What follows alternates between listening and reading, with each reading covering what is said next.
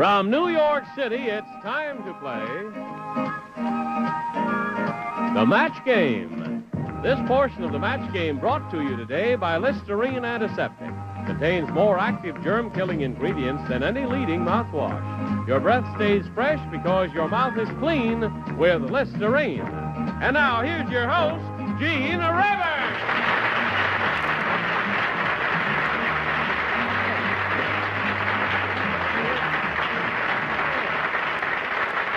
Here we go. The match game, a game of judgment involving two teams. You've met part of these teams. You'll get a closer look at them in a moment or so. Now let's meet their team captains. First, the internationally celebrated motion picture star, Miss Jayne Mansfield. Hi, Jayne.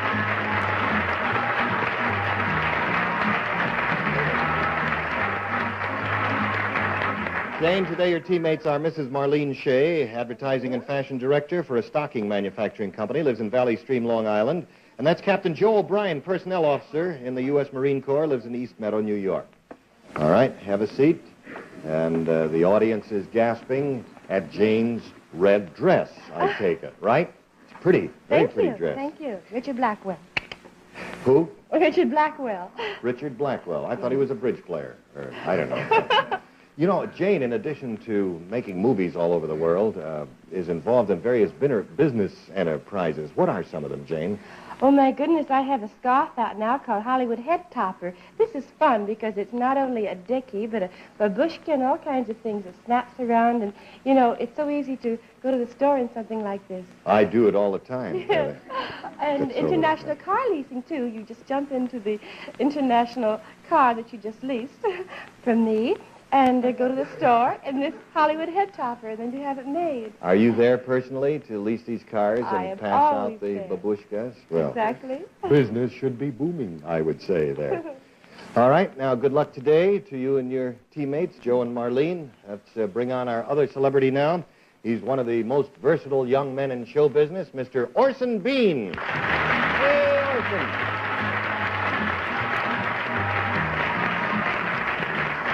Orson, that's Dave Perry, office manager with the New York Telephone Company, lives in New York, and Gene Bonnell, a book production assistant with Farrar R. Straus and Company, and lives in New York. My suit, incidentally, is by Irving Weinspar.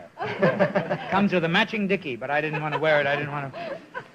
Orson, I introduced you as being a very versatile guy. What with the school, the Summerhill type school, yeah. And... you recently produced a play, an off-Broadway play. Yes. We are an award-winning musical called Home Movies. And I produced the show at the Provincetown Playhouse, and it won 3 Obie Awards. That's the off-Broadway Oscar, you know, and it's the greatest show in the world. You get around, too. All right, good luck to you and to your teammates here today. Here's a way to work. I'll ask a question to which are a number of possible good answers, and all of these people will use their judgment, write down the answer they think is most likely to match their teammates. May I have number 1? Thank you. Write down one word to describe Nikita Khrushchev, or Khrushchev, as they say in news circles. One word to describe him. I'll get back to you in 1 minute. Now for a little story with a moral about an important problem. Sparse. Oh, here we are. Hello there. I was just checking the question here. It's write down one word to describe Nikita Khrushchev. We'll begin with Jayne's team. And Marlene, what do you say? Well, I couldn't put in what I really wanted, so I said communist. He's a communist. Okay. Joe, what do you say to describe Mr. Khrushchev? Fat. He's fat, according to Joe. Jayne, what did you write down? Well, it's... He's fat as a man. Very good. Followed your conscience and you won. That's good. Why do you hang your head when you say he's fat? Because I always look to the good sides of people, and I think he has very many good sides, and I think whether you're fat or thin doesn't mean anything at all as to what kind of a person you are, really. Yes. So I didn't want to say anything. I should have put thin, then. He is a little on the heavy side, I must say. Well, they got one match there, and they're on the scoreboard with 25.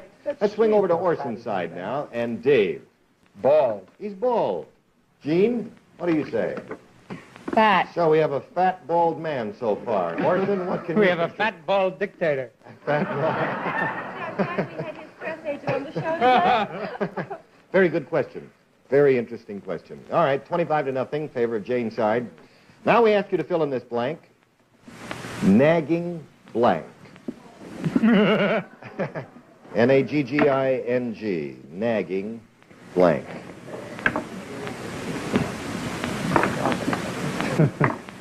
Everybody set over here? We're waiting for one person. All right, we'll begin with that one person down there. Dave, go.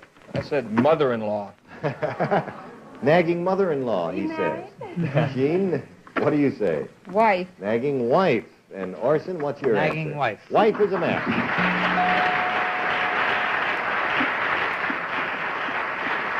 Orson, you really don't mean it, do you?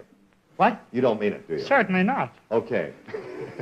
All right, let's swing over to Jayne's side and call on Marlene. I said wife. She says wife. Joe, what do you say? Wife. Wife is a match. Now you're up to 50 points. Jayne has Goody, goody. wife, and there we go.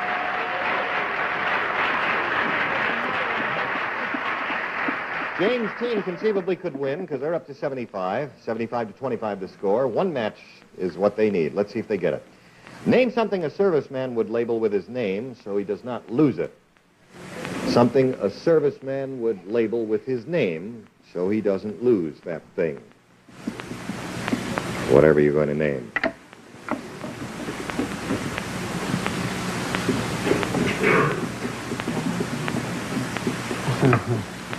Jayne was the first one finished. Orson's team is ready, and now Jayne's team is ready, and we'll begin with Orson's side and Dave Perry.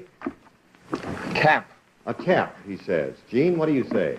Well, it's hat, but Cap it's and hat, how about that? That's a match, so you're up to 50 points. Now, Orson, Uniform. a uniform. One match there, and now one match here wins the game. Let's see if they get it. Marlene. I said duffel bag. Duffel bag. All right, Joe is a serviceman, a member of the U.S. Marine Corps. All of his clothing. Clothing. Uh-oh. Jayne, I what have you got? said duffel bag. Bag and duffel bag. Let me just check on that now. I guess, is there any kind of bag other than a duffel bag? Not that I There's a know. garbage bag. There's a... No, she didn't mean garbage bag, Orson. All right, bag and duffel bag is a match, so Jayne's team wins the game.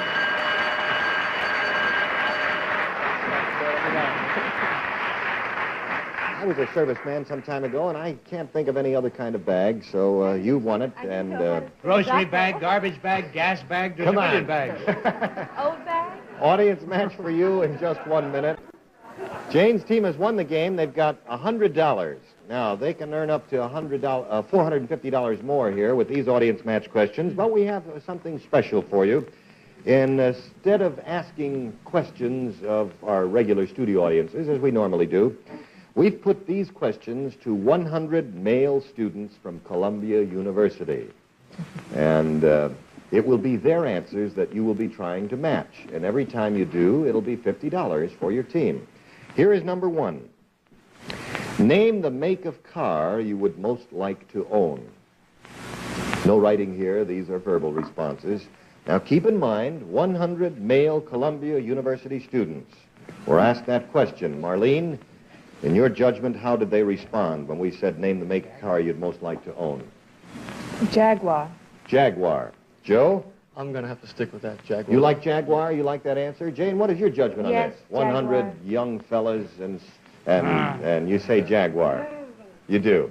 All right, you may turn around and find out what their response was. Here it is. Jaguar, very good.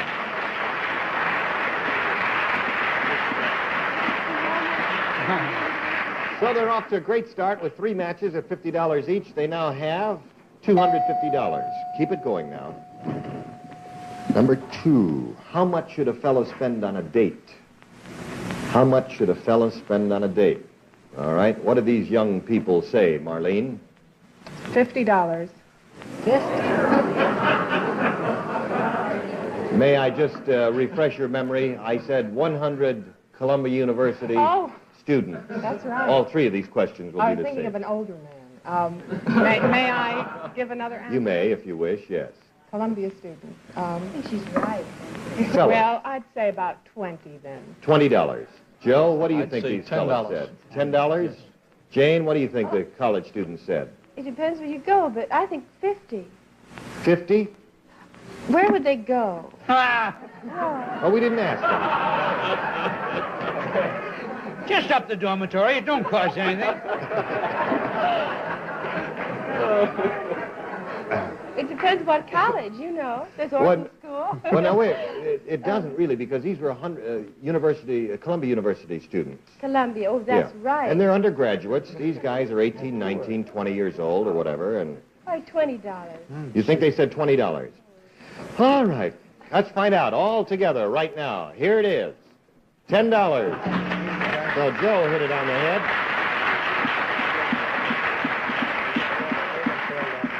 Another $50 for you, thanks to the lieutenant there. Captain, I beg your pardon. I didn't mean to demote you there, Joe. You're up to 300. Third and last question we asked of 100 male Columbia students. Name your favorite dance. Marlene, what did they say? Twist. The twist, Joe? I'm going to go along with the twist. And Jane? The twist is out, but I'll say it. Huh. You don't know what's in? Watusi is in.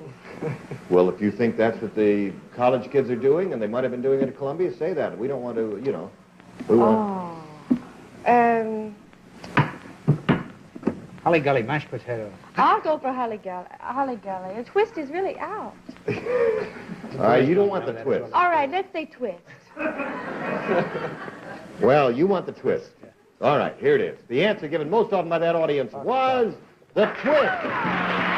Boys don't know about the different things. Girls would have said the Holly Gully, but boys, you know, but they don't know it. See, the debate really Let me didn't... tell you something. Yes. I have a motion picture called Panic Button, and when I filmed it, the twist was in, and I did a torrid twist with Marie Chevalier, and they had to cut it out of the picture because it's out. That may not be the reason. Oh.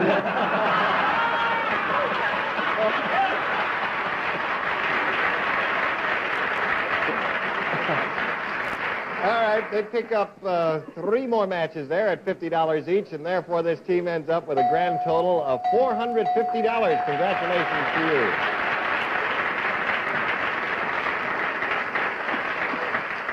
Next game in a moment. Game number 2 coming up right now. Everybody ready? Pick up a crayon. Here comes your first question. Name something you do at the same time each day. Name something you do at the same time each day.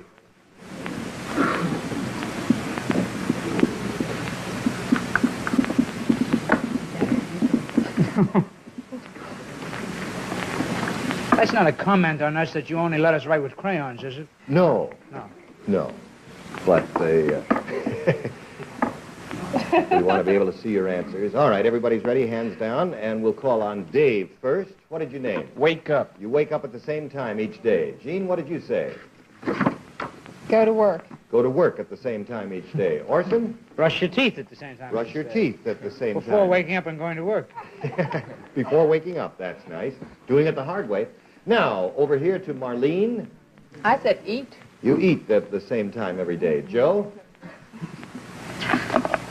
I said eat. Eat is a match. Very good. You're up to 25 points you got on the scoreboard. Now, Jane? I match with Orson. Brush your teeth. So they score once and have 25 points, and they're ahead. Now we ask you to fill in this blank. Scared blank.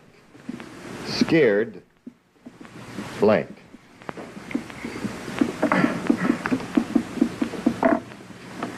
Orson's team's ready. Hands down over there. And here. So, Dave, scared To death. Scared to death, he says. Gene? Scared stiff. Scared stiff. Now, familiar phrase. Orson? Scared stiff. Stiff as a match. One match there. Now let's complete the round and see if they pull ahead here. Marlene? Scared silly. Scared silly. Now, you know, for some reason that's stuck in my mind, too. Let's see if anybody else has it. Joe? Scared to death. Scared to death. And Jane? Scared stiff. Scared stiff. You match the other team. Scared stiff, I guess, now that I think about it, It's you and me, baby. is really the most familiar one, scared stiff. Scores tied, 25 all. Now, we ask you to name something you put on the dinner table but do not eat. Something you put on a dinner table but do not eat.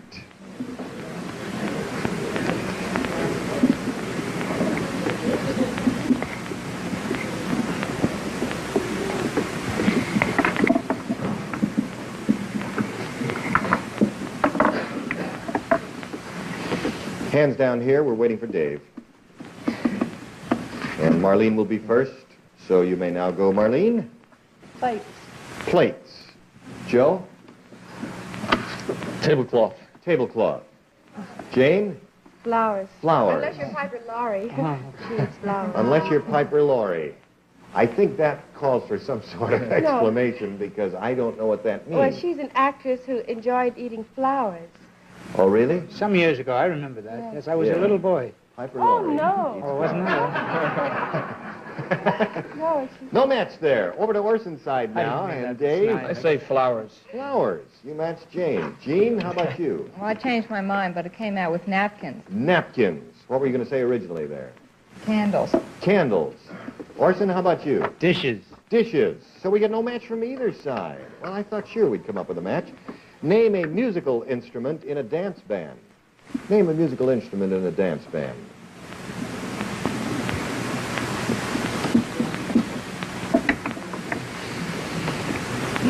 Okay. We're waiting for Joe. All right, hands down. Dave will be first. Name a musical instrument in a dance Saxophone. band. Saxophone. Gene, which one did you choose? Drum. The drum. And Orson? A sax. Sax is a match.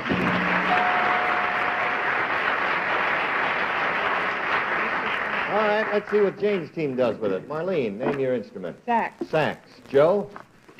Trumpet. Trumpet. And Jane, what's yours? Sax is a match. Yeah. Now we're getting near the end. I'll put it to you as quickly as I can, and once you come up with an idea, write as quickly as you can. Name something you need in order to play baseball. Something you need in order to play baseball. All right. Go, Marlene. We're all set. Ball. A ball. Joe? A bat. A bat. Jane? 2 bats. Bat is a match. That's 75. All right, let's swing over to Orson's team and Dave. Bat. Bat. Gene, what do you say? Ball. Ball. Orson. Bat. Bat is a match. So the whistle blows. The time is up, and this game ends in a tie. I'll get back to you in 1 minute. Orson and Jane and their teams all week long have been running neck and neck. Yesterday, Jane's team was kind of on the downside, and today the tables are turned. Orson's team today did exactly what their team did yesterday. So Dave and Gene, we announce to you $75 for you, together with our thanks for joining us here. And Orson, we'll look forward to seeing you tomorrow. Thank you. Over to Jane's side now, where they won the first game plus 75 in the tie game. They have a total of $525 coming. Congratulations to you and to your pretty team captain. And Jane, we'll see you tomorrow. Gene Rayburn saying so long. Join us here tomorrow at the same time for the next session of the Match Game. The Match Game is a Mark Woodson, Bill Todman production. Johnny Olson speaking. Program is recorded.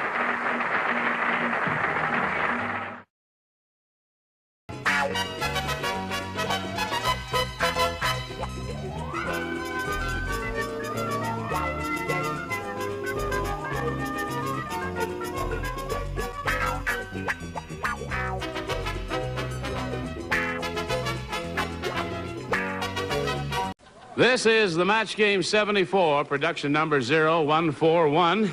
Air date to be announced, VT Yard 11974, and it's take one. Get ready to match the stars. Orson Bean, Brett Summers, Charles Nelson Riley, Meredith McRae, Richard Dawson, and Marcia Wallace, as we play the star-studded Big Money Match Game 74. And now, here's the host of Match Game 74, Gene Rayburn.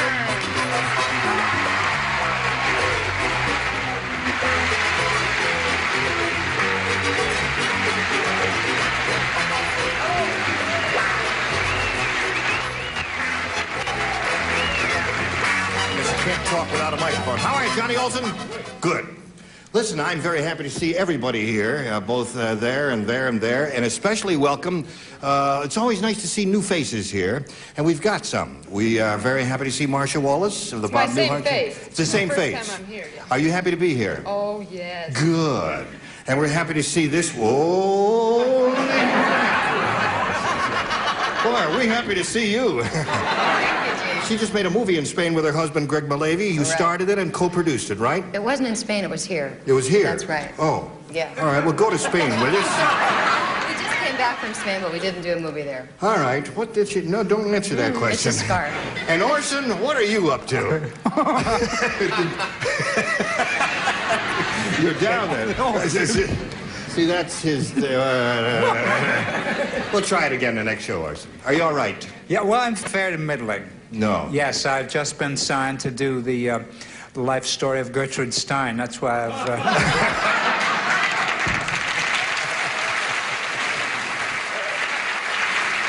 right. Now let's say hello to our two players, Phyllis McDaniel and Jim Dunn. Hello there, two players. Jim Dunn's a current champion. He's won one game, right? One game. You got $600 to your credit. Yes, I do. I like that outfit. Thank you very much. You're a very well-dressed fellow there, Jim Dunn. Well, thank you. You ready to have a go at it? I sure am. We started this game last time we were all together, and we finished round one. And Phyllis, you finished your end of round two, didn't you? Right. You're up to 4, and when we pick up here with the second and final round, you're going to have to score 3 matches to stay in the game. 4, however, will win it for you. We're going to get to that right after we get to this message for you. Tune in, turn on, and blank out with that. All right, here we go, friends. Almost walked in front of the shot there, didn't I, right there? Oh, he's quick, that tall, skinny Irish Cutch. All right. This is for you, Jim. Remember, 3 to tie, 4 to win. Oh, mercy. Now, last time, Brett, you do not participate because you were matched last time. Yes, Everybody else does, though. Here we go. Sir Lancelot said, "I'd better look for another job. My pet dragon just blanked on King Arthur." Sir Lancelot.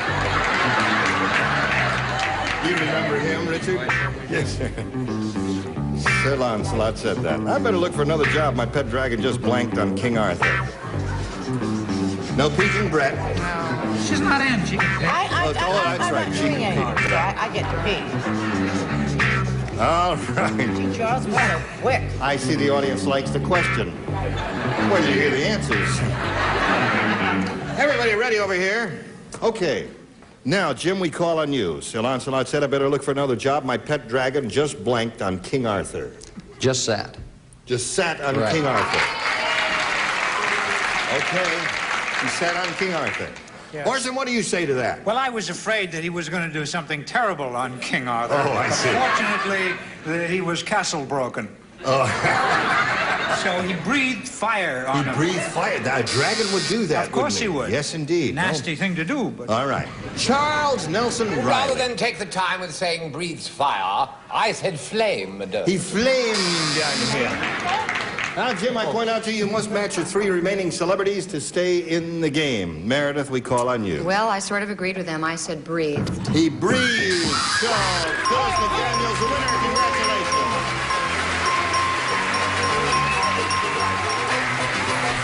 So, you got $100. And you're the champ. I see people are squealing for you. She's got a lot of rooters there. And, Jim, you've got a lot of rooters here. Who's rooting for you in the $600? Somebody there? Good. My wife downstairs. Listen, it was a pleasure to meet you, and Thank I'm you. happy you're not leaving here empty-handed. Jim, you've been a marvelous contestant. Jim Dunn, ladies and gentlemen. Bye. Okay. Isn't that neat the way that works? The whole thing turns around like that. You ready for it? Okay. All right, I'll start. Okay. We polled a recent studio audience, Phyllis, and we got their best response to this. Club blank. Now, the answer they gave most often is worth $500 to you if you match it. Second most frequent response, $250. And if you match a third, it's $100 for you. Now, you can get a little help from our celebrities. 3 to be specific. Which ones do you want? Richard, of course. You want Richard? Yeah. Of course. Yes. Well, Actually, the night I had to spend the evening with 2 golf pros, we became a club sandwich. Club sandwich. There you go. Club sandwich. Brett, What do you say? I say clubhouse. Clubhouse. That's where I became the sandwich. All right, so you got a sandwich and you got a clubhouse. One more celebrity. Marcia. Marcia's thinking. Yeah. Had two. What's that? I had two. You had two? Yeah. You can't think of another one? Club soda. Club soda? You accept that? Okay. So you've got clubhouse, club sandwich, and club soda. You may choose one of those or give us one of your own. What would you like to do? Clubhouse. House. House. She chooses a house. We are looking for a clubhouse. She hopes it's up there. We're going to find out if it is up there right now, and if so, where. First, may we see the $100 response? Club sandwich is there. It's the one that Richard gave you. That may be a good omen. Let's find out now. We're still looking for clubhouse. What's under the $250 response? Clubhouse it is! Congratulations. Well, what do you think's under the $500? Steak. Club steak? Club soda. All right, here is the $500 response. Club soda's right. Okay, Marcia's the one you gave. Club soda. There was a large group from the B'nai B'rith in that night. That's right. Now, Phyllis, you've got the $250. That means you're going to be playing for 10 times that amount, or $2,500. Now, to collect, you got to match one celebrity. Head-to-head has to be an exact match. Choose one now. I'd still like Richard. You'd still like Richard. You get ready to write, Richard? I certainly will. And you'll face me, if you would please, Phyllis, and I'll get the $2,500 question. Blank wheel. W-H-E-E-L. Blank wheel.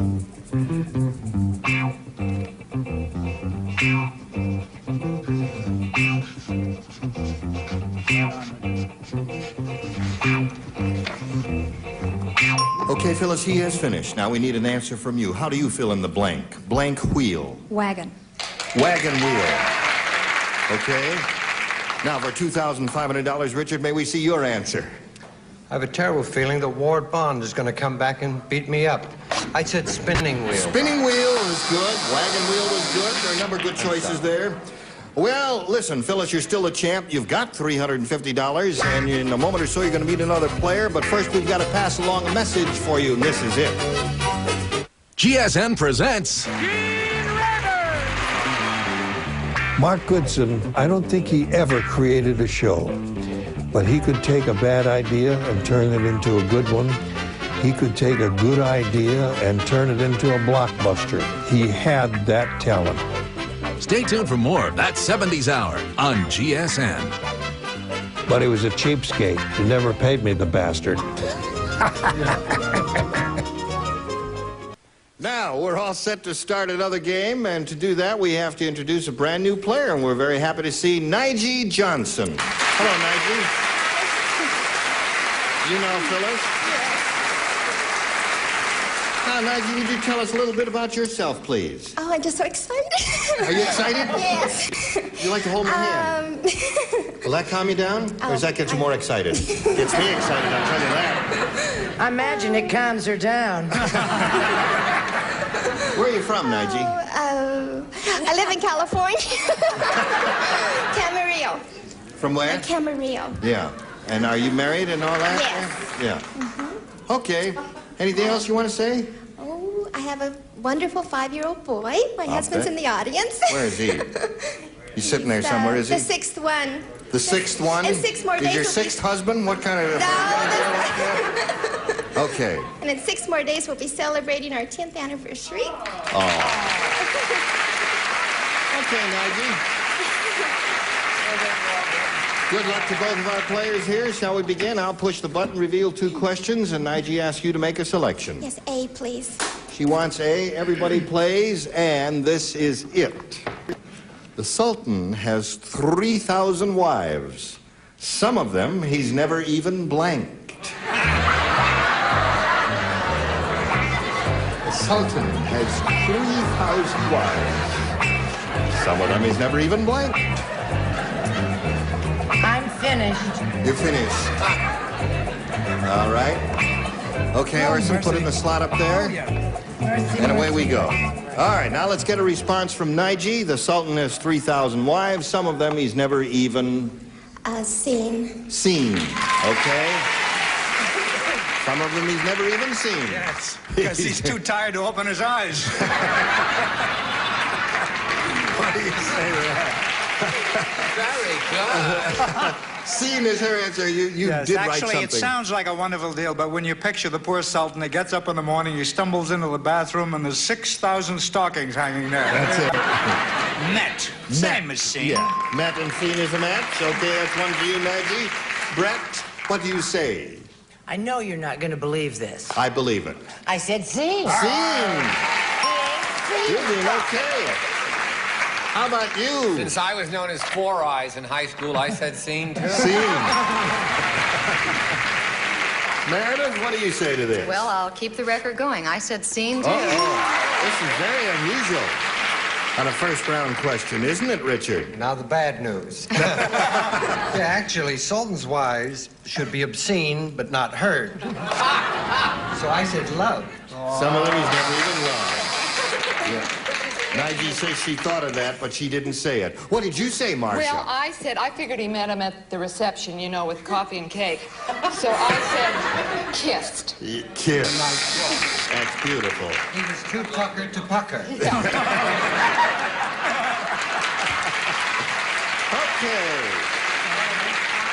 4 for you. And now, Phyllis, this is for you. Everybody plays. Yes. Nearsighted Mr. Magoo flipped his cigar ashes into Mary's blank. Nearsighted Mr. Magoo flipped his cigar ashes into Mary's blank. Okay. Upper tiers ready? Don't think too hard, Marcia. Okay, now they're all set. So, Phyllis, we'll get a response from you. Flipped his cigar ashes into Mary's... Mouth. Mouth. Sorry, mouth. Mouth? She was a big talker. She was a big talker. Mouth. She says mouth. Flipped the cigar ashes right into her mouth, Orson. I'm sure that most of us in the panel would put mouth. I didn't, but I was going to say soup. I figured that was a little disgusting, but then I didn't know she was going to say mouth. I put lap. Into her lap, yes. Huh? Yes. Okay. He flipped him in her lap, and they landed there in a neat little pile, and she looked down and let out the tiniest scream imaginable. Okay, Brett. There was a hot call in them. Could we just forget this round? No. You got to show your answer. This actually did happen to me once. Yes. But it wasn't Mr. Magoo. Well, it's another story. A neckline. Into the neckline. She had a V neckline. Yeah, right. Okay. You see, that's not exactly right, because you see, she put mouth. Right. She started out with mouth. It didn't go in her mouth because it went past her neckline. And it didn't go into his lap because, you see, the bosom got in the way. Okay. Speaking of Meredith, may we see your answer, All right, please? after he dropped it in her bosom, Yeah. he dropped it in her glass. In a glass. She had all right, little club soda there. Richard, what do you say? Oh, there's only one place to put it. My own mouth. In the mouth. There's one, Phyllis. Okay, Marcia? Well, Club into soda. her drink, I think she was having a lime phosphate at the time. A lime phosphate, yes, good. So at the end of round 1, it's 4-1 in favor of Nige Johnson. We're going to get to round 2 right after we get to this message for you. Go. Okay, we've finished round 1, and we'll go to round 2 and ask Nige to make a selection. Yes, A again, please. A is what she wants. Last time you matched 4 of our celebrities, so that only 2 will participate. Richard and Marcia, you are the only 2 who will respond to this. I'm not surprised. Yes. P.T. Barnum would do anything to make a buck. He even sold tickets to his blank. P.T. Barnum.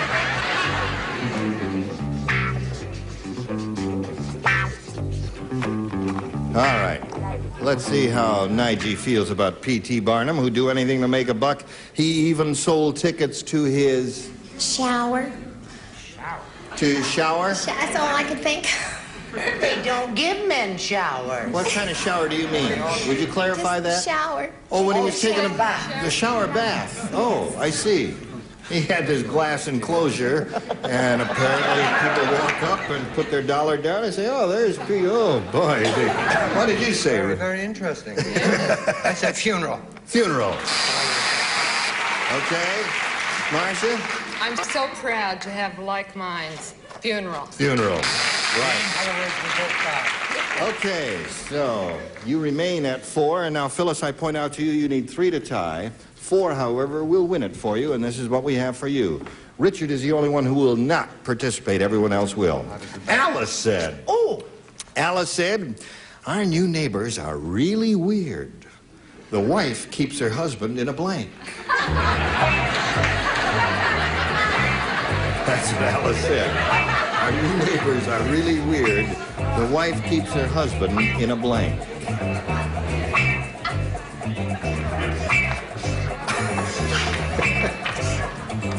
If that makes you laugh, I'm sorry. Very fond of you. All right. We're all set over here, so we got a call on the champ. Alice said our new neighbors are really weird. The wife keeps her husband in a... Cage. Cage. In a cage. Now, she said cage. That answer hadn't occurred to me. What did you say, We Orson? heard her. What did you say? I was gonna say, Cage. Do you know that over at The Exorcist, they do an enormous business at the popcorn stand before the movie? Why? Because nobody likes to have the dry heaves. I changed it to box. Box. It's a word I like the sound of, box. All right. Well, that does not match cage, so we'll call on Brett. I keep it. I'm the neighbor. You are the neighbor. I'm the weird neighbor, and I keep Jack Klugman in the deep freeze. In the deep freeze. That's how he stays Now so you young. must match 3 of our remaining celebrities to stay in the game. Charles, Cage. I put closet. Oh, Closet does not match Cage, so Nige is the winner. Would you come down, please?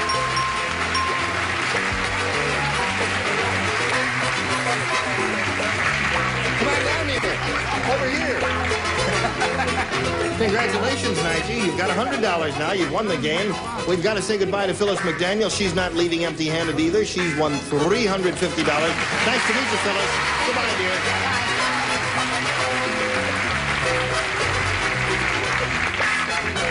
Hello there. Hi. What would you like to do now? Okay. All right, let's do it. Here it is. You want to hold my hand? All right. You know how this goes? Yes, I do. We polled a recent studio audience, Nige, and we got their best response to this. Blank $1 million. Blank $1 million. Oh. $1 million blank? Oh, it's... Well, that changes everything. Yeah, they, all right. It's not printed that way, but you understand, don't you, Nige? The blank goes at the end. It's $1 million blank.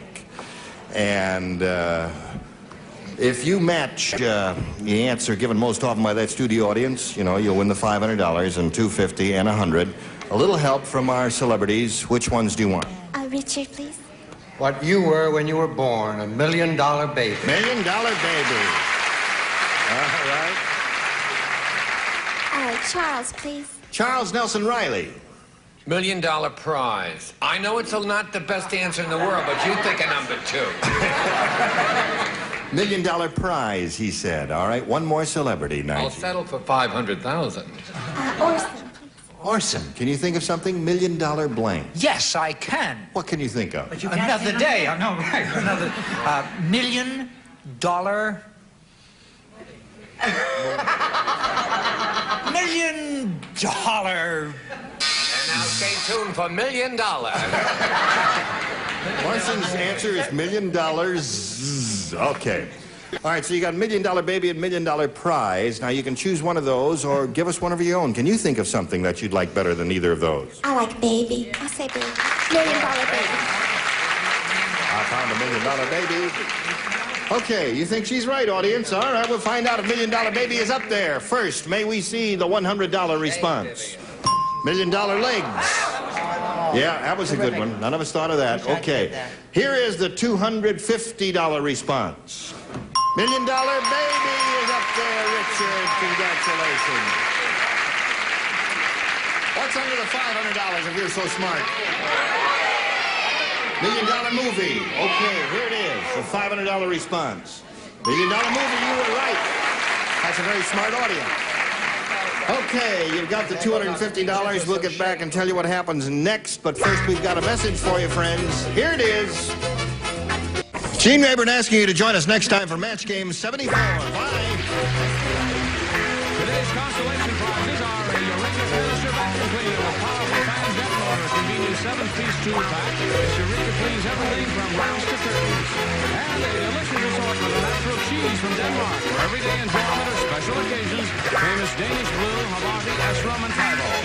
And a supply of Wizard air fresheners, light fresh fragrances and aerosols, solid and weak air fresheners.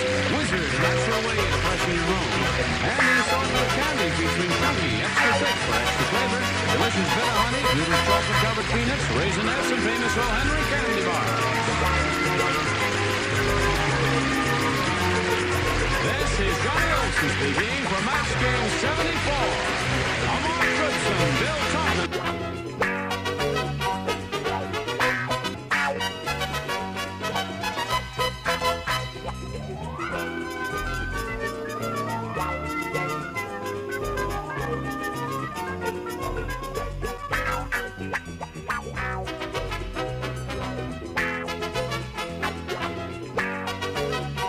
This is Match Game 74, production number 0162, air date to be announced, VTR 21674, and it's take one. Get ready to match the stars. Orson Bean, Brett Somers, Charles Nelson Riley, Marianne Mobley, Richard Dawson, and Betty White, as we play the star-studded Big Money Match Game 74. And now here's the host of Match Game 74, Gene Rayburn.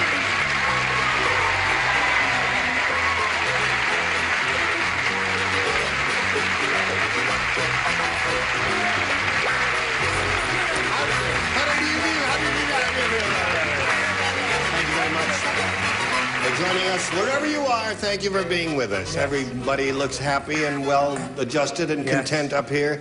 Richard, how is it between the two attractive women? We always put you It's like having a religious experience. It is like being mugged by a nun. Whoa! Well, you ladies are all beautiful. You're beautiful ladies. We're not as well adjusted as we could, but could you do a little adjusting? Okay. Listen, what do you say hello to, what do you say we say hello to Donald Boyd and Elena Weber? There, shall we say hello? Donald's the current champ. He has won $5,700, and he's happy about that. He's got 2 games under his belt. And as time expired last time, we had just introduced Elena, and she had told us a little bit about herself. Would you remember what you told us? What'd you tell us? I'm from Sacramento, and I'm visiting my mother, who's in the audience. And that's about it. Have a couple kids, nice husband. Okay, She just nice had to be those with since us. yesterday. All right, keep going. No. Listen, we wish you both the best of luck. We'll start this game right after we pass along this message of interest to one and all concerned. Here we go, right from the very top. I'll push the button and reveal 2 questions and ask Elena, the challenger, to make a selection. A. A is what she gets, and here it is. Everybody plays. Listen to me. Yes. Oh, my God. Mercy. Harmony Dutch. Yes, what is it? Speak up. I can't hear a thing. Mrs. Howard Cosell said, Yes. Would you believe it? My husband Howard won't come to bed without his blank. That's what Mrs. Howard Cosell said. Would you believe it? My husband Howard won't come to bed without his blank.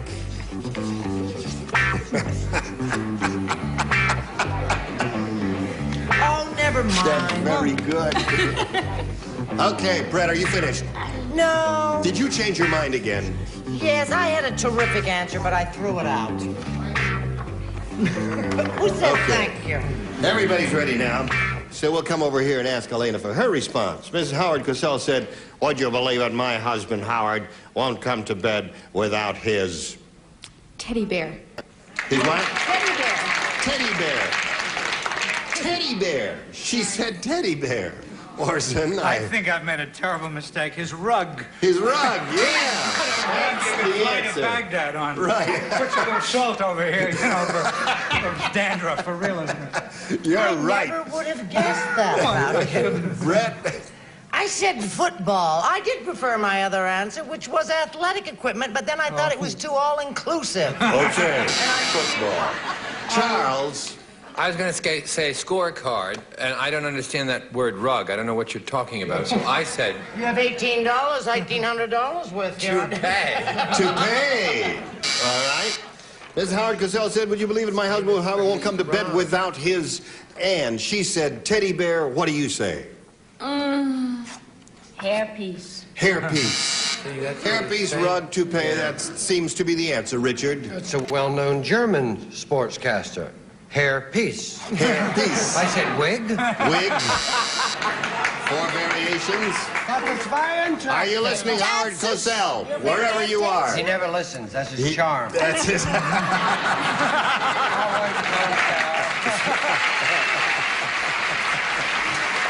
Betty? Well, this could be construed as an answer because his teddy bear's name is Microphone. Microphone. Okay. So, Elena, there was no match there from any celebrity. Let's see if Donald scores with this question in his end of round 1. So good, Elena. Harry got so drunk. Yes? He thought his wife was a turkey and tried to blank her. Harry got so drunk. That's drunk. Oh, he was really drunk. Yeah, that's And he thought his wife was a turkey. So he tried to blank her. You're cute, you know that.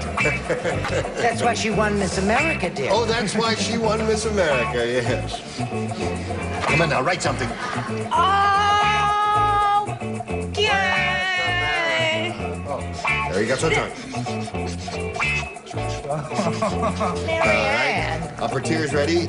Lower tier is now ready. And we'll call on Donald Boyd. Harry got so drunk he thought his wife was a turkey and tried to... Stuff her.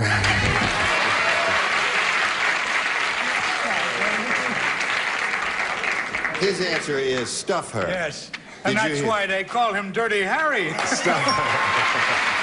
Okay. That's a lousy trick. Yeah, Brett. What did he say? Stuff. That's what I said, stuff. Stuff. That's 2. Okay, Charles. There we go, number 3. All right, the upper tier all said stuff. Marianne Mobley. Now, I'm going to ask for a ruling because I said dress her, which is stuff her, because you dress her. That's the same thing. Stop fighting. We gave it to you. Well, I never am sure. Richard? Do I take it that we have 4 stuffs? We have 4 stuffs. I thought that he tried to pluck her. That's not nice. Now a bald-headed woman living in Omaha. Okay, Betty. I don't even have to ask for a ruling. He tried to carve her. Whoa! Tried to carve her. Just never mind. I knew it before you said that. Yeah. Oh, I forgot to point out earlier that these lights up here are not working now, so in case anybody wants to know what the score is, you look down here. And this is our backup system. When that's not working... We do this.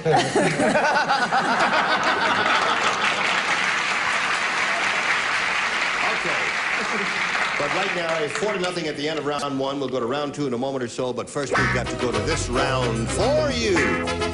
GSN presents Behind the Blank. The husband of Brett Summers was a 70s icon. Was it Charles Nelson Riley, Jack Klugman, Rip Taylor, or Alan Ludden? Stay tuned for the answer.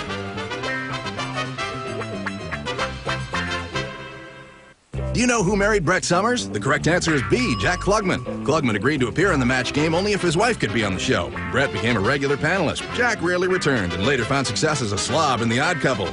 Stay tuned for more of that 70s hour on GSN. All right, we finished round 1. It's 4-0 in favor of the current champ. We'll go to round 2 and ask Elena to make a selection. Let's try A again. All right, she wants A. She didn't match anybody first time around. That means everybody plays now.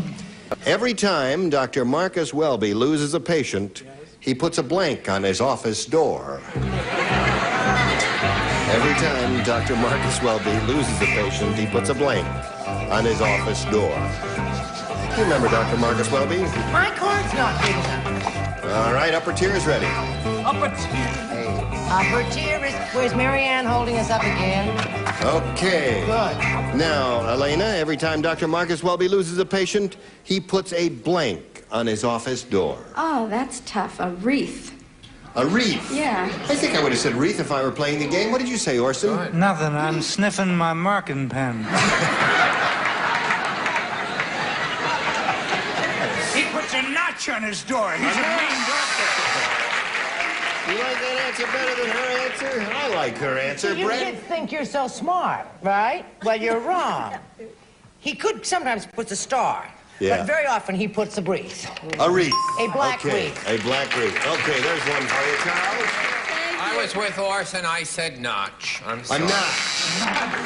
A notch. Notch. You left out the C. That's the Scottish spelling. Now, you've got to match the three celebrities down here to stay in the game, Elena. right. Let's see if it happens. All right, pretty lady, may we see your card? Well, he puts a wreath, but underneath it he puts a sign that says, whoops. Whoops. So that does not match, and that means Donald Boyd has won another game. Congratulations, Donald.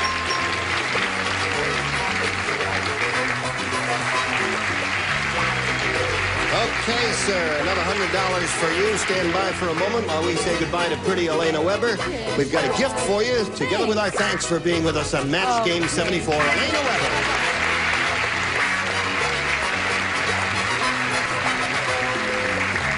Well, John, here we go again. Kissing time. Yeah. I hope, yeah. You hope what? It's kissing time.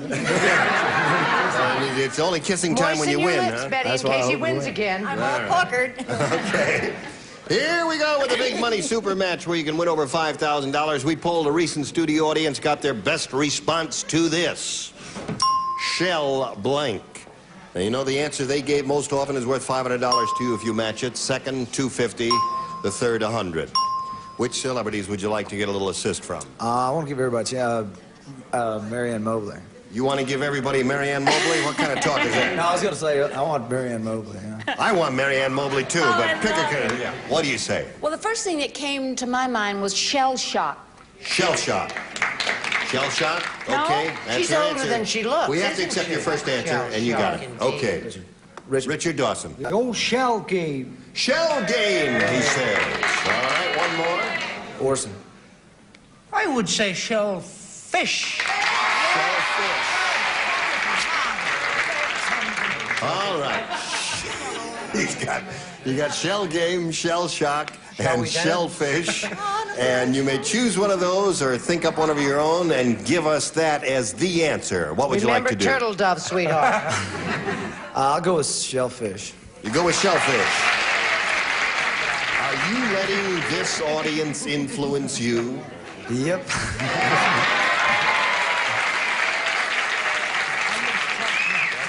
You know what he's going to do to you if you're wrong? Well, you'll find out. Okay, we are looking for Orson's answer, shellfish. May we see the $100 response? Shell shock is up there. It's the one that Marianne gave you. All right, still looking for shellfish. Here is the $250 response. Shell oil. That's my... Mercy, I'm so nervous the tension mounts. It does mount indeed. Here's your last chance, Donald Boyd, for shellfish. Here is the $500 response. Congratulations.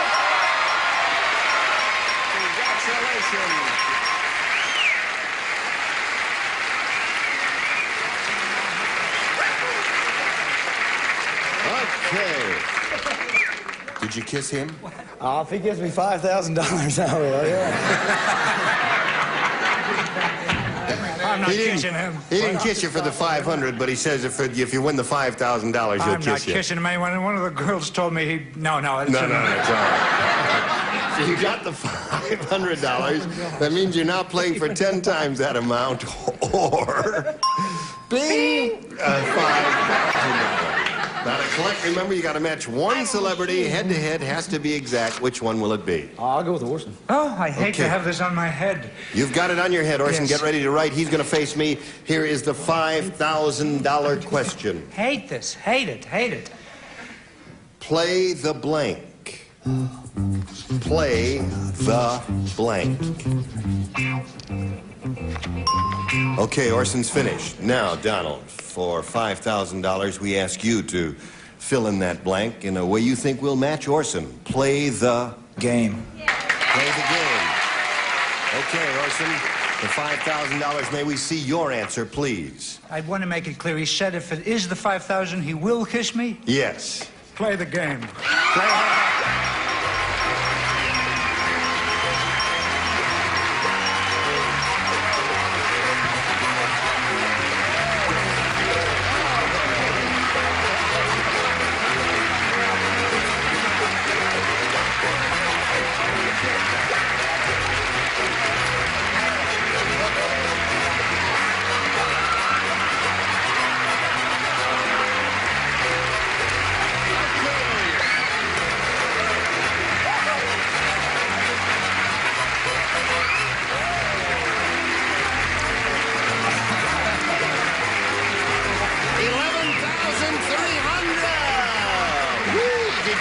That 11,300.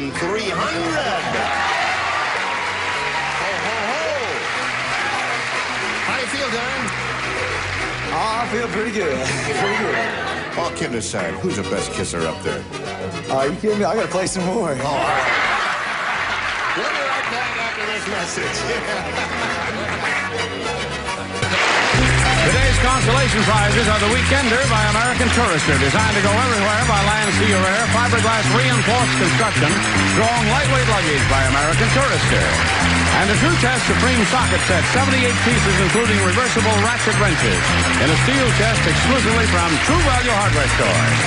And new, thicker, richer than ever before, Dial Shampoo. The shampoo with special managing agents leaves hair soft with a natural-looking shine. Dial Shampoo. And Rain Barrel, the easy-to-use fabric softener that works in the wash cycle. When Rain Barrel goes in, everything comes out rainwater soft, rainwater fresh.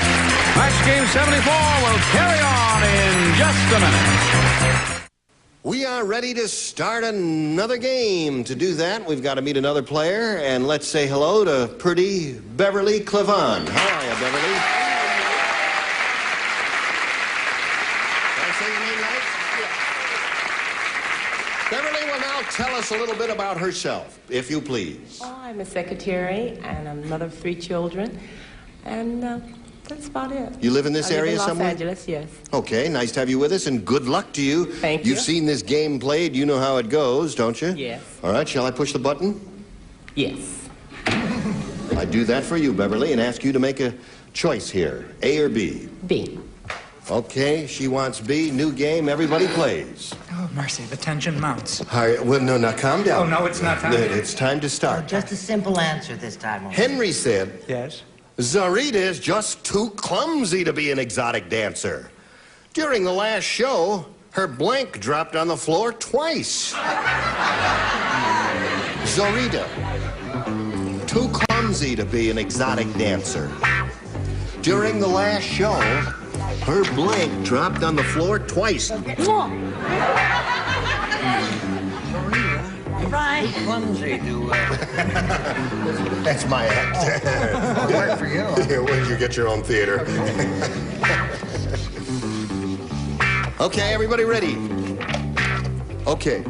Now, Beverly, Henry said Zarita is just too clumsy to be an exotic dancer. During the last show, her blank dropped on the floor twice. Her bra. Her bra? Her bra dropped on the floor twice is the answer that... What's this way? Oh, what's that way? Orson, I like that, Dickie. what did you say? The real Zorita, and I know that Beverly is too young to remember her, worked with a snake, a 9-foot-long gaboon viper. Right. Most hated of all reptiles. Right. So called because he bites you in the gaboon. Then hangs around to see how you liked it. This one hated of beasts. However, I put she dropped her fan. Fan twice. So the answer she's looking for is bra. Let's see what you have, Brett. You know what I have? I mean, for an answer. I have a terrible pain in my ear from listening to all that long story about the snake. I didn't know exotic dancers wore bras. I thought they only wore like little jewels and stuff like that. Yes, pasties, thank Pasties. you. G-string. G-string is your answer. Okay. And Charles. Well, we're getting closer because behind every bra there are a few... Yes. Falsies. Dropped her falsies twice. All right, there's no match there, Beverly.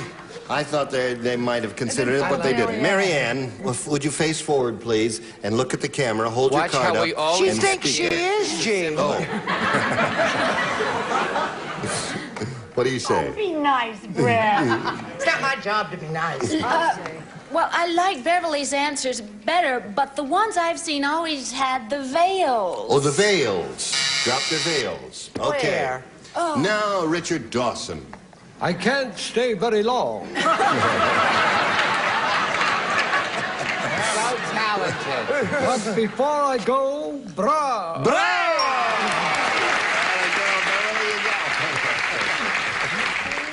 No, he hasn't Funny, I won have a little again. stitch in my neck. A little stitch in your neck? I heard that. What do you say, Betty? No, Zorita doesn't wear pasties anymore. She's getting a little beyond that. She's graduated to glueies, but she dropped her bra. Bra. Okay. That's two for you. That's not bad for a first round start, Beverly. All right, champ, we got this for you, Donald. Zelda's husband said, Zelda, did you know that you squeak when you blank?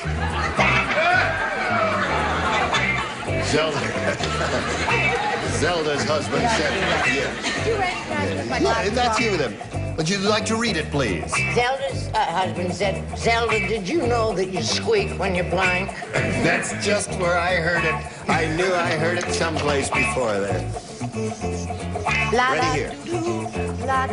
Okay. Everybody ready? So we will get Donald Boyd to give us his response. Zelda, did you know that you squeak when you blank? Make love. When you make love, he said. Make love is his answer. Orson, what's yours? Walk. When you walk. That's a good answer. Brett? My squeak when they make love. Zelda squeak when she walks. Walks. Okay. Charles? I can't disappoint a country boy. Make love. There it is. One match. Marianne? Well, she squeaks when she kisses. Squeaked and kissed. All right, Richard? Yep, and no Didn't little like lady. it so much, huh? When she sang it, she squeaked. Okay. Poor devil. Yeah, poor. And Betty? Except for when she was well-oiled, she squeaked when she walked. Okay. I got that, and I liked it. Okay, so at this moment, the score is 2-1 in favor of the challenger. And we've got to pause here for a moment at the end of round one. But we'll come right back to you so you don't go too far away. So at the end of round one, it is 2-1 in favor of the in favor of the challenger. And we will get to the round two next time we get together. We're out of time for now. Look forward to seeing you then. Look forward to seeing all of your beautiful bodies.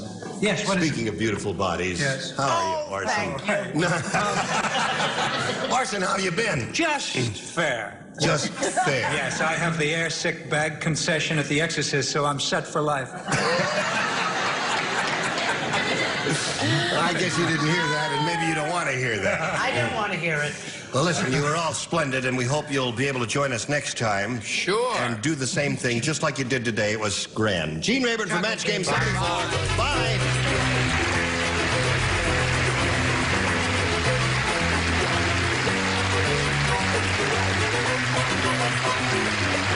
This is Johnny Olson speaking for Match Game 74.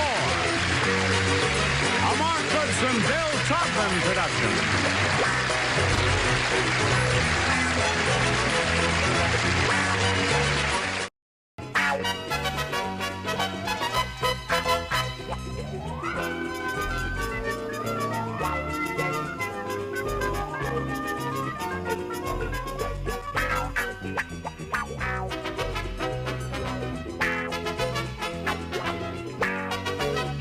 Match Game 74, production number 0163, air date to be announced, VTR 21674, and it is take one.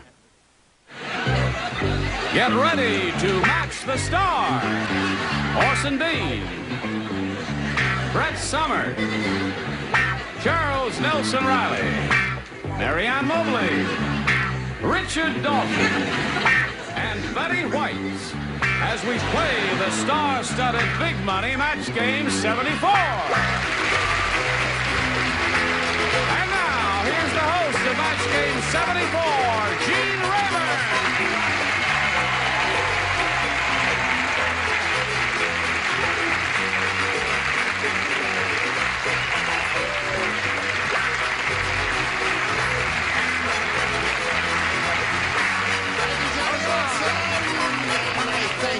You at home for joining us here on Match Game 74. We're going to have a whale of a time because we've got 6 really gifted, crazy people here. And here they are. We're going to have Include me out. No, I'm including you in especially. We're going to have a whale of a time and you're going to get harpooned. Hey, listen, we never plugged your movie. No, we didn't. Well, bless you. Never made her one. movie now. Would you do that? It sank. The Girl on the Late Late Show with Don Murray. You gonna do that soon? This month, the middle of this month? Yes, we've already done it. It'll be aired the middle of this month. Yeah, this is March. Right, and Police Story. Okay. Everything taken care of now? Is there anything else anyone would like to say before we go over to the other side of the stage? I'd like to say a word against the income tax surcharge. Okay. No, that's enough now. Sit down. Let's say hello to our 2 players, Beverly Clevan and Donald Boyd.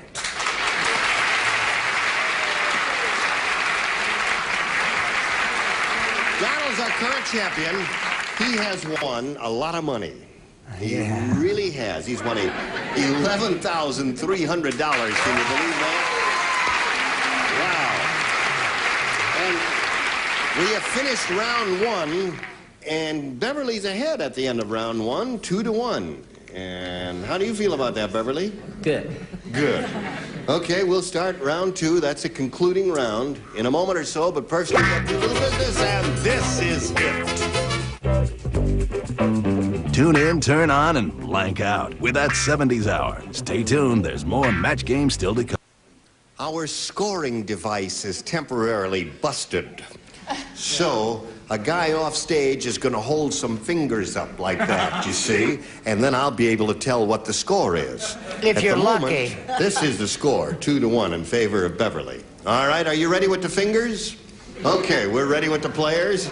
I'll push the button and reveal 2 questions and ask Beverly to make a selection. B again. She wants B. Now, Beverly, last time you matched Richard and Betty, so the 2 of you will not play. Everyone else will, however. And listen carefully, this is for you. Because of the beef shortage, Frederico the bullfighter no longer fights bulls. He fights blanks. Because of the beef shortage, Frederico the bullfighter, he no longer fights the bull. He fights blanks. Okay. Got the idea? I think you're in love with me. That's wishful thinking on your part, sweetheart. I'm in love with you. You're in love with me. Well, I'm in love with you, Orson. You've been my secret passion for years. Everybody ready in the upper tier?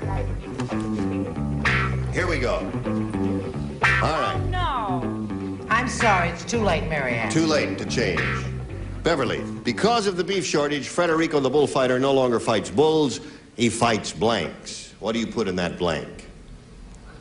Dogs. Dogs? All right. She says dogs, Orson. Frederico the bullfighter fights chickens. Chickens? Yes.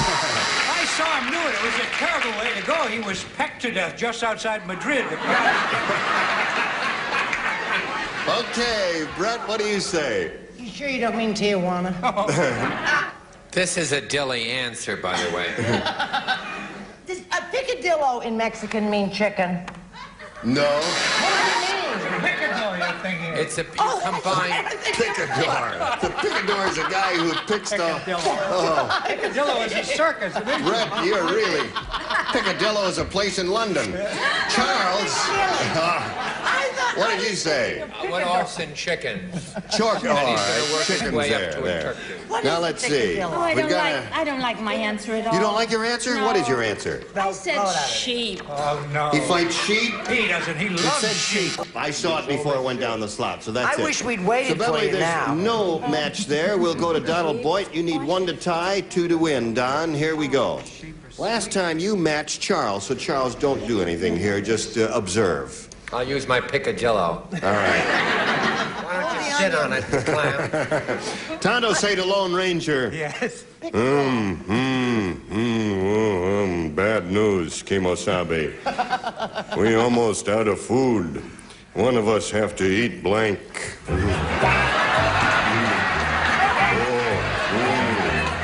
Kimosabe, we out of food. One of us must eat blank.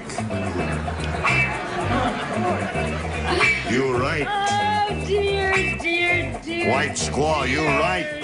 Dear. You white squaw or...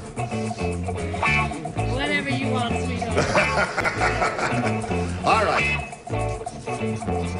What are we waiting for here? Are you waiting for me? We're waiting for you, Book of the month she's writing over there. What the? Well, I have to make this explicit. That's the wrong zone number. Now, you see, I didn't want to make another just mistake put them in the like slot and light up your light. Oh.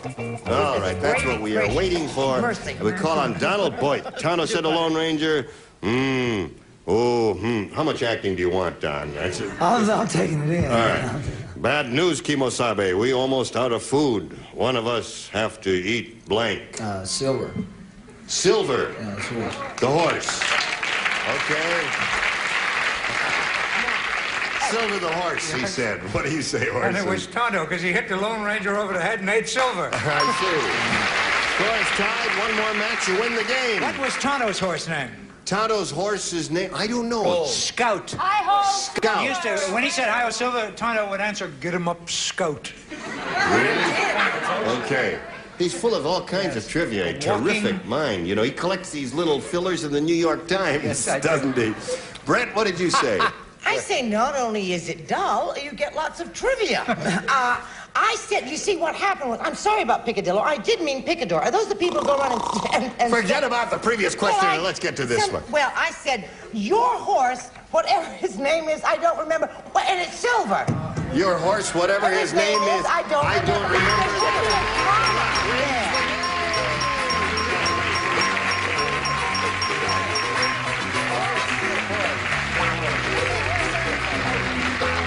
Congratulations, another $100 for you. That answer has got to be the all-time champ. Your horse, I don't remember his name. Whatever it is, that's the answer. As long as I get that mail, honey, that's all I care about. We've got a gift for Beverly Cleavon, together with our thanks for being with us here at Match Game 74. It's a pleasure meeting you. Goodbye, Beverly. Here you are again. I like this show, yeah. You like this pretty good, eh? I like this show, yeah. Okay. I think you're going to like this commercial that's coming up, too. Say yes. Oh, I like this commercial. I don't know. It's this commercial right now. GSN presents... I went to the director before we started, and I said, listen, I've never done a TV show. He said, don't make any broad gestures because your hands will go out of the frame. So I did the show. I said, and now here's the singing chicken, and here's our baritone who has a beautiful voice. Stay tuned for more of That 70s Hour on GSN. That's the way I did the show. I was a big hit. Here's old Donald Boyd. 4 games he's won. He's got $11,400. Now, he's going for over $5,000 here. If he is successful, he will become the new all-time high money champ on Match Game 74. And we're going to begin right now. You ready? Oh, yeah. Okay, let's see how it goes. You know, we polled a recent studio audience, and we got their favorite response to this. Saddle blank. Now, the answer they gave most often is worth $500 to you if you match it. Second, $250. Third, $100. Which 3 celebrities would you like a little help from? Okay, I want Orson. You want Orson Bean to give you an answer. What do you say, Orson? The only one I can think of is not the winner. I mean, unless that was a particularly despicable crowd that week. Saddle. I know this isn't it. It's the only one I can think of. Say it. So don't use it. Saddle sore. Saddle sore. They like it. Another despicable crowd. What do you know? Okay, Orson says that's a losing answer, but it's the only one he could think of. Who else do you want to choose on there? Richard. Richard? Oh, yes, a very loose, marled lady, a saddlebag. Saddlebag. All right, one more. Doodah. Brett. I'm gonna say, oh, I have so many goodies here, I don't know what to choose from. How about how about saddle soap? Saddle soap. Play hard, but play clean. So now you've got saddle sore, saddle soap, and saddlebag. You may choose one of those as the answer or give us one of your own. What would you like to do, Don? Give one of your own. Saddle sore. Saddle sore. Orson's answer, saddle sore? I think of those three, it's the best. It shows you what I think of the other. Saddle soap is something you clean. No. He said he didn't say soap. Leather shoes. Sore. Sit down. Saddlebag to sit on. Okay. Saddle sore is the answer that Orson gave, and that's the one that he chose, and that's the one we're looking for. Let's find out if it's up there. First, may we see the $100 response? Oh. Saddle sore it is, right off the bat.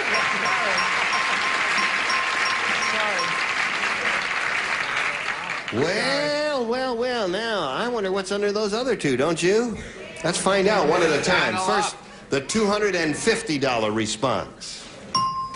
Saddle soap is the one that Brett gave you. Take a bow, Brett. There she is, taking a bow. Well done. Thank you. All right, and Richard Dawson gave saddle bag. You think that's under there? Saddle up is under there. Well, all right, we'll find out together right now. Here it is, the $500 response. Saddle up. Okay. So, you've got the $100. That means you're going to play now for 10 times that amount, or $1,000. Better than a hot poker. So, you better choose a celebrity, because it's got to be a head-to-head exact match. Orson. You're going to choose Orson. Okay, Orson, get ready to write You Face Me, and here is the $1,000 question. Spring blank. Yes. All right. Easy. Orson took no time at all. He says that's an easy one. Donald, how do you fill in that blank? Spring fever. All right. The audience thinks you're right. We'll find out from Orson right now. For $1,000, may we see your answer? Last time you kissed me, for this I'll settle for a peck on the cheek. Spring fever.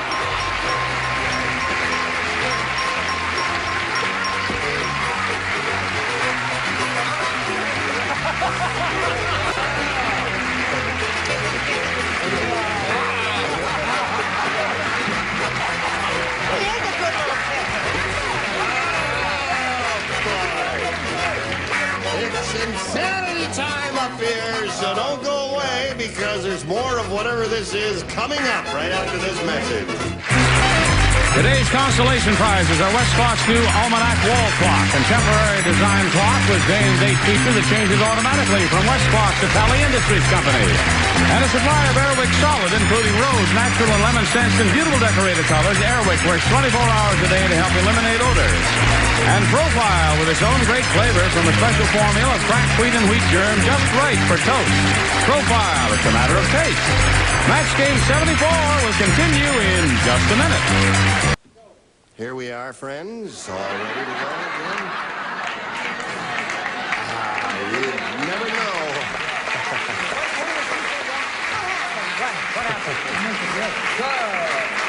I gotta tell you, my microphone cable got stuck when I was standing down there talking to the audience, and I couldn't get back up here. But here I am, and we're ready to start another game, and to do that, we have to introduce a player, and we're delighted to meet Margaret Moore. Hi, Margaret. Margaret, would you please tell us a little bit about yourself? Okay. I'm married, and we have two beautiful little boys, and we ski. Where do you ski? San Fernando Valley. In the west? Mountains and the snow and all that kind of stuff. In the snow? We Yeah. They do the jokes, you see, Margaret. You do the answers.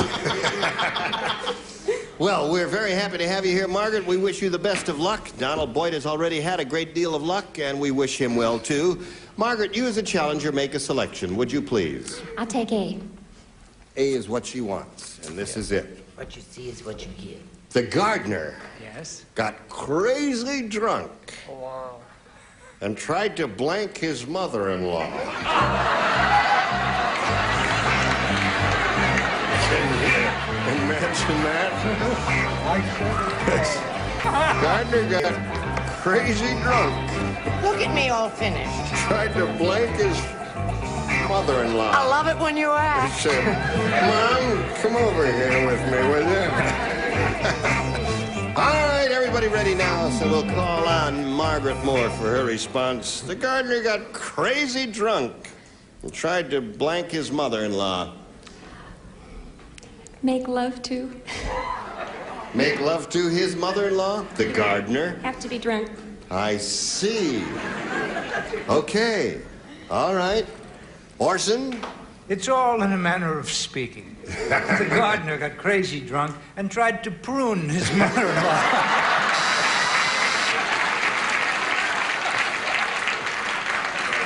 You notice how prunes always get a laugh? Yeah, the prunes always get laughs. That's right. Funny, Brett. Prune his mother-in-law? Yes. Or plant, if you will. Try to plant his mother-in-law? Okay. I said prune again. Prune his mother-in-law. Two is, prunes for plant. Yep, 2 prunes and 1 plant. What are you offering, miss? Well, everyone knows he got drunk and tried to clip his mother-in-law. Tried to clip his mother-in-law. Thought she was a poodle. Okay. Gardener got crazy drunk and tried to blank his mother-in-law. What do you say to that, Richard? Well, first of all, I love showbiz. Tried to prune the old bag. Had her on the run. No, he didn't. He planted her. He planted her. Yes, he did. He planted her and watered her. Gonna plant you now and dig you later. Okay, now let's see what we've got here for Donald. You didn't score with that, Margaret. Donald, we'll find out how you do with this right now. Brian was having a big party. Yes. So he used his blank as a punch bowl. There's a big party. I mean a big party. Biggie, real big. And big parties. Oh, you Hollywood people, you know what a big party is, don't you? So he used his blank as a punch bowl. I would think this is a perfectly simple one that should be handled expeditiously and quickly. Well, I've been as expeditious as I possibly can be, considering my age. Okay, Donald. How are you, Donald? Brian was having a big party, so he used his blank as a punch bowl. Bathtub. Bathtub. Good answer. I think that is a winning answer if I've ever heard one. Orson, what do you think? But the trouble was, Brian had been into the Roma wine at great length before the guests arrived, so he used his mother-in-law as a punch bowl. Now, his bathtub. Bathtub it is. There's one. Okay, Brett? You finally disappointed me, Donald. But I did say bathtub anyway. All right, there's 2 for you. Charles? Ta-da! 3 bathtubs for Donald Boyd. Can you read the kid down? What do you say, Southern Belle?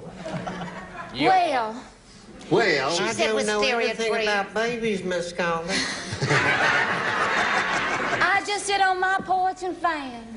really? That's why they call her Fanny.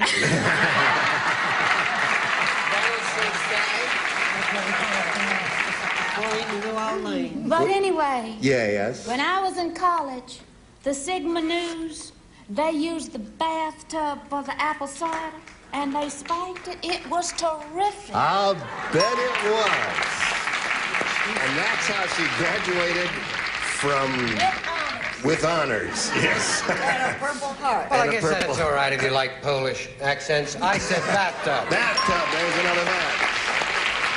Now, we come You're to... not going to believe this. I'm going to believe I every... tell you why you're not going to believe this. Why am I not going to believe this? Because I almost did write bathtub.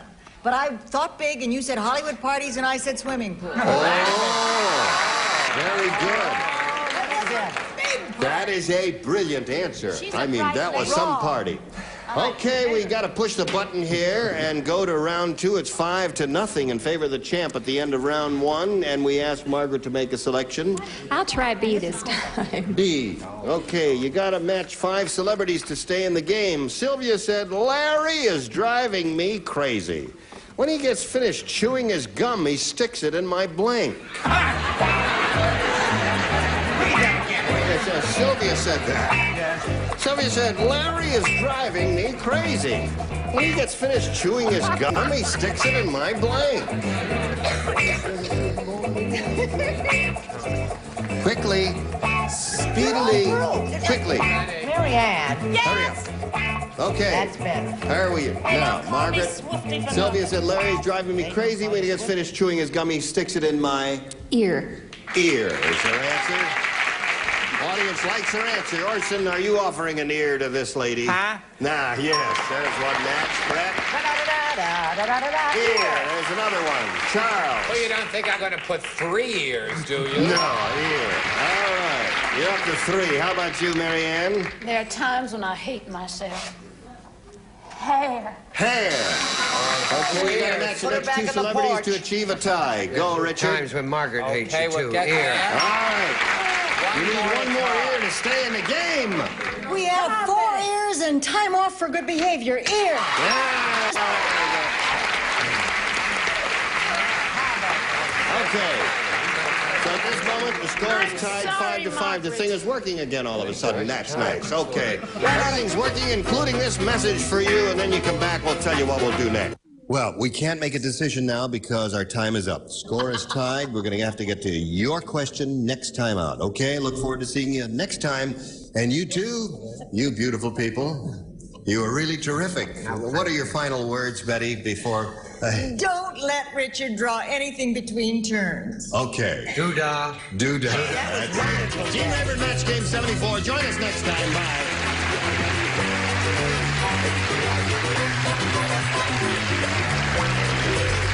This is Johnny Olson speaking for Match Game 74. A Mark Goodson, Bill Todman production. Stay tuned for Tattletales next over most of these CBS stations.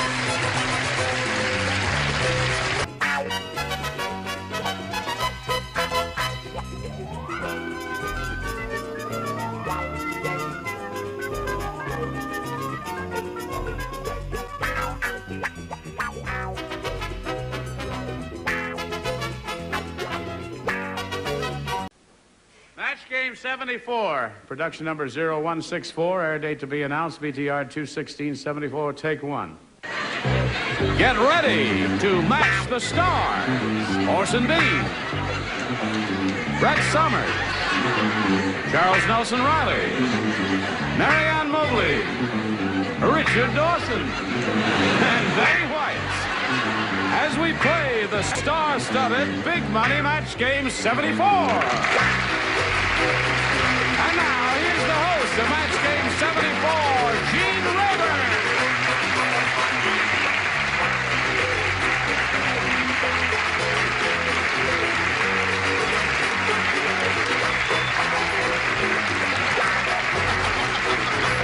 What are you laughing at?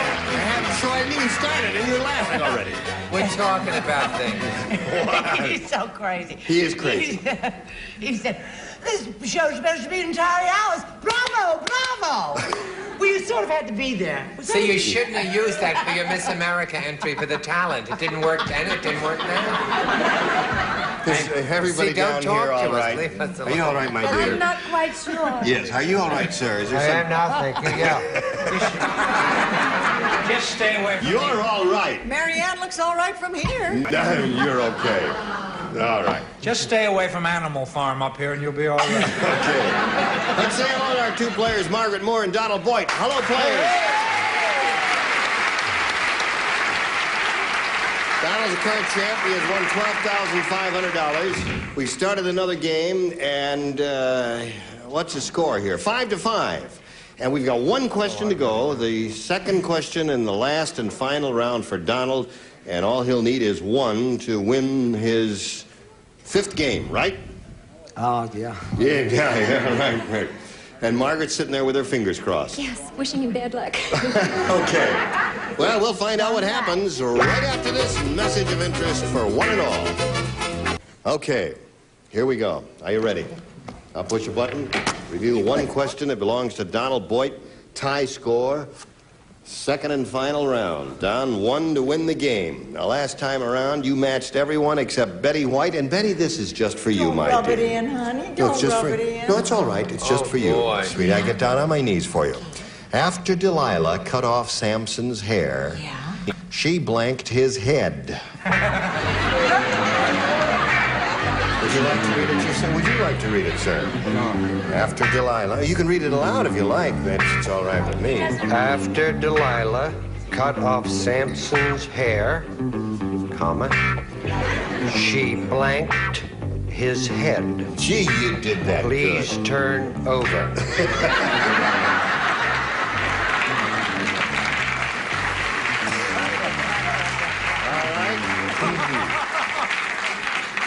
Betty has finished her answer, and Donald, we need a response from you. After Delilah cut off Samson's hair, she blanked his head. What do you say to that? Cut off. Cut off his head. You don't like that answer. You think that's a losing answer? The crowd is getting surly. Well, if he doesn't match Betty, we've got a tie, and then we got to go to a tiebreaker. Betty, it's show and tell time. Cut off is his answer. No, I mean the thing,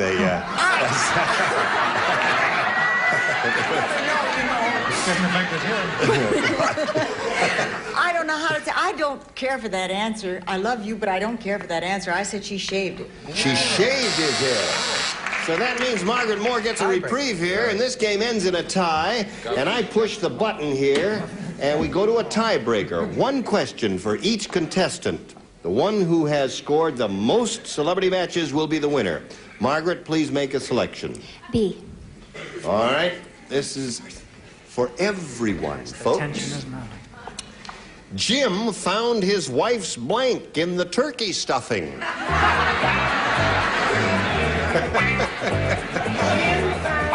Jim found his wife's blank in the turkey stuffing. That's... All right. Do you remember turkeys? It occurs on Thanksgiving. You see. And you have to write something, and it's a game and all that. All right? I get it, sweetheart. Yeah, okay.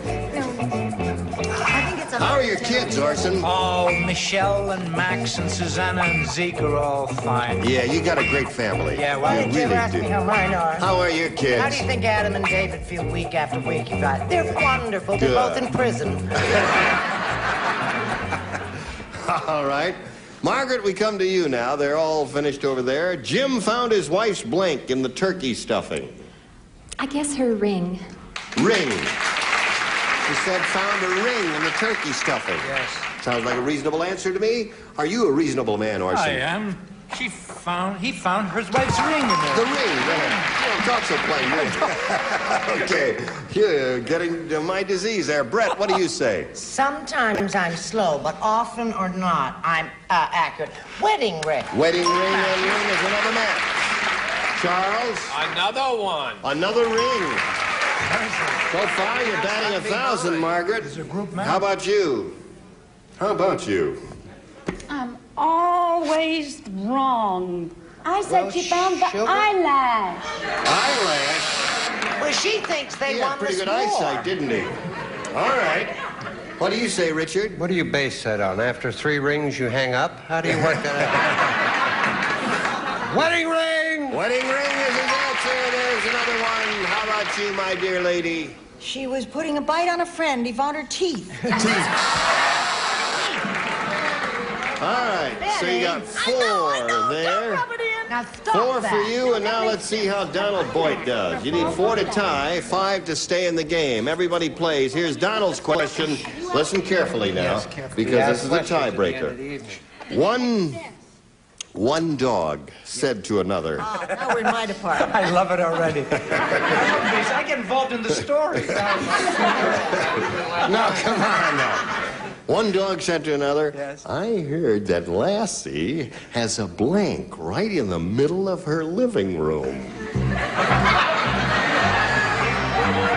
That's what one dog said to another. I heard that Lassie has a blank right in the middle of her living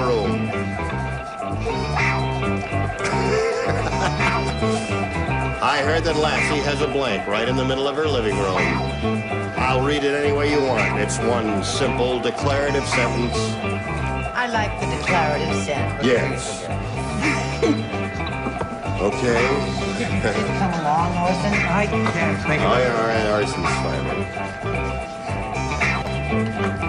All right. Everybody's ready. Now, Donald, we come to you. One dog said to another, I heard that Lassie has a blank right in the middle of her living room. A bone. A bone. A bone.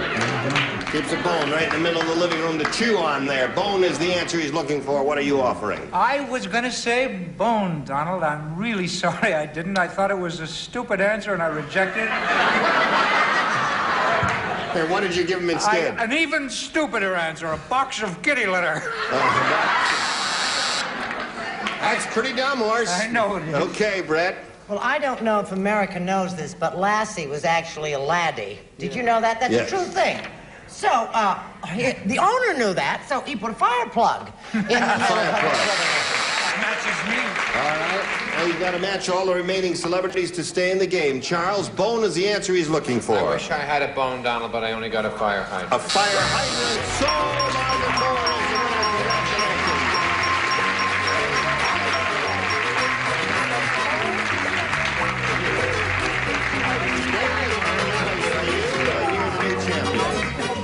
Donald Boyd's going to leave us now, but I guess he's going to leave a very happy person because, in addition to being an innately happy person, he's leaving with $12,500. Congratulations. You're a terrific contestant. Enjoyed meeting you. Donald Boyd.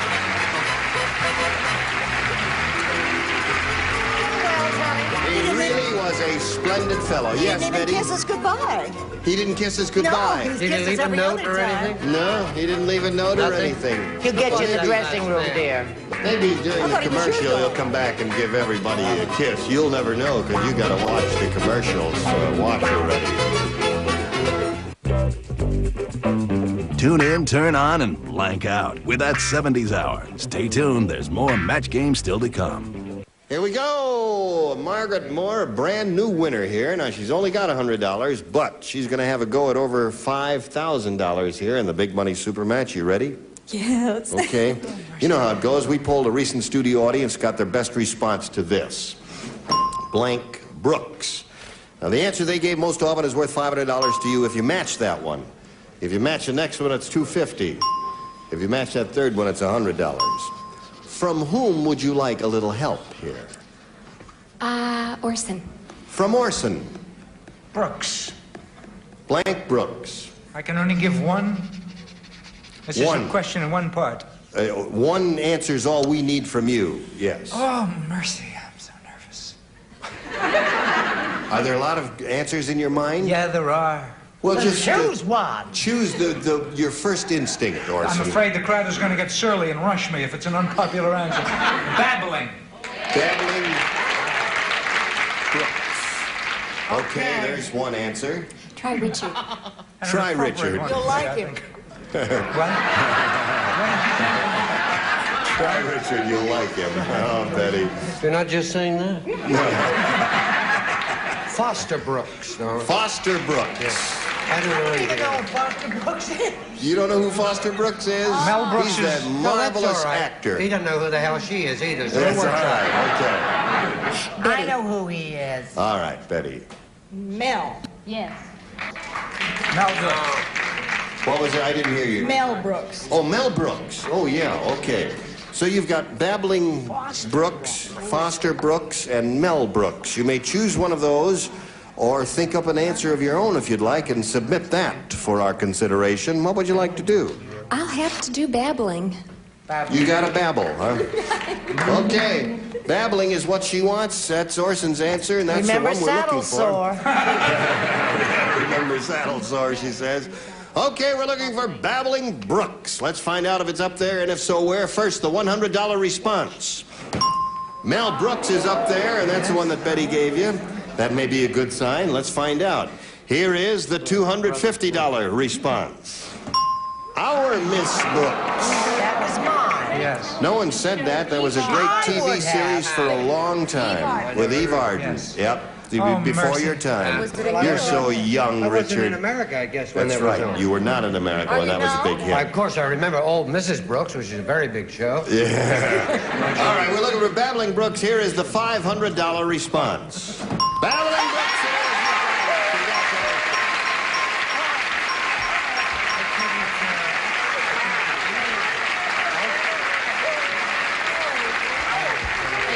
That was a dumb answer. No, I thought that was a good answer. Oh. It was my other answers I thought were dumb. Oh, I see. You gave us a I good thought one. that was second only to Saddle Sore. All right. So, Babbling Brooks wins the $500 for Margaret Moore, and that means she's now going to be playing for 10 times that amount, or $5,000. Now, to collect, remember, got to match one celebrity head-to-head. Must be exact. Which one will it be?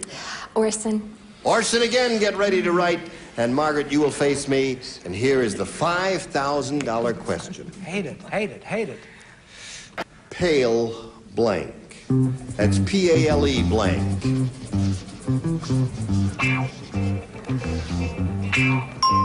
All right, he's finished. Now, how do you fill in that blank, Margaret Moore? Pale... Face. Pale face, she says. All right. Orson is very pensive. For $5,000, sir. Pensive man, may we see your answer? Kemosabe.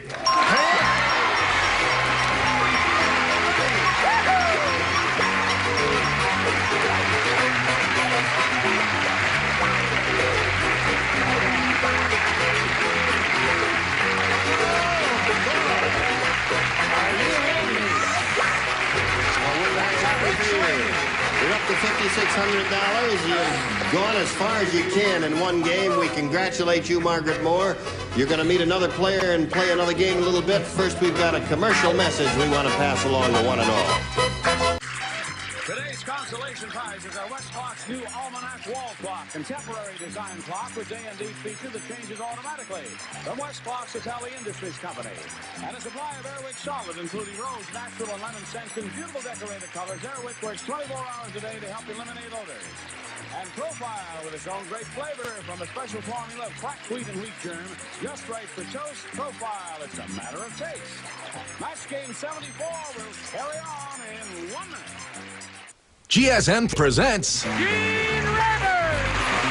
There was a very attractive young woman contestant on the show.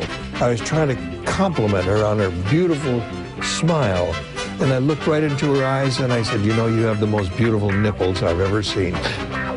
Stay tuned for more of That 70s Hour on GSN. I really wanted the earth to open up and swallow me right then and there because I was embarrassed. Here we go. We're going to start another game. To do that, we've got to introduce a player, and we have a pretty one here for you. Another pretty one, I should say. Here is Chris Lyons. Hello, Chris. Hello. You know Margaret Moore? Yes, you do. All right. Chris, would you please tell us a little bit about yourself? Well, I'm originally from Wisconsin, and I'm living in San Diego now, and I have a little girl, 10 months old, Heather, and my husband, Bob, is a photographer, and I'm a hostess at a restaurant. Okay, that's the whole thing in a nutshell. Right. All right, Chris, nice to have you with us, and good luck to you. Good luck to you. Push the button, reveal 2 questions, ask Chris to make a selection. B is what you want, and that's what we're going to get for you. Here it is. Hey, here's a TV guide listing. Yes. Oh. Tuesday night, CBS, naturally, I mean, you wouldn't think it. CBS, Maude gives Walter a blank. Tuesday night, CBS, Maude gives Walter a blank.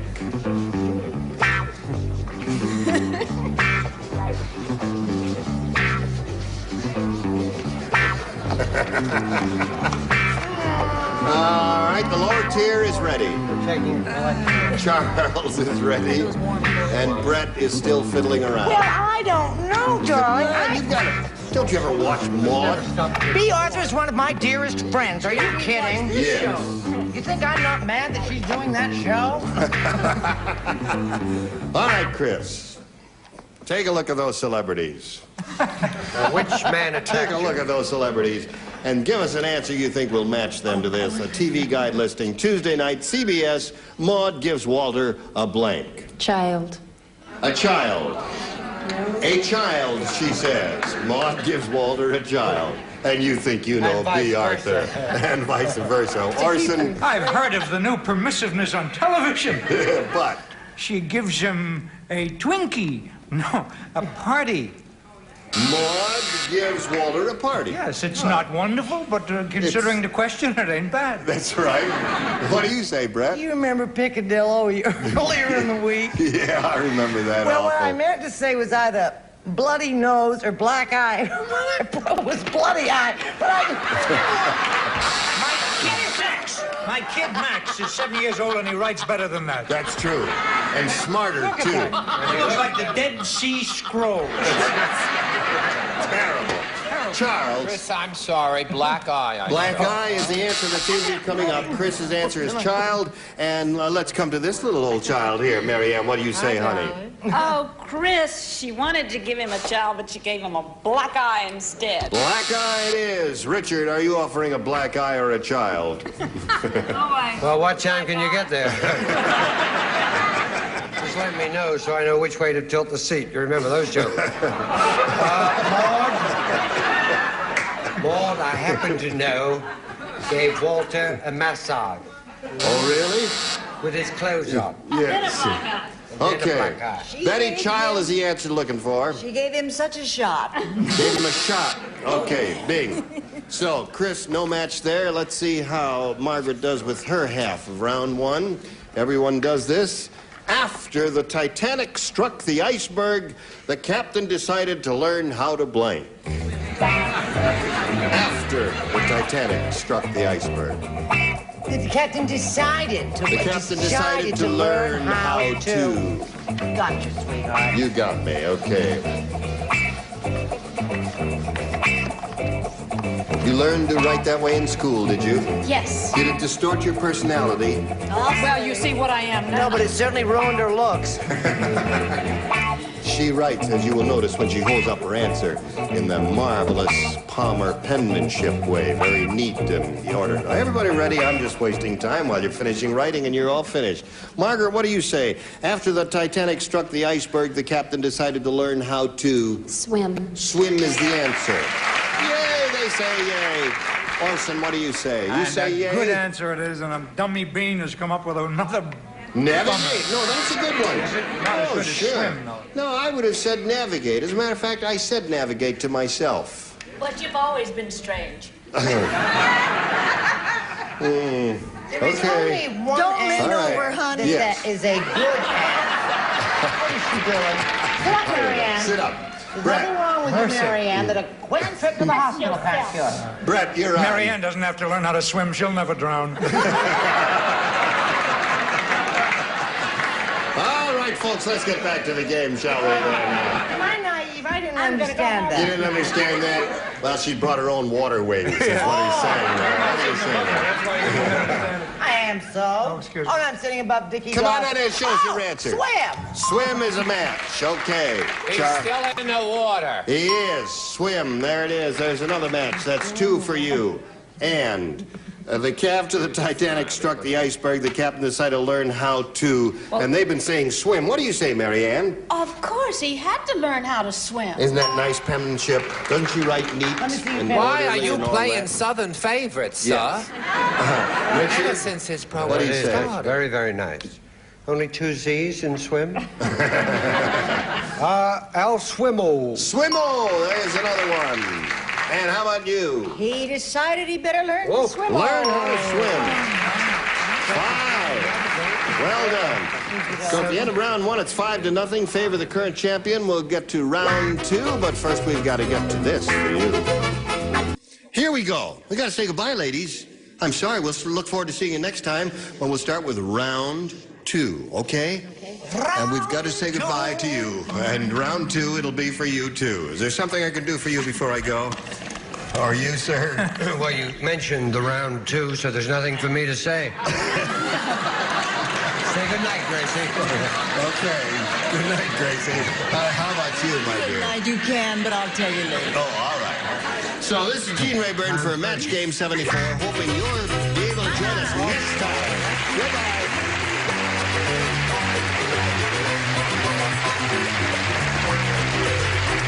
This is Johnny Olson speaking for Match Game 74, a Mark Goodson, Bill Todman production. Stay tuned for Tattletales.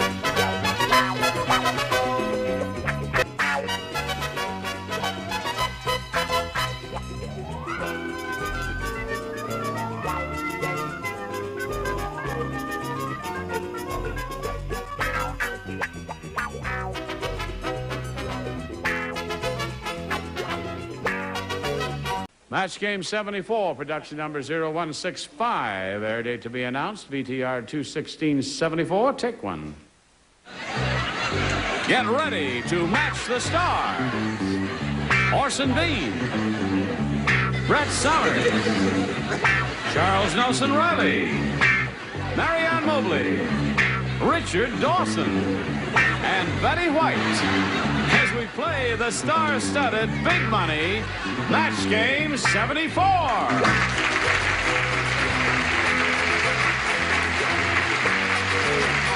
And now, here's the host of Match Game 74, Gene Rayburn.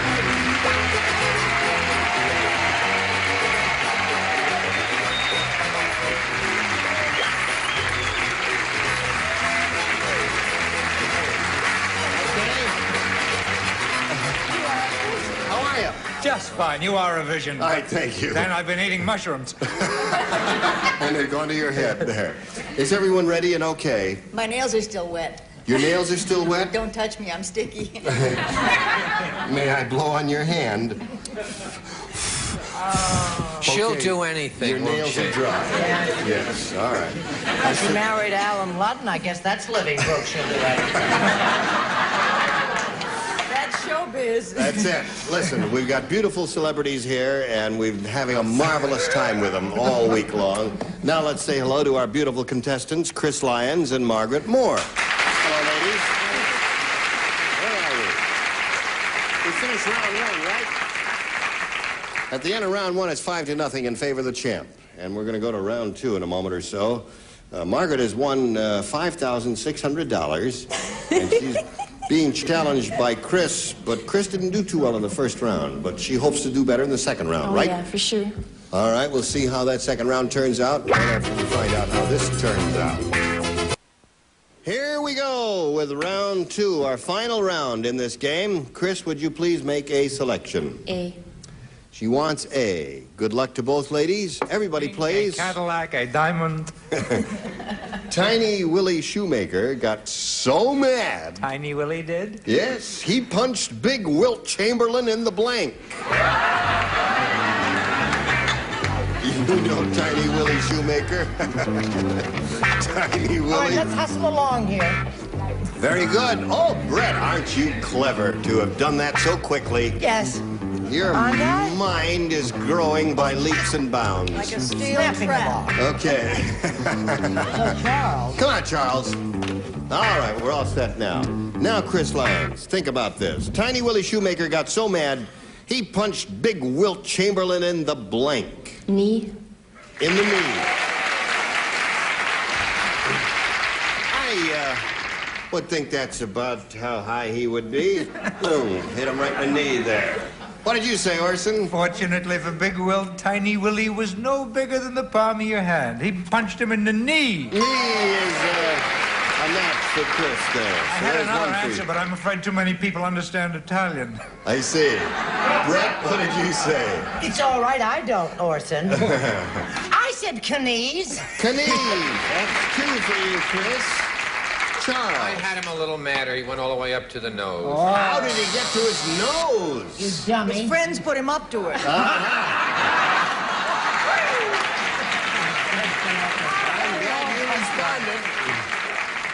Okay, now, because you've matched two and we've got 3 to go and she's got 5, you must match the remaining 3 celebrities to stay in the game. We're looking for knees, my dear. Looking for knees, Yes. huh? You've come to the right place. And you found a knee. There we found a knee.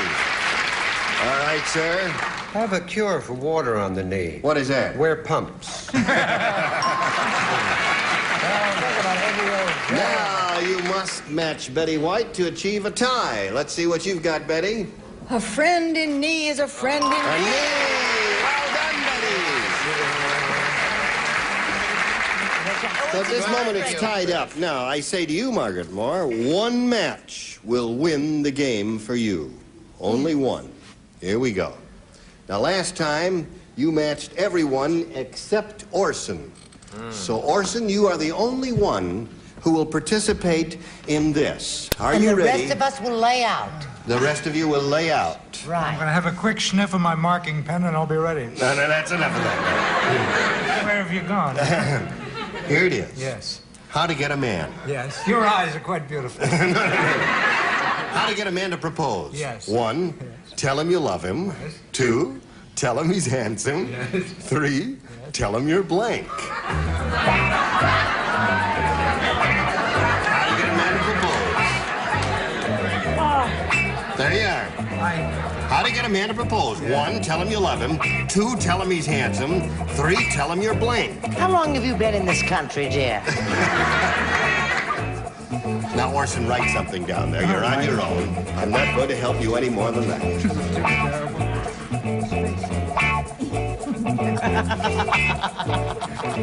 Okay, he is finished. Margaret, how to get a man to propose. 1, tell him you love him. 2, tell him he's handsome. 3, tell him you're blank. Willing. Willing? Tell him you're willing. That's a willing. It's a very Charles Dickens answer. Orson, she said willing. May we see your answer? Please repeat the question. Tell him he's handsome. 3, tell him you're... A nymphomaniac.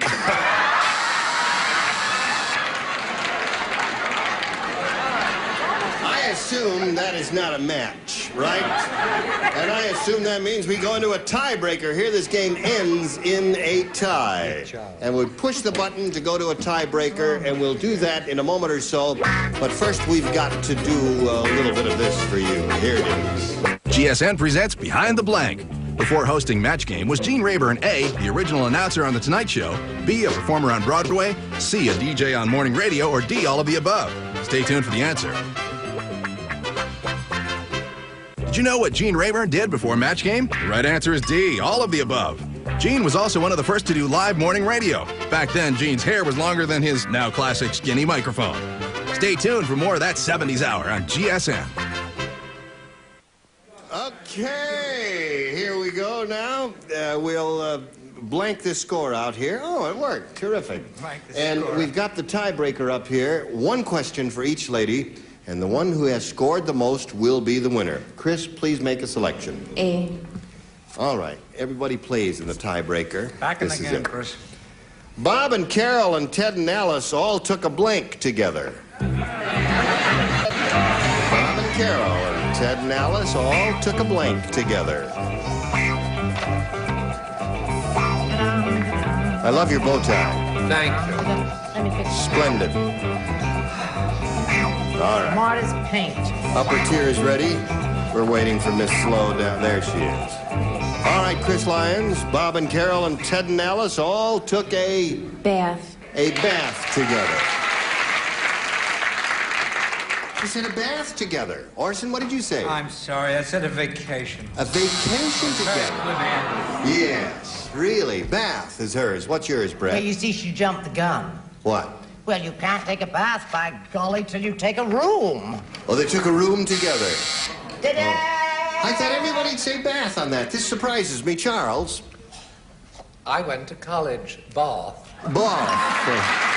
There it is. Do you have them bathing together? Oh, honey? she's probably got them... Oh, I don't even want to think. Really. No, let her show and tell. Do it in Southern, honey. Crocheting together? When they're all through. Yes. I went to college and I said they took a room together. They took a room together. How do you think I feel, B? Yes. Okay, Richard, bath is what we are looking for. Can't get 4 people in a bath. You can't? God knows I've tried. They took a swim together. Took a swim together. In the nudo, but you can't get them in a bath. All right, Betty White. You can if you have enough soap. Play hard, but play clean. They took a bath. Together. All right, so you got 2 for you, and Margaret, you need 2 to tie, 3 to win, and here we go. Oh, dear. The Texas millionaire said, I taught my baby his first word today. It was blank. Texas millionaire said that. Would you repeat that, please? I helped my baby to learn to speak the English language. He says, I taught my baby his first word today. It was blank. Oh.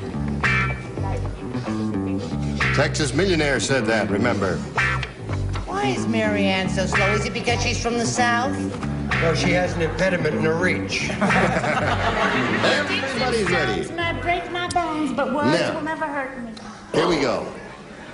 The Texas millionaire said, I taught my baby his first word today. It was... Oil. Oil. Okay. She's looking for a little oil there, Orson. And I got a little oil for her. All right, there's 1 match for you. I'll give her a massage. 1 more to tie and 2 to win. Brett? You know my friend Angelique, who's my children's godmother's from Texas? Yeah. And she was at one time very rich, and her daddy taught her the word money. Money. All right, Charles? The little baby said, money. Money. So far, only 1 gusher. What do you offer, Mary Ann? All right, Brett. She said, oh. Oh. Oh, what a devil. Ties the score. 1 more oil well, you win the game. Richard? I happen to know one thing that very wealthy Texans do. What? They say, check. Then they give it to you. Hamburgers. Okay. Now, if we don't get another oil well, we get another tie, Betty. We got another tie because he taught her to say money. Money. Okay. So that means I push the button again and we go to another tiebreaker. Shall we wipe the slate clean? We did that. All right, challenger, please make a selection. A. She wants A. Again, everybody plays. And again, you play. Every Saturday night, Frank gets picked up by a blank. Every Saturday night, Frank gets picked up by a blank.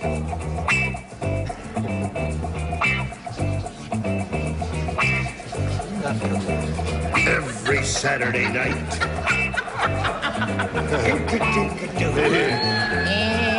Every Saturday night, Frank gets picked up by a blank. And what happens to me? I'll tell you what happens to me. Nothing happens to me.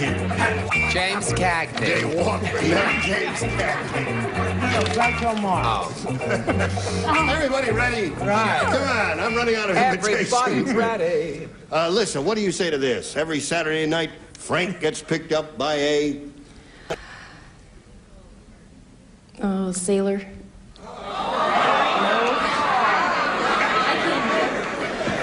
Sailor? You say sailor? No. I thought I heard you say sailor. Yeah. No, she said marine. No. She said sailor, and that's her answer, and that was the first thing we heard, and we've got to accept that. So, Orson, what do you say? You could let her change it. I mean, the crowd No, really... you can't let her change it because those are the rules. All right, Frank gets picked up by a sailor.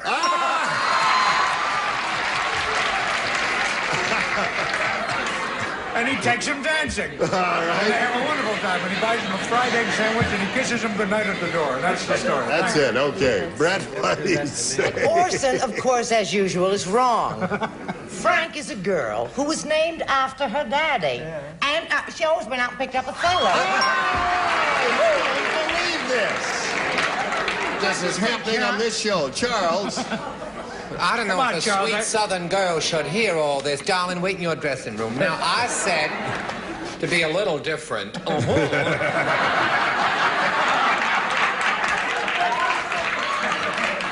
that worked. I said a lady of the streets, and she was really a Saint San Vicente. A lady of the street. Okay, got the idea. So he was a normal guy. Is there something wrong?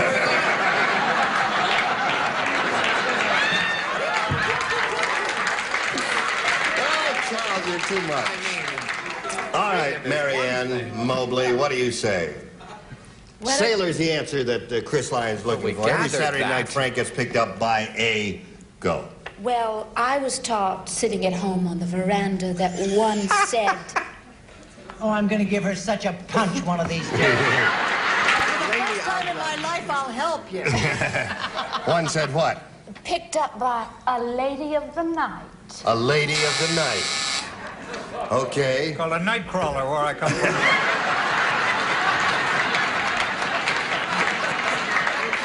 All right, Richard. We need an answer from you. Sailor's the answer that Chris is looking for. You know something, this little old darling here is just so sweet. She kissed you, you get diabetes. Raise the stage, you disgust me. I said woman. Woman. A woman sailor. Go, madam. Frankie and Johnny were sweethearts. I always thought that was just a song. No, Frankie was a vaudevillian with a very bad act. He got picked up by a hooker. I see. Give her the hook. Okay, so there were two sailors there, Chris. Left out. And that surprised me. And we'll get to yours, but first we've got to get to this and pull ourselves together. Then you hurry back. Today's consolation prizes are West Clock's new Almanac wall clock, contemporary design clock with day and date feature that changes automatically from West Clock to Pally Industries Company. And a two-test Supreme socket set, 78 pieces, including reversible ratchet wrenches and a steel check, exclusively from True Value Hardware Store.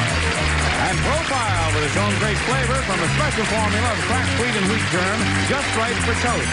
Profile, it's a matter of taste. Match game 74 continues in just a minute. Hello there. Here we go.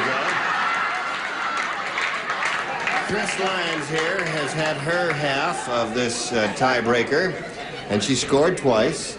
And now we've got your half of the tiebreaker, and we'll see how you do. Is everyone ready? Ready. Oh, yes. This is the second half of the tiebreaker. Yes. Okay. Jane said, the only problem I have with my husband is that he lives in the blank. Jane said, the only problem that I have with my husband is that he lives in the blank.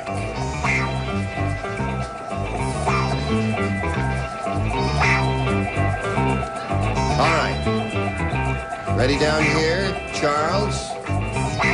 Ready. So, we'll call on Margaret Moore. Jane said the only problem I have with my husband is that he lives in the... Garage. In the garage? That's kind of an oddball answer. She said garage. Orson, let's see, you need 2 to tie and stay in the game. 3 will win it. She said garage. What do you say? If she thinks that's a problem, imagine the problem she'd have if he lived in the Y. In the Y. That would be he bad. might never come home. That's true. Brett? I've heard that. That's where Jack Klugman's living, in the Y. Hasn't been home in months. Well, the minute you said Jane, you see, I immediately thought of Tarzan, and I said trees. In the trees. Okay, Charles. Garage, the answer we're looking for. I said John, toilet, outhouse, or sailor. Yeah, okay. The only problem I have with my husband is that he lives in the... Bed, 'cause he is so lazy. Oh, really? Bed. Her answer is bed. You must match the 2 remaining celebrities to stay in the game, Margaret. Here we go, Richard. Well, unless the garage is named John, it's not a match. Okay. Chris Lyons is the winner. Congratulations, Chris.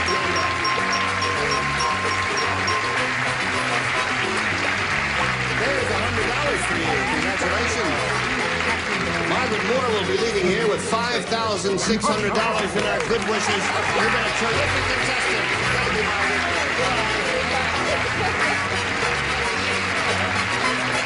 Well, you've seen this, and you know how it goes, Not so for me, shall we get right to Marianne. it? Okay. All right, here we go. We're the big money super match where you can win over $5,000. We polled a recent studio audience, Chris, and we got their best response to this. Blank age. You know how it goes, $500, $250, and $100. Little help from celebrities. Name them one at a time. Richard. Something Jane and I are suffering from. Old age. Speak for yourself, Sam. Oh, so you got, who else? Charles. Charles. For an also-ran, how about Golden Age? Golden Age. There's another one. Keep the applause down, please. Don't spread this around, but how about middle age? Middle age. So now you have golden age, old age, and middle age. You may choose one of those as the answer, or give us one of your own, but we have to call for a response now. Old age. Old age is what she thinks is the winner up there. The one that Richard gave her. Let's find out where it is. First, may we see the $100 response? Teenage is a marvelous answer that never came up at all, did it? Okay. Still looking for old age. Here is the $250 response. Stone Age. Yeah, that's a very good crowd. Yeah, okay. Here's your last chance for old age, my dear. All right, your last chance for old age, I repeat. Here is the $500 response. Congratulations. Congratulations. Okay. You got the $500. You got to play for 10 times that amount now, or $5,000. You got to match one celebrity. Which one will it be? Richard. Okay, he gets ready to write. You face me. Here is the $5,000 question. Please write your response to this. Blank world.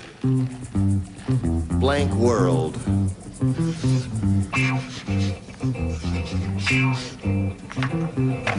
Okay, he's finished. Now, Chris, we need an answer from you. How do you fill in that blank? Blank world. New world. New world is what she said. Richard, for $5 grand, may we see your answer? It's small world. Small world. It's a small world. Okay, you got the $600. That's yours. You're still a champ. Gonna play another game, but first, this message for you. We'll look forward to seeing our current champ, Chris Lyons, next time. And I am deeply in debt to all of these people because they gave us marvelous performances, energy, vitality, and all that. I have one You thing were to just say. Splendid. What? Charles Quickly. Nelson Riley isn't wearing socks. Who asked you? I asked the world. Next time, we're going to have this group of kooks. Bert Convy, Brett Summers, Dick Gaudier, Elaine Joyce, Richard Dawson, and Ann Elder. Gene Edmonds from Match Game 74. Join us next time. Thank you.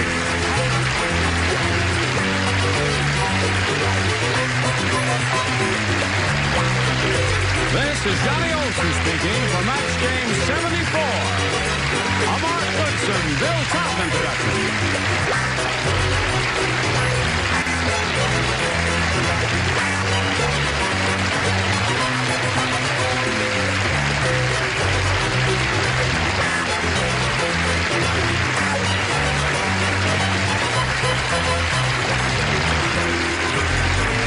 Stay tuned for Tattletales next over most of these CBS stations.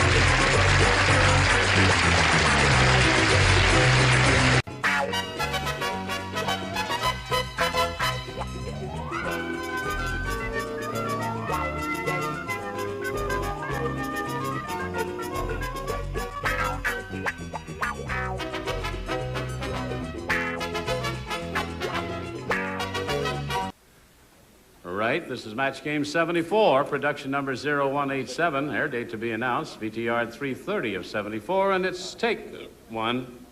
Get ready to match the star. Orson Bean,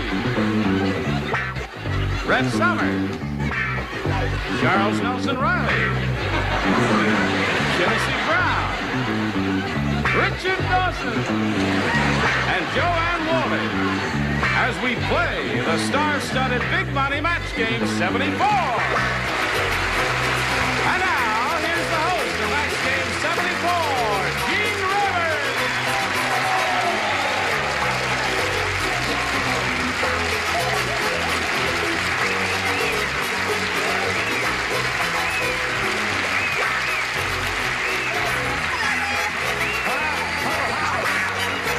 Everybody ready over here? Yes, we are.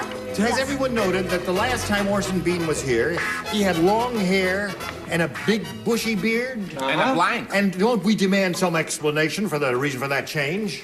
Yeah, and do you know what I said that I was going to do a movie, I was going to play the life of Gertrude Stein, and someone wrote to me, an agent, saying, I have all rights to the life of Gertrude Stein. I just I looked in the mirror one day, and I looked like one of those crazy old guys you see looking through the trash basket for yesterday's newspaper. And I shaved it off and emerged, as you see before you. Cut your hair short. A handsome young Caucasian male. Yes, thank you. And now, I told him he looks exactly like all the boys I used to date in my youth. Yes, and she began panting heavily as she said. Well, you had to bring Carolyn. She's here. Yes. His wife, his pretty wife, Carolyn, is here. Does this change have anything to do with your lecture tour around the country? Oh, I'm glad you mentioned that. I'm going to be lecturing at some colleges. Not really a tour, here and there. Here and there. Confessions of a house husband. Oh, all about my vacuuming career and all that. Well, I want to go to see that. Do you want to go see that? All right, let's all go. Shall we matriculate? Yeah. All right, let's go If now. he's going to lecture, he should take Brett with him. That's an example of what could happen. All right, now we've met our celebrities. Let's say hello to our two players, Kathy Wardlow and Jim Lance. How are you? You, sir? Good. Now, if you were with us last time, and I know some of you were, you will remember we ended in the middle of round 2. Is that correct? And you have one question. And you've got to score 4 matches to stay in the game. 5, however, will win your second game. Mercy. We'll see how this ends right after this message is passed along to you. All right, here we go, folks. I push the button and reveal the question for Kathy Wardlow. You ready? Listen carefully, all. Yes. She matched. Whom did she match? Me. Joanne. So you lay out. Everybody else plays. Are you busy, Dickie? Chelsea, right to it. No, come on. No. Listen carefully now. This is very important for Kathy. Onward, darlings, onward. Ronald was so rich. At dinner time, he had someone blank for him. Ronald was so rich. At dinner time, he had someone blank for him.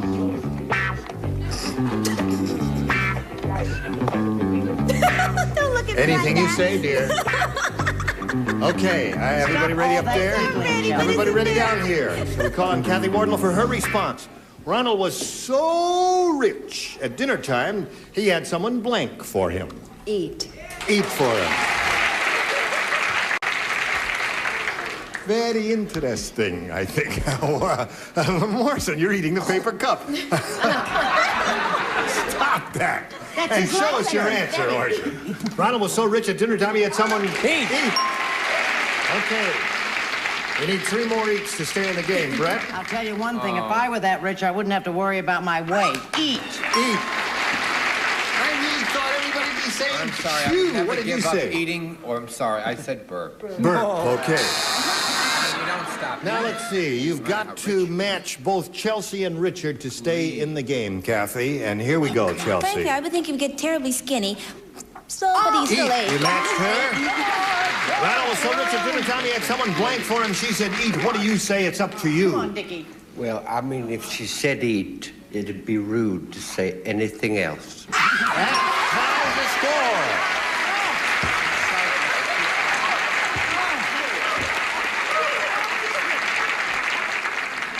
Try and not be so depressed, Kathy. I can't believe it. It's a simple tie, right? Simple tie. So in the event of a tie, I will tell you what happens. We have to go to a tiebreaker. We say Shazam, and the board clears, and we push this button here, and it says tie, T-I-E, tie. 1 question for each of you, and the person who has scored most matches with the celebrities will be the winner.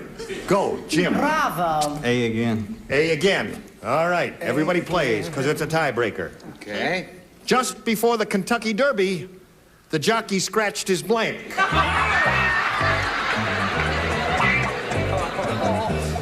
Just before the Kentucky Derby, the jockey scratched his blank. Just before the Kentucky. That's what it says right here on this piece of paper. The jockey. Charles is ready. I'm glad to The see. first time he's ever been ready. Well, he's Don't on give him horse. any Oh, credit. everybody's ready down here. The 2 dummies over here are not ready. Charles? Charles is ready. What? Oh, it is. Brett is the one. Well, darling, there were so many choices. Okay. Now, Jim, we call on you. Just before the Kentucky Derby, the jockey scratched his blank. His horse. His horse. His horse. Scratched his horse. All right. He said he scratched his horse. Yes, I know. He said he scratched his horse. There's a whole shred of humanity left in the man. The jockey scratched his behind. His horse is behind there. Okay. Ralph Brett. The father of four, right? The father of at least four. Is that four. an example to set? Yeah, well, they for don't your watch children? it. He doesn't let the kids... Well, what do you say? Well, you know I have my sweater on backwards. You have your sweater on. Otherwise, the beads don't work. Right. But I said horse anyway. Horse! All right, there's one for you, Jim. Charles, horse lover and animal lover that you are. Terrific Winnie. That's two for you, Jim. One horse and a shower bath. Come in. Chelsea? Frankly, I like Orson's answer better, but I said horse. You said horse. You're up to 3, Jim. And you, sir? Reminds me of a song I wrote. What? I backed Willie Shoemaker at 20-1, and he came in at 4:30. Horse! Horse it is for 4. And now Joanne. Well, we all know that jockeys are just short little men, aren't they? Right. I didn't think they could reach their little horsey, so his head. Scratched his head. So, all right. That's This is a simple no. 4 for you, and you have a chance. But first, we have a chance with our studio audience and our viewers around the country to have this message thrown their way. GSN presents... I didn't start out to be a game show host. I don't think there's any way to prepare yourself to host a game show. I just would want them to know that I had as much fun doing it as they did watching it. It was a great trip. Stay tuned for more of That 70s Hour on GSN. I happened to be pretty good at it and had a long run with it. Today's consolation prizes are a Westcott digital dial light alarm clock. Wood grain finish lighted dial by years of experience. Westcott Italian Industries Company. And Naval Jelly Rust Dissolver. Easy to use. Brush it on a rusty surface. Wash it off. No sanding, no wire brushing. And Profile with its own great flavor from a special formula of cracked wheat and wheat germ just right for toast. Profile, it's a matter of taste. And there'll be some tasty bits when Match Game 74 continues in 1 minute. All right, now let's see how this tiebreaker ends. Jim has had his question, and he has scored 4. And now let's see how Kathy, our current champ, does. You ready, Kath? I'm ready. Everybody plays. Here it is. Have you heard about the Little Miss Muffet diet? All you eat is blank. I'm talking to you, folks. I say, have you heard about the Little Miss Muffet diet? All you eat is blank.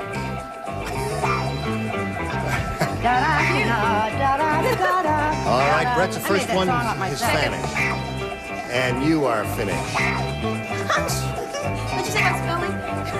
I have a Spelling doesn't count here, just... Because it doesn't make any sense.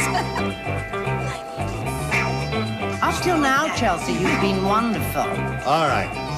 Everybody up there ready? And we're ready down here. So, we'll call... you drawing a picture there, are you? No, I'm changing mine. Oh, you changed. Okay, he's finished. Kathy, we call on you. Have you heard about the Little Miss Muffet diet? All you eat is blank. What do you put in that blank? Curds and whey? Curds and whey. Curds and whey. Uh-huh. What is curds and whey? I think it's the same as cottage cheese. It is. I've often wondered about that ever since I was that high. Knee-high to a grasshopper. Yeah. What do you say she ate? I'm so glad I didn't use my original one of spiders. You curds and whey. There it is. Okay, one for you. Brett. Little Miss Muffet sat on a tuffet, eating her curds and whey. Curds and whey. There's 2. You need 2 more to tie. 3 will win, Charles. I had a crummy childhood. Who knows from curds and whey? So I put curds and whey. Nice. All right, need 1 more to tie and 2 to win. Chelsea, how was your childhood? Well, in my neighborhood, we didn't bother with that. So we ate muffet. Really? Okay. I was going to give you my duck, but forget it. All right, Richard. She ate whey. Whey. Does that match curds and whey? Yes, it does. Tie score. If you match Joanne, you win the game. I go on top of Richard. Oh, she gets 4 Curry.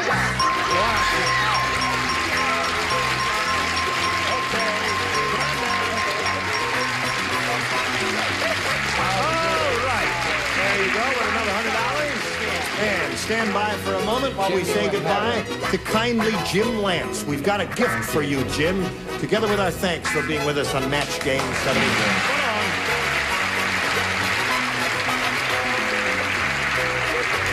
Here we are again. I tell you, we really have got to stop meeting like this. I like it, too. Okay, now, you've been here before. You know how it goes. You got $700. You're going to have a go at over $5,000 here in the Big Money Super Match. We polled the recent studio audience to get their best response to this. Root blank. Now, the answer they gave most often is worth $500 if you match it. Second, $250. Third, $100. Whom do you choose for a little help? Joanne? Oh, I'm glad you called me first, because the only one I can think of is beer. Root beer. Okay, there is one. Now, another one? Richard? Richard, how do you fill in that? Something the dentist does, a root canal. Root canal. Okay, and Orson? Uh-huh. For the third choice on root, you call on me? Yeah, it's a tough one. She don't like you, dear. Root. Out the underworld. Root out the criminals of evil. Root out for the home team. I'd have gone with Route 66. We didn't want to make a speech. All we want is a simple answer to the thing there. That's all we're asking for. And I'm stalling around here as long as I can to give you time to think of an answer. Route 64. Route 64. What does it matter? It's beer. All right. Route 64. There isn't even a Route 64 anywhere in America. What do you think of a third one? What? Mr. MC, you think of there's a famous transcontinental highway called Route 66, and none of you dummies thought about it. R-O-U-T. Well, then what did he say Route 64 for? Don't, what are you jumping at me for? Another great career down the drain. All right, so you got root sugar. You got root beer, root canal, and Route 64. And rutabaga. You can choose one of those or give us one of your own. What do you want to do, little girl? Root beer. You want a root beer? Okay. Wrong. Let's find out just what is up there. I'm as anxious as you are. First, may we see the $100 response. Root of all evil. That's what I was looking for. You were looking for that, weren't you? Okay. Why didn't we think of Still looking for root beer. Here is the $250 response. Yeah. Root canal was your answer, wasn't it? Okay. Call me in the morning. Last chance for root beer. Here is the $500 response. Root beer. Ho, ho, ho.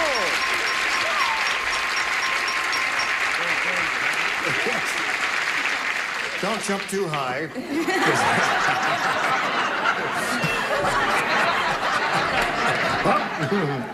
Okay, it's all right. You're allowed to touch. But not there. Okay. Now, you've won the $500. That means you'll be going to pay for tet-tet. Isn't it exciting up here? Take two. You'll be playing for 10 times that amount, or... Bing. Was late, the bing. $5,000. Now, to collect, remember, you must match one celebrity. Which one will it be? Joanne. Okay, you get ready to write. You face me, stand on the tape. Joanne, you write your answer to this, if you would, please. Crack blank. That's C-R-A-C-K blank.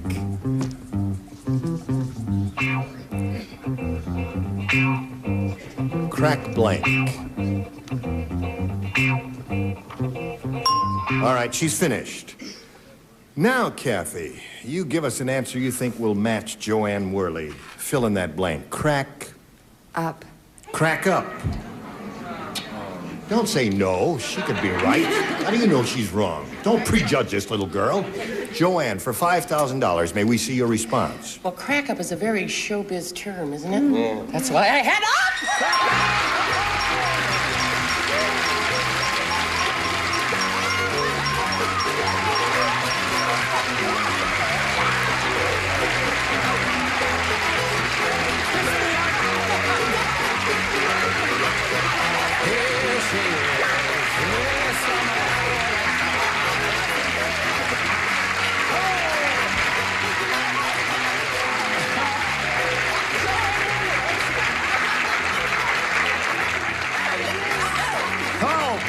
oh boy.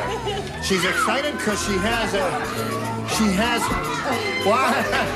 She's not going home now. She's a champ. She's going to stay around. What's it? A freaking, you're going to sit down and shut up.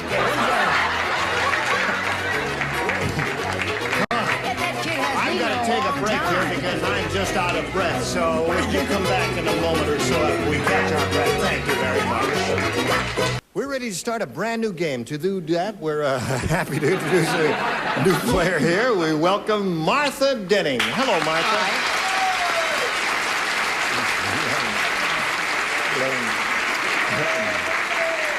Martha Denning.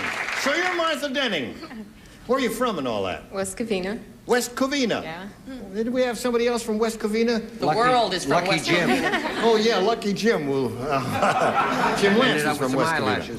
What else about you, Martha? I'm a wife and a mother, not necessarily in that order. Yeah. And I like to... Girl, good for you. She's a liberated lady, isn't she? And? I like to sew. You like to sew? And I love to go to the beach. And I'm really excited to be here. Good. Well, we're very happy to have you here. Did you sew or create anything that you're wearing today? No, I don't have time. You didn't have time? But I like to do it. Okay. All right. Good luck to both ladies. She's never actually ready, sewn Kathy? anything. She just likes to sew. Oh, I see. Just likes the idea, but doesn't do anything. So, challenger, please make a selection. I want A, please. A is what she wants. This is for Martha. Everybody plays. New game. The nurse said, that new surgeon must have an unusual technique. Before the operation, I saw him scrubbing his blank. Hello, Chelsea. Hi. How are you? I don't know. Before the operation, I saw him scrubbing his blank. All right, Brett, you've turned over a new leaf. You are no longer the last one Heavens, finished. my darling. Charles has turned over a new leaf also. Turned over. All right, we're all set, so we'll call on Martha and get a response from her. The nurse said that new surgeon must have an unusual technique. Before the operation, I saw him scrubbing his... Feet? Feet. He had these trained toes. Trained at the Harvard Medical School. What do you say, Orson? He was about to remove a gallon of wine from an unwary patient. Okay, there's one for you, my dear. How about you? I don't know. I took straight off for Alaska and made him an Eskimo. He was scrubbing his nose. Scrubbing his nose. Well, they kissed it. Now, I've had enough out of you. All right, Charles. Ta-da! Ta-da! There's another feet. Good answer for Martha. And how about you, Chelsea? Oh, twinkle toes, feet. Feet? Very unusual for a first-round response. Here comes Big Richard. He was all fingers and toes. Fingers and toes? Toes. Toes, part of the feet. Does that match? Yes, it does, indeed. Okay. Of course your toes. Of course, part of your feet. Yeah, naturally. The other workable part of his body would be his feet. Feet. All right. Very unusual and well done, Martha, for a first-round question. And now, Kathy, here is your first-round question. Everybody plays, and this is it. The sideshow barker shouted, "Hurry, hurry, hurry, step right up and see the man who blanks gasoline." Hurry, hurry, hurry, step right up here and see the man who blanks gasoline. It's not from Mars, not that one. No. Don't shake the camera when you're laughing. Step right up and see the man who blanks gasoline. Who's spelling gasoline here? All right. Ready up there? Ready down here? Kathy. Sideshow barker shouted, "Hurry, hurry, hurry, step right up and see the man who blanks gasoline." What do you put in the blank? Drinks. Drinks gasoline. Orson. Damn good drink it is, too. Gasoline. It's very good. Very healthy for you. What do you say? Oh, No, for it's goodness bad for gracious you. sakes, all of you have heard that expression. What? She's so crazy, she must be smoking gasoline. Oh, I see. No. No drinks there, Charles? In this day and age, it would be wonderful if he could make gas. Make gasoline would be terrific. Yes, indeed. Chelsea? I agree. I mean, you have to make gasoline nowadays, otherwise you're not going anyplace. That's right. And Richard, I know drinks he is the drinks answer. gasoline. Gets 8 miles to the gallon, I think. Yeah, sips gasoline. Sips gasoline. Thank And you. drinks. There is a match. Joanne? This is a match because it goes into the mouth. He eats it. Eats and drinks. It's and very all right.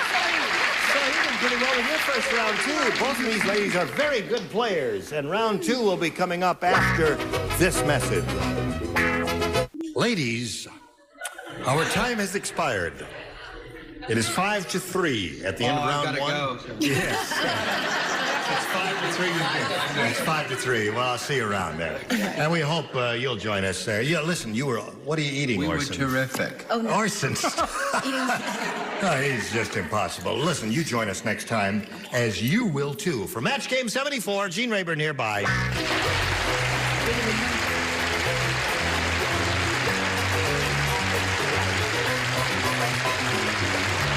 This is Johnny Olson speaking for Match Game 74. A Mark Goodson, Bill Todman production.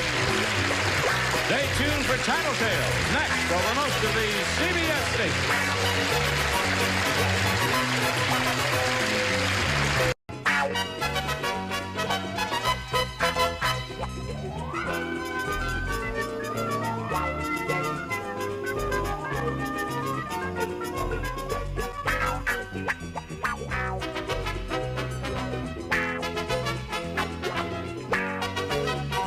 Okay, Mark. Match Game 74, production number 0217, take one. Get ready to match the stars. Orson Bean, Brett Summers, Charles Nelson Riley, Abby Dalton, Richard Dawson, and Fannie Flagg as we play the star-studded Big Money Match Game 74. And now, here's the host of Match Game 74, Gene Rayburn.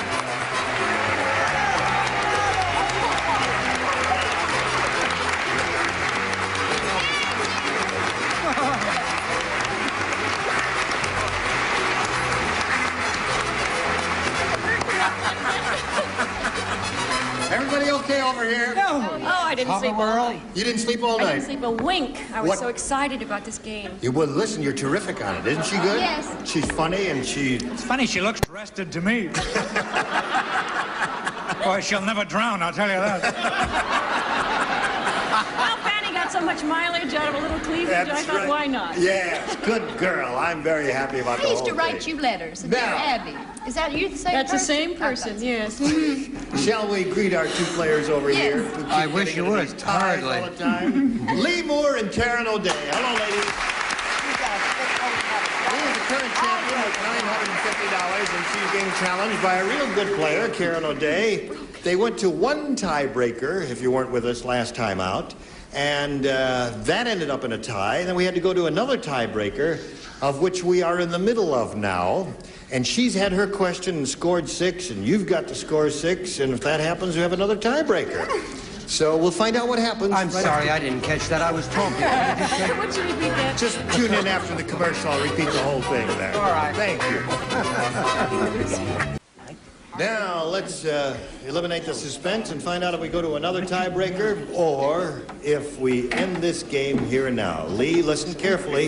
Everybody plays. This is her question on the tiebreaker. Yes. General Custer said to his men, Yes? "Don't worry about this arrow sticking through my neck. It only hurts when I blank."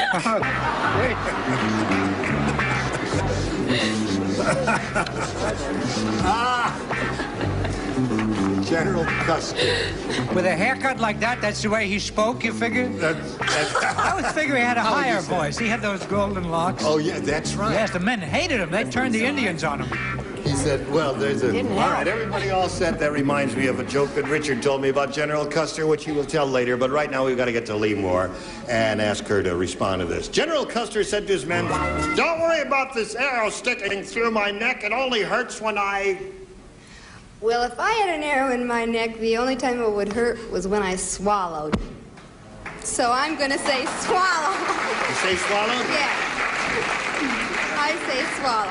You never heard of that joke either, did you? I never heard of that. Okay, it only hurts when I... King Neptune said it all the time. It only hurts when I laugh. Laugh is the joke there. So Karen wins the game. Everybody, laugh. Congratulations. Six.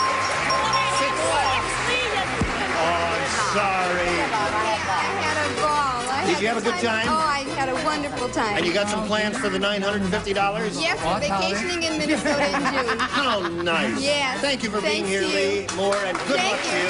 Lee Moore, ladies and gentlemen. There she goes. How do you feel? Good. You excited? Yes. Good. Where's your husband? Oh, Sue, don't want to... Okay, all right. You ready? You don't mind if I put my arm around your wife, do you? You don't mind that at all, huh? Okay. Now, you know how this part goes? You've seen this, haven't you? You know that we polled a recent studio audience, and we got their best response to this. Sleepy blank. Now, the answer they gave most often is worth $500 to you if you match it. If you match the next one, it's $250. If you match a bottom one, it's $100. Which celebrities would you like to call on for a little assist here? Fanny? Fanny, what do you say? Sleepy... Time gal. Sleepy time gal. Flat, right? There's one. Abby? Sleepy head. Sleepy head. That's two. Okay. Richard? Sleepy Hollow. Sleepy Hollow. From the legend of the same name. Right. Washington Irving. Okay. So you've got Sleepy Hollow, Sleepy Time Gal, and Sleepyhead. You may choose one of those or think up one of your own. What would you like to do? Sleepyhead. Sleepyhead is your choice. That's the one that Abby gave you. All right, we're looking for Sleepyhead. Let's find out if it's up there, and if so, where. First, may we see the $100 response? Sleepy Time Gal is there, the one that Fanny gave you. All right. Sleepyhead is the one we're looking for. Here is the $250 response. Sleepyhead, congratulations.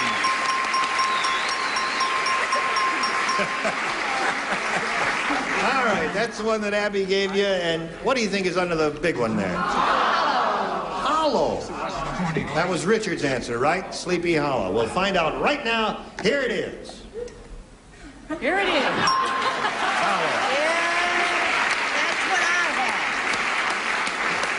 Okay.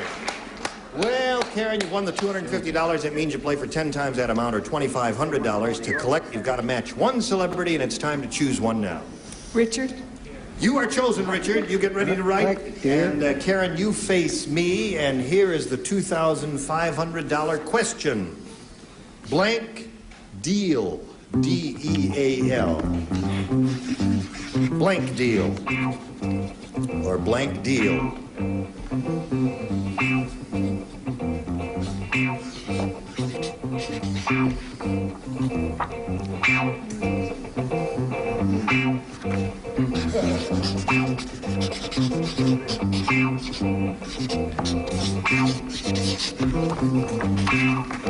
Okay, he's finished. Now, Karen, we ask you for your response. What would you say to match him in filling in this blank? Blank deal. Let's make a deal. You plug a show on another network to get a mere $2,500? Don't touch me. Don't stand close to me. All right? Her husband is running up to put a blanket over you. Show her, Richard. Now, we don't plug other shows on this show. On other networks especially. That makes it a raw deal, really, doesn't it? Raw deal? I didn't say that, though. Oh. I said, let's make a deal.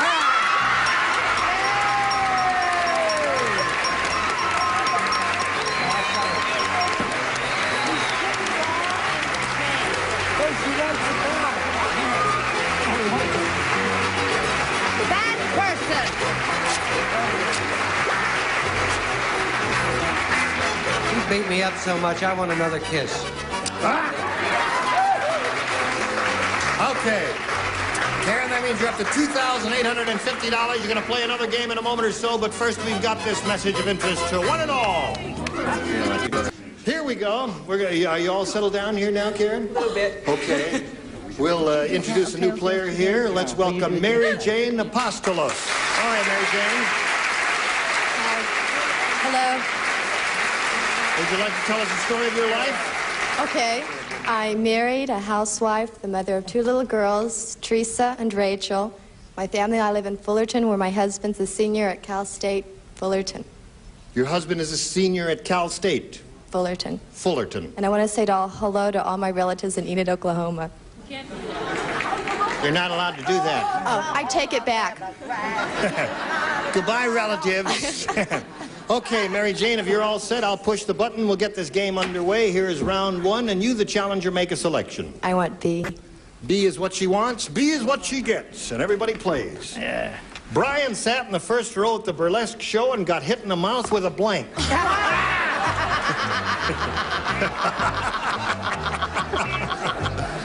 That reminds me Are of you an paying old attention, Mary show. Jane? I'm thinking. Remember, I'm going to ask you a question a little bit later there. Brian sat in the first row at the burlesque show, got hit in the mouth with a blank. Okay. Now, lower tier is ready. Charles is ready. Oh. Enid, Oklahoma. Enid, Oklahoma. Enid, Oklahoma. I have friends there, too. Okay, they're all set? All right, Miss Enid, Oklahoma, what do you say to this? Brian sat in the first row at the burlesque show and got hit in the mouth with a blank. Boob.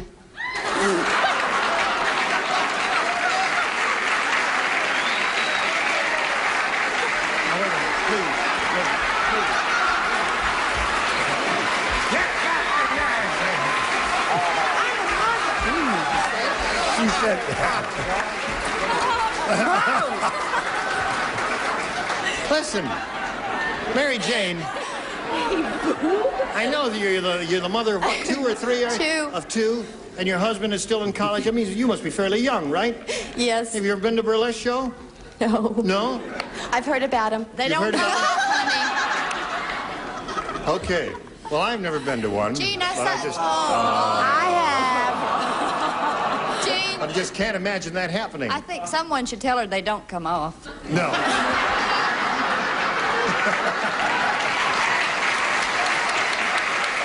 Okay. All right. We've got her answer, and now we need yours.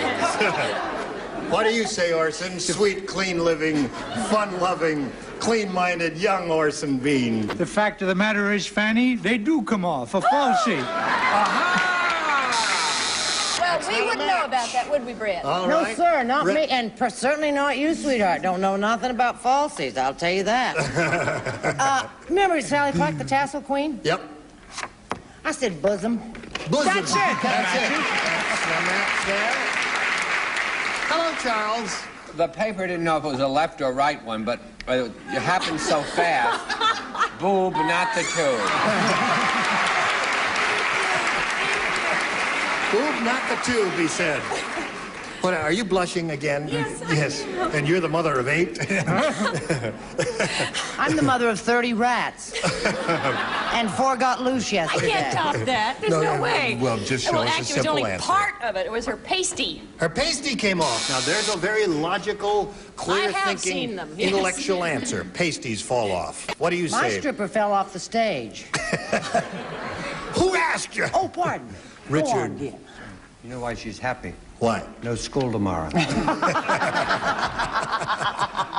happen to know he got hit right in the face with a G-string, my dear. With a G-string. All right. Hello, Fanny. Nasty little seed. I'd like to say hello to some friends in Miami, Oklahoma. I said G-string. G-string. All right. Well, she got her 2 boobs. That's anyway. right.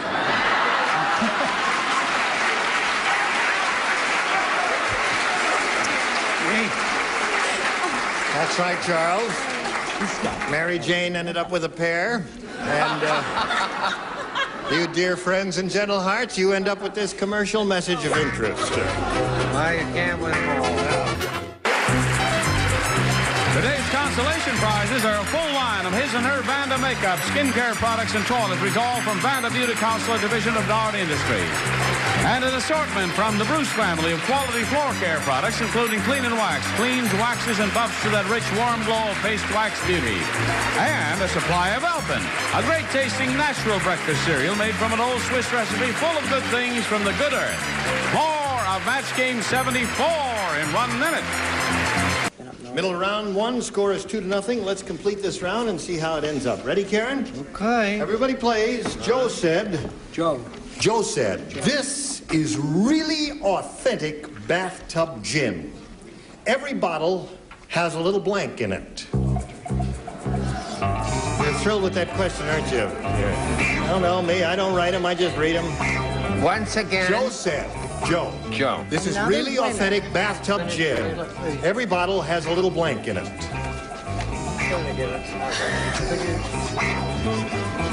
All right. Lower tier is ready. Well, I guess I'll Upper just tier have... is still thinking. Orson is ready. Well. What time does speech start? 8:30 and... Okay. Here we go. Karen O'Day. Joe said this is really authentic bathtub gin. Every bottle has a little blank in it. Soap? Soap? You know what bathtub gin is? No. You don't know what bathtub gin is? You're too young to remember. Well, there was a dumb experiment that the people, Congress voted in this country some years ago called the Volstead Act. And it was a prohibition. You couldn't drink booze or make it or sell it or anything. And people were making gin in bathtubs. And Leave that's her really, it was alone. terrible stuff, I remember. All right, Orson. Yes. Every bottle has a little blank in it. Oh, are we back? Yes. Soap. Soap.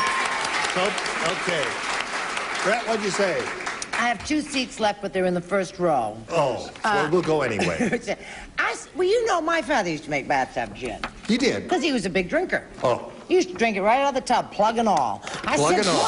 Every bottle has a plug in it, okay? No, a little plug. A little plug. A little bit of the plug. Oh, I see. Oh, honestly, you have to Charles. explain it. It's so... Stopper. Stopper. Every bottle has a little stopper in it. Authentic bathtub gin, every bottle has a little blank in it. What do you say, young lady? Well, I was going to say rubber duck. Yes. But I said soap suds. Soap suds. You got a match? Yep. Score's tied 2-all. Richard, you can break the tie, or you can be a mean guy. Yes, you could. Why, a woman drove me to drink, and I never did thank her. Soap little. 3-2 to score. How about you, little lady? I said soap. Soap. Okay. So that means at the end of round one, the score is 4-2 in favor of our current champ. We'll go right to round two, and there it is. Mary Jane? I want B, please. B. You want a B? I want a B. Here's a B. Last time you matched Brett and Charles, the two of you will not participate. Everyone else will. Good. Oh, I remember what that was now. When William Tell's son saw how drunk his father was, he took the apple off his head and put on a blank. I'm not writing, but would you say it again anyway? When William Tell's son saw how drunk his father was, he took the apple off his head and put on a blank. I Did you never hear get that? to answer the good question. You know who William Tell was? Good. Think about that while they're finishing up here. And they're all finished up. So, Mary Jane, we call on you. When William Tell's son saw how drunk his father was, he took the apple off his head and put on a... Watermelon. Watermelon. That was a pretty good target to aim at. What did you say, Orson? Yeah. Watermelon. That's good. I would have said pumpkin, but they said Me too, watermelon. that was my answer, Was but that I your didn't get answer? it right. Pumpkins or watermelons? Abby? I beg. Oh, I thought it was the previous question. I said pumpkin. Yes. Pumpkin. Large, All right. large target. All right, and you, sir? Well, I'll tell you, you people are optimists. I mean, if the guy's juiced out of his skull, no matter how big you put on, he could just miss it and go through you. I know that young boy. He put on a bucket. This way down. All right, now you've got to match Fanny to stay in the game. Fanny? Well, I remembered that she was from Oklahoma, and I didn't think she'd say pumpkin, so I put watermelon.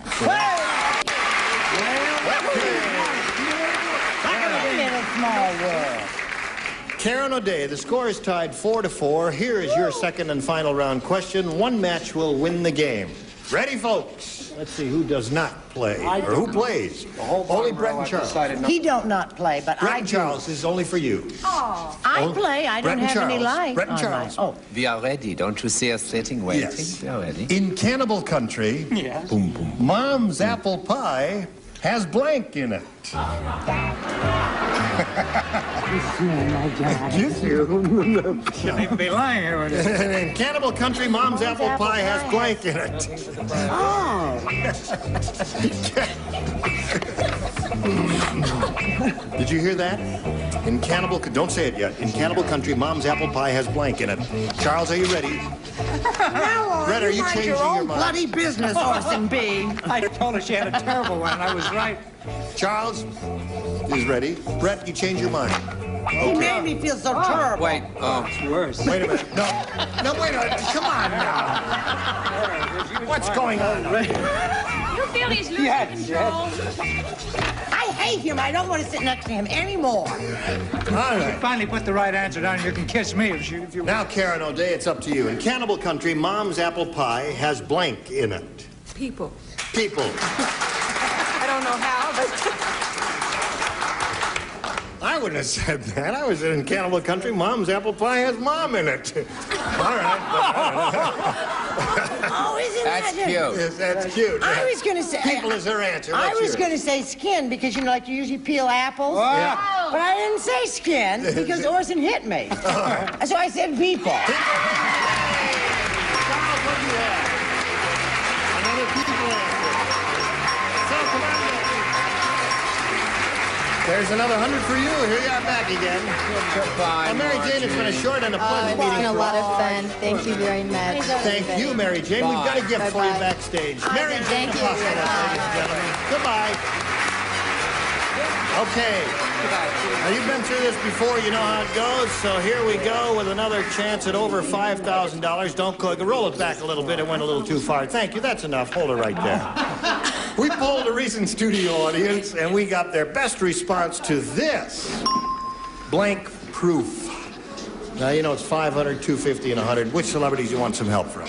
Orson? Orson, how do you put? I'd say 90, is that right? 90 proof? I don't know. Is that what you say? That ain't 90? bad. Is that a lousy I've had answer? It's not bad. It's better than 86 proof. All right, another one. Fanny? Fanny. 100%. 100. No, you can't change your name. No, 100 proof. 100 proof. Okay. Everybody's got booze on his mind. Not me. I have you on my mind. Richard? Foolproof. Foolproof. Okay. Foolproof, 90 proof, 100 proof. You want one of those, or do you want to think of one of your own? I want to say waterproof. All right. That's the one we're looking for. She chose her own. She's going it alone all the way. Let's find out if waterproof is up deserves to there. win. First, may we see the $100 response. Waterproof is on right off the bat. Congratulations. You've won the $100. Let's see what's the $250 Bullet's response, gonna if be you there. please. You watch. It's going to be bullet. Foolproof is there. That's what Richard gave you. Bullet is the top And one. what do you Bullet. say is under the 500? Bulletproof. Bulletproof. Here's a $500 response. 100 proof. You clown. Karen, you're up to $3,050, and you're going to meet another player. We've got a little message for you, and this is it. When we get together next time, Karen O'Day will be trying for $1,000. She's got $3,050 now, and we'll see if she wins another $1,000. You were splendid, as usual. You're just a grand bunch. And we hope you'll join us next time for Match Game 74. Gene Rayburn here. Goodbye.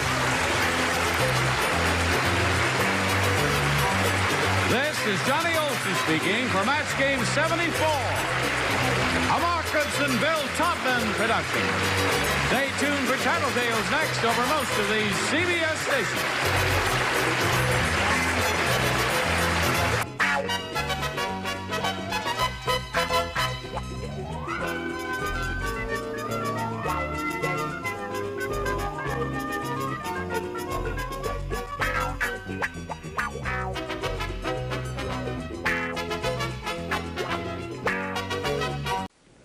Match Game 74, production number 0220. Take one. Get ready to match the stars. Orson Bean, Brett Summers, Charles Nelson Riley, Abby Dalton, Richard Dawson, and Fanny Flagg as we play the star-studded Big Money Match Game 74. And now, here's the host of Match Game 74, Gene Rayburn.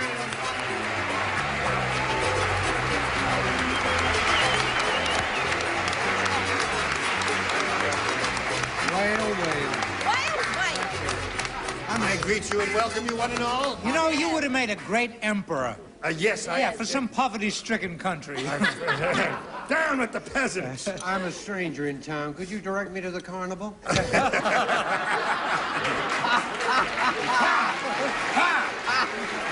That was just a little humor. Listen, I don't know whether the studio audience or our TV audience had a chance to see it, but would you stand up, please? And Yes, everybody's... You know, that's... It looks like Zazu Pitts. No, this is Brett before she had her face done. What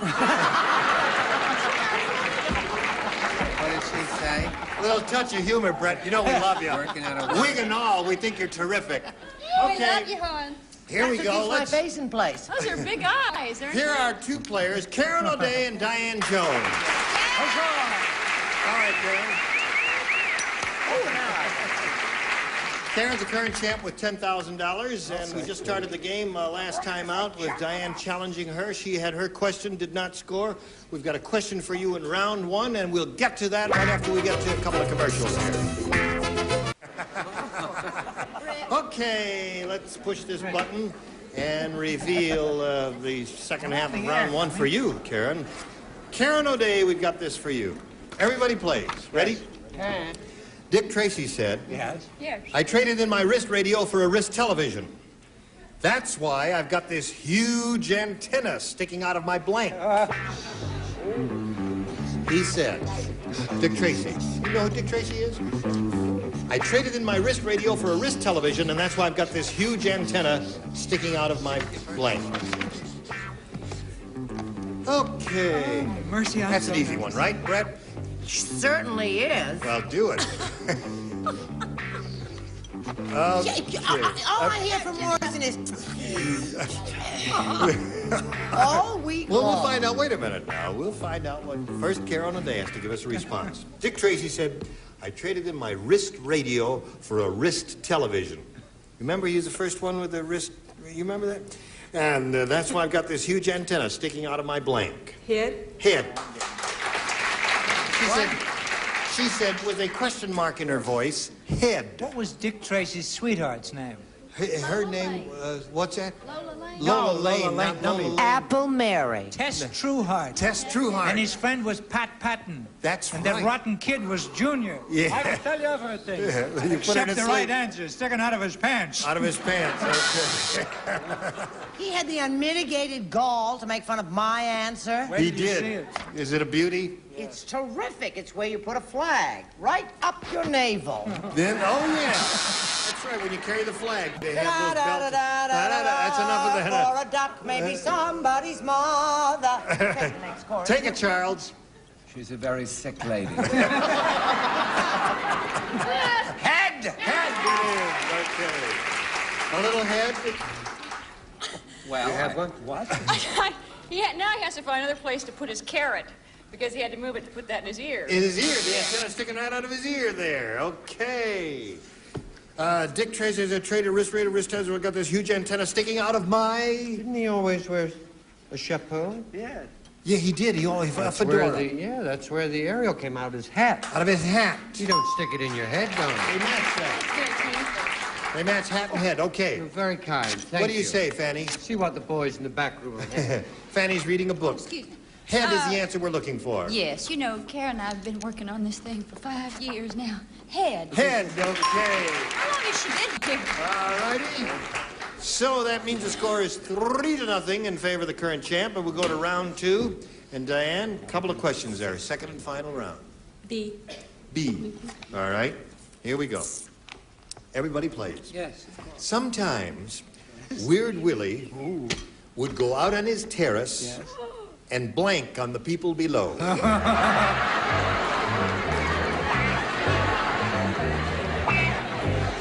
Sometimes Weird Willie would go out on his terrace and blank on the people below. Oh, the weird kid. You're not playing? Of course I'm playing. She's not playing. You like this game? I love it. You like this game? All right, Brett and Charles. Second. What could take so long? Come on, yeah, what? Well, What it is doesn't taking... take so long. Don't It's be just cross a with note. Okay, I'm all sorry, I set. didn't mean to attack. Now, Diane, sometimes Weird Willie would go out on his terrace and blank on the people below? Tinkle.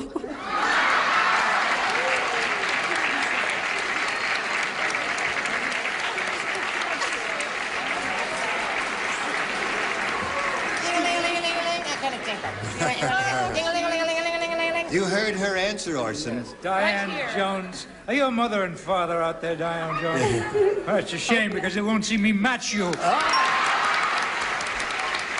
had the same answer. Okay, Brett? Only a girl who was not a mother would say that. What would a mother say? A mother would say, McDee-dee.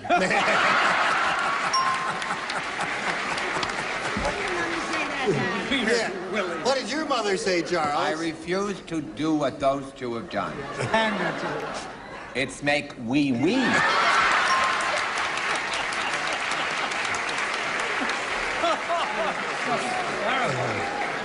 All right. Oh, happy. I hesitate to ask Abby Dalton, It's funny that the people on the who top has row. led this sophisticated life of the Hollywood glamour set for so long, what is your answer? Well, I haven't been on this show that long. I would never say a thing. Honestly, I wouldn't. And I didn't know how weird he really was. I said spy. He spied on the people below. Yeah. I was the only nice one here. Nice guys don't win ball games.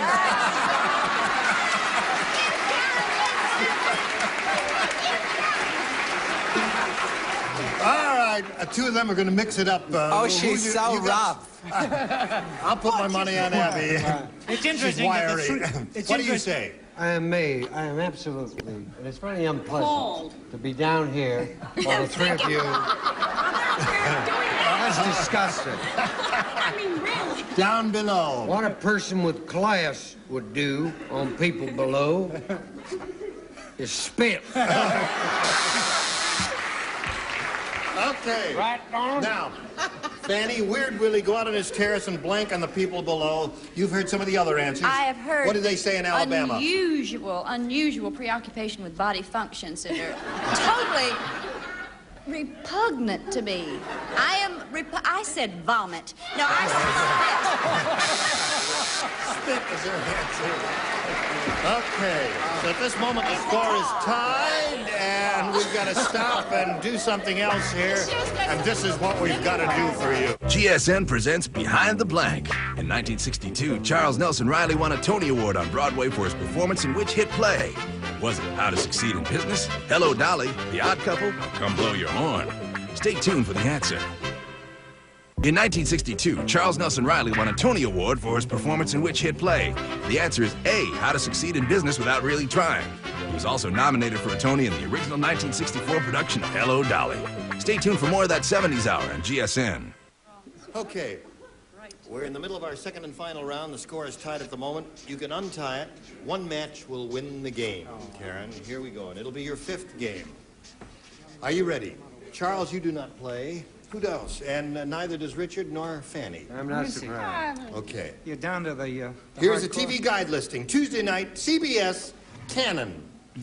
Cannon breaks up a marijuana smuggling ring and blanks the evidence. No help from the audience. We appreciate your enthusiasm, but it may be a rotten answer. No, TV guide listing, Tuesday night, CBS, Cannon. Cannon breaks up a marijuana smuggling ring and blanks the evidence. Ready, Brett? All she needs is one to win the game here. Oh, right now we'll call on Karen for her response. CBS Cannon. Cannon breaks up a marijuana smuggling ring and blanks the evidence. Smokes the evidence. Smokes the evidence. All right. One puff wins the game. I've had a few puffs in my day. Go ahead, Orson. This O'Day woman is a juggernaut, I tell you. Smoke! Smoke! Smokes, okay, and smokes all the way. Here we go again. Well, Diane, I'm sorry to see you go. You're I had pretty late. fun. You did have a good time. Yeah, I have kids next time I come back. Okay. All right, Diane Jones, and just for you backstage. She was a grand sport, wasn't she? She really was. It was a shame to send her away, really. That's right. Yes, indeed. Empty-handed. Yeah. Now, now you're going to have a go at over $5,000 here, Karen, again. Okay. We polled the recent studio audience, got their best response to this. Blank bean. The answer they gave most often is worth $500 if you match it, $250 for the next one, $100 for the next one. Which three celebrities would you like some help from? Fanny? Green bean. Green bean? They always hate me. Why do they hate my ass? They don't hate you. Okay, there's one. Richard? Orson Bean? No. Okay. And Orson. String bean. Oh, So you have string bean, green bean, and Orson bean. What part of the country? Now, we have to call for an answer from you. Do you want one of those or one of your own? String bean. String bean. That's an answer that Orson Bean gave you. Our beans are getting all mixed up here. Okay, we're looking for string bean.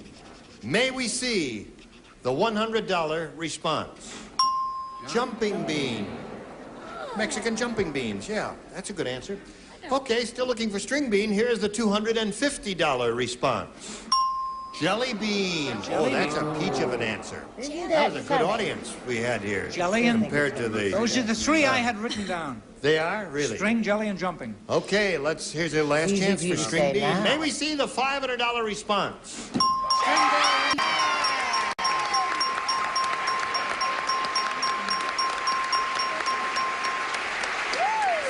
Eat your heart out, OJ. Congratulations. So you're up to $10,600, and because you've won the $500, you're going to play for 10 times that amount. To collect the $5,000, remember you have to match one. Has to be exact. Which one will it be? Fanny. Fanny, you're up. You get ready to write. Karen will face me. If she matches, I think she's the all-time champion. Will that be a new high? Yeah. It will be a new high if she wins the $5,000. It will be. I work so well under pressure. Yes. But don't be pressured, Fanny. Here it is. Dead blank. Dead blank.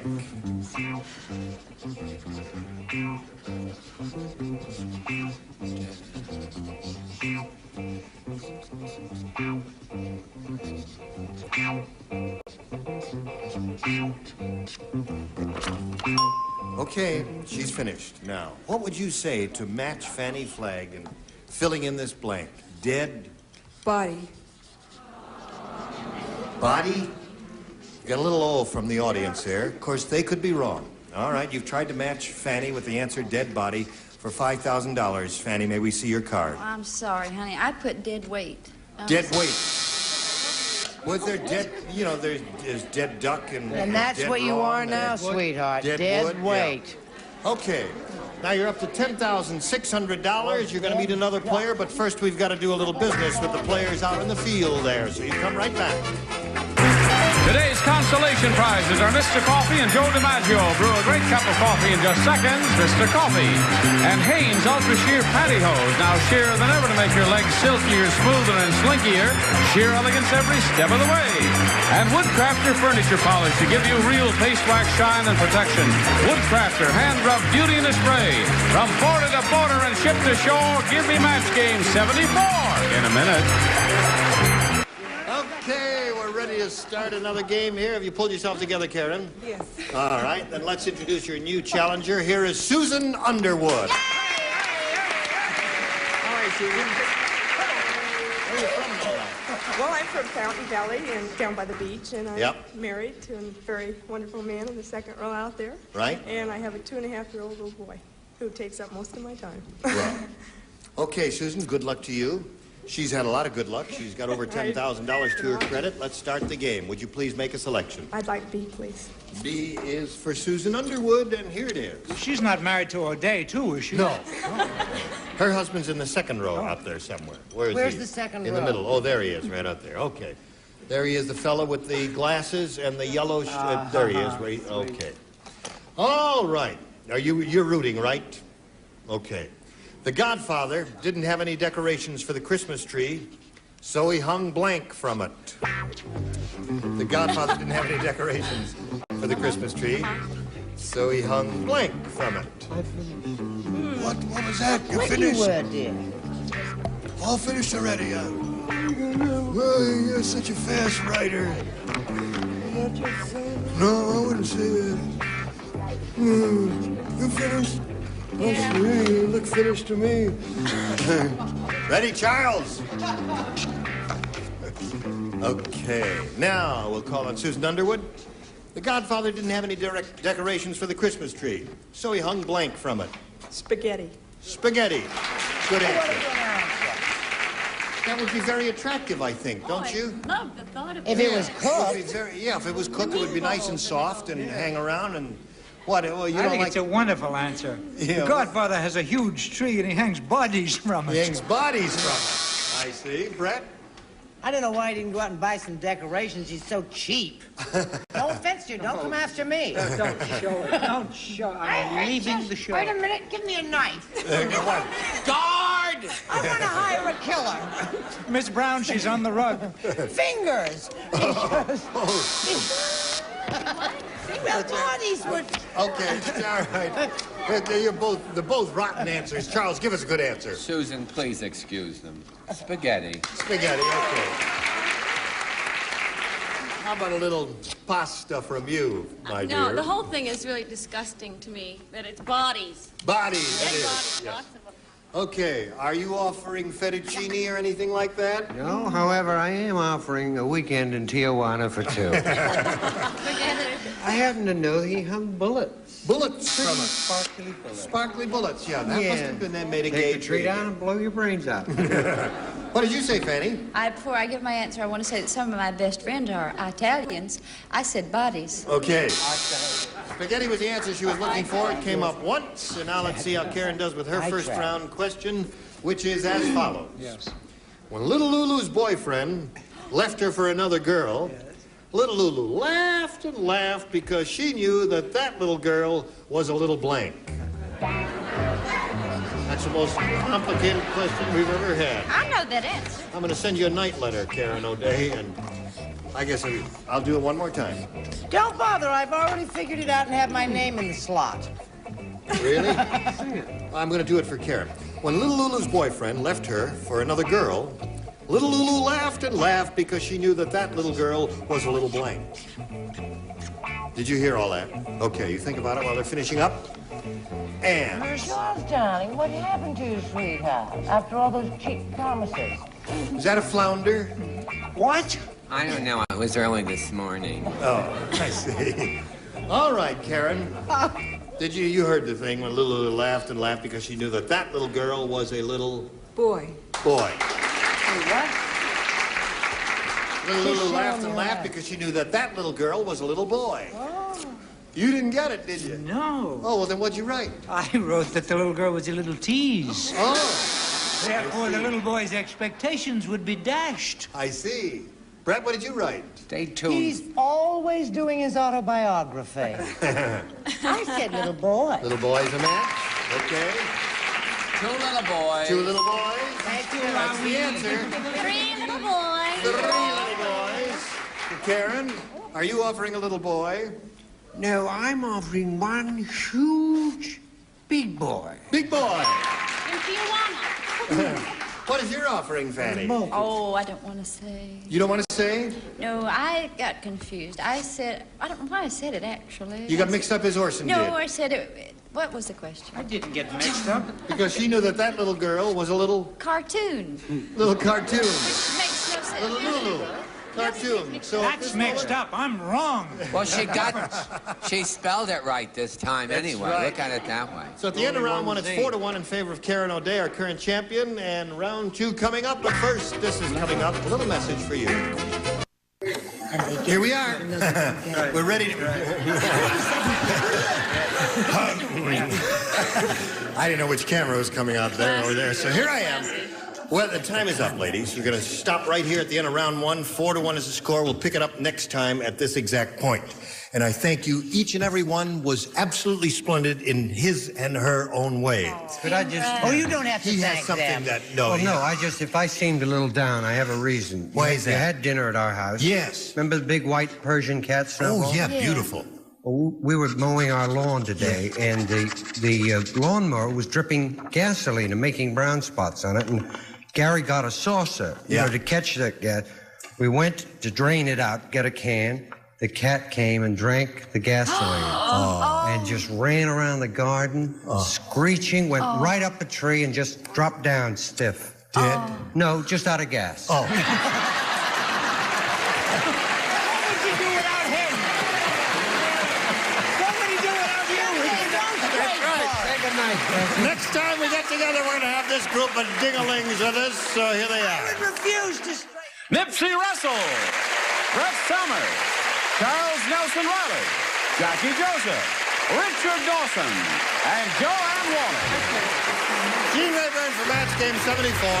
Join us next time. Thank you, bye.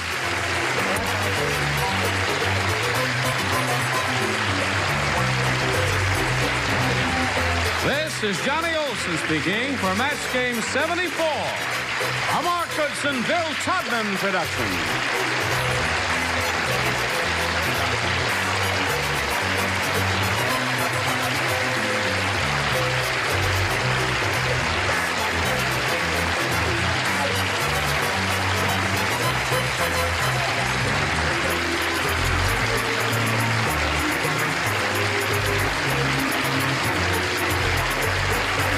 Stay tuned for Tattletales next over most of the CBS stations.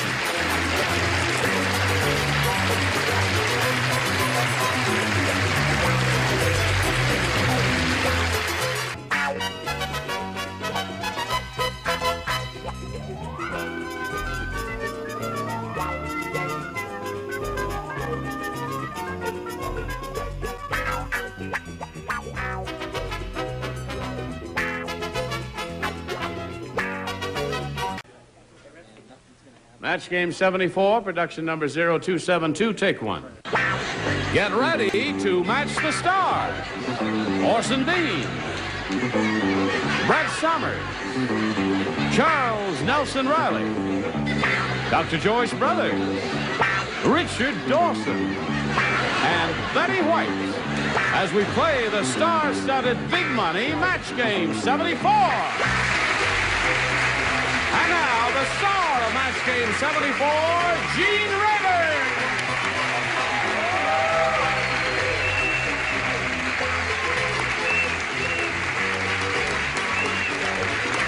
Hello there. Thank you, Johnny Olson. Thank you, friends, for joining us here at Match Game 74. We're going to have a whole peck of fun today because all the dingalings are gathered here today. Hey, listen, you just moved to California. Is it okay Yes, out I here? love it. We're terrific. happy as clams. It's a great place. It's Your a wife, Carolyn, wonder- likes it? Yeah. She loves it. The 4 kids love it. Even the cat loves it. He's Okay. got mice the size of this. We import them from Texas. Oh, everything's healthy out here. Yes. Fruits and vegetables, they grow like crazy. That's one thing you got to say about California. The fruits and vegetables are terrific. I say that all the time. Particularly the fruits, dear. What do you say we say hello to our 2 players, Terry Montgomery and Jan Shaw?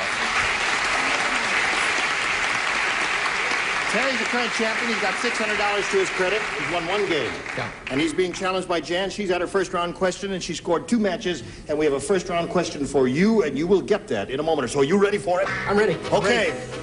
Now, we got a little business here we want to do, and then you come right back. Yes, we're all ready here, and I'll push a button here and reveal our other first round question for Terry. This is for you, Terry. Okay. Let me see what it says here. Yes. They just put a vicious watchdog in front of the White House. Ooh. He's trained to keep blank out. Let me do that one more time there. I don't understand it. They just put a vicious watchdog in front of the White House. He's trained to keep blank out. Did you hear all that? I heard. All right. Okay. Vicious watchdog in front of the White House. He's trained to keep blank out. Who's answering this? Which is for Terry. What? Terry's question. It's his first round question. Hi, dear. You look very chic today, my dear. Oh, thank you, my darling. Like my little number? Yes, you really went California all the way. J.C. Penney. You used to wear shirts and ties back east. Always, yes. But now you're in the land of cut your hair. What'd you cut your hair for? I don't know, 5 cents. And you shaved your beard off? Yeah, everything. Is everybody ready? Did you say bomb, Betty? Except Charles, of course. All right, now Charles is ready, and we'll call on Terry. They just put a vicious watchdog in front of the White House. He's trained to keep blank out. Democrats?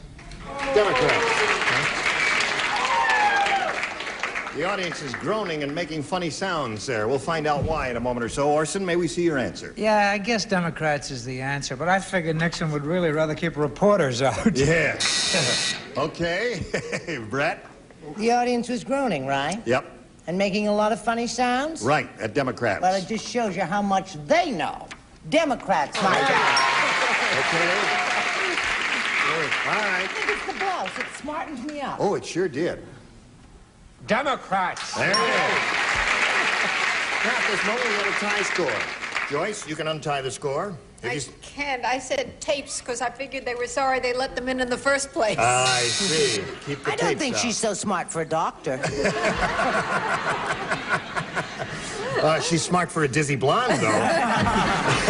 May I ask a question before You may I ask a answer? question, yes. What is Charles smoking in that pipe? The tapes. The tapes. The press. The press, she said. What are you? Don't answer. No commercials there. A rugged guy's tobacco. Well, you should give it back to him. Okay. So, 2-2 the score. We got the hint nationwide, Miss White. Which he borrowed from Liberace. Now, is it all right if I go on? Oh, go right ahead. Thank Feel you very free. much. Where are you going? I'll push this button here and reveal our second and final round questions. Ask Jan to make a selection.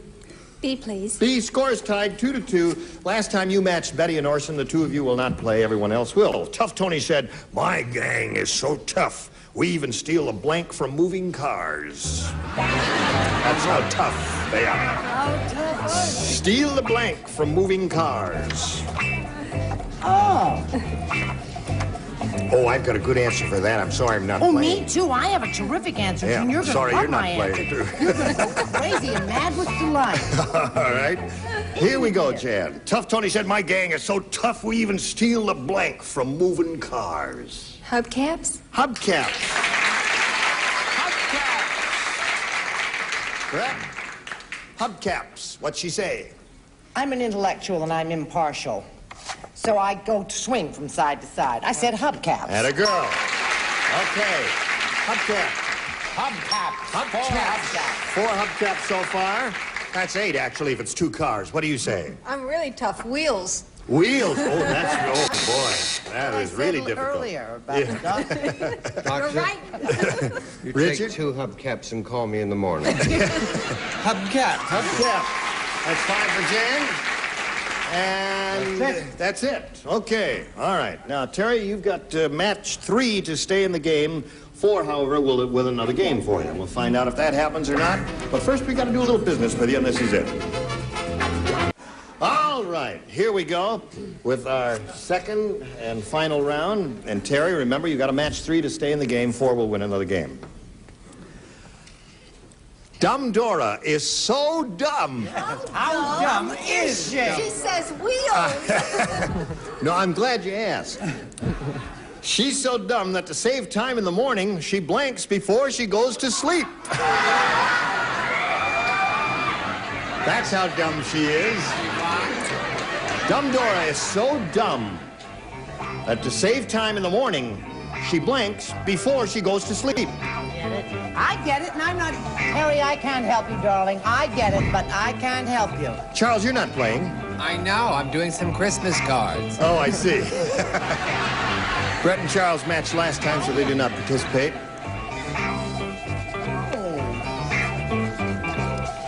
Okay, now, we're all set, and we call on Terry. Dumb Dora is so dumb that to save time in the morning, she blanks before she goes to sleep. Dresses? Dresses before she goes to sleep.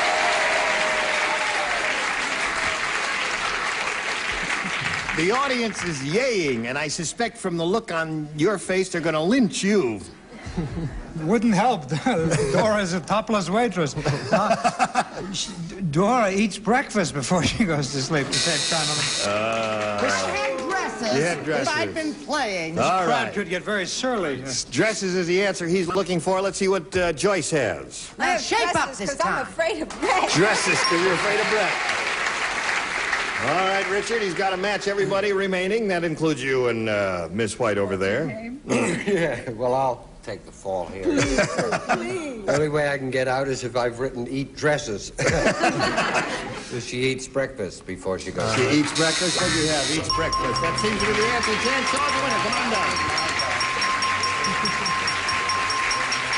Well, we wanted to shake hands with you and congratulate you. I know you're excited, but step over here. And it is exciting to win, isn't it? Yeah. All right, you stand by for a moment or so, Jan, while we say goodbye to Terry, who's going to leave here with $600, together with our thanks and best wishes for being here. Hope you enjoyed it. It'll be well spent. Thank you.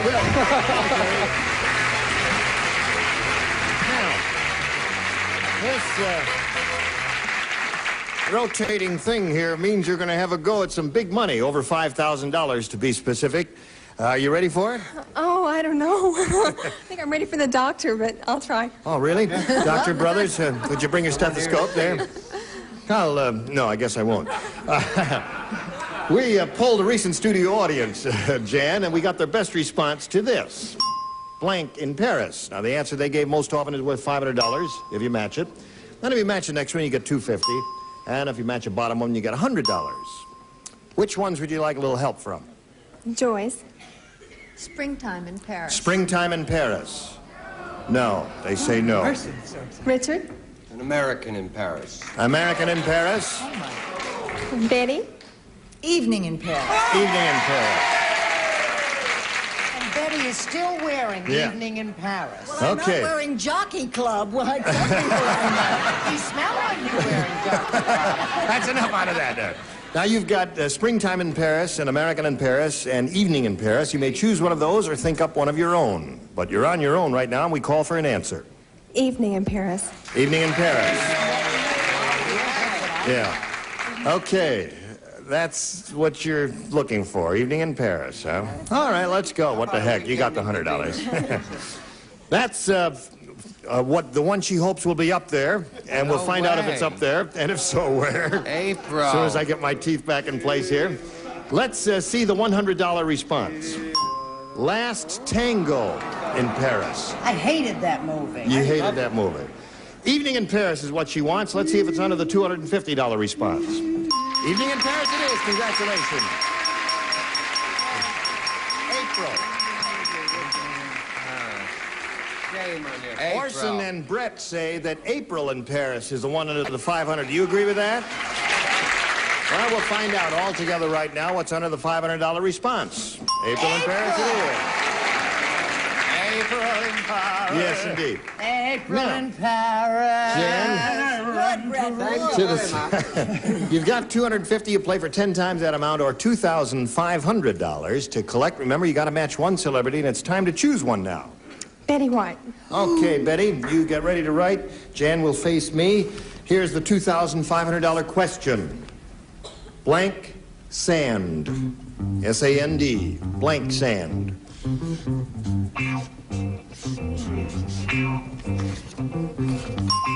Okay, she's finished. Now, we need an answer from you that you think will match Betty White. What do you say to that? Blank sand.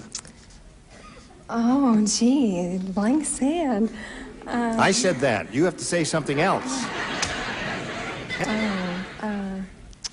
Blank sand. Play in the sand. Play in the sand. All right, that's your answer. That's what you think will match Betty White.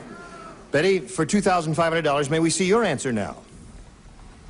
Quicksand. Quicksand. Quicksand. Okay, well, Jan, you're up to $350, and you will be meeting another player later, but first we've got to do this for America. Here you go.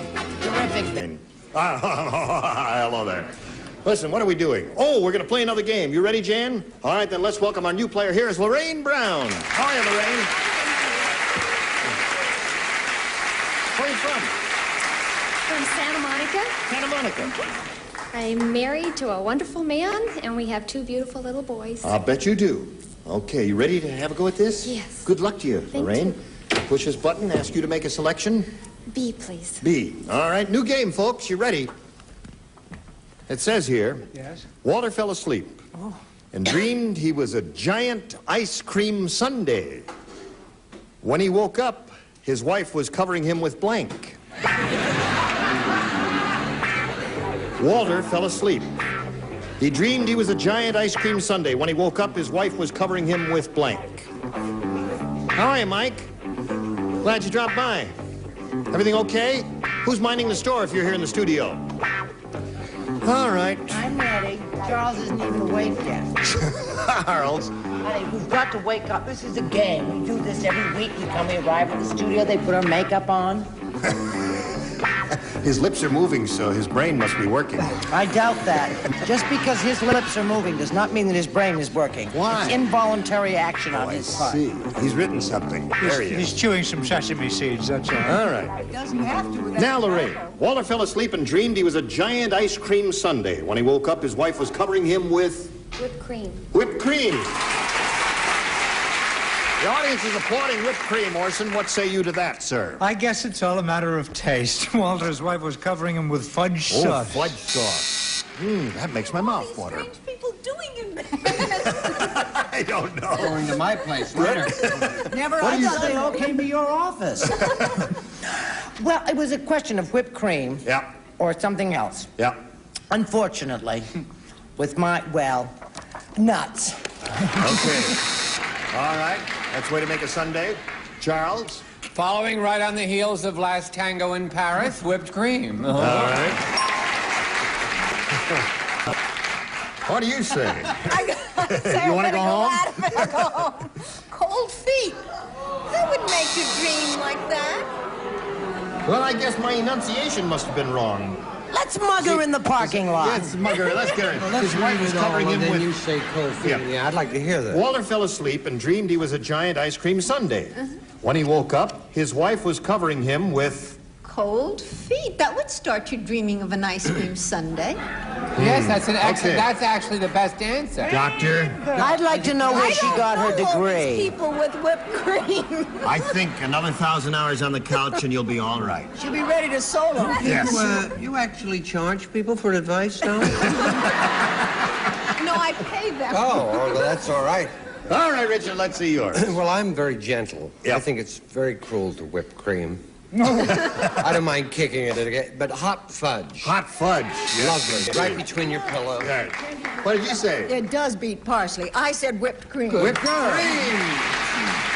So that's 2 for you. Now let's see what we've got for you, Jan. This is your first round question. Day 11 said... Hi, This- Trigger. This Thanksgiving, we're not going to have a turkey. I'm going to stuff my blank instead. Day 11 said, this Thanksgiving, we're not having a turkey. I'm going to stuff my blank instead. I'm going to stuff my blank instead.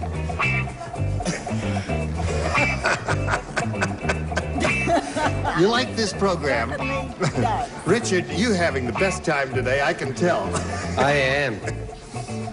Okay, Orson, Brett, ready? Charles, ready? Richard, you're the last one. I'm writing it in You know Gaelic. this has never happened before. You're the last one. It did. It happen once Well, I had to before. wait 10 minutes to see the doctor. Okay, Jan. Day 11 said this Thanksgiving, we're not going to have a turkey. I'm going to stuff my blank instead. Horace? Horse, she said. Horse is what she said. What do you say? Cheval Stouffé. Horse. Cheval Stouffé, all right. There's one horse, Brett. He speaks many tongues, and all of them badly. I said, stuff my goose. Goose. All right, that's a traditional... You shouldn't do that because you know it makes me cry. Charles, what do you say? Stuffed horse. Stuff my goose. Horse. Horse again. Horse again, that's 2. Now, let's see what Miss Normal has.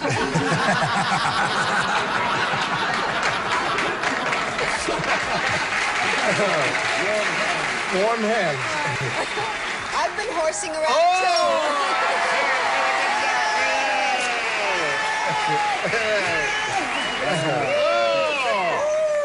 Goodness. Congratulations, you've been cured. Only took you a couple of shows. Now you're as sugar as all of us. Yeah. Horse trigger. That's it. There's another one for you. Okay. What do you say, Betty White? I think you're all sick. That's a. They did stuff their horse, you know. Animal lover. They Well, did. they You did, and but they Doris didn't do Day. it for Thanksgiving and No, all I that. think they did it for Veterans Day. I never can remember whether it's cook my goose or I never can remember There it the is. goose. All right, Yeah. she says goose, and that's 4 for you and Thank 2 you, for you. Now we go to round 2, right? Let's see what we do here. Lorraine, make a selection. A, please. A. Now, last time you matched Betty and Charles, the two of you lay out, the rest of you respond to this. George said, Yeah? "Boy, is Ted's wife strange looking. When I first saw her, I thought she was his blank." Boy, is Ted's wife strange looking. When I first saw her, I thought she was his blank.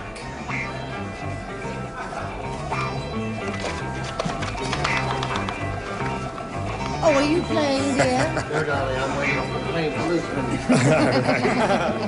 Okay, here we go, Lorraine. George said, "Boy, is Ted's wife strange looking. When I first saw her, I thought she was his blank." Brother. Brother. Brother's what she says. What do you say, Orson? I thought she was his... Thought she was his dog. Oh, yeah. What do you say? Oh, don't cheer him.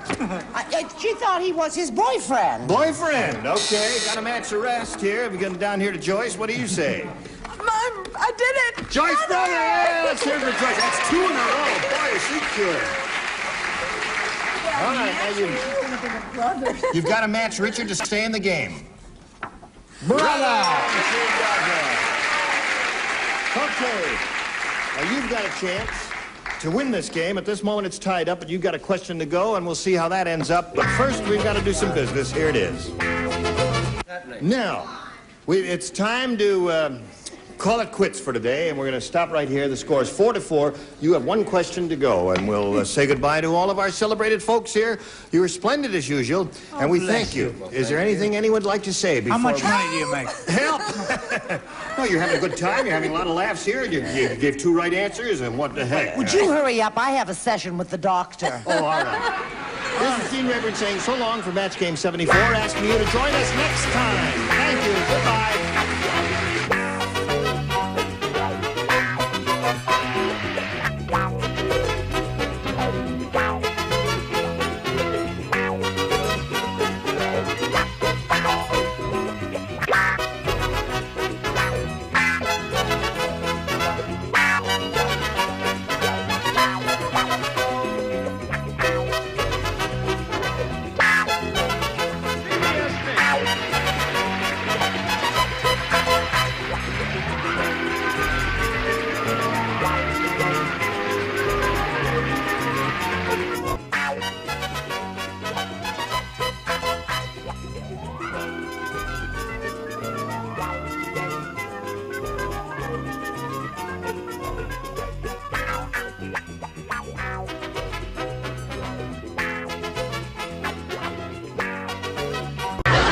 Get ready to match the stars. Orson Bean, Brett Summers, Gary Burghoff, Linda Day George, Richard Dawson, and Betty White as we play the star-studded Big Money Match Game 75.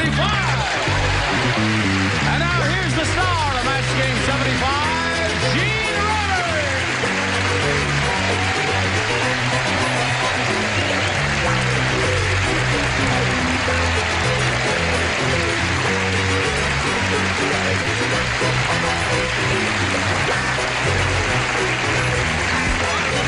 And friends. You know, this hasn't happened in a long time. It's the first time we've taken... We love you, too. Thank you. Nice to hear Santa's dwarfs again. Yes. Where are you? Those are his teeny boppers. Oh, they're not there at all. There they are. We're in the last row. Thanks, fellas. Stand up for a second. Just stand up for where you? Not you, lady. The ones who are screaming in that high, shrill voice. One more time. They are teeny boppers. They are teeny boppers. Don't sit down till the music That's what happens stops. when you don't eat your vegetables. Yes. Thank you, ladies, and thank you for coming in. Now, what were you going to say? Well, what I was saying is, this is the first time we've gotten together in a long time where everybody who's here now has been here before. Well, then let's forget the whole thing. Yeah, let's stick around. How have you been? Just fair. You looking... Orson, my mother says you're looking skinny. What does your mother know? Why doesn't she come out here and feed me some chicken soup? All right, she will. And you? Nice to see your body again, my dear. Now let's say hello to our two players, Susan Copperthwaite and Kay Moats. Hello there, ladies. Susan is our current champion. She has won a lot of money. She has $12,400 to her credit. Now listen, you've had a chance to think about it. What are you going to do with all that? Spend it on You're going to spend it and help the economy of the nation? help me. Help you? Help me. Well, indirectly, it will help the economy of the nation, and President What's-His-Name will be very grateful to you for that. Playing it safe again. That's right. Kay, well, this may go into syndication in 3 years from now. Kay Moats has had her 2 questions. She scored 3. And you scored 1 in your first round. That means you have 1 question to go, and that'll be the end of the game, maybe. Or it could end up in a tie. I don't know what's going to happen, but you better hurry back and find out, okay? All right, here we go. I'll push his button. And we have this question for Susan Copperthwaite. It's the second round question for her. You need 2 to tie and 3 to win. They threw King Kong out of the Boy Scouts when they caught him blanking a little old lady across the street. One person does not play. That's Gary. Okay. They threw King Kong out of the Boy Scouts when they caught him blanking a little old lady across the street. Did you hear that, Susan? And you understand it, do you? And you are formulating an answer in your head now, right? Okay. Are you formulating yours? Such as it is, Jayne. Okay. He was so in love with Fay Ray. It just makes me want to tear up whenever I think Put about that it. right in the slot there. And away we go with Susan Copperthwaite. Susan, now hear this. They threw King Kong out of the Boy Scouts when they caught him blanking a little old lady across the street. Carrying a little old lady. King Kong carrying a little old lady. Well, some say yes and some say no. What do you say? Doo-dah, doo-dah. I was going to say carrying, but I figured there wouldn't be reason to throw him out. I said pushing. Pushing her. It's a form of carrying. Yeah, all right. No, remember when he picked up Fay Ray and he Yes. took her up to the top of the Empire State Building? What did he? Oh, yeah, he crawled right up the top of the building, didn't he? He wanted to marry her. Yes. I said scooping and or carrying. Scooping and or carrying. 1 minute. Okay. He don't write, dear. I don't know. But he can go on down. You don't write, do you? No, I don't. You did that yesterday. I don't spell too well yes, either. Okay. Now we come to this pretty lady. Linda Day, what do you say? Well, I said carrying. Carrying. So, Linda, that means at this moment the score is tied. And now we go to what's-his-name. And if he says carrying across the street, that means that's it. Keep America tidy. Yes, King Kong's fur coat was made by Dicker of Hollywood. And they don't throw you out, if you just carry. No, it's got to be a... Picked her up. And threw her across the street. He got the idea. Betty, did you get the idea? I got the idea, but I got it the first time I saw King Kong. See, the thing is that I'm an animal freak. Yes. And I wish I had had the part that Fay Ray did. She got the best part, but I Instead, she got stuck with Alan Ludden.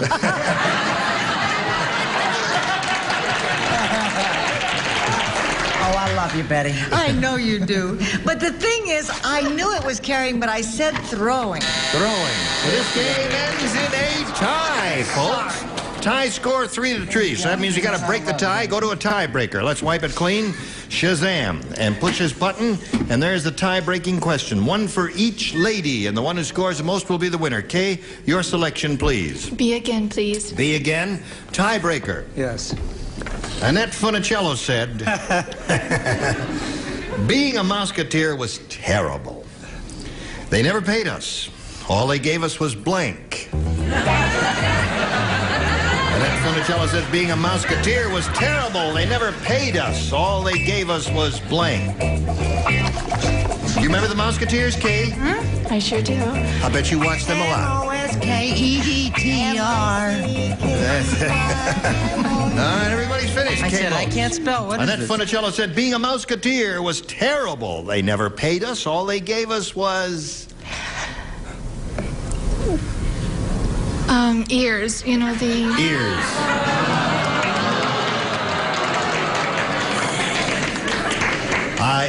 As you will hear in a moment or so, the audience is trying to tell you something, Kay.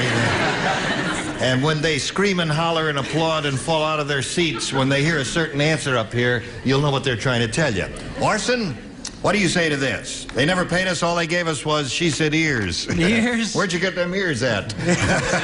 What do you say? Well, I say that since they were Mouseketeers, they were paid off in cheese. Cheese! Okay? The audience has just spoken to you, darling. I heard. Brett? That's an emotional crowd. That's right. They really are. What do you say? I say LSMF cheese. Jesus.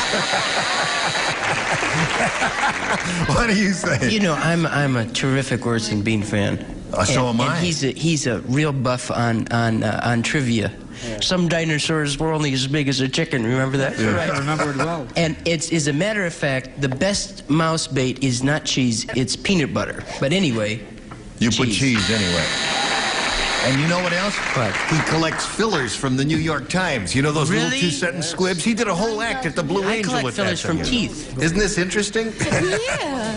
So, being a Mouseketeer was terrible. They never paid us. All they gave us was blank. And she said ears. Yeah, well, I know it's grammatically incorrect. However, I did say ears. You just said ears. All they gave us was ears. That's one for you, Kay. Okay.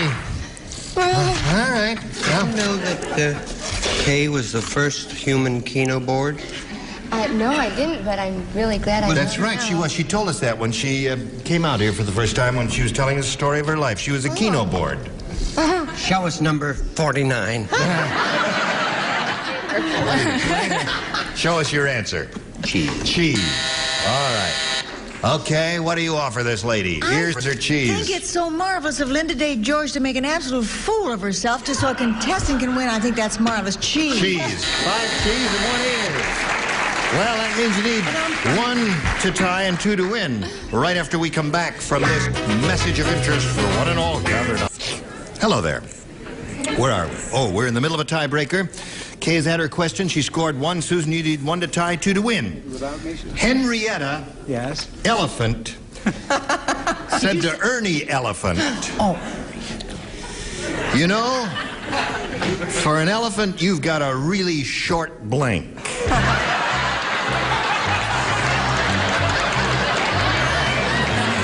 To Irving?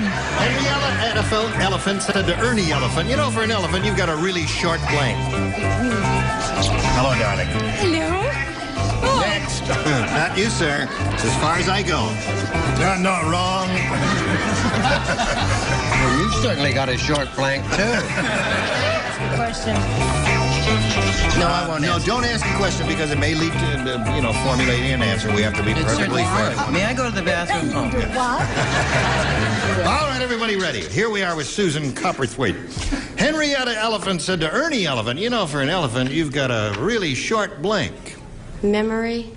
Memory. Elephants never forget, right? Now, wait a minute. She said elephants never forget, and so therefore she said you got a really short memory. What did you say, Orson? You know, this is not my answer, but to show you that I was considering, but it's not my answer. My answer is proboscis. Proboscis. Yes, that's a little lascivious, I know, for daytime. All right. He had memory and he rejected that for proboscis. What do you say? You remember the wonderful Dorothy Parker line when the 2 elephants got married and their pictures were on the cover of the Los Angeles Times? No. She looked at them and she said, I'll give it 6 months. Well, honey, I said trunk, which is like proboscis. Yeah. What everybody seems to be saying, Gary. Some proboscis were only as big as a chicken. Did you know that? Right. So far, we have 3 of those. Susan, you had a good idea, I guess, but it's not working. Hello there, Linda. Hi. Are you going to save her again with memories? Having made a complete fool of myself the last time by saying years, I guess I might as well make a complete fool of myself this time and say memory.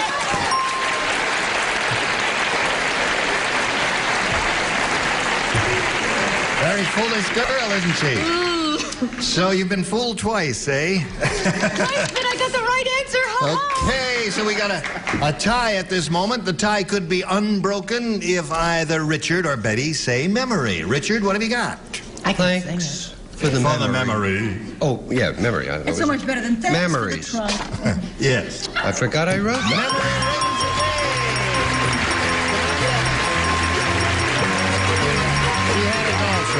Congratulations, Betty had memory too.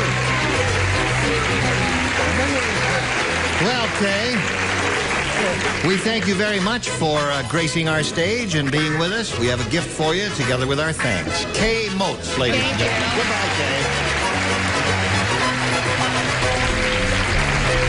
Now, Susan, that $100 brings you up to an even $12,500, and you're going to have another shot at over $5,000. You ready for it? I have to go to the bathroom. That's right. I told you to go before you left the house now. How many times do I have to tell you that? No, let me tell you. No, you really don't have to go. It's just a nervous condition that does that to you. Yes, I do. What's that? Yes, I do. It's not a nervous condition. We don't have a commercial or anything here. You can wait a little, can't you? Okay. Susan, we polled a recent studio audience. I guess I'll just stand right over here, folks. Oh, I'm sorry. I gotta hold you up there. She's a little nervous. We polled a recent studio audience and we got their best response to this. Oscar blank. Now, the answer they gave most often is worth $500 if you match it. If you match the next one, you get $250, and the third, $100. 3 of these people are permitted to help. You may choose them one at a time now. Richard? Oscar. Well, loving poets as I do, I'll say Oscar Mayer, as in Wiener. Oscar. I thought you were going to say it. Betty? Oscar. Award. Award. Okay. Orson? Have you got one? Oscar Wilde. Oscar Wilde? All right. He was a poet you had in mind? Yes. Okay. You wrote, I Wish I Were in Love Again. Yes. Oscar Wilde, Oscar Mayer, and Oscar Award are the 3 that have been given to you. You may choose one of those or give us one of your own as the answer. Meyer. Meyer. So, we're looking for Meyer. Let's find out where Meyer is right now. First, we will start down at the bottom, and we will reveal the $100 response. Already, Oscar Levant. Did you think of him? I thought of him. I think of him often. He was a marvelous, funny, gifted man. Okay, looking for Oscar Mayer. May we see the $250 response? Oscar Madison. Both of those. Who's Oscar You had Madison? both of those. Jack Klugman, you idiot. Not to mention. And a bologna sandwich. Right. And now here's the last chance for Oscar Mayer. Here's the $500 response.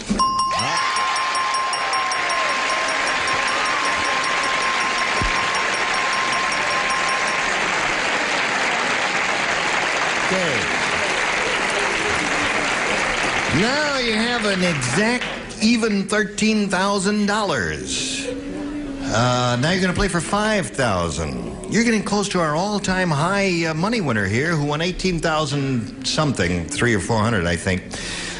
Which one celebrity do you think you can match here on a head-to-head basis? Richard. Richard. All right. You've done it before. Let's see if you can do it again. Face me if you would, please, Susan. Here is the $5,000 question. Jump blank. J-U-M-P blank. Jump blank. He's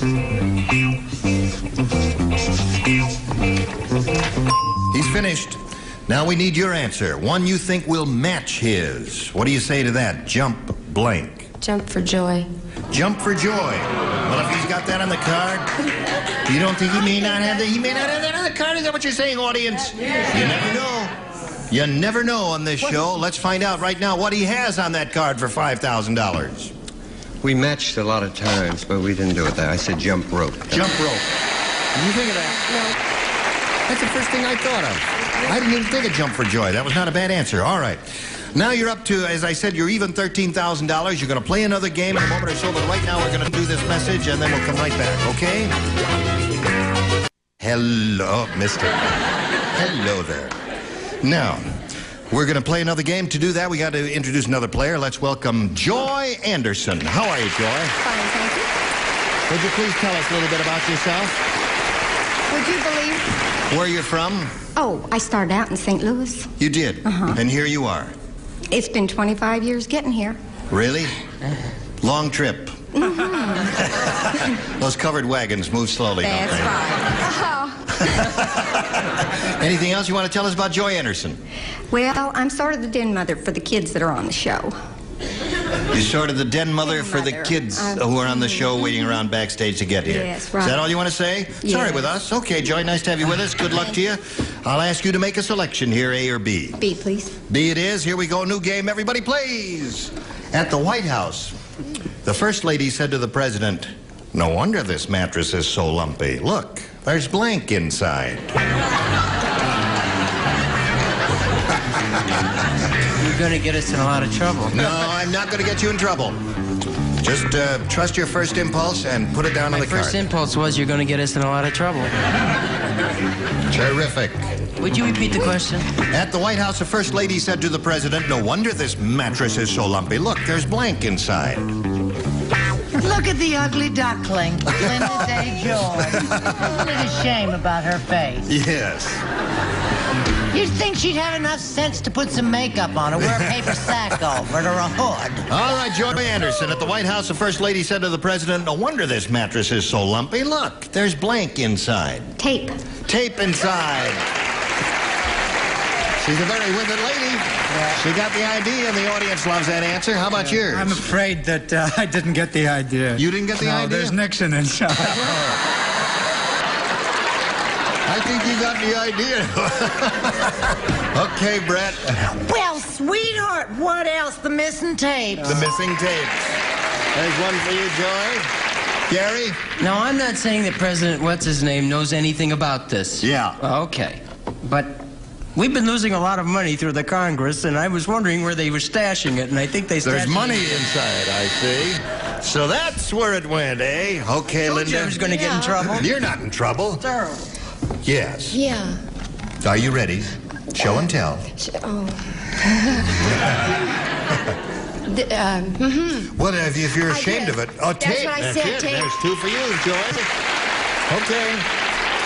You know, you're hot as a pistol today. Every one. She's matched every one. Well, let's not say anything about it, okay? Okay, let's not break the spell. When you look like that, you're hot as a pistol every day. Remember that, an ex-legionnaire told me.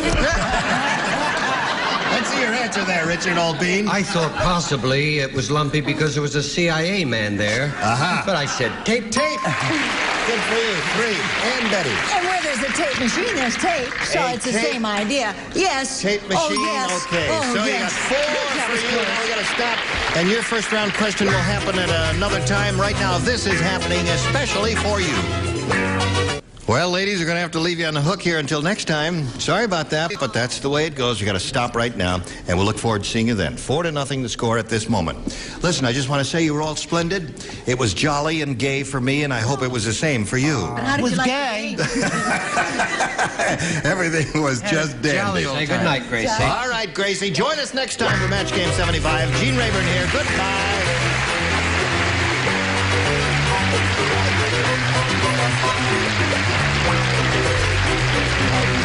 This is Johnny Olson speaking for match game 75. A Marcus and Bill Tubman production. Stay tuned for Tattletales next over most of the CBS stations.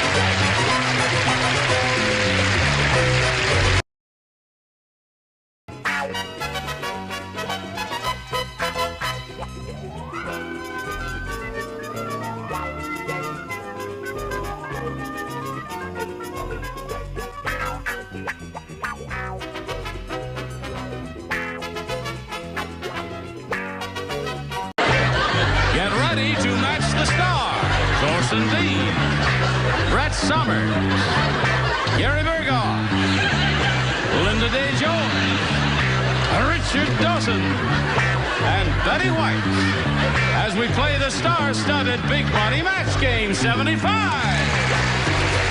And now here's the star of Match Game 75, Jayne.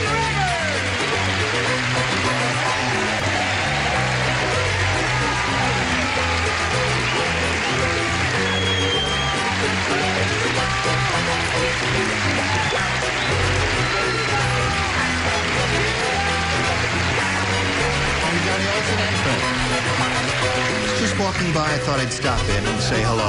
How are you? Hello. Good to see you again. How are you? Terrific. You all right? You okay? Terrific. Ma got me drunk during lunch. What was that? Ma got me drunk during lunch. No. That's true. She spiked my Coke. She doesn't know I'm talking about her. She thinks I mean Orson. I was watching, peeking through my little peek hole backstage there. What were you two guys? I peeked over and saw what he'd drawn, the glasses with the stars on, so I quickly do the same thing and then showed it to him and said, oh, I just really just over you. It blew your laugh. I didn't really show it to him, but just pretended to. He'll do it to you every time. Are you ready down in the lower tier? I am so. Okay. Shall we say hello to our players here, Joy Anderson and Peter Tripp? Hello there, players. Joy is our current champion.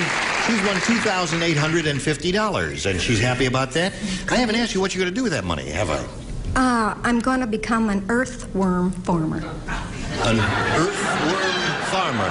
That's a very... You're going to become an earthwoman what? An earthworm farmer. Oh, I thought you said now, wait a minute. It just so happens that one of our celebrities is an earthworm farmer. You're kidding. Would you guess? Look up the weirdos. Which one would you say is the earthworm farmer over there? Betty. Who? Betty? Wrong. Betty has worms, but she's just... No. Get going now. It's a... No, this is not part of the program. You're not going to get anything if you guess right. It's a very common Gary illness in Bergoff. the White House, tapeworms. No. Gary has a couple of big boxes where he raises worms, and he's got a protein farm. He raises trouts, and he feeds them worms. He's an earthworm farmer. I don't know how I got trapped into all this thing. Wonderful business. I manufacture Toll House cookies for his worms. So, you've got $2,850. We started this game last time we were together. Finished your question, right? And your first round question is going to come along. Are you ready for that, Peter? Mm-hmm. Are you ready for yours? Yes, I am. All right, we'll continue right after this. Now we're ready to carry on. I put my finger on that button and nothing happens. And there it happens. And this is your question, Joy Anderson. Listen carefully. Yes, what is Brett. Brett. Be very careful. Oh, brother. I carry a gun. On several diseases. Brett said to the makeup man, "Make me beautiful." And the man said, "Listen, lady, I'm a makeup man, not a blank."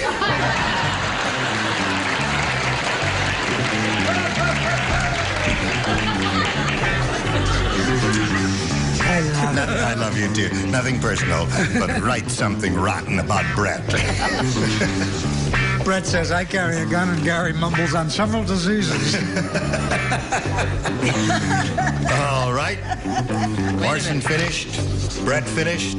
You may find this hard to believe, but somebody rushed up to me during the dinner hour and said, "May I have your autograph, Miss George?" No. And I said, "Mrs. George." Mrs. George.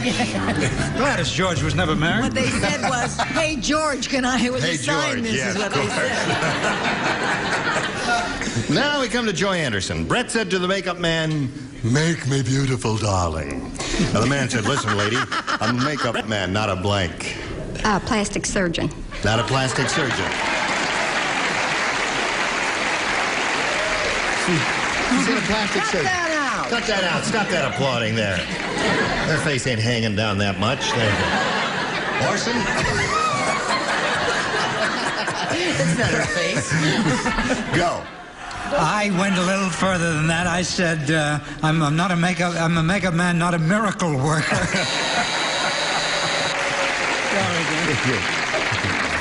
That wasn't very hostile now. Just be prepared for some... You're quite lovely. See. But what do I know?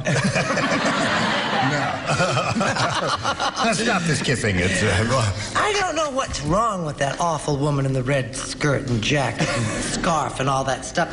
I always thought she was nice up until now. Yes, what did you say? But I said plastic surgeon. Plastic surgeon, too. There. That's one for you, Joy Anderson. You see, The man said, listen, lady, I'm a makeup man, not a blank. you see, there's a point at which you are even beyond the aid of a plastic surgeon. I said a morticianer. That doesn't even make sense. No, does it it? doesn't. Certainly does. They make people beautiful. Yes, that's when right. they're over the hill. Let's not... Boy, I'll say.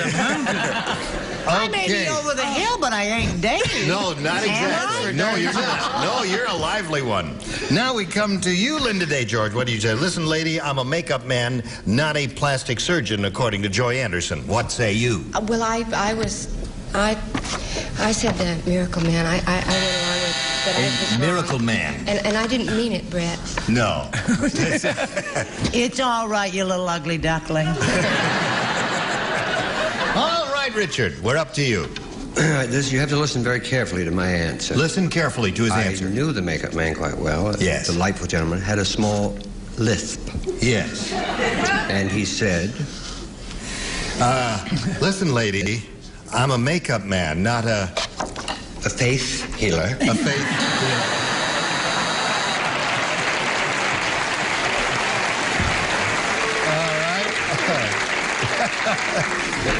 Yes, very intellectual answer. beautiful. Boy, it taxed my intellect. What about your intellect? Well, have everybody none. expected. Now, I was kind to you. Everybody expected me to say something nasty, and I think it's pretty obvious that Brett and I really love each other under all this. So I said he's not a magician. Magician.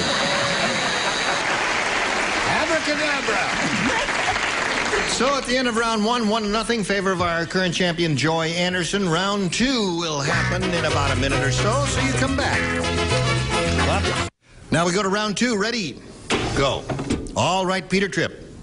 I'll try A this time. A it is. Everybody plays because Peter didn't match anybody in his first round question.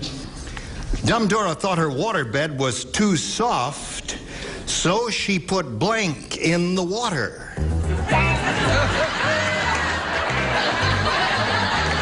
Dumb Dora. She was so dumb, she put blank in the water. That's how dumb she was. Thought her waterbed was too soft, so she put blank in the water. Got it. Oh! May I change my mind? You may change your mind. Honey, it's a woman's I got privilege. this answer. No, I can't about change my mind. You can if you want to. I mean, does everybody understand Not this? unless it makes sense. I understand it The perfectly. first time I read it, I misunderstood it. Dumb Dora thought her waterbed was too soft, so she put blank in the water. Get it, Dickie? Does everybody understand it? I think You we're do understand it. overemphasizing the question. But you're not going to answer it. Well, I've got no answer for it, but Okay. I love my answer. You love your answer? Yes, first time this week I've really been crazy about my... Oh, wait a minute, my false eyelashes are coming out. You know, for the last couple days, she's been wearing her own hair. And if you''ll notice, she's making it a little gray. Betty White, why do you fiddle around like that when I walk out down the... You really are. Can't stand near to that girl. I mean, she's been married to what's-his-name so long, you know, she just can't keep her hands off me. All right, everybody ready over there? Now, we come to you, Peter Tripp. Dumb Dora thought her waterbed was too soft, so she put blank in the water. Cement? Cement. Yay! You like cement? Okay. Oh, no. Now, I'll stand here, and you can fix my trouser leg while I'm talking to Orson. Dumb Dora thought a waterbed too soft. She put cement in the water, according to Peter Tripp. While you're talking to dumb Orson, starch in the water. Starch in the water. What? You kids are gonna go crazy. Tell us. Now, keep in mind, the operative words are dumb Dora. Right. Now, be prepared. Right. Dumb Dora was so dumb, she put ice in her waterbed.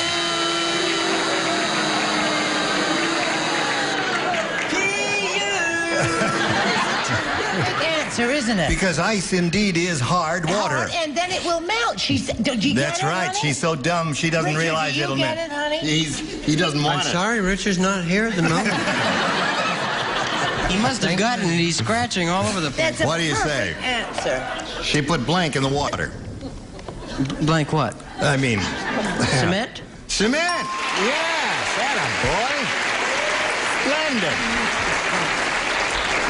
All right.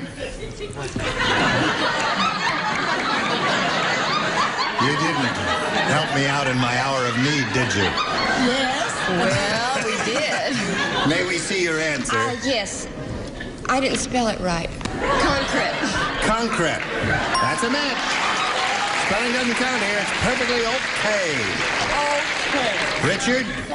Yeah. She was, thought her waterbed was too soft, so she put cement in the water, according to Peter.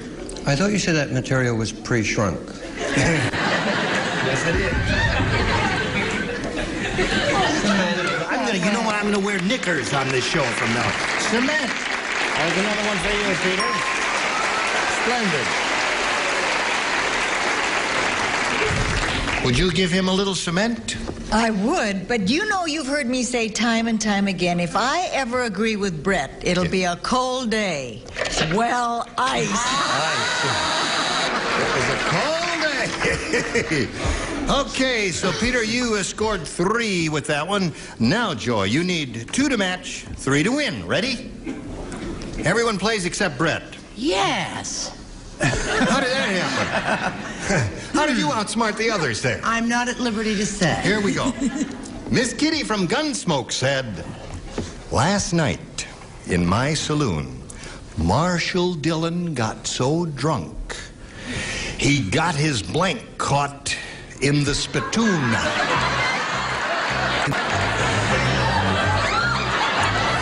how drunk Marshall Dillon got. That's pretty drunk.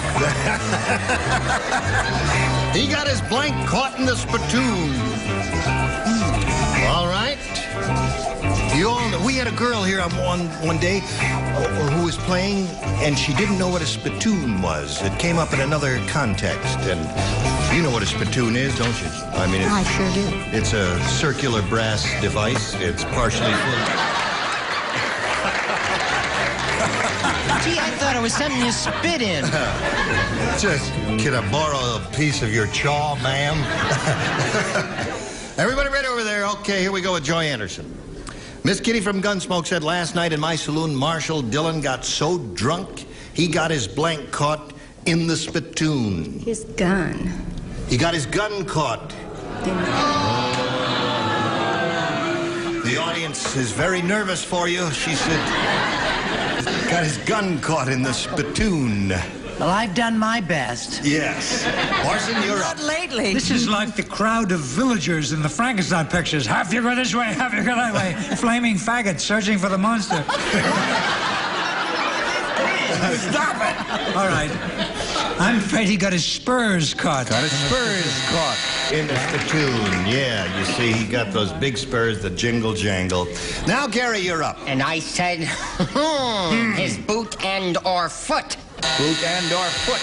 When you So have far. a dumb answer, make a funny voice. No gun in the spittoon.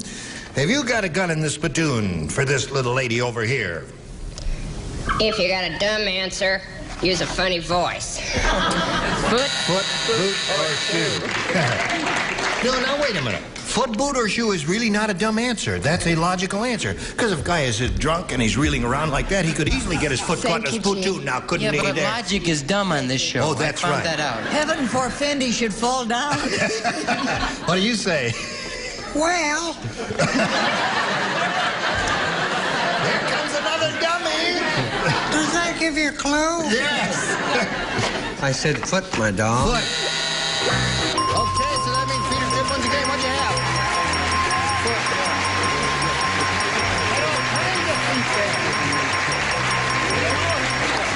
Congratulations. Please stand by for a moment. Joy, I hope you had a good time here. Yes, but if I don't mention my 3 grandkids. You have to mention your 3 grandkids? Christy and Dee Goad and Jennifer Anderson. Okay. We wish them well, as we do you too. You got $2,850. Thank you, Joy Anderson. Goodbye. Alice is spinning off. We'll spin this message for you. Come right back. Peter Tripp is up here for the first time, and he's got his $100. He's going to try for over $5,000 now. How do you feel about that, Peter? Are you kidding? No, I'm not kidding. It's far out. I think it's really fantastic. Good. All right, Peter, we polled a recent studio audience, and we got their best response to this. Blank George. Now, the answer they gave most often is worth $500 if you match it. If you match the next one, you get $250, and the third, $100. Whom do you call on here for a little help? My wife said she'd kill me if I didn't pick Richard Dawson. All right. Name I used to wrestle under, Gorgeous George. Gorgeous George. All right, there's one. Gary Burkhoff. Gary. Out of deference to the first row, Linda Day George. Linda Day George. It's the same as Gorgeous George. Is that how you spell it? And Orson Bean. Oh. Blank George. Yeah, well, there's... Doesn't have a winner. I don't have a winner here. Sister George, Gladys George, and Susan George. I guess... How old a crowd was that? Well, it was a regular bunch like this over the hill.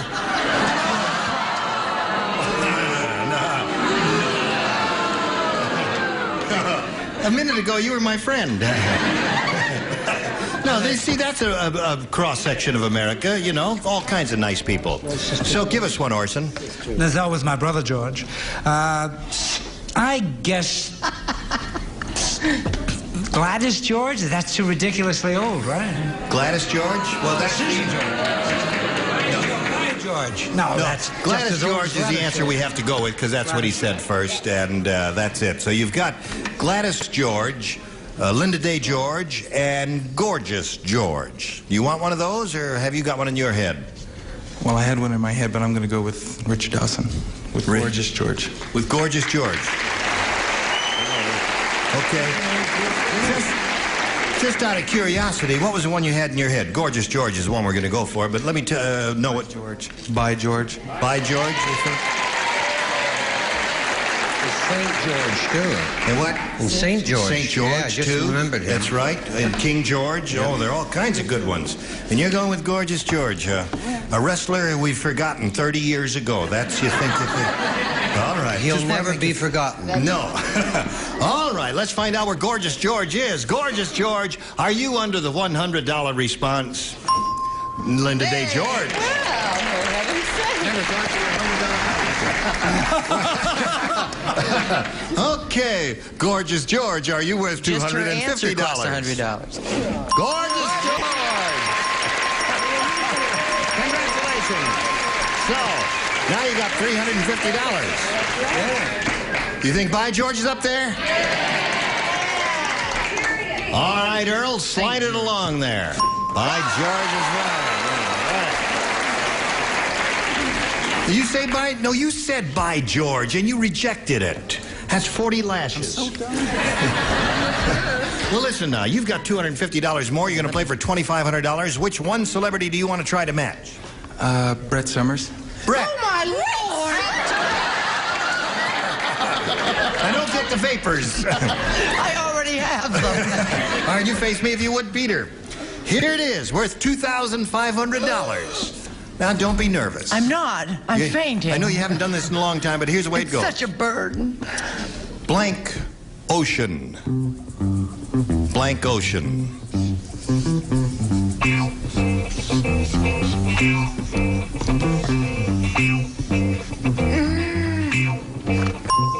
Okay, she's finished. Now, Peter, we need an answer from you which you think will match hers. What's your judgment on this?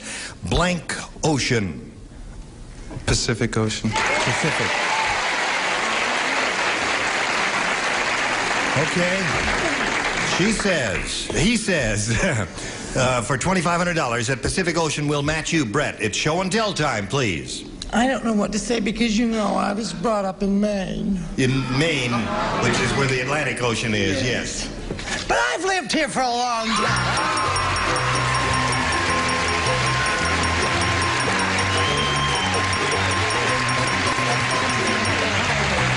Mr. Wright. It's $2,850. Good for you, Peter.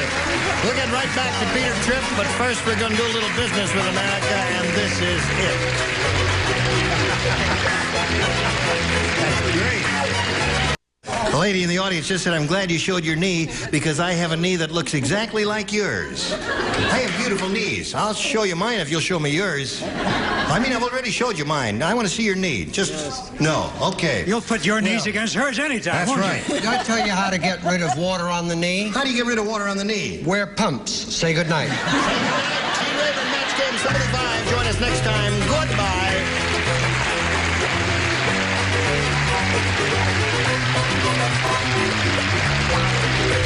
This is Johnny Olson speaking for Match Game 75, a Mark Goodson, Bill Todman production. Stay tuned for Tattletales next over most of the CBS stations.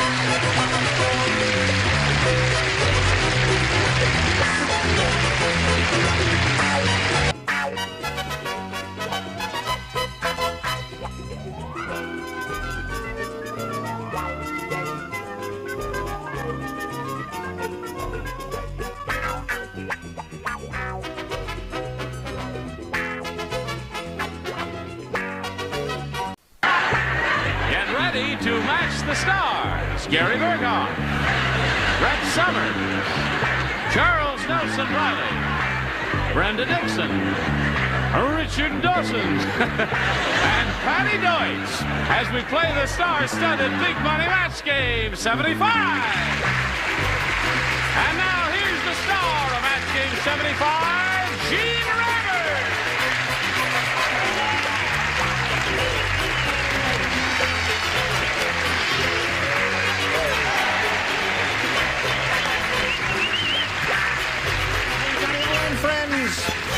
We welcome you one and all here in person, and those of you who joined us, and we welcome you one and all. Listen, I don't know if any of you have noticed it, but we have a distinguished visitor in the studio. Yeah. I know who a raconteur and wit and creative guy, a writer and joke teller and actor and... Who could that be? Can I guess? Who? President Ford. No.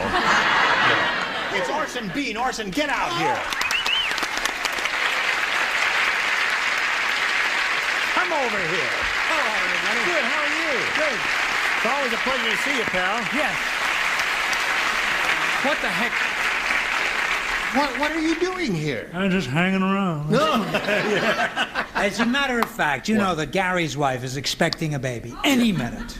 And, is it that imminent? And he might have to go running out of here like a shot. Yeah. And so they've asked me to stand by. And I felt it was appropriate. Yeah. Inasmuch as I performed the same function at the conception. Get out of here!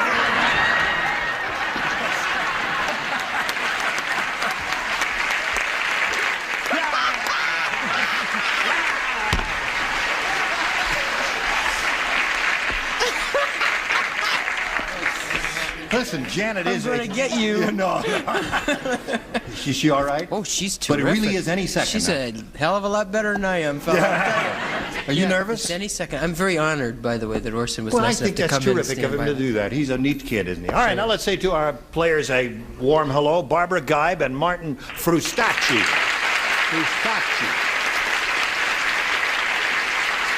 You're the champ, right? How much money you got?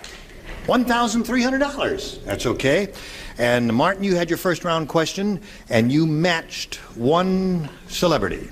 Right. Okay. Are we ready to carry on? All right, we'll carry on right after you pay attention to this message. I'm not ready yet. I'm just showing the audience what a beautiful body I have. Be ready in a minute there. You ready now? Okay, I'm ready now.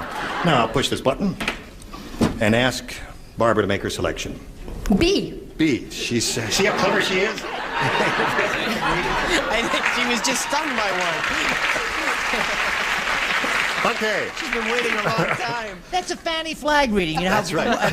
Fanny always does those. Hooray! And it's nothing. Shut up. Dumb Dora is so dumb. She needs a recipe to make blank. Dumb Dora is so dumb, she needs a recipe to make blank. Got it. Got it? Did you hear that, Barbara? Dumb Dora is so dumb, she needs a recipe to make blank. All right, ready up there? Ready down here? Okay, here we go, Barbara Guy. Dumb Dora is so dumb, she needs a recipe to make... Baby. A baby. No! I don't say yes or no. I just am the middleman here. She's Dumb Dora is so dumb she needs a recipe What's to make. dumb about that? You take 2 carrots, a couple of potatoes? No, come on.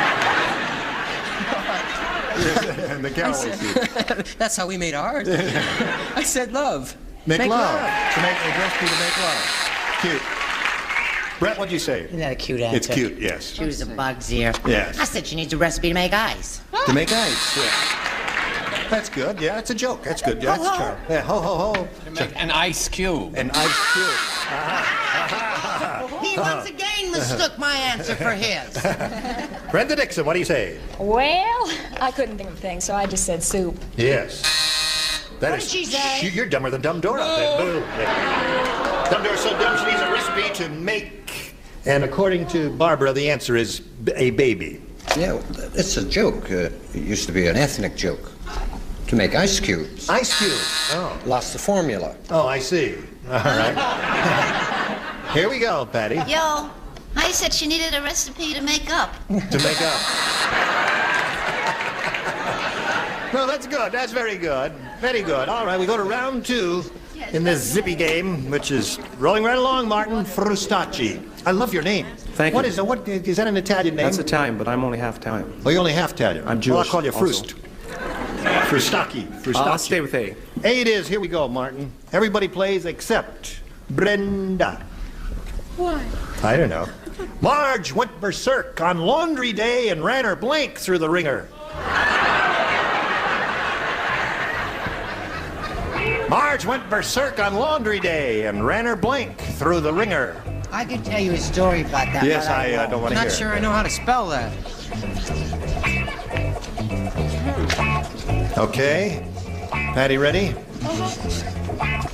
Richard ready. Charles What ready. was her name? Marge. Marge. She went berserk on laundry day, ran her blank through the ringer. Marge. What was your last name? Marge. Bell. Marjorie Bell. Marjorie? I don't know what her last name was. Martin, what do you say? Marge went berserk on laundry day, ran her blank through the ringer. Wig. Her what? Wig? Wig. Her wig. He's not too pleased with that answer. Are you pleased with yours? With your answer? Oh, yes. I was going to say I don't even know what it is yet. No, I said husband. Husband. Okay, Brett. Well, it was raining out, and it had been for days, and she was trying to kill the children, so she ran her children. Oh, boy. We must save you. Those days, all those mothers out there know those days, don't sure. you? Yeah, all your mothers out. We must save you a lot of money in psychiatric fees, don't we? Not necessarily. Come here, work out all your unresolved hostilities. Charles. Marge was her name? Marjorie Bell. Marjorie Bell. You've all heard of Twiggy. Yeah. They called her Miggy because she ran her falsies through. Okay, went a long way for that one. Came right out of left field. Well, it rhymes with his wiggy. It could be a matchy. Martin's looking for one day ran her wig through the ringer, according to him. What according to you? Well, certainly not Miggy. Hubby. Hubby. Husband, that's come up more often than anything else. Patty, does it come up with you? What, are you crazy? No, I said she ran her person through the ringer. Her person. Ran her whole body and got wrung out there. So when we come back, you need 1 to tie, 2 to win. You're in a good spot. We'll find out what happens right after we find out about this. Ready or not, here we come. Barbara, ready? Ready. 1 to tie, 2 to win for Barbara. This is it. The Burbank Fire Department doesn't own a hose. Make up your own question.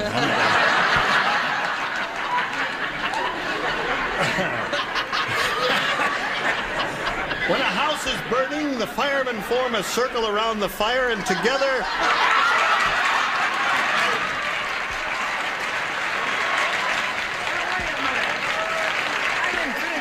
Question. Now, come on now. There's a serious program, lots of money at stake here. Hey, John, stop that.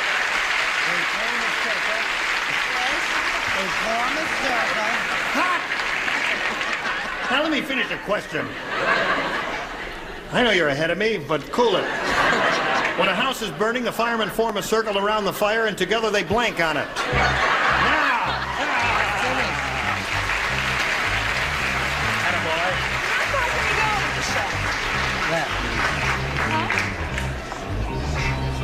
All right, Charles, don't think so hard. Or we're going to send you to Burbank.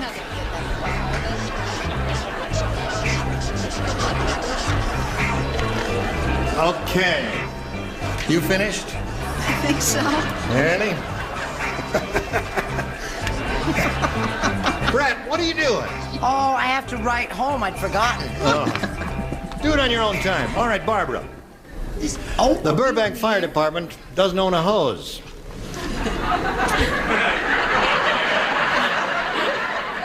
When a house is burning, the firemen form a circle around the fire. Together they blank on it. I don't want to be crude, but tinkle? Tinkle.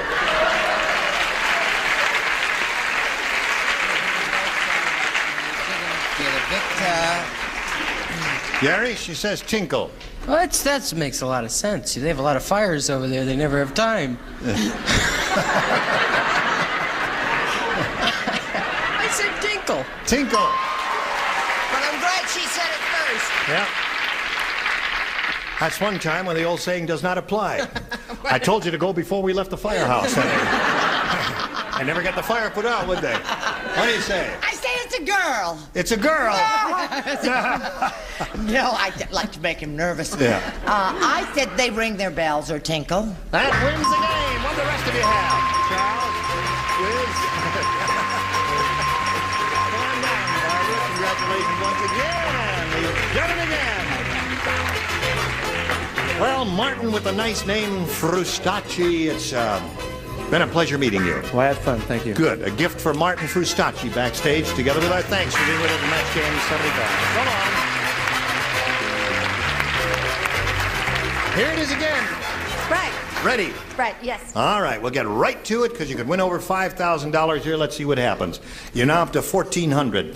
We polled a recent studio audience, Barbara. We got their best response to this. Blank Palace. There it is. And remember, if you match the top one, you get 500.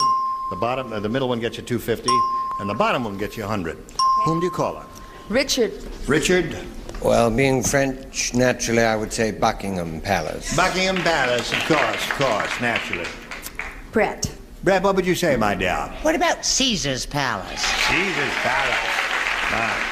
Charles. Hollywood Plaza. My teeth know the $9,000, and sometimes this happens. Hollywood Palace. Hollywood Palace. Give the man a hand. Okay. So you got Hollywood Palace, you've got Caesar's Palace, and you've got Buckingham Palace. You want one of those, my dear? I'm going to go with Richard this time. You're going to go with Richard? Okay. All right, Buckingham Palace, what she wants. That's what she hopes is under the $500 response. We'll begin to reveal first, if you would please, sir, the $100 response. Right off the bat, it is Buckingham Palace. Good Lord, the economy has really sunk the price of things. That's right. That was worth $600 when I came to this country. That's right. Times I'll bet changed, master though. bedroom's under the second one. What do you think is under that middle Pressed one? flower. Hollywood Palace. Slide it, Earl. Caesar's. Hollywood Palace. And you think Hollywood Palace is under? Ice Palace. Ice Palace.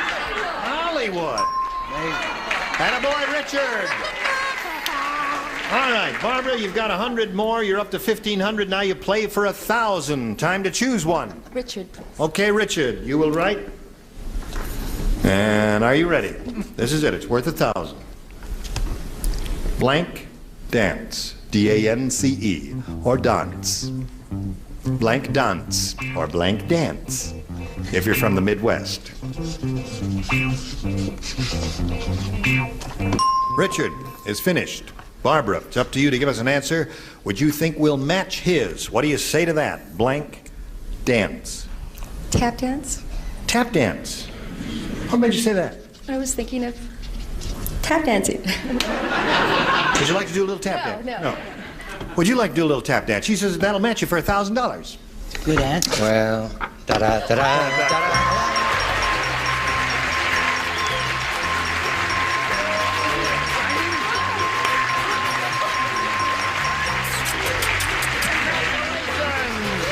You're up to $2,500. And now we've got this commercial message. Here we go. Now, if you're all set, Barbara, we'll introduce your new challenger here. Let's welcome Lanny Abraham. Yay! Where are you from, Lanny? Well, I'm originally from Altoona, Pennsylvania. Altoona, PA. Have you ever heard of Altoona? Yes, indeed, I have. Thank you. Right. I'm living in Lakewood now. Yeah. I'm married to the best plumber in town. Really? Yeah. And my That's hobby. a straight line if I ever heard one, but we will refrain, won't we? Shut up, not a word. Just between us, we're just having a little Well, I figure anybody that goes around calling himself the happy flusher ought to be, you know? That's what he does. Huh? Kill me. Well, I have 3 children, and I love to leg wrestle. You love to what? Leg wrestle. Leg wrestle. Yeah. Leg What is that? Well, you lay on the floor. I told you what how you thought I thought you said we'd be off the air. Was that? I never heard of that. I've heard of wrist wrestling and arm wrestling. Now, what do you do? You have to lay down on the floor. All right, lay down on the floor. Now what? This way. Which way? This way? And I lay beside you. Yes. Yes. Go ahead. No, wait a minute. You're going to go that way if I flip. Okay. All right. Not cool. Wait a minute. When I lay down next to you, you go 1, 2, 3, and you hook legs, and then you try to throw the other person. I don't want you to hit your head. You're not going to throw me. Champ. You're a champ? Yeah. Listen, as long as we're down here.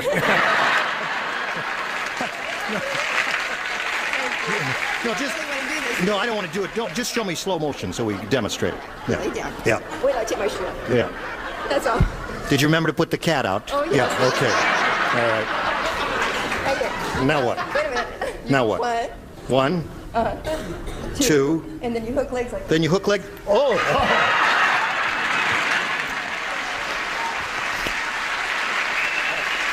Very good. Okay. She's a winner. Yes. All right, is there anything else you'd like to tell us about? That's enough. I don't want to hear any more. All right, Lanny, you're going to make a selection right now. B, please. B it is. Clark, can you imagine a wino just tuning in match games? What are they doing down there? No, can you imagine CBS says, hey, listen, they're trying to talk somebody into buying the show, and they just tune in and say, well, it's this marvelous game. They have fun and comedy, and then the quiz, and the questions, and everything. I say, what the heck are they doing down on the floor? Now, I have a little limerick for you. Oh. There was a young maiden named Claire who was really exceedingly fair. Her boyfriend said, whee, she fills me with glee. I love to look at her blank. Oh, darling, you lost me a lot once you got off after Claire. Well, Can we let does wrestle everyone later understand? in Encino? Yeah. Oh, okay. You know what the rhyming word is? Yes, glee. No. Claire Fair. Oh, That's the rhyme. Claire Fair is the rhyme. Her boyfriend said, wee, she fills me with glee. I love to look at her blank. Does she leg wrestle? Does she leg wrestle? This lady? Yes. This fair maiden named Claire? Yes. I don't know. I'll have to ask. I have to hear I've never it heard again, of leg because wrestling. I have to see if there's a word. Are you in it. still fiddling around Yeah, there? well, look at Charles. Hasn't even started. Was it a young lady named? I was really excited. I read her all boyfriend said, she feels me with glee. I love to look at. Here, hon. You got the idea now. Sure. It's a short program. So with the leg wrestling Is and all. Charles ready? Charles is ready. No, I never heard of leg I'm up to wrestling. W. Wait, W. You're up to, come on, Charles. No, I went through it all right. I'm happy with Lenny. mine. There was a young maiden named Claire who was really exceedingly fair. Her boyfriend said, "Whee, she fills me with glee. I love to look at her." Bear. Bear. I don't know what took you so long. She got it right off the bat. What do you say? What is a young lady like that doing with a bear? I don't know. No, I always spell phonetically. I said her derriere. Derriere. Yeah, that rhymes. Tough rhyme, but it rhymes, Brett. This woman was I don't want to be attacked. This woman was a lover of horses, and so she loved to look at her mare. Her mare. All together. A terrible answer. Charles, show her a good answer. Bear is better because this way you only get part of the fun. Pear. Love to look at her pear. That's not bad. Don't think about it because... You might. Yeah. Speaking of pears, here's Brenda's answer.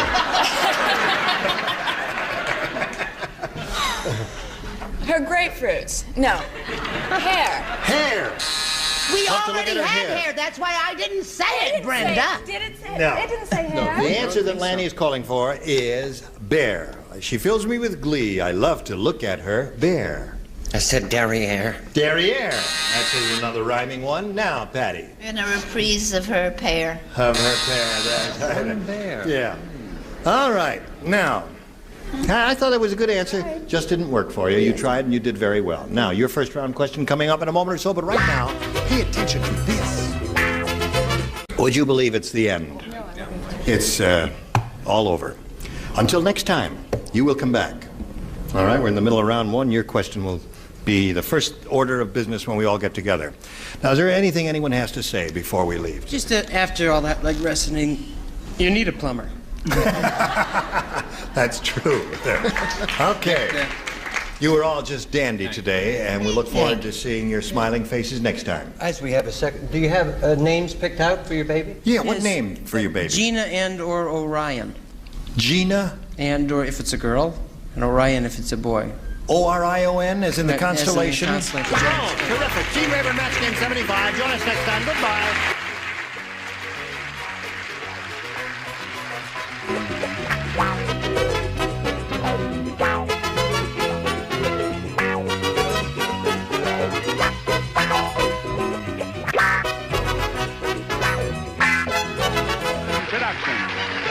Stay tuned for Tattletales next over most of these CBS stations.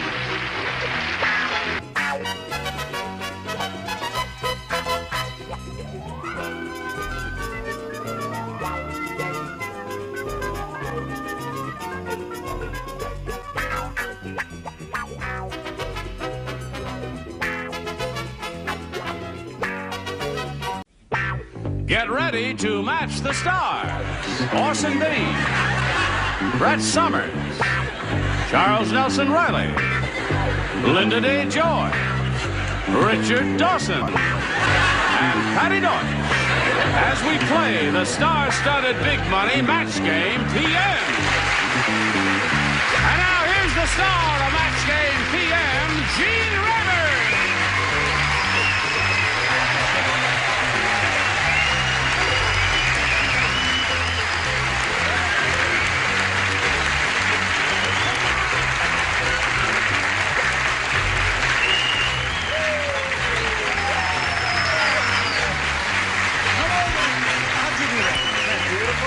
Thank you, Johnny Olson and friends. Well, we must save the confetti for another occasion. Yeah. Because it's a low-budget show. Is everybody all right up here? You're a beautiful bunch. I'll keep You know, this. we have something very unusual in this show. It's never happened before. Two of our celebrities have a child named Max. This is true. Orson has a child named Max, and Yes. you just had a child named Max. Yes. Yours is a very young child. Yes, he's 7 weeks. He's 7 weeks, yes. Yeah. I And can I see have a he's boyfriend very 7 named weeks, Max. and he's... Kid must be hungry as heck now. You keep away from that. All right, then. Are you all ready? Uh-huh. Nice to have you with us. You know the audience thought you Your was Max. fanny flag.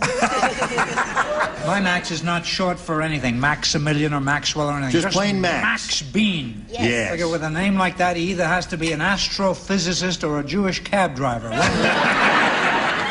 Now, what do you say we say hello to our two players here, Skip Robinson and Annette Vistica? Who's whistling? Hello, Skip. Fine, Jayne. Good. Annette? Now, we're going to ask each of them in turn to tell us a little bit about themselves. Annette, we'll begin with you, where you're from and all that. Okay, well, I'm a native Californian, and I'm now living in San Pedro with my husband, Dan, and our 1.5-year-old son, Scott. And he can't be here today. Dan just left for a business trip in Illinois. But I have a lot of friends with me. Good. All right, good luck to Annette. And you, Skip, where are you from? Jayne, I'm originally from Los Angeles, and now I live in Provo, Utah. I work at the Department of Music at Brigham Young University. And I have a beautiful wife and an 8-week-old son named Kelly Mack. And do you play a musical instrument? No. No? You're fired. Thank you. Well, good luck to both of you. I remind you that you're going to try to match as many of our celebrities as you can. The winner goes on to play the big money super match, which can pay off over $10,000. Annette, I will ask you. Somebody's I'll ask you at to get the an door. electrician and fix this machine. And I'm going to ask you to do that. Now, wait a minute. Now, don't nobody panic now. This is going to work. There it is. All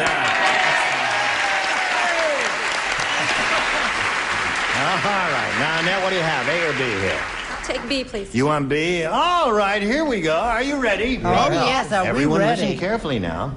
Sergeant Preston of the Yukon had been alone for so long that he got desperate and married a blank. Did you hear all that, Annette? All right, you think about that. Sergeant Preston of the Yukon had been alone for so long that he got desperate and married a blank. Blank. Was he in the Yukon? Where is the Yukon? The Yukon is that cold region in Canada. You know, a cold area. It's cold up there. You know Sergeant Preston of... Sure, of the Yukon. Right. He was a member of those guys who wear the gay-colored clothes. Too crazy You mean about the that ones question. that always I don't get their know a lot man? about Yes, that's the one. I remember. All right, everybody's all set. We come over here to Annette. Sergeant Preston of the Yukon had been alone for so long that he got desperate and married a... Polar bear? A polar bear. Well. And they lived happily ever after. Isn't that a lovely story, Orson? Yes. What do you say? In the spring, it got a little close in the igloo, but aside from that, it wasn't bad. He married a polar bear. Polar bear. Very good. All right, Brett. We come to you. Well, now imagine that. I don't know a lot about that area. Now, wait a minute. Didn't you know that Sergeant Preston was a member of the Royal Mounted Canadian thing and all that, didn't you? Good gravy. I guess I knew that, but I forgot I had so much on my mind. What mind? Show your I answer. said, well, she looked just like her. She had these enormous blanks. He married an iceberg. Oh, that ain't rotten. Back on me. All right, we'll give you another chance later. Charles? You have the feeling you're not really playing with the other kids. Polar bear, of Polar course. bear it is. Okay. That's two for you, Annette. Now, Linda, what do you say? Sergeant Preston of Yukon had been alone for so long that he got desperate and married a polar bear. He did? That's what she said. What do you say? Oh, yeah. Well, see, he was always with his, that king. Oh, the thing. horse. Dog. Yeah. A dog. Oh, I'm sorry. You don't know any more about Sergeant Well, I know Preston he was than a I Mountie do. and all See that. that? And I said he married a husky. He married a husky. Thank you very much. Okay, married the dog. All right. So what do we got? Two polar bears, and what do you say? When you speak to him again, will you see if I could get the pick of the litter? Press on. I happen to know he married a bear. A bear. There's another match. That's three for Annette. She's doing very well at this. Oh, yes. What did you say? On the other hand, he did have a brief encounter with a sled dogette. A sled dogette. Okay, Annette. Three for you now. Skip, your first round question reads as follows.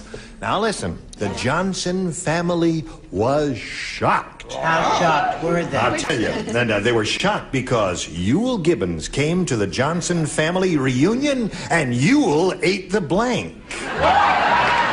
That's what he done.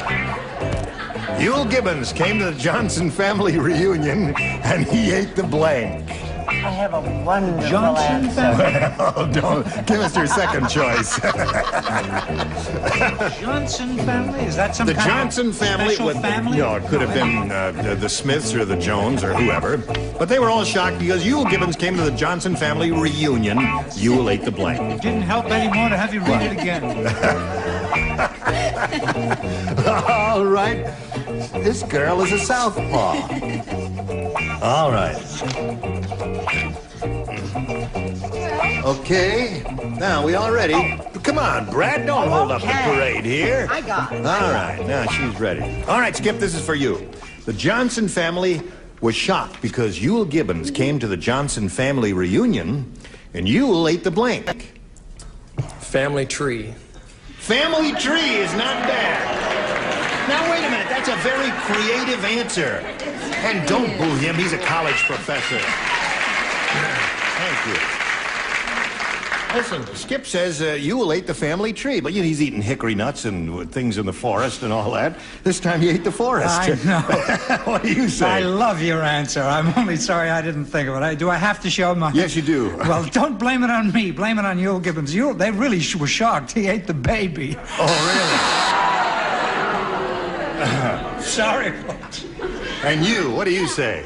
Don't tell Betty White, is what I say. Okay, this is a Whatever little you secret do, between us. Cool he it. ate the dog. He ate the dog. This is... are we going to go downhill or uphill from here? If you're calling on me naturally, Jayne, being the nighttime show, it is, of course, the correct answer. Family tree. So that's one for you, Skip. All right. Now, Linda Day, what do you say?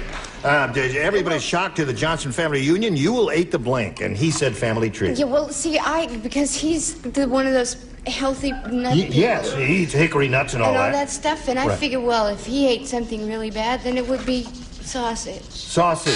That's so normal that it would be terrible. Oh, well.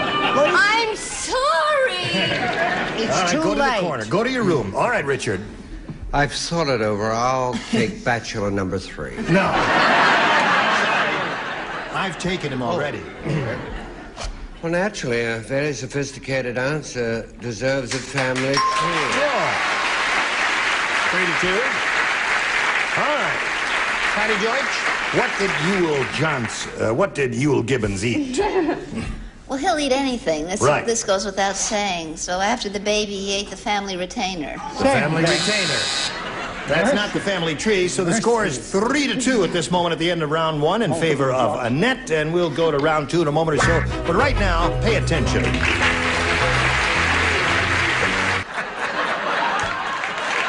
case... Okay. Now... We've ended round 1, and we go to round 2, and let's see, it's 3-2. You're ahead, Annette, so we'll ask you to make the selection. I'll pick B again. B it is. Here we go. Now, who does not play? I does not. Jayne, you don't play. I does. You don't play. And Chuck. And Chuck doesn't play. The rest do. Here we go. I have a TV guide listing for you. Oh, Listen to good. this now. Sunday night, NBC, Columbo. And here's a synopsis. When Lieutenant Columbo takes off his raincoat, everyone is shocked because Columbo has blank underneath it. Everybody relax, I've got it. He walks in, you see, and he says, "Oh, excuse me, lady. I didn't mean to barrage in on you this way." Sure, that's it. I'm ready, and I'm waiting for, oh, you're ready. I'm waiting for you, my dear. Come on, Chuck. Okay, she's got her answer, so I'll walk over here and talk to Annette. Put her in the slot there. The TV guide listing, Annette. Sunday night, NBC, Columbo. When Lieutenant Columbo takes off his raincoat, everyone is shocked because Columbo has blank underneath it. Nothing. Nothing.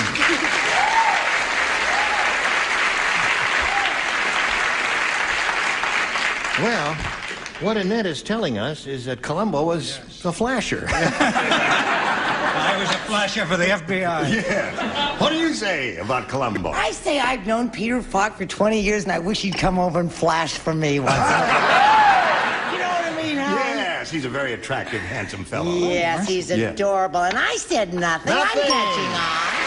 Okay, Matt, we're up to 4 now. All right, everyone is shocked because Columbo has blank underneath it. She said nothing. What do you say? Well, you know how he is. Like, I mean, his Lady, clothes are you trying to make fun of the way I talk? No. What do you say, lady? Well, I mean, he wouldn't change very often, right? No. So they would eventually just sort of rot away, right? Yes, right. So he didn't have anything on, nothing? He had nothing. 5 for you. Okay. Columbo has nothing underneath it, according to her. What according to you, Patty Deutsch? According to me, what was so shocking is that he had Kojak underneath. He had Kojak! Well. Undercover agent. Yes, he's an undercover agent. All right, now, Skip.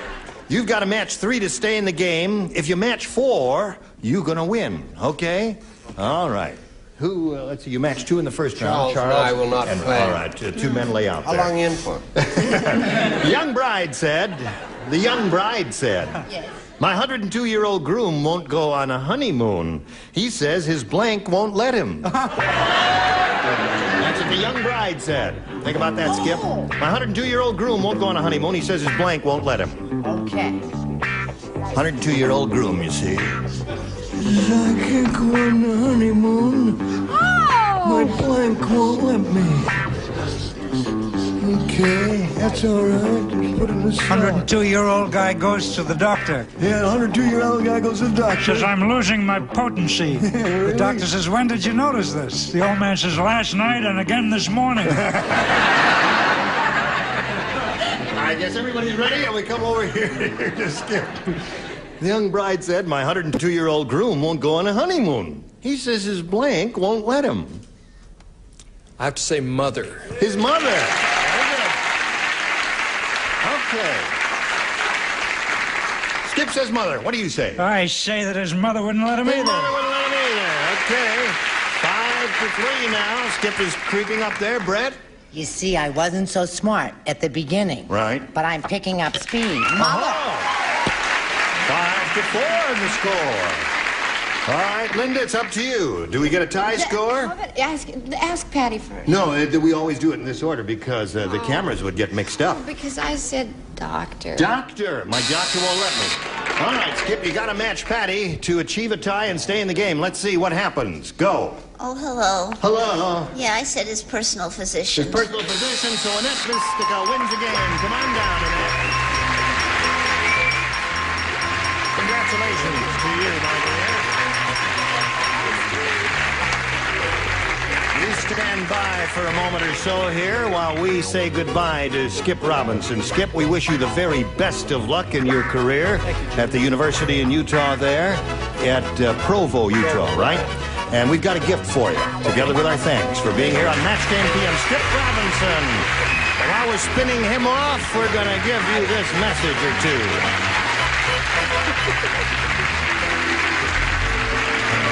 All right, here we are with Annette Vistica. How do you feel? Okay. Good, I'm glad to hear that. Well, Annette, it's time now for the Big Money Super Match, where you can win over $10,000. Now, to do that, we have 2 audience matches for you. And whatever you win in these audience matches, you'll have a chance to multiply by 10. Are you ready? I'm ready. Okay, here comes the first one. We polled a recent studio audience, and we got their best response to this. Crab blank. Now, the answer they gave most often is worth $500 if you match it. If you match the next one, you get $250, and the bottom one brings you $100. 3 celebrities are permitted to help. Whom do you call out? Richard, please. What do you say, Richard, please? Crab meat. Crab meat. All right, there's one. Charles. Charles. Crab apple. Crab apple. All right, there are 2. Brett.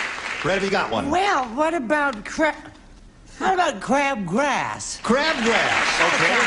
Americans with crab grass, crab meat, and crab apple. Do you want one of those, or do you want to give us one of your own? I think I'll take crab apple. You'll take crab apple. All right, that's what she's looking for. She hopes it's under the $500 response, but we're going to begin down at the bottom and reveal, if you would please, the $100 response.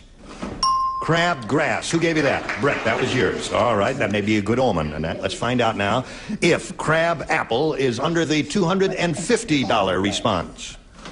Crab meat. Well, you got 2 out of the 3 that the celebrities gave you. This might be it. Who knows? All right, are you ready in there, Earl? Okay, Earl. Earl, speak up a little more. Ready. Attaboy. Sounds ready to me. Doesn't he sound ready to you? All right, Earl, slide the $500 number. There it is. Congratulations, you got it. Sure, go ahead. Why not?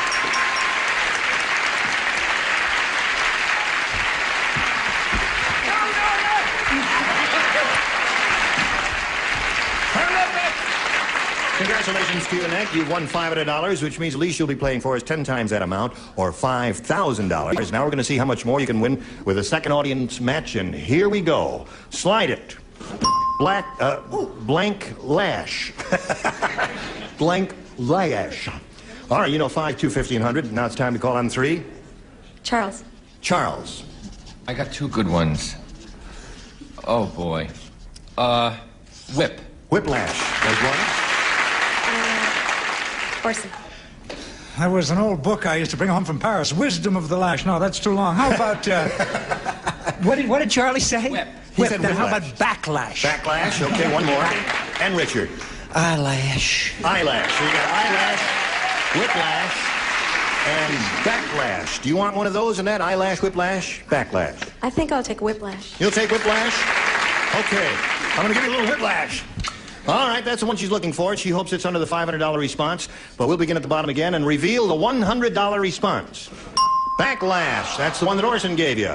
We are still looking for whiplash. Let's see if it's under the $250 response.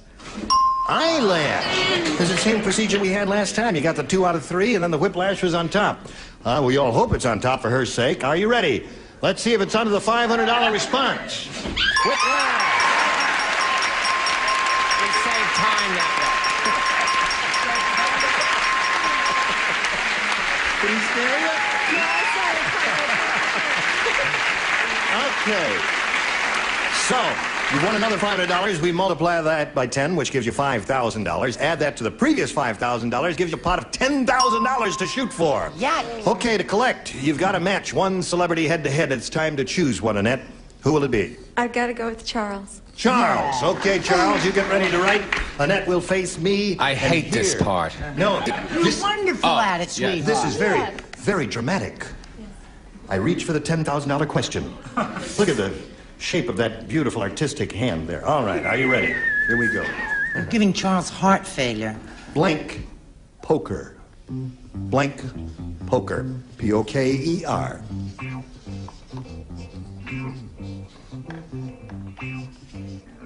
Excuse me. Blank poker. Charles is finished. Now, Annette, it's up to you to give us an answer which you think will match his. And how would you do that? Blank poker. Strip poker. Really? Okay. Charles, she says, watch it now, Charles. She says, for $10,000 strip poker!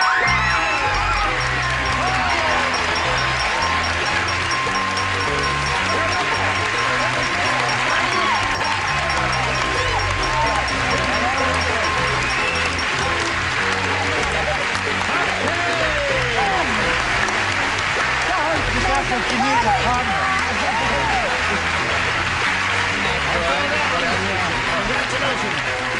Okay, my dear. Got $11,000. $11,000. All right, we congratulate you, and we'll come back to you in a moment or so. But right now, here are some messages for you. This little lady has just won $11,000, and I'm curious to know what she's going to do with that. She may not have any plans for it. What are you saying, Ed? Yes, we've just bought a new home, and I'm going to carpet it. And then I'm going to put the rest in the bank. And a lot of other stuff, too. $10 bills, wall-to-wall, green stuff.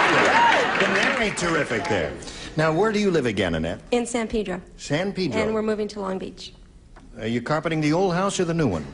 The new one. Oh, the new one in Long Beach. Well, I am very, very happy for you, aren't you? I wonder if she needs a financial advisor. Do you need a financial advisor? My husband's an accountant. Oh. In that case, I suppose a kiss is out of the question. Yeah. We congratulate you, and we ask you to join us next time for Match Game PM. Jayne Raven here. Goodbye.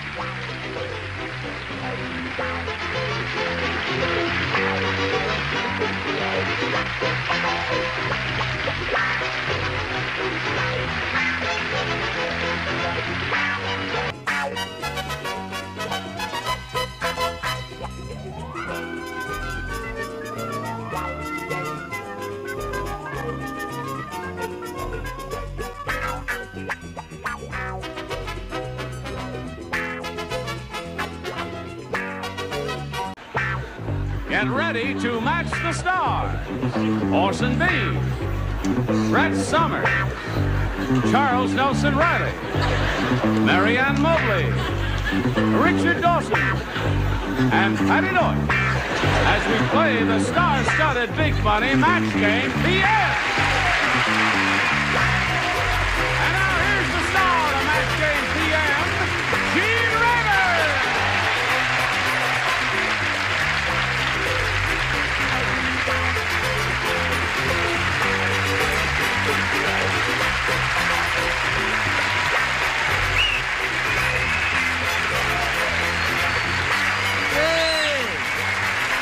We're having a party.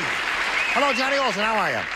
Well, you brought a grand bunch with you. Thank you, John. Is it New Year's Eve? It feels like it. They're very helpful to us. It's a pleasure to look upon your smiling countenances. Bless you, Father. Charles, when I say smiling countenance, would you smile at least? I'm writing to the Irish Embassy about it right now. Well, we have smiling countenances for one and all. Let's say hello to our two players, Donna Lakin and Bob Wall. Now, we welcome both of you, and we'd like to find out a little bit about you. Bob, let's begin with you. Find out the story of your life in 8.5 seconds. Well, I was born in New York City and came out to California and became a state park ranger for California, and now I'm in the Palm Springs area, and soon I'll be moving to San Diego, Torrey Pines, as a matter of fact. Is that interesting work? Fascinating work. Is there smog where you are? Oh, I should have said that. Oh. None whatsoever. Good. None whatsoever. Good luck to you, Bob. Now let's find out about Donna. Hi. Hello there, Donna. How are you? I'm fantastic, thank you. Yes, she's fantastic. As soon as she walked down here, I said, that girl is fantastic. Well, thank you. Thank you very much. I'm a housewife. Yep. I'm married to a cross-country truck driver. Uh-huh. We have 2 daughters, Lori and Angela. Yes. And my best friend is my mother. That's Let's sweet. hear it from mothers. Yes. Hello, Mother. You're married to a cross-country truck driver. A cross-country truck driver. When is he leaving his next trip? I'll give you a schedule. Okay.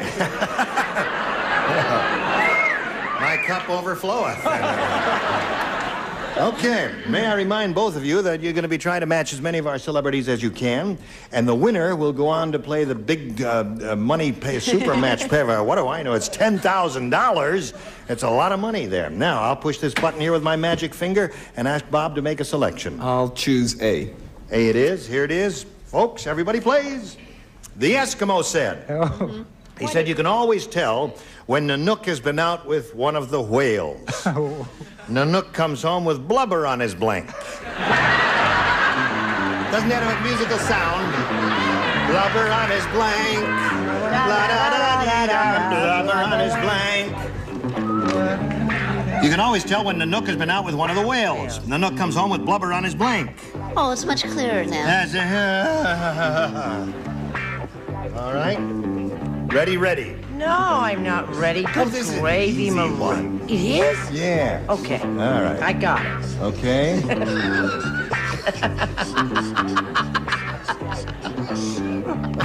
Okay. Oh, dear me. I don't know. What a way to make... Hello, Bob. Hello. The Eskimos say you can always tell when Nanook has been out with one of the whales. Nanook comes home with blubber on his blank. Breath.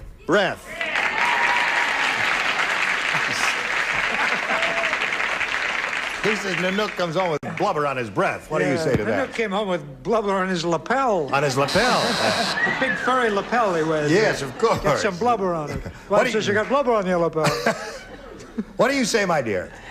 Orson didn't have a punch for that. No, he didn't. There's no way to end it, so I just moved on. said blubber on his breath. That's one for you, Bob.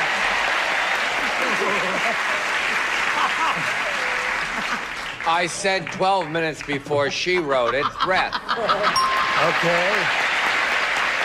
That's two for you, Bob. Now, Mary Ann, honey. Well, A simple answer is all we're looking for. there's never been a simple answer Yes, with there me. is. Now, you've All got right. 3 words but or whatever he you was got. very lonesome. Yes. And so Eskimos kiss by rubbing noses, right? Yes.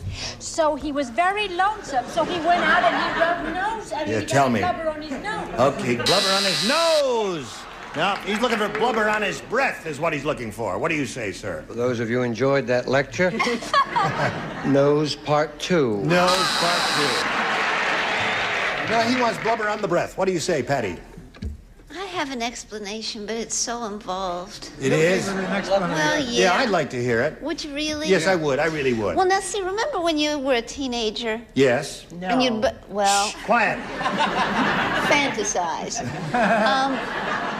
And you took your father's car out for a date. Right. And then you came home. Right. Didn't your father sometimes look for signs of extracurricular activity? Yes, indeed. Right. Well, they found blubber on his lead sled dog. Blubber on his lead sled dog. Cut. She's a new mother. Now stop that. Okay, now, Donna, we've got your first round question, and it reads as follows. Dr. Frankenstein said, after he said, Auntie Pasta, he said, my new monster walks funny because when I sent Igor, or Igor, if you saw young Frankenstein, when I sent Igor out for a pair of legs, that idiot brought me a pair of legs from a blank. That's why my new monster walks funny. Come over here. My new monster walks funny because when I sent Igor out for a pair of legs, that idiot brought me a pair of legs from a blank. Got it. Just needed to check it out, right, sweetheart? Okay, that's all right. What a nice answer, Splendid. Okay, now we come over here to Donna. Are you ready, Donna? Yes, I'm ready. Okay. You watch this show often? Often. Well, then you must be good at playing this game, right? I certainly hope All so. right. Now let's play the game. Dr. Frankenstein said, Auntie Pasta. My new monster walks funny because when I sent Igor, or Igor, as a case, did you see young Dr. Frankenstein? You did. When I sent Igor out for a pair of legs, that idiot brought me a pair of legs from a... Kangaroo. Kangaroo, you said?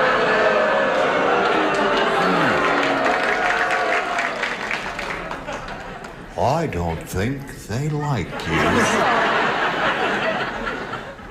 Orson, she said kangaroo. Goodness helping, a table. Legs on the table. Legs on the table.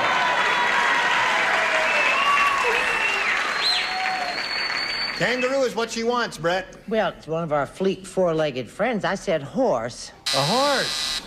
Okay. Oh, no. Cool it. Charles? What some of our leading ladies in the theater have, piano legs. Yeah. Let he among ye who is without... Nah, never mind. What do you say, Mary Ann? I said piano legs. Piano legs. That's 4 of those in a row now. Richard. 3 chairs for piano legs. I said chair. Chair legs. Chairs, tables, and pianos so far. That Edith brought me a pair of legs from a kangaroo, she said. What do you say? I said a Queen Anne chair. A Queen Anne chair.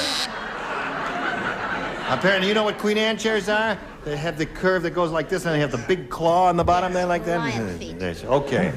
So, at the end of round 1, it's 2-0 in favor of Bob Wall, and round 2 is coming up. But first, we want you to pay attention to this. Now we are ready to carry on. Round 2 coming up. Now, Bob, you're in the lead. 2-0. Do you want A or B? I think I'll stick with A. A it is. Here we go. Brett and Charles do not play. Everyone else does. We were right. When Max returned from his jungle vacation, his neighbors were amazed because Max showed them home movies of a lion eating Max's blank. That's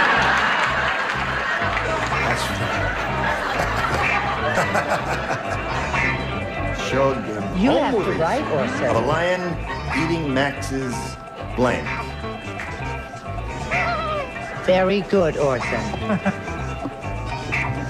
All right. Okay, everybody ready here? You ready there? All right, here we go. Bob Wall, are you ready?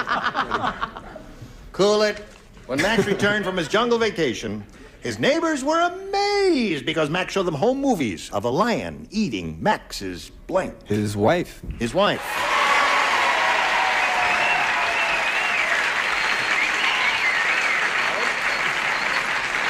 Perfect. That lion is mangling that man's wife, and you're cheering. You're a bunch of masochists! That audience is rotten to the core. What do you say, Ors? I guess that made poor old Max a grass widower, didn't it? Yes. His wife. Wife. One for Bob. Now we come to you, Mary Ann. Oh, I was afraid of that. You've got to show and tell no matter how ashamed you are of the answer. Well, I didn't say I was ashamed of Well, it. why are you afraid to show it? I'm just not thrilled with it. Oh, all right. Well, we And won't I be don't thrilled think with it either. Bob's going to be thrilled with it either. I'm sorry, Bob, but he was very brave. Because when that... What was it? lion. That's Lion. what it was. When that lion started eating on his leg... Yes. He just sat there and photographed it. He took the home movies of the lion eating on his own leg. Yes. No, it's implausible. You must be kind. Yes. Not All right. necessarily. Present. Yes. Sorry to wake you up, Richard, but we're You past missed a it now. wonderful story. Yes. I had a terrible dream. Yeah. Someone was dumb enough to say he took a photograph of the lion eating his leg. Yeah, that's it. Thank goodness it was a dream. Yeah, you thought you dreamed that, huh? Yeah. Well, Oh, my My God. mother told me to go home when people got naughty. Really? Yes. How did you arrive on the scene then?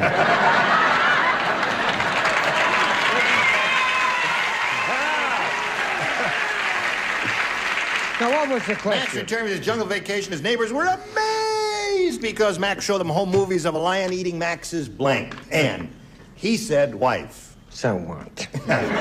So what do you say? Weef. Weef. That's 4 for Bob. All right. Now you have it. I didn't even know he was married. You did? Give us a little grotesquerie. No. I said home movies showing the lion eating the little woman as an hors d'oeuvre. Little woman is an hors d'oeuvre. That's a wife, and there's 5 for you.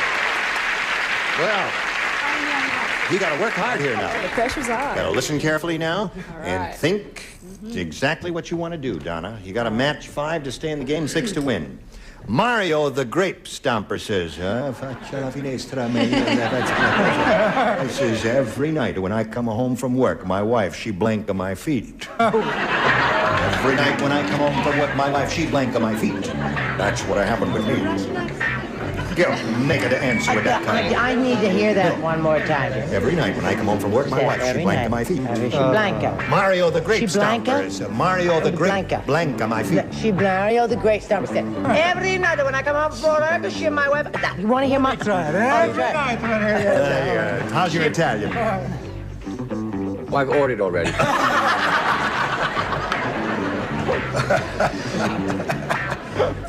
We're waiting for the redhead down at the end there. Okay, Wait now. a minute. You changed your mind. No, I never got around to writing anything. But now I have. See how Donna. quickly I was able to... Maya the grape stomper, he said, every night when I come home from work, my wife, she blank my feet. I think a good Italian wife would wash my feet. Wash my feet. Wash my feet. Okay. All right, Donna. If we're going to have a lot of clean feet here, you're going to win the game. If we don't have a clean feet, you don't win the game. There. What do you say? He's a wife. I like a taste of the grape, but she lick his feet. Okay, Brett. I bid one a spada. That is my Italiano accenta. I say I a washer and a dryer, which is a matcha. Washer and dryer, that's a one a matcha. Okay, Charles. I can't go along with this. I was born in this country. I said wash my feet. Wash my feet. 5-2 to score at the moment, Donna. Okay, Marianne. And was it going to be another long story? In an Italian Can you do it dialect? in 2 chapters? Well, you see, he was very tight. And he wouldn't buy her any wine at all. So the only way she got any wine was if she kissed or licked his feet. So Bob Wall wins the game. What do you have over there? Washer and Christian. Congratulations. Well, Johnny, it was a pleasure meeting you. Thank you. It was a short trip for you, but we enjoyed meeting you. We've got gifts for you. Thank together you. with our thanks for My being here on pleasure. Match Game Thank PM. you. There goes Donna Lathan. Now, while she's spinning off, we'll spin these messages for you. We're ready. Are you ready? Are you ready? You're not. You're not ready? I'm ready. You all right? I'm ready. Okay. It's time now for the big money super match here, you know, where you can win over $10,000. Now, to do that, we have 2 audience matches for you. And whatever you win in these audience matches, you'll have a chance to multiply by 10. Now, here we go with the first one. We polled a recent studio audience, and we got their best response to this. Blueberry blank. Now, the answer they gave most often is worth $500 if you match it. If you match the next one, you get $250. The bottom one gets you $100. 3 of them are permitted to help. Whom do you call on? Oh, Orson, he looks happy Orson enough. is... Bright-eyed and bushy-tailed. Yes. Torn between hill and pie, and I'll say pie. Blueberry pie. Charles. Charles, have you got one? Blueberry muffin.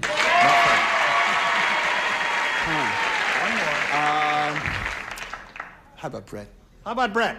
How about Brett? How about Blueberry Hill? Blueberry Hill. So now, let's think it over here, pal.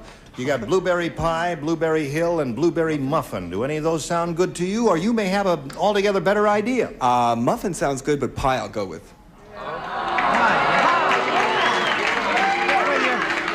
Stick with it, Mike. All right.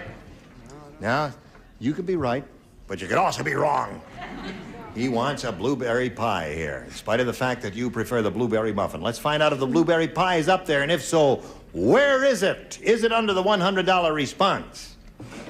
Blueberry muffin. So far, you're wrong, audience. Let's find out if a hunk of blueberry pie is under the $250 response. Blueberry hill. You scoffed at Hill. You See? scoffed. Boy, it's a good thing you got a mind of your own. Because it may be under the $500 number. You want to make a little side bet here.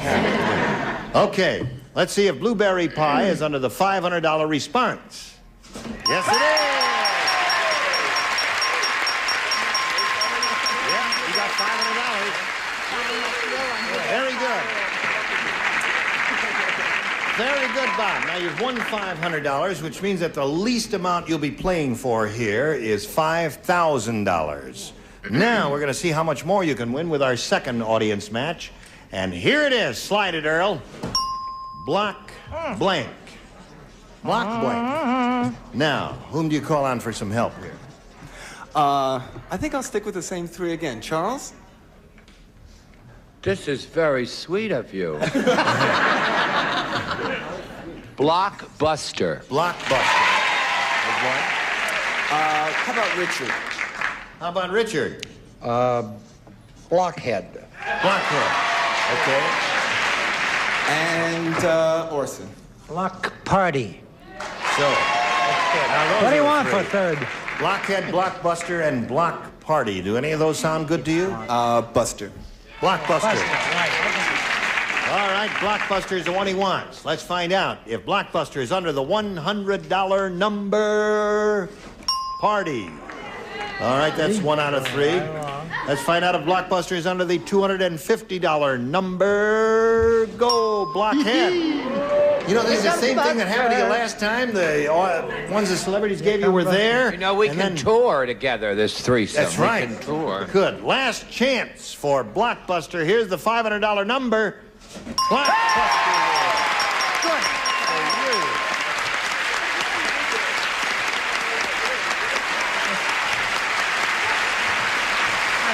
He's doing okay. All right, now wait. Now, Bob, you won another $500. We multiply that by 10, which makes $5,000, and we add that $5,000 to the previous $5,000 you won, which means you'll be shooting for a pot of $10,000. Now, to collect that amount of money, you have to match one of our celebrities head-to-head. This has to be an exact match. Whom do you call on? Richard. Call on Richard. Okay. All right, Bob, you face me. Richard will get set to write his answer to this. It's worth $10,000.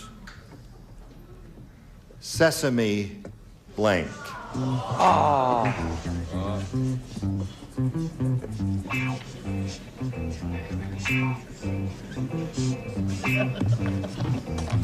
Okay. Richard's finished his answer, Bob. We ask you to give us an answer which you think... Don't turn your back on me when I'm talking about. I'm sorry.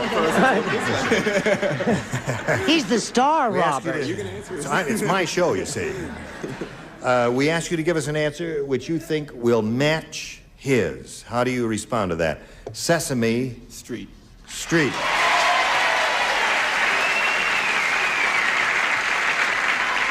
Okay. All right, Richard. He says Sesame Street will match you, and now we ask you to respond to that. See if he does match you. Hello, Richard. Aw. What Smokey the Bear really like? Well, you are a forest ranger, aren't you? Park ranger. Park? Forest rangers live in the woods, and park rangers handle people. And live in the Who parks. lives in the street?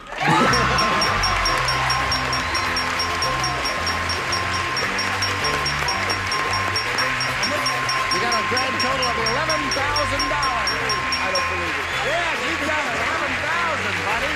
It's too good. Who's that? That's my wife coming up. That's your wife coming out. Wait a minute. Wait a minute. We didn't give him the money yet. He hasn't got the money yet. Go to black. Go to commercial.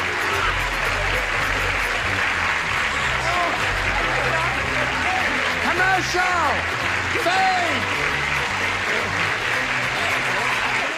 Oh, here we are over here. Listen, Bob and his wife, Robin, are very happy. They say they can't believe this happened, but it really did happen to you. We congratulate you, and we thank you. You're wonderful. Join us next time for Match Game PM. Goodbye. Some contestants will receive from Pier 1 a gift certificate good for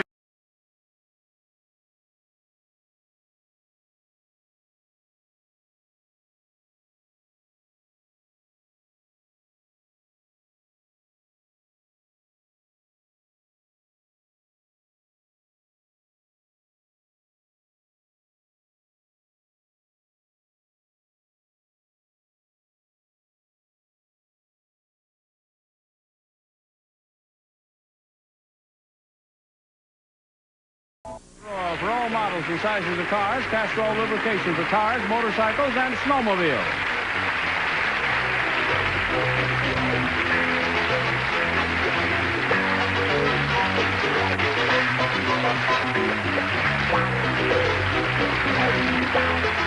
This is Johnny Olson speaking for Match Game PM, a Mark Goodson, Bill Trotman production.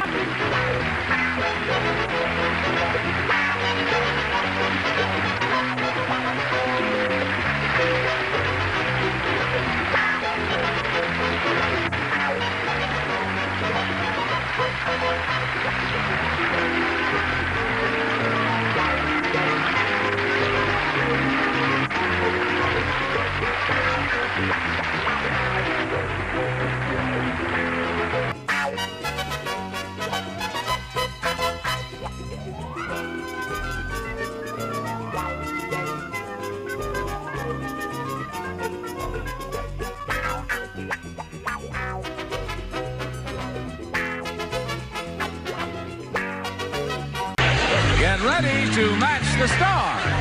Orson Bean, Brett Summer, Charles Nelson Riley, Pat Delaney, Richard Dawson, and Betty White as we play the star-studded big money match game 76. And now, here's the star of match game 76, Jayne.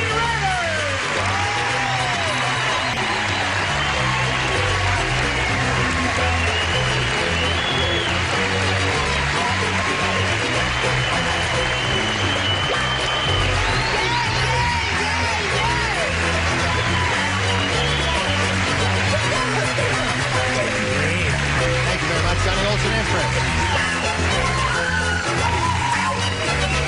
Don't get hysterical, madam. Now, this may take a while. Yes, it may take a little while. How are you, Ors? It's grand to see you again. We've missed you. I'm just fair. Good. Oh, I'm sorry. Actually, I spoke without listening to your response, didn't I? Yes, that often happens, you know, like go into a restaurant and the maitre d' comes around and says, was everything fine, sir? He says, just fair. He says, fine. Goes away. Never hears it. Orson, would you help us in a polite round of applause for the new kid on the block, Pat Delaney of Swiss Family Robinson.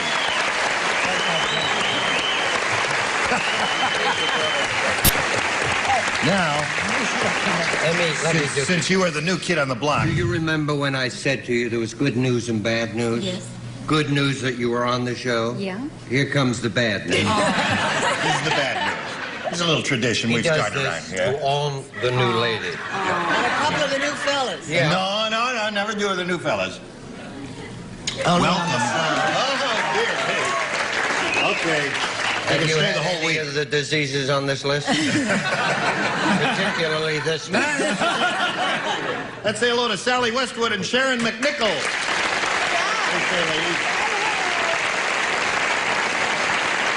This lady's a champ. She's won $6,650. And she's met a real challenger in Sharon McNichol, who scored 6 celebrity matches with her first-round question.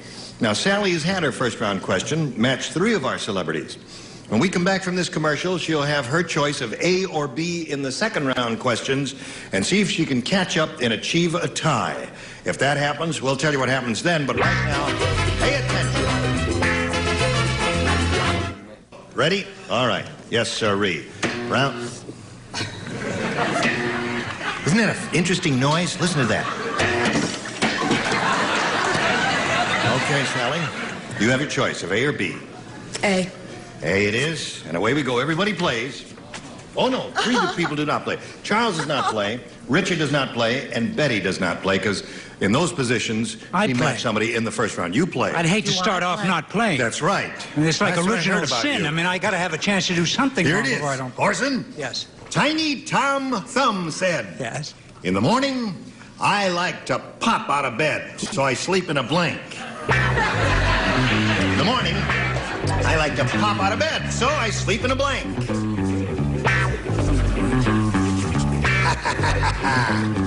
Oh, I got it. How are you? I'm fine, Doctor. Splendid. Don't you play, darling? No. No, he does not. 3 people do not. He is one who does not. Okay.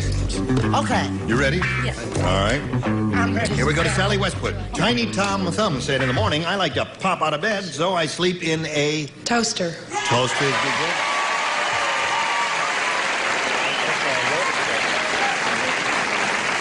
Now, Sally, in order to achieve a tie, you need 3 toaster responses from our celebrities, and we'll begin with Orson Bean. Sally, I think I love you. You're a beautiful thing. You are. Get out of the way so I can all see right. this picture. All right, I've seen enough. Hey, toaster. Toaster is 1.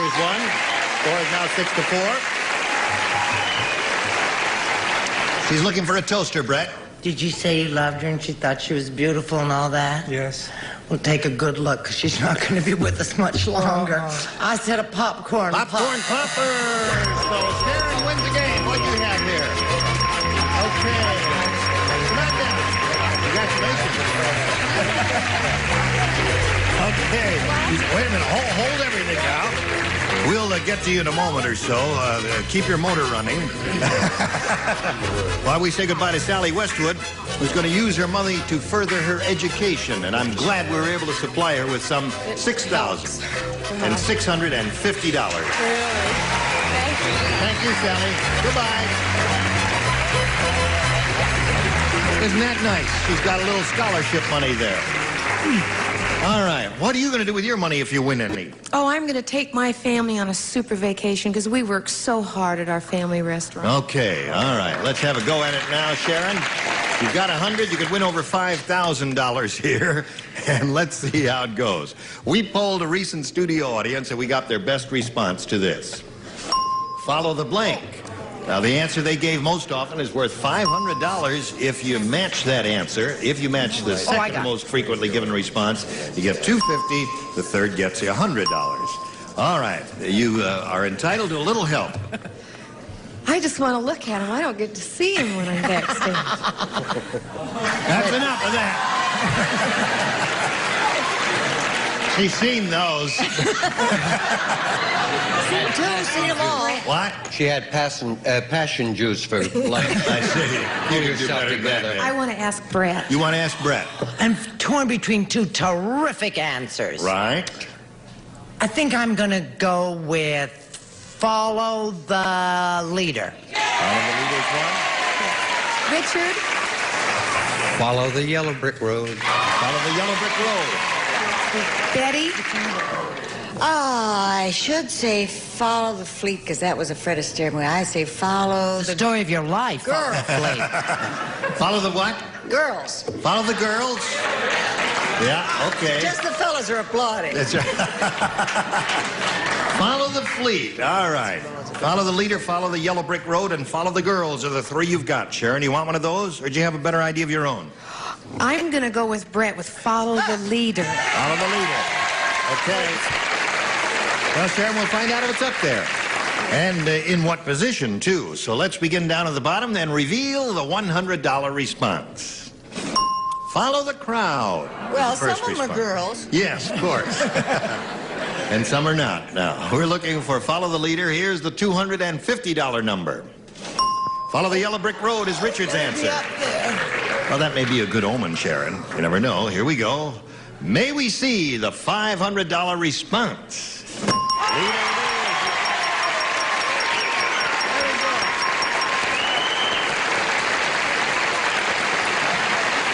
Okay, congratulations to you, Sharon. You got a total of $600 now. And that means you're going to play for 10 times 500 or $5,000. Now, to collect that amount of money, you're going to what? Crack my eggs over this. You're going to crack your eggs over this? Is that a Utah expression? I've never heard that. No, I remember I told you yesterday we specialize in eggs. Oh, you said that's right. She's got an egg restaurant. Okay. All right. She's going to crack her eggs over this. Okay. Oh, here it is. Now, to collect the $5,000, you got to match one celebrity exactly. It has to be an exact match, and you have to choose one now. Okay, well, I play this game all the time at home. It's my very favorite. And I always play with Richard. Doesn't it? So will you play with me, Richard? Too. My pleasure.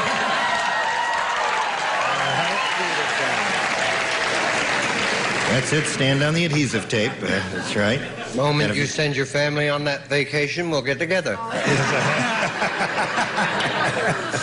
The reason we have adhesive tape, in case you cut your finger, we can just take it up and put it right around there. Okay. Here it is. It's worth $5,000. Carbon blank. That's C-A-R-B-O-N blank. Carbon blank.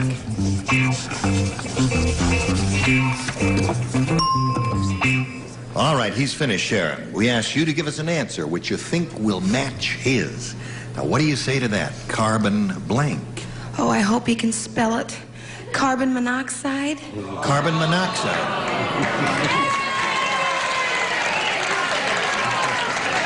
Listen, carbon what? They're all saying carbon paper out there. I don't know. You may want to take some if it doesn't come out that way. We'll find out right now. She says carbon monoxide will match you for $5,000, Richard. See, I think positively, Don. That's deadly carbon monoxide. But there was carbon copy and carbon paper. Yeah, carbon paper. Is that what you say, audience? Carbon paper? Yeah. You type? Do I type? Yes. Not too well. Isn't it funny? That's the first thing that came to my mind. But as Richard pointed out, there are a number of other good answers, too. Okay, now, Sharon, you've got your 600. You're going to meet another player in a moment or so. But right now, we got a little business for America. All right, let's carry on. Are you ready to carry on? Yeah. Would you kindly welcome Marjorie Wofford? How are you? Did I say that right? Yes. Wofford. Right. They spelled it wrong, so you would say it right. Oh, I see. Where are you from, Marjorie? Los Angeles. What do you do, if anything? I am a domestic engineer. A domestic engineer? Right. Well, there's a lot to that, isn't there? There is, right. And are you married? I'm married. I have 2 daughters and 3 foster daughters, 16, 15, and 13. Boy, you got to be a domestic engineer to cope with that, don't you? My baby is 4 months, and my oldest one is 10 years. I see. All right. So I'm on the ball, huh? You what? I'm on the ball. You are on the ball. I'm PTA president. You're a PTA president? Right. You're a very active lady there. Oh, yes. I work with the United High Blood Pressure Foundation. High Blood Pressure Foundation? Right. I don't have high blood pressure. You don't have it? No, not yet. You will. Probably. Wait till you see the first question. Oh, my God. Shall we carry on? Oh, please. Here we go. Why won't they get that fixed? No, it's just a little balky. Some days it doesn't feel too good. Don't worry, everything gonna be all right there. All right, you got a choice, Marjorie. A or B? My family said A. A is what they said. Here we go. Everybody plays. Sally the cheerleader was so short. Let me tell you, when she wanted to congratulate the basketball team, she had to stand on her tiptoes just to kiss their blanks. That's how short Sally the cheerleader. Boy, that's short. That is really short. Well, not that short. That is just short. Just to kiss their blanks. She was a cheerleader. She was a cheerleader, but she was short. And when she wanted to congratulate the basketball team, she had to stand on her tiptoes just to kiss their blanks. There were so many good, wonderful answers. I don't know which one to choose. You know.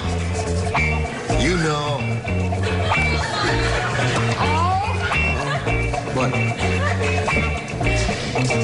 Hi.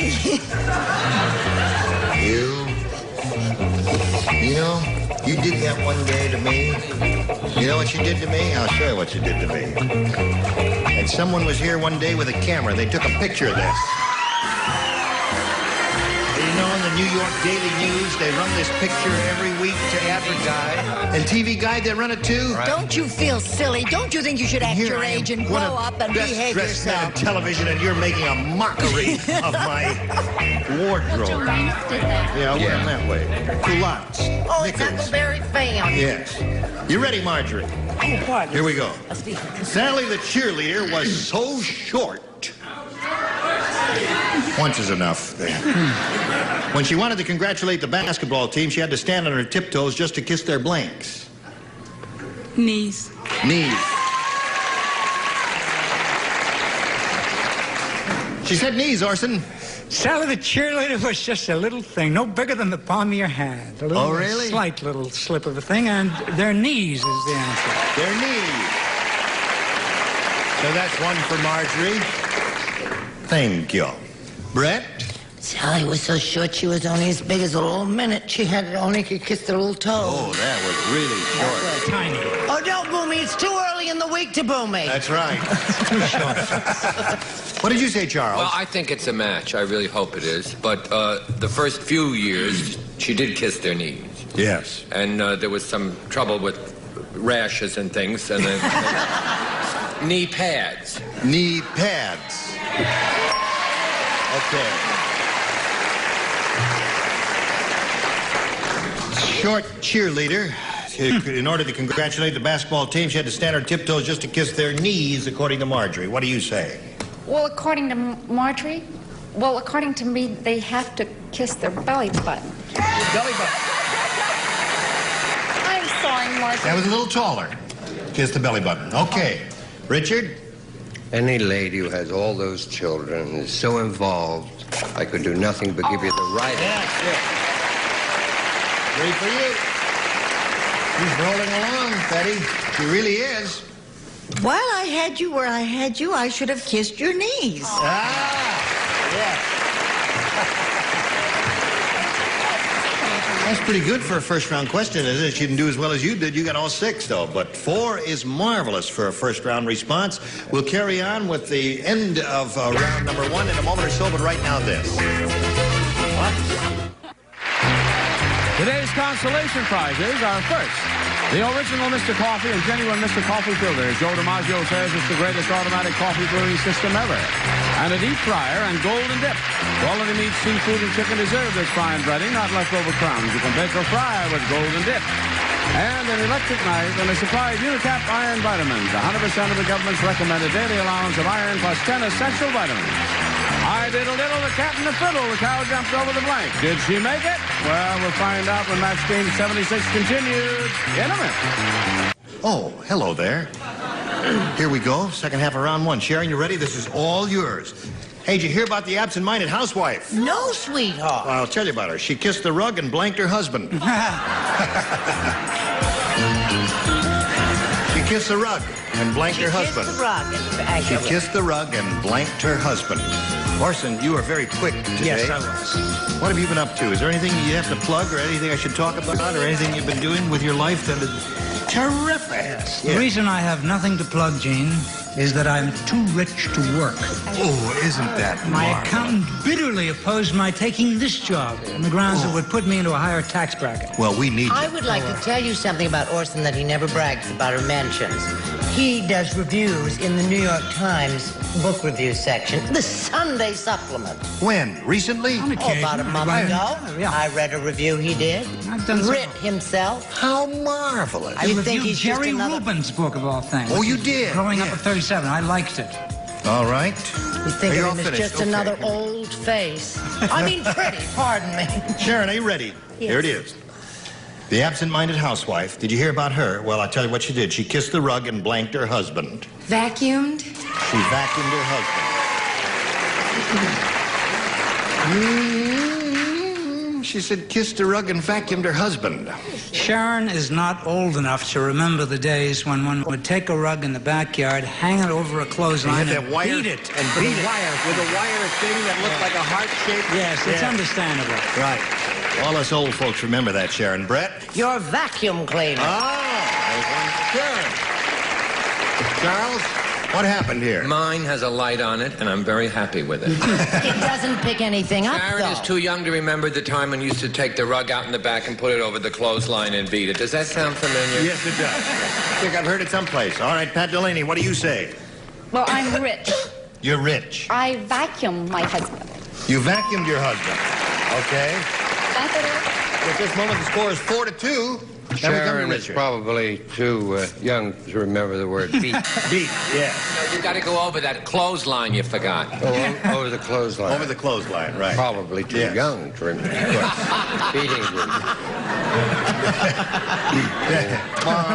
you know, some winer's going to think this is an instant replay. Why are you replaying that?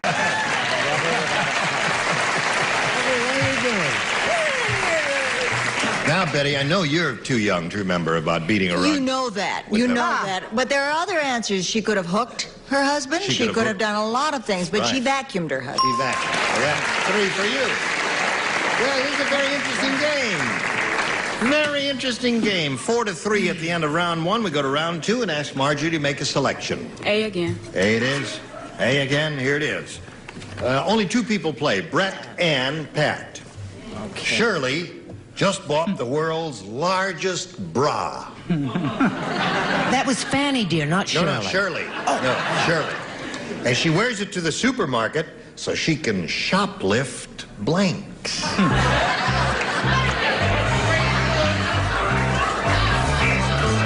I appreciate the enthusiasm of the audience in shouting out answers. However, I point out to you, you may be giving them rotten answers. So don't say it. All right, put it in the so slot. big, that's the gimmick, so big. You're not even playing. The world's biggest. Oh, I got a great answer. I got a great We'll call on you anyway. Well, call on me anyway. Right. Ready, Brett? Yeah, well, I will be as soon as I finish. She worked at supermarket so you can shoplift blank. Now, come on now. I've got it. Now, Marjorie, Shirley just bought the world's largest bra. She wears it to the supermarket so she can shoplift... Watermelons. Okay.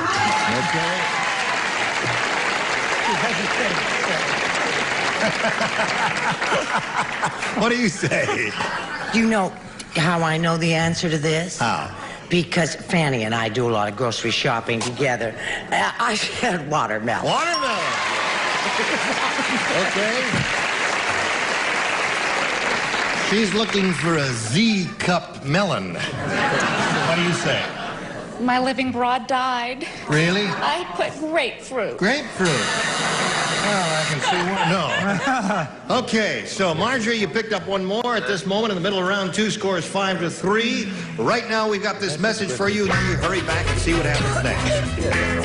I didn't. Gotta stop right now, ladies. You'll come back next time, right? Okay, here we go. 5-3, middle of round 2. You were all splendid. How was it on your first time? Well, I think it's fantastic, but I don't think I'm... You were fantastic. Wasn't she fantastic? Good. work. Join us tomorrow for fantastic Pat Delaney here in Match Game 76. Gene Rayburn, goodbye.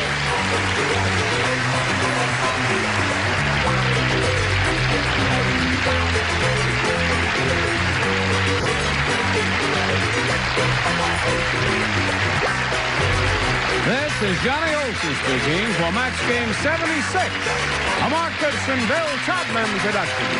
This program was edited for broadcast.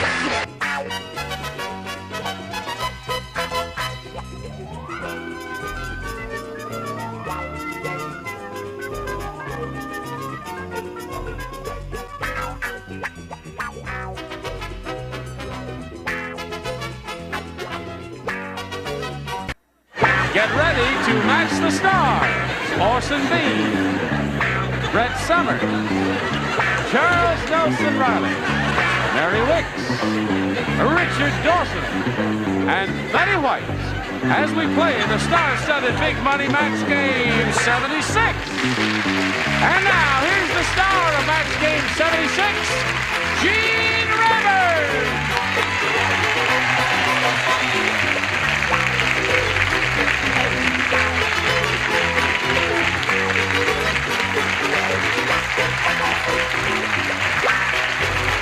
Okay, Johnny O, are they already out there? You're sure you want to go through with this? Yeah. Well, it's your last chance. Yeah. You said it was just minor surgery, didn't you? Yes, right. You took that suit off when you went home to sleep, didn't you? Fella, that's right. Yeah. You're in my picture. Could you I'm move? sorry. I didn't mean to. Well, you were right there in that very somber suit. Yeah. Charles is so sensitive, I don't know. Do you like this suit? I'm crazy about it. Thank you. It looked like a banker suit. See, I am a banker. Could you Here's lend me George a doll? Frederick and Donna Baker.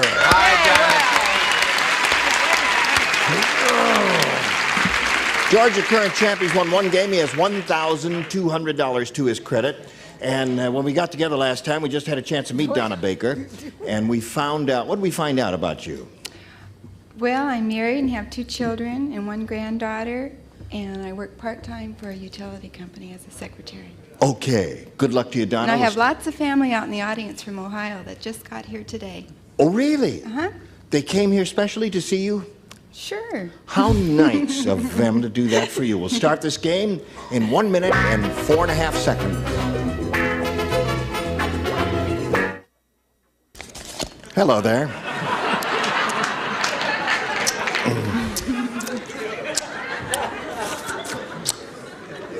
I've been sucking a lemon because I have a frog in my throat, if you want to know the truth, and I can't get rid of it.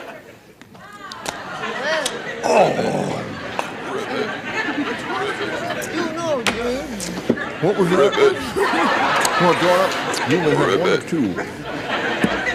I mean, A or B. Ribbit. I like 8. You want A, formerly known as 1. Ribbit. Here it is. Nyanuk the Eskimo. Nanook the Eskimo said... Ribbit. I don't... I can't believe it. Nanook the Eskimo said, I don't think my wife likes me anymore. Last night, I asked her to rub noses, so she took my nose and rubbed blank on it. Is this a first round question? First round question, and they are difficult, and you may roam far afield, if you wish. Roam far afield. This I far? love you. Yes! I'm thinking of going into lyric writing anyway. I'm an heiress. You're a gifted heiress. Thank you. Right. Okay, Donna Baker. My mother. Nanook the Eskimo said, I don't think my wife likes me anymore. Last night I asked her to rub noses, so she took my nose and rubbed blank on it. Snow or ice? Snow or ice, you Well. say. All right. Okay. Anything you say. She said snow or ice, Orson. I rejected this one and took that one, and Blubber. neither one of them was snow. Oh, blubber is good. Blubber is a very good response. What do you say? Good response? Blubber is good. Yeah. It's not my job to give good responses. It's my job to say whale oil. Whale oil. That's another good response. Thank you. Charles? Very kind of you. I'm a personal friend of Dorothy Hamill. I really adore her, and I chose ice. Oh, good for you.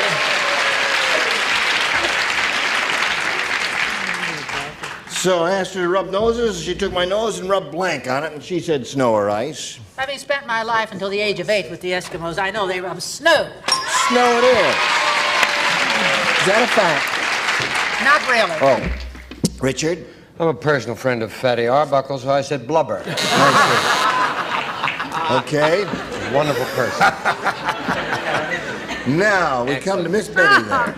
What do you say to this? Melted down into Orson Bean. Is that true? Blubber when you're near me. All right. Hey, that's not bad, Donna. 2 for the first rounder is very good. Ready, George? Ready.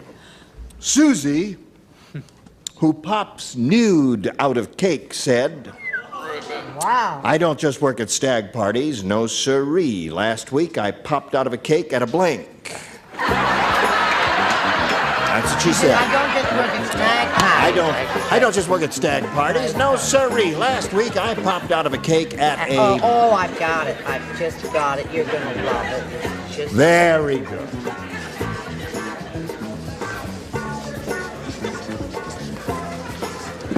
Okay. Weird, but cute. As soon as Charles is ready, George, here we go. Susie, who pops nude out of cake, said I don't just work at stag parties. No siree, I don't. Last week I popped out of a cake at a... Wedding. At a wedding. He said a wedding there. What say you to that, Sir Orson? I think I spelled it wrong, but it's a bar mitzvah. A bar mitzvah. That's the correct spelling there. Bar mitzvah. Is that the correct spelling? I don't know. What do you want They from me? look alike to me. A Shaggots from Burlington, Vermont knows how to spell this. All right. Doesn't he look sinister with his little blue jacket and his little blue shirt? Looks and his very little 20-ish. Sure. Looks like, I can't remember. I said a PTA meeting. Very good. Oh, yeah, that'll shake him up a little bit. Hooray for the PTA. I'm a personal friend of Dorothy Hamill. I said wedding. So there's one for George. Score is now 2-1. And we come to Mary Wicks. Well, it's a little something Sarah Lee should think about. Bakery. Bakery. Popped out of a cake in the bakery, get it? Stinks, Mary. Oh, how No. quickly they Now forget. Sarah Remember how Lee. I put you all through college? All right, Richard. She says, no, siree, last week I popped out of a cake at a wedding, according to George. My job is to say whale oil. Whale oil. Oh, you've got the same job. It was Brett's job. I've got it now. You've got it, I see. This group is I said deteriorating. christening. It's christening. Sort of a coming out affair. A christening? Yeah. That'd be nice, wouldn't it? I think it'd be terrific. The winner is Anthony Quinn, Hughes of Officialty. All right. Dorothy Hamill came second. All right, Miss Betty, come on now. It's funny that we would be talking about this job because I was once offered this job. I was once offered With this that job, body? But I couldn't bear it. So I said, wedding. There's another one. Got a tie score, 2-2 at the end of the first round. Round 2 coming up right after this. Hurry back. Here we go. Oh! Okay, Donna. I'll take A again, please. You want A again? Please. Okay, Donna. How many did you match? You matched 2 in the first round, Charles and Mary. And you two lay out, the rest of you, if you please. Lay out. Oh, sorry. Fonzie said, hey. He said that. This is, all right. You want to know the difference between being cool and being a nerd? I'm going to tell you this. If you're cool, you spend hours combing your hair. If you're a nerd, you spend hours combing the hair on your blank. That's the difference between cool and being a nerd. I'm going to tell you that right now. Hey, it's okay. Okay. Do it yourself.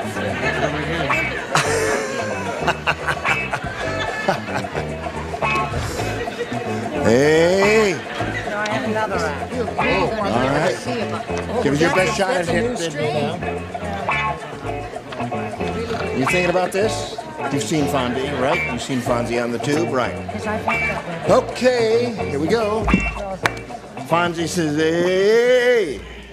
You want to know the difference between being cool and being a nerd? I'm going to tell you. If you're cool, you spend hours combing your hair. And if you're a nerd, you spend hours combing the hair on your blank.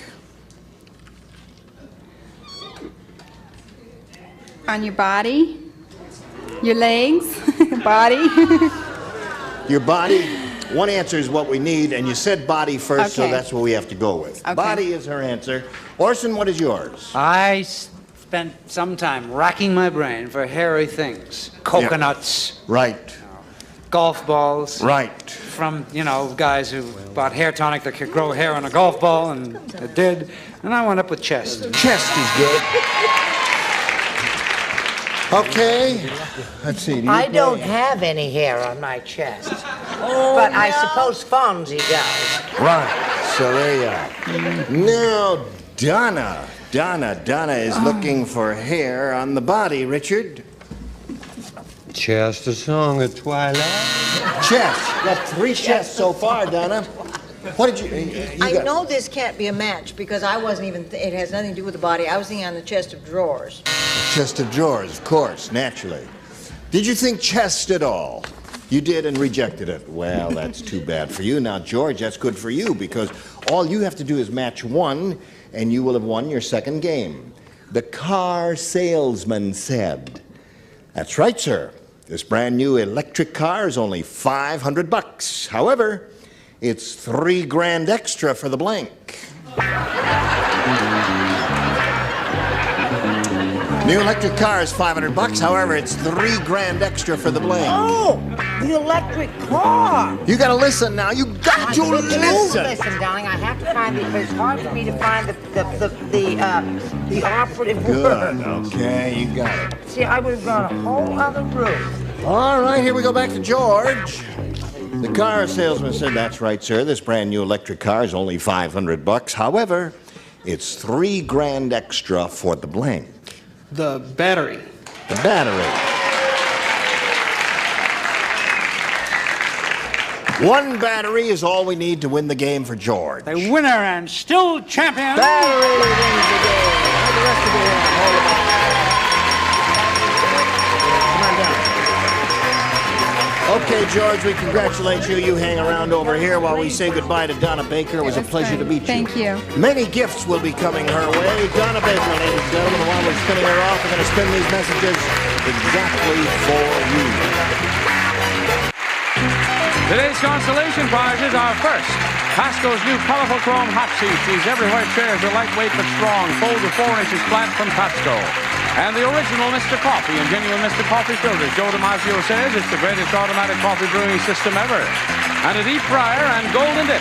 Quality meat, seafood, and chicken deserve this fine breading, not leftover crumbs. You can bake or fry with golden dip. The fun continues with Match Game 76 starring Jayne Rayburn in 1 minute. Here we go with George Frederick. He's won his second game. He's got $1,300 now. He's going to try for a lot more. Ready, George? I'm ready. Poll the recent studio audience, old fella. And we got their best response to this. Crash blank. Wow. Now, George, you get $500 if you match the answer that they gave most frequently. Their second most popular answer will net you $250 if you match it, and $100 for matching their third. And let's see whom you call on for some help. Well, let's see. I'll call Richard. Crash landing. Crash landing is one. And Betty. Oh, crash the party. Crash the party. And Charles. Charles, have you got one, old bean? I got about 7, Jayne. I mean, Oh, you have? You're very fertile tonight. He wishes. Well, I'm wearing red. Crash course. Crash course. All right. Crash course, crash landing, crash the party. Strange he would pick that one out of 7, isn't it? All right. Crash landing. Crash landing. That was Richard's answer. We'll find out if it's up there now. Do we have a crash landing up there? Yeah. May we see the $100 response? Right off the bat, George, you got it. Congratulations. You wanted it to be a little higher, didn't you? Yeah, I think I did. Where did you want it to be? Around the 500 location. Oh, really? All right, let's find out what's under the 250. Crash helmet is a very good one. They had a lot of Very good one. What do you think's under the big one? You hear what they're saying? No, what? They're saying crash diet. Ah, crash diet. Well, okay. Where were you when he needed you? Okay, Earl, slide it. They got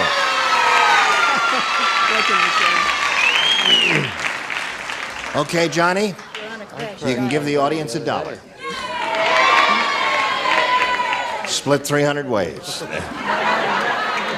Now listen, you're going to play for 10 times $100 now, or $1,000, and you have to choose one celebrity and try and get some ESP going to that person and make an exact match.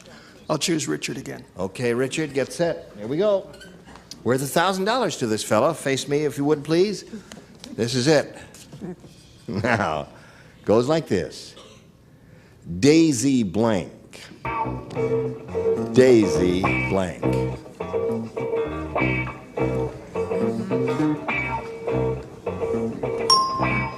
Now, he's finished, George. What answer do you want to give us which will match his exactly and net you another $1,000?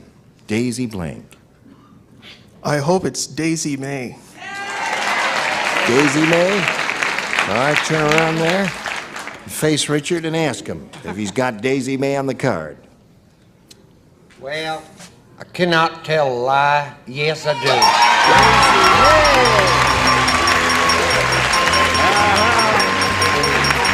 Wow, you got $2,400. Congratulations. How do you feel about that? That's a lot better. Good. Now let's welcome a new player, and here comes Trish Winch.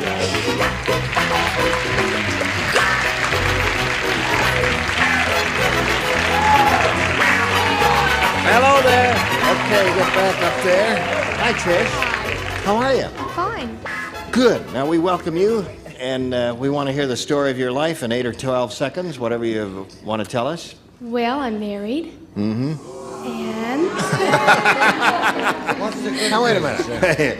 That's the bad news. What is the good? Now, listen, are you booing marriage? Is that what you're doing? You're against marriage. No. You're against the idea of her being married. Well, she likes the whole idea, don't you? Yes. Married to a neat guy. Yeah, he's real neat.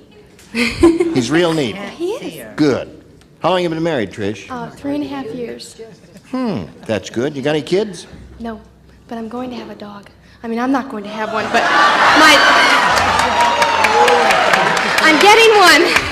What did you say? Richard, what did she say? What did she say? Don't be a litter I bug. do believe she married an Irish setter. No. What kind of dog are you going to get? Oh, I just like hound dogs. Hound dogs. Mixtures. Right. He ain't nothing but a hound dog. Trish, maybe you should just adopt one. I think so. Yeah. What does Mr. Winch do? He's a musician. What's his first name? Terry. Terry Winch. Interesting name. Anything else you want to tell us? I think we've heard enough. Okay. Now, Trish, you may have A or B. Oh, I think I'll take B. B it is for Trish Winch. When you return, that's George's winning card. Oh, that's there. George's winning card. I'll take that back. Edith said, don't ever go to Dr. Quackenbush, the plastic surgeon. Don't ever go to him. Yikes. He gets rid of your wrinkles by running a blank over your face.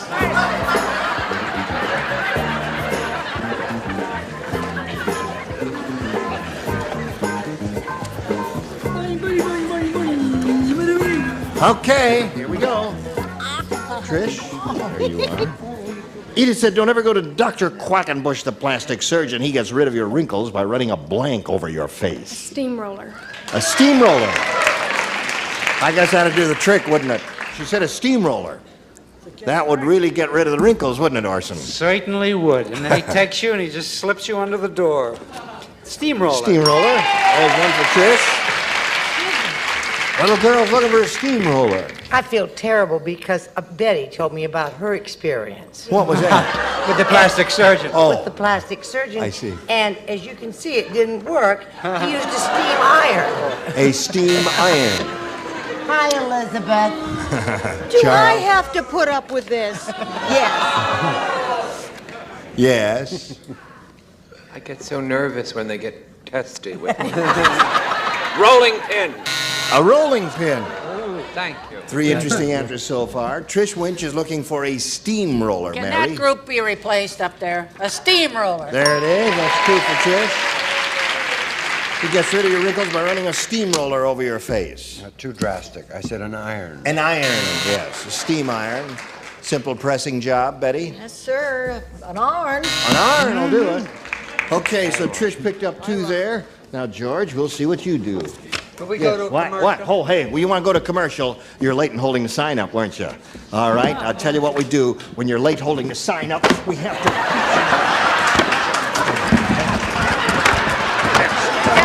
Now, will you remember to hold a sign up on time? Okay, fade to black, go to commercial. Roll tape, go.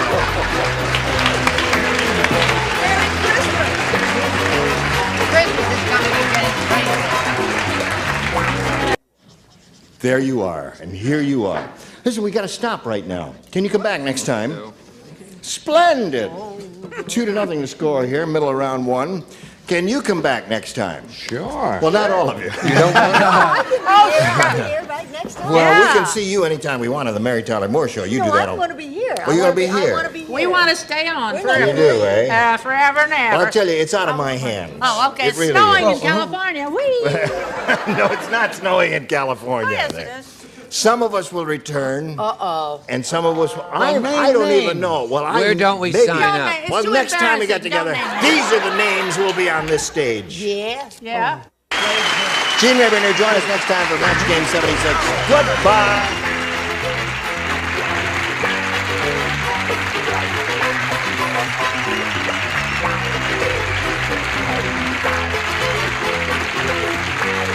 This is Johnny Olson speaking for Match Game 76, a Mark Goodson, Bill Todman production.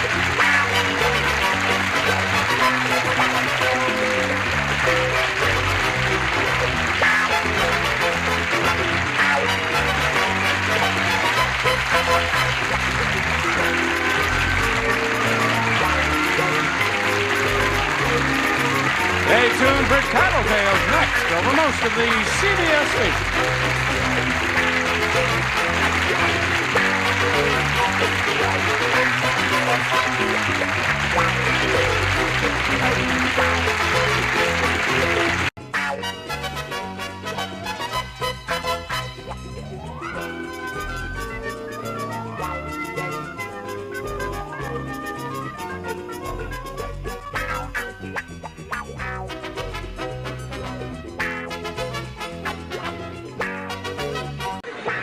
Get ready to match the star. Orson Bean, Brett Summers, Charles Nelson Riley. Mary Wicks. From Family Feud, Richard Dawson. And from the Mary Tyler Moore Show, Betty White. As we play the star-studded Big Money Match Game PM. And now, here's the star of Match Game PM, Jayne Rivers.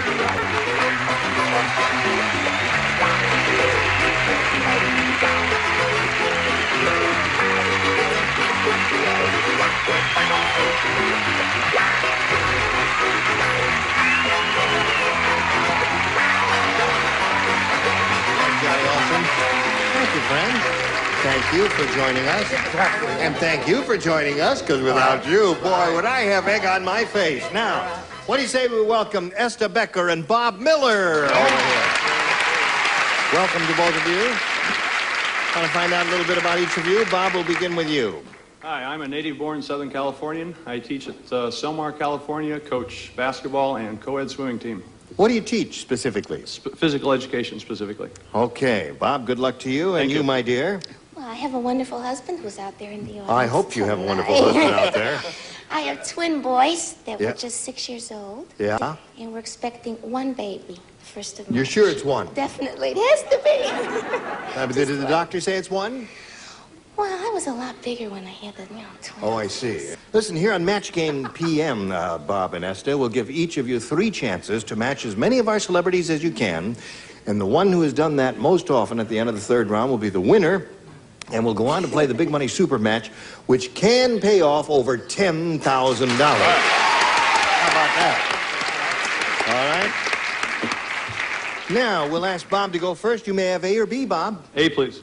A it is. Here we go. Hello. Hi, Roger. Well, one senator's secretary said to the other. Yes.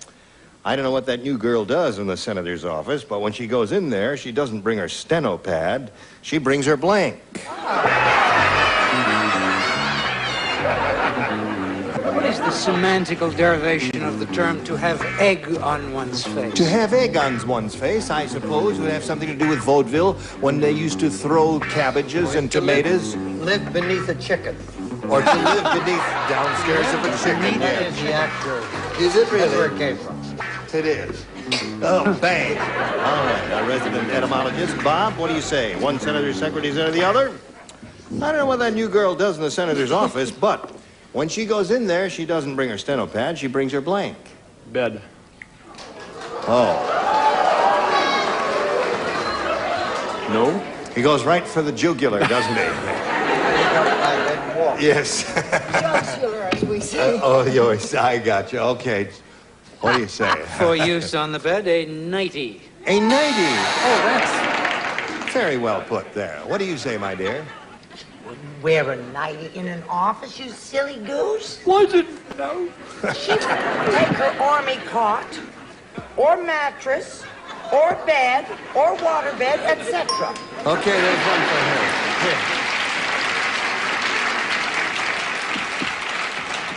Looking for a bed. No chick is going to carry around a bed. Yeah? Tell us about it.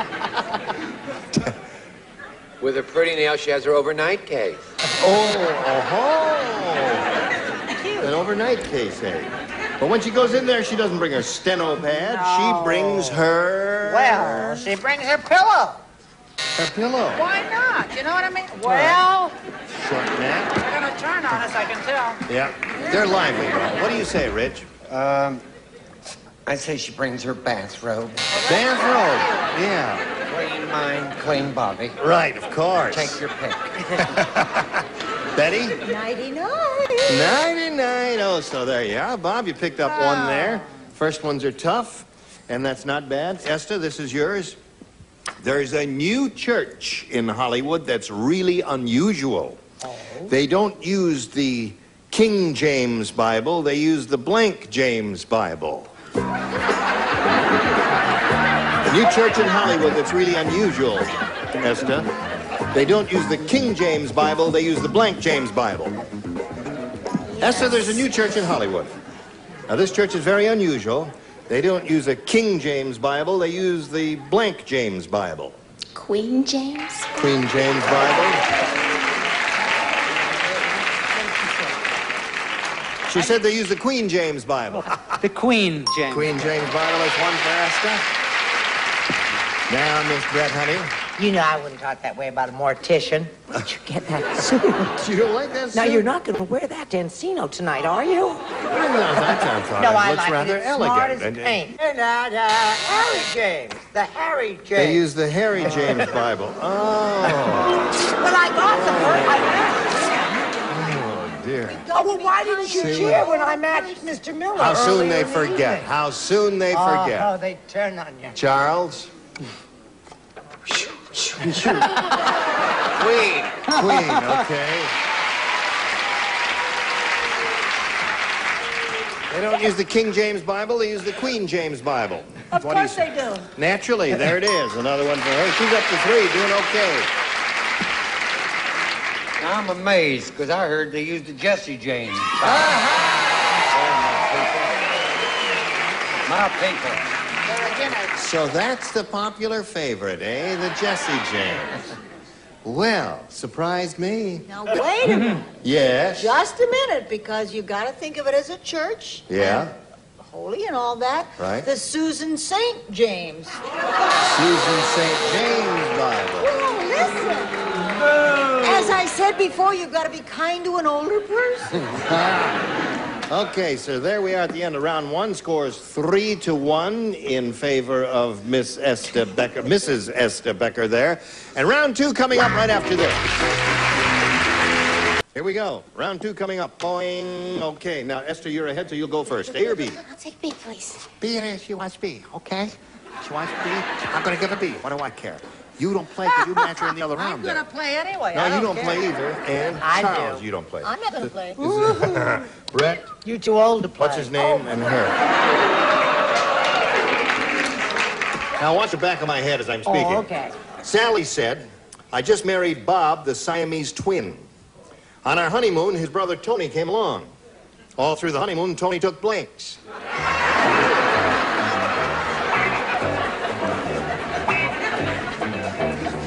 Okay? You like that answer, Yep, dear? that's okay. Indeed I do. Is it aces high or is it just okay? No, that was aces high. Esther Becker. Sally said, I just married Bob, the Siamese twin. On our honeymoon, his brother Tony came along. All through the honeymoon, Tony took blanks. Lessons? Lessons. Tony took lessons, eh? All right, what'd you say? I said that poor woman, no wonder she waited 6 years. If you've had twins, you'd wait 6 years. Yeah. Oh, I hope you don't have them this time. Well, give one away. That's what I told my doctor. I said, if I have twins, give one away. Don't tell Postponing me. the inevitable. Yes, I know, because I did math. You really I don't. said, snapshot. Snapshot is not bad. A snapshot. And Charles says... on the beach. And sold them. What did you say? And sold them. So... Tony came along, all the other Siamese twin, all through the honeymoon. Tony took lessons, according to her. What do you say? He took notes. Took notes. That should happen to him. Right. Naturally. That's logical, isn't it, Betty? Yes, took all kinds of notes. Okay. There we go. So that's your round 2 question, and now we come to Bob's round 2 question. And one person does not play. That's Brett, and here it is.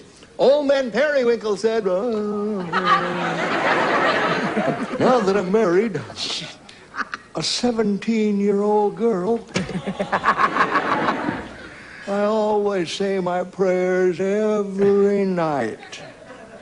When I come to bed, I pray that she'll be blank.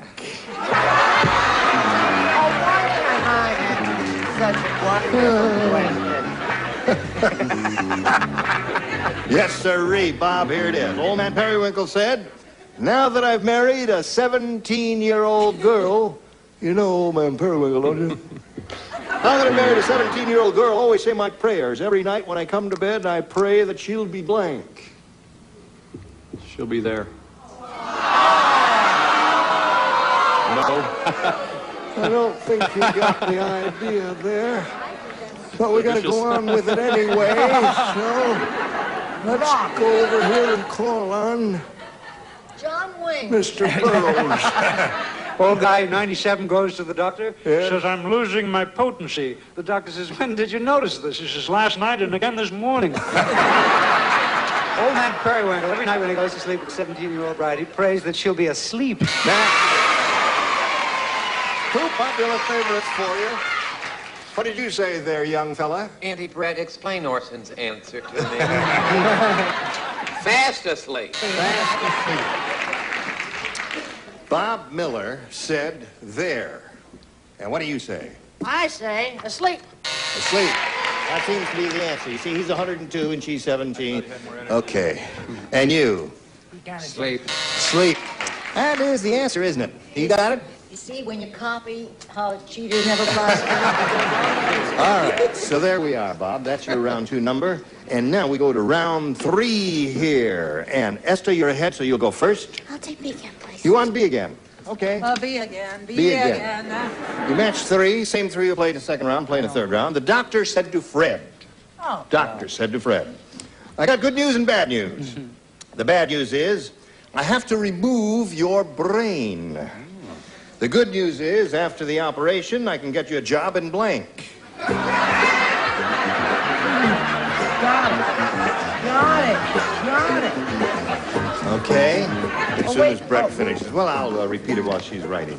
The doctor said to Fred, I've got good news and bad news. The bad news is I have to remove your brain. The good news is after the operation, I can get you a job in blank.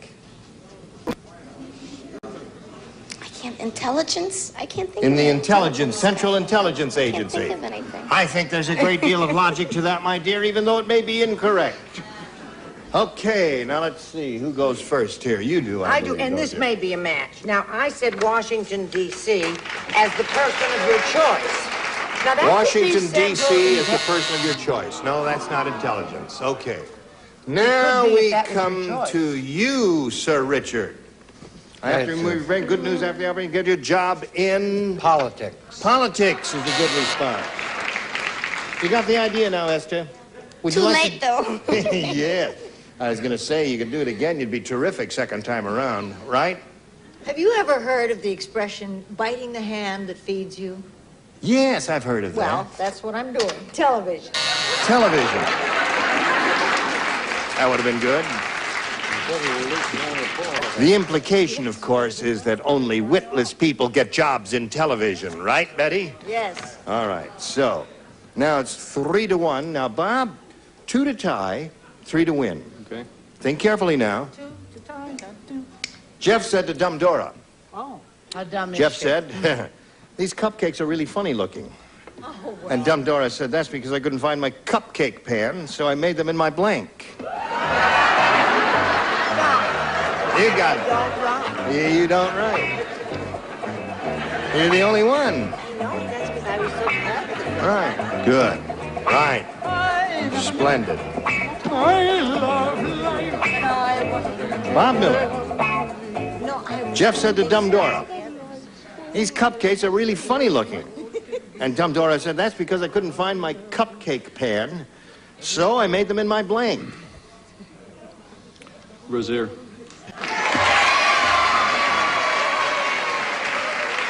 Okay? He said brasier. He sullenly muttered it. Bra! Bra. Charles? Clever, you. I didn't know it was a French program. I said bra.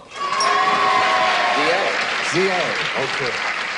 Brasier. He said the whole thing there. What are you doing, Mary? Fixing up my front. Oh, yeah, your front. And it needs fixing, too.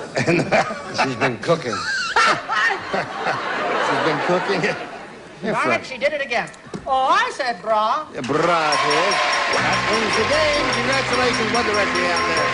All right. Come on down, Bob. Congratulations. Thank you very much. Hang around over here. Right over there, if you would, please, sir. Esther, good luck in your coming blessed event. Thank you very much. It's been a pleasure. A pleasure to meet you, and some gifts will be coming to your way, together with our thanks for being here on Match Game PM. And there goes Esther back there while she's going off. We'll send these messages just for you. How do you feel? All right. Ready now? It's time for the Big Money Super Match, where you can win over $10,000 here with this big board. Now, to do that, we have 2 audience matches for you. And whatever you win in these audience matches, you'll have a chance to multiply by 10, and that will be the final figure that you'll be playing for. Here we go. We polled a recent studio audience, Bob. We got their best response to this. Blank Stein. Now, the answer they gave most frequently will get you $500 if you match it. If you match the next one, that's their second most popular answer, you get $250, then $100 for the third. And let's see what help we can get from our celebrities. Brett, please. What about a beer stein? Beer Stein is one response. Beer Stein. Richard? Frankenstein. Betty?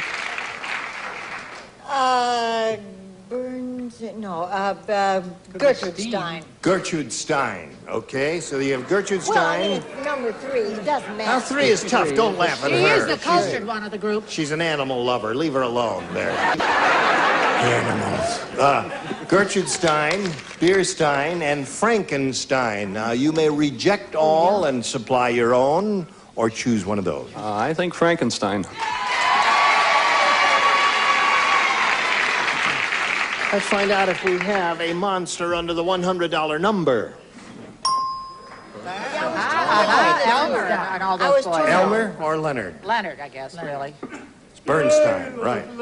Let's see if we get a Frankenstein under the $250 number. Yes, we do. Congratulations to you. I bet it's Einstein. I bet Einstein's the number 1. Now you say Einstein. Where were you when he needed you? He didn't ask us. Yeah, you didn't Oh, know. yes, he did ask He didn't ask you. That's right. All right. Let's see if Einstein. it's, Earl, let's see if it's Einstein. Nope. Oh, You poked fun, right? and a girl. Okay, now you got $250, which means that the least you'll be playing for is 10 times that amount, or $2,500. And at this point, let's see how much more you're going to win with your second audience match. Okay, Earl, slide it. Blank tell. All right, what answers we got here? Charles, please. We'll go on. Well, I'm thinking it's a couple. William Tell. Okay, there's one. Orson? Oh, there's 2 L's there. I thought it was TL. motel. I thought it was 1 L. I couldn't think of it. Show and. Show and tell. Richard? Kiss and tell. Yeah. Kiss and tell. Who's you told? Well, kiss and tell, show and tell, and William Tell. Which one, if any? William Tell. William Tell, he says. All right, let's find out if we got a William Tell there under the $100 number. Kiss and tell is Richard's answer. Worth every penny. Yes, indeed it was. William Tell, are you hiding under the $250 number? Show and tell? Well, you got 2 out of the 3 they gave you so far. That means it looks like it's going to be there. I think it's going to be there. Looks good. Yeah. All right. All right, Earl, slider. Yeah.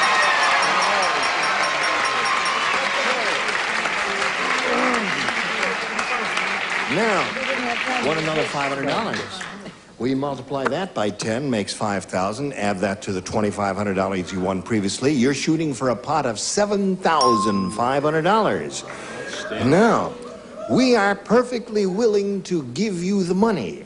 However, there's something you've got to do first. Make a match with one celebrity, an exact match. Richard, please. All right, Richard. There's a tape. Swing around and face me. And here we go. Worth $7,500. And it reads as follows. Diaper blank.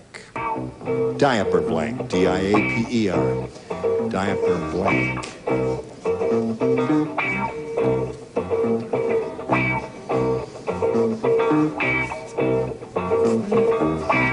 Okay. Now, he's made up his mind. Get your ESP flowing over to him. Come up with the same answer that he's already written on the card. You get the $7,500. There it is. Diaper. Rash. Rash. The only thing I could think of. You know, it's the only thing I could think of, too. And apparently the audience thinks you're right. We'll find out what Richard Dawson thought of right now. What do you say, Richard? No, I just thought back to the days we used to have a van come We'd give the diapers, and they would... Diaper service? Yeah, they'd arrive in... Boy.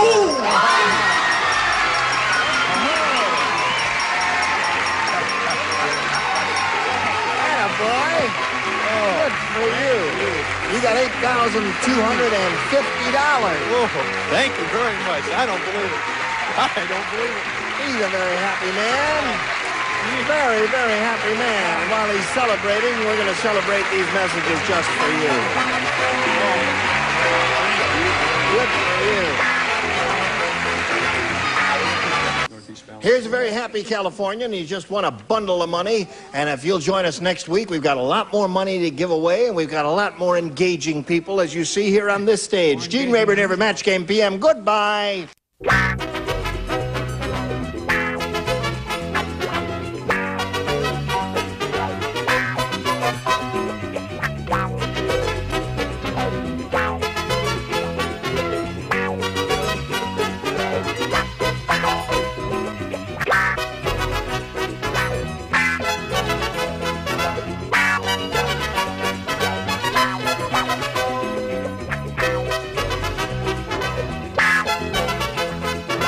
Provides 18 benefits, including towing and starting. Call any service station for all your costs. Darling, join my club. And Bardol Oil Supplement. Its exclusive full retraction formula bonds to critical surfaces, reducing friction and wear in your car's engine. Bardol, run with us.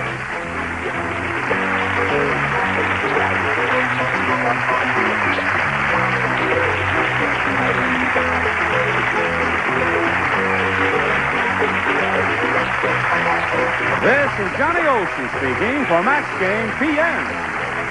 A Mark Goodson, Bill Trotman production.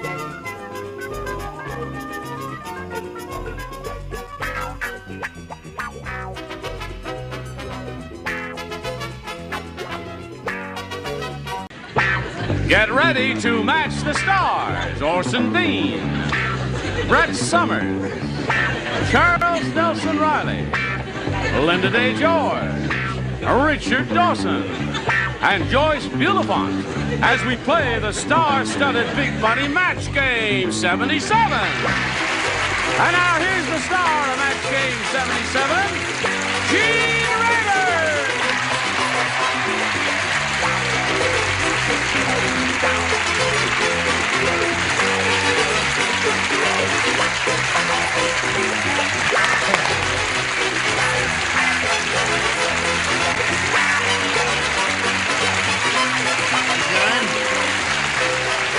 How are you? Cool, you got a wild bunch here today. Isn't that terrific? Nice to have all of you here. Nice to have all of you here. You're a joy to behold. Everyone okay? Yeah. How come Brett's light is on? There it is. Hit her again, hon. No, I wouldn't hit you. Hey, isn't that terrific? I haven't seen that. Have you had that for a long time? Which are you? What are you talking? Your beard. Oh, this is my pet marmoset. He wraps it. Wait, I'll get him off. Oh. Yeah, I grew it as a Christmas present for Carolyn. How nice. Last Christmas. Oh. It's been there ever since. She's thrilled with it. Yeah, actually, I'm doing the Gertrude Stein story for Universal, so I'm... No? I don't know. Two inside. Nice to have you back, my dear. Are you ready to play? Yes, All right, let's sir. welcome Janelle Moore, the current champ here. This lady's won a lot of money. Come on. 6,300. That's Yeah. very good, Janelle. And now Yeah. you're going to have a go at another big bundle, aren't you? Hopefully. With the audience match. All right, she's going to try for over $5,000 right after these messages. Here we go with Janelle Moore. You've done it before, so you know how it goes. Let's get right to it. We polled a recent studio audience, Janelle, and we got their best response to this. blank hill. Now, the answer they gave most often will get you $500 if you match it. If you match the second most popular answer, you get $250 and then $100 for the third. And 3 of our 6 celebrities are permitted to help by suggesting answers. Yes, I'll take Richard. Oh, dear lady that I read about quite recently, Fanny Hill. Fanny Hill? Yeah. Yes. She's doing very well. She is, yes, of course. I'm very happy for you all. And Brett? What Charles is, over the hill.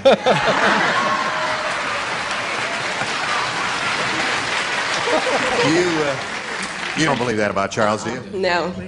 Not a day over 25. Charles? Charles, she says you're not a day over 25. You're not over the hill.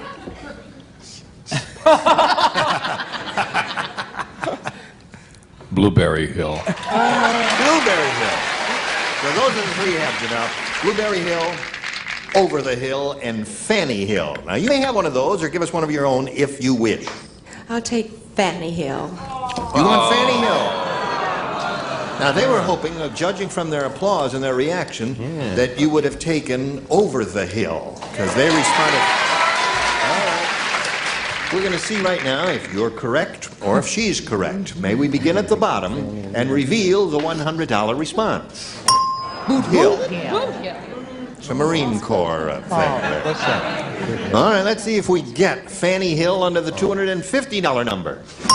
Strawberry Hill. Oh, come on. No one heard of strawberry. It's blueberry. That's right. All right, what do you think's on this big one there? Charlie. What? Well, the way it's going, I think Charlie Hill will be there. Charlie Hill. Whoever that is. Well, what is it? Bunker Hill. Bunker Hill. Oh, of course. No. Good answer. Bet that's what it Is that your choice? Bunker Hill. Oh, no, I see. All right, Earl, slide it.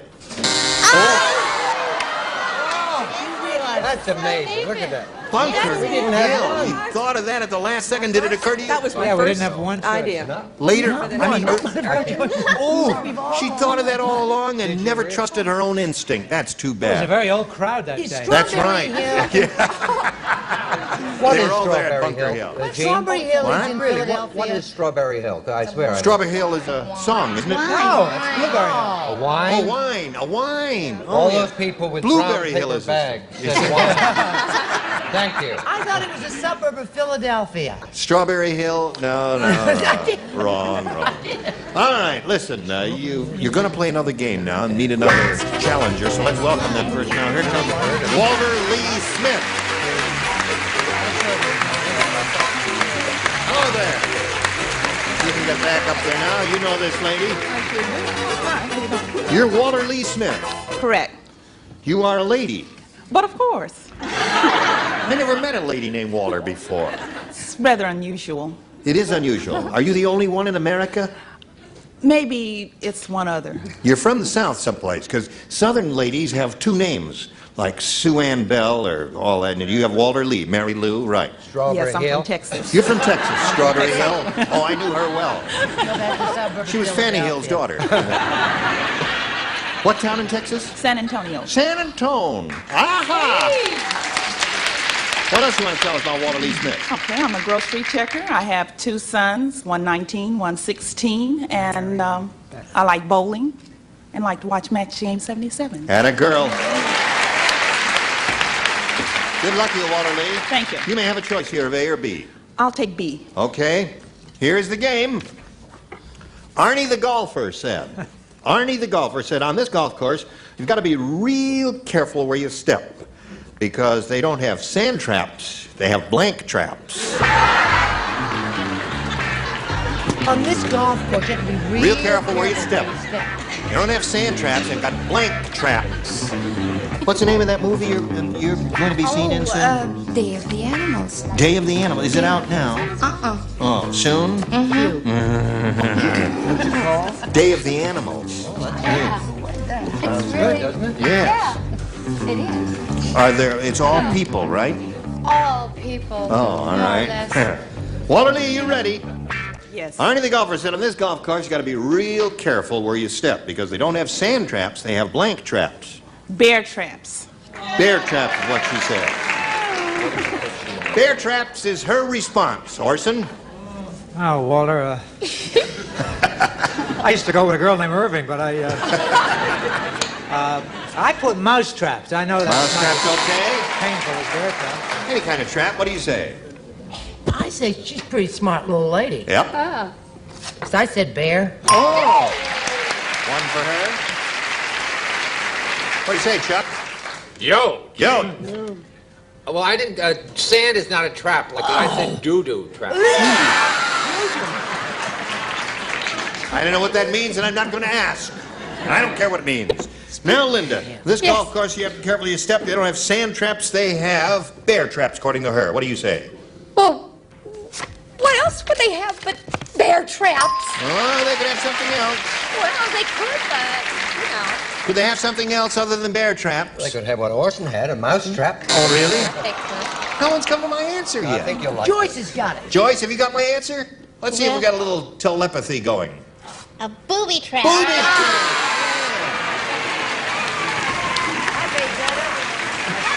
Very good. Joyce, I'm so smart. in the past I've called you a weirdo and unreliable and give rotten answers, but you saved the day today, and I thank you. You're so welcome. Okay. Called her a dummy behind her back. No, I never called her a dummy recently. Walter, you picked up 2 there, and your first round will belong in a moment or so, but right now we got this for you. Here we go. Are you ready for your first rounder? Now remember, Yes. as you know, they're a little more difficult. You've played it before. Everybody plays. 102-year-old Mr. Periwinkle married a 19-year-old girl. Poor thing. You got the picture? On the way to the honeymoon, old man Periwinkle's car said, "Just married." On the way back, it said, "Just blank." Now, this is a good one. Isn't it? It is a good one. There's some terrific answers. Oh, yeah. There are about- There's so many good answers, I would be hard-pressed to find a good one. They went to the bride and they asked her how it felt to have old age creeping up on her. Rim shot. Okay. Old rim shot. Wait a minute.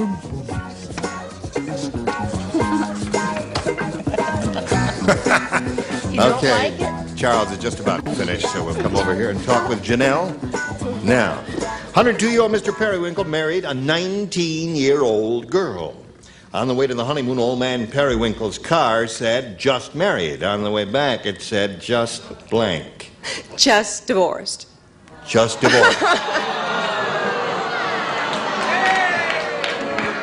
Okay.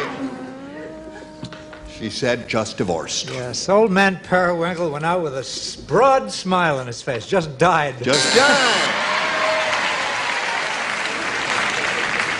You got the idea now, Janelle? Yes. Okay. What do you say, Brecht? Well, he didn't die. He didn't. No, but it said just awful. She printed the sign, I take it. She knows old man Periwinkle. I said just buried.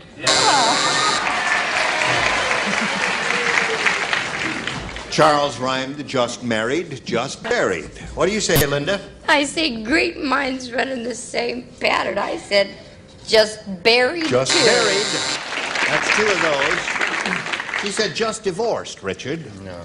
No? What we call the D and B. Dead and buried. Dead and buried. But I have to tell you that it took 4 undertakers 3 days to get the smile off his face. Right.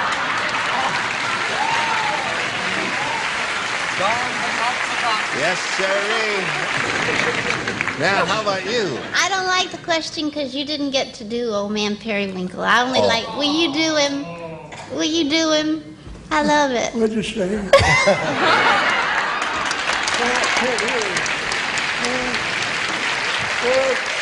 love that. What'd she say? I love it. That's how he is in the dressing room I without know. makeup. That's the real Jayne Braber. What's your name? Jayne Braber. Show us your That's card. a real Jayne Braber, and we all love. It said just gave up. Just gave up. Well. Oh, God. So there we are at the end of round one. It's 2-0 favor the challenger here, Janelle. Are you ready to go on here? Okay, Walter Lee, you may have A or B. I'll take B again. B again. 4 people play this time. Orson, Charles, Richard, and Joyce. The rest of you, you may listen. King Kong's girlfriend said, King Kong really loves me. When I blow in his ear, he goes blank. You don't play. I don't play, but I wish You I do would. play, sir.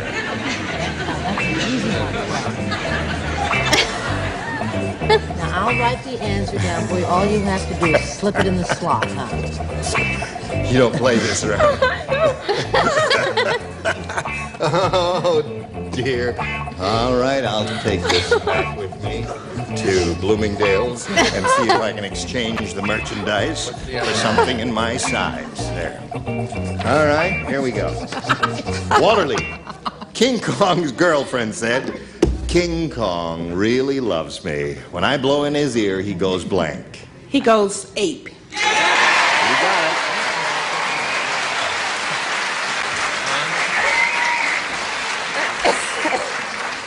She belongs in show business because she got the idea. You know, when Dino De Laurentiis, the producer of King Kong, was being interviewed, saying why he thought it would make more money than Jaws, he said, when did the shark die? Nobody care. When did the monkey die? Everybody gonna cry. He went ape. Yeah. Ape it is. There you go, Walter Lady. You may stay in show business. Ape. You may stay. Charles? Is the Blueberry Hill question over? Yes. I said ape is a good. I said ape-er. Aper. Okay, that's another one for her. You're up to 4 now, Walter Lee. When I blow in his ear, he goes ape, Richard. Pay. Ape-hay. An ape-hay is like a foil. Right. Joyce? I just gotta say, Orson looks so much like Chris Christopherson with that beard. Thank I'm you. very in love down here. I thought you were going to say King Kong. I said he goes ape. Show us your ape. Okay. You got them all. So you got to go to work after this. Come back and see how she does with her second rounder right after this. All right, here we go. Janelle? Yes. What do you have to do here? Got to match everybody. I don't know. Got to match everybody to achieve a tie. That's the best you can do, Janelle. Now listen carefully. George married ugly Edna because he's a leg man. George married ugly Edna because he's a leg man. You see, ugly Edna's blank looks like a leg. And that's why he married her. He's a leg man. He's a leg man. Right. Ugly Edna's blank looks like a... Right. George married ugly Edna because he's a leg man. You see, ugly Edna's blank looks like a leg.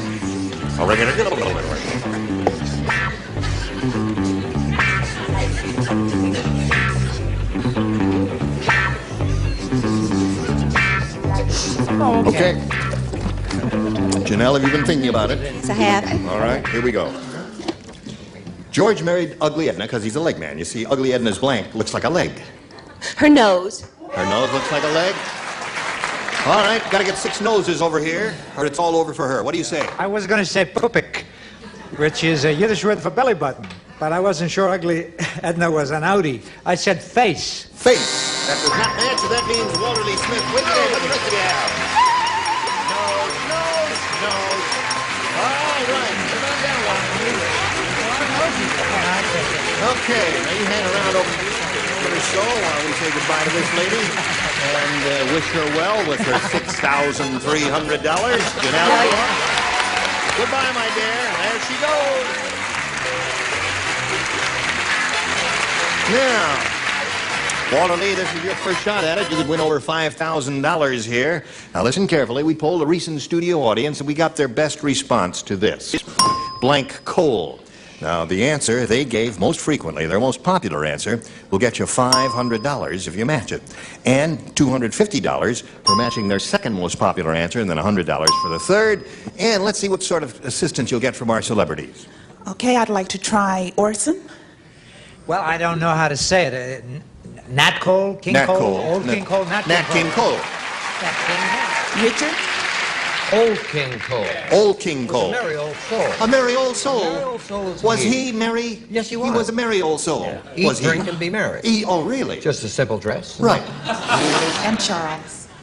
Indian love coal. I got Little nothing. touch of humor there. A thought will come to him out of the blue. There are only two. Out of blue card. Oh! Natalie Cole. Natalie Cole. So those are the three. Walter, Natalie Cole, Nat King Cole, and Old King Cole. You can choose one of those or give us one of your own. I'll try Old King Cole. All right. What if she just says King Cole? That way she's got two, isn't it? I mean, they might... Well, I don't know. It's got to be one or the other, I would Has think. to be an King exact Cole? Yeah. No, King Cole would be Old King Cole. No, well, you don't like Old King Cole? Is that what you're saying? What would you go for? You were wrong before, you know. You were wrong on Bunker Hill. Remember that. Over the hill, yeah.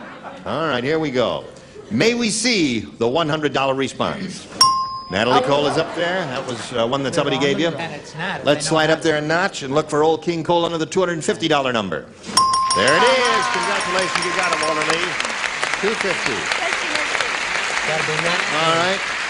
Gonna be Nat King Cole? Yeah. Yes. Okay, let's see it, Earl. Nat King Cole it is.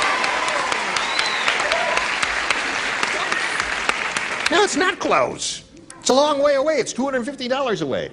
All right, you're going to play for 10 times the $2,500 you just won. 250. Oh boy, that would be great. 10 times 250, that'd be 25,000. Well, no, 2,500 is what you're playing for.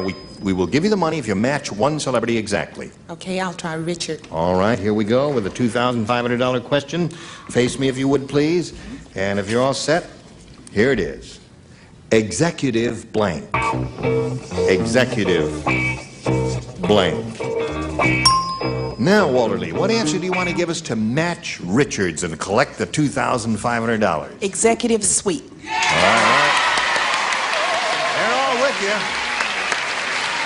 The important thing is he with you. What do you say? Ain't she sweet? Sweet it is!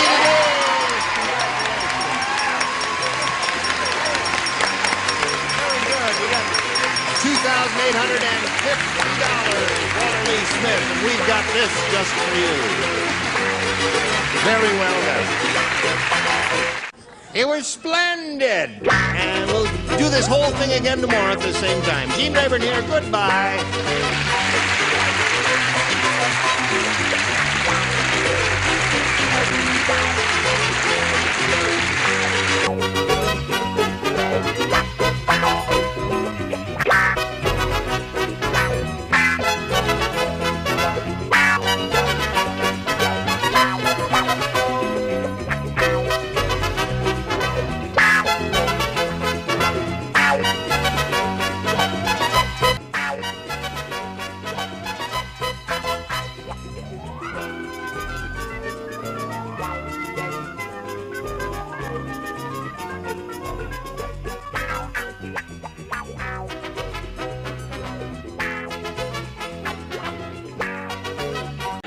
Get ready to match the stars. Orson Bean, Brett Summers, Charles Nelson Riley, Linda Day George, Richard Dawson, and Joyce Beautifont as we play the star-studded Big Money Match Game 77. And now here's the star of Match Game 77, Gene Rayburn.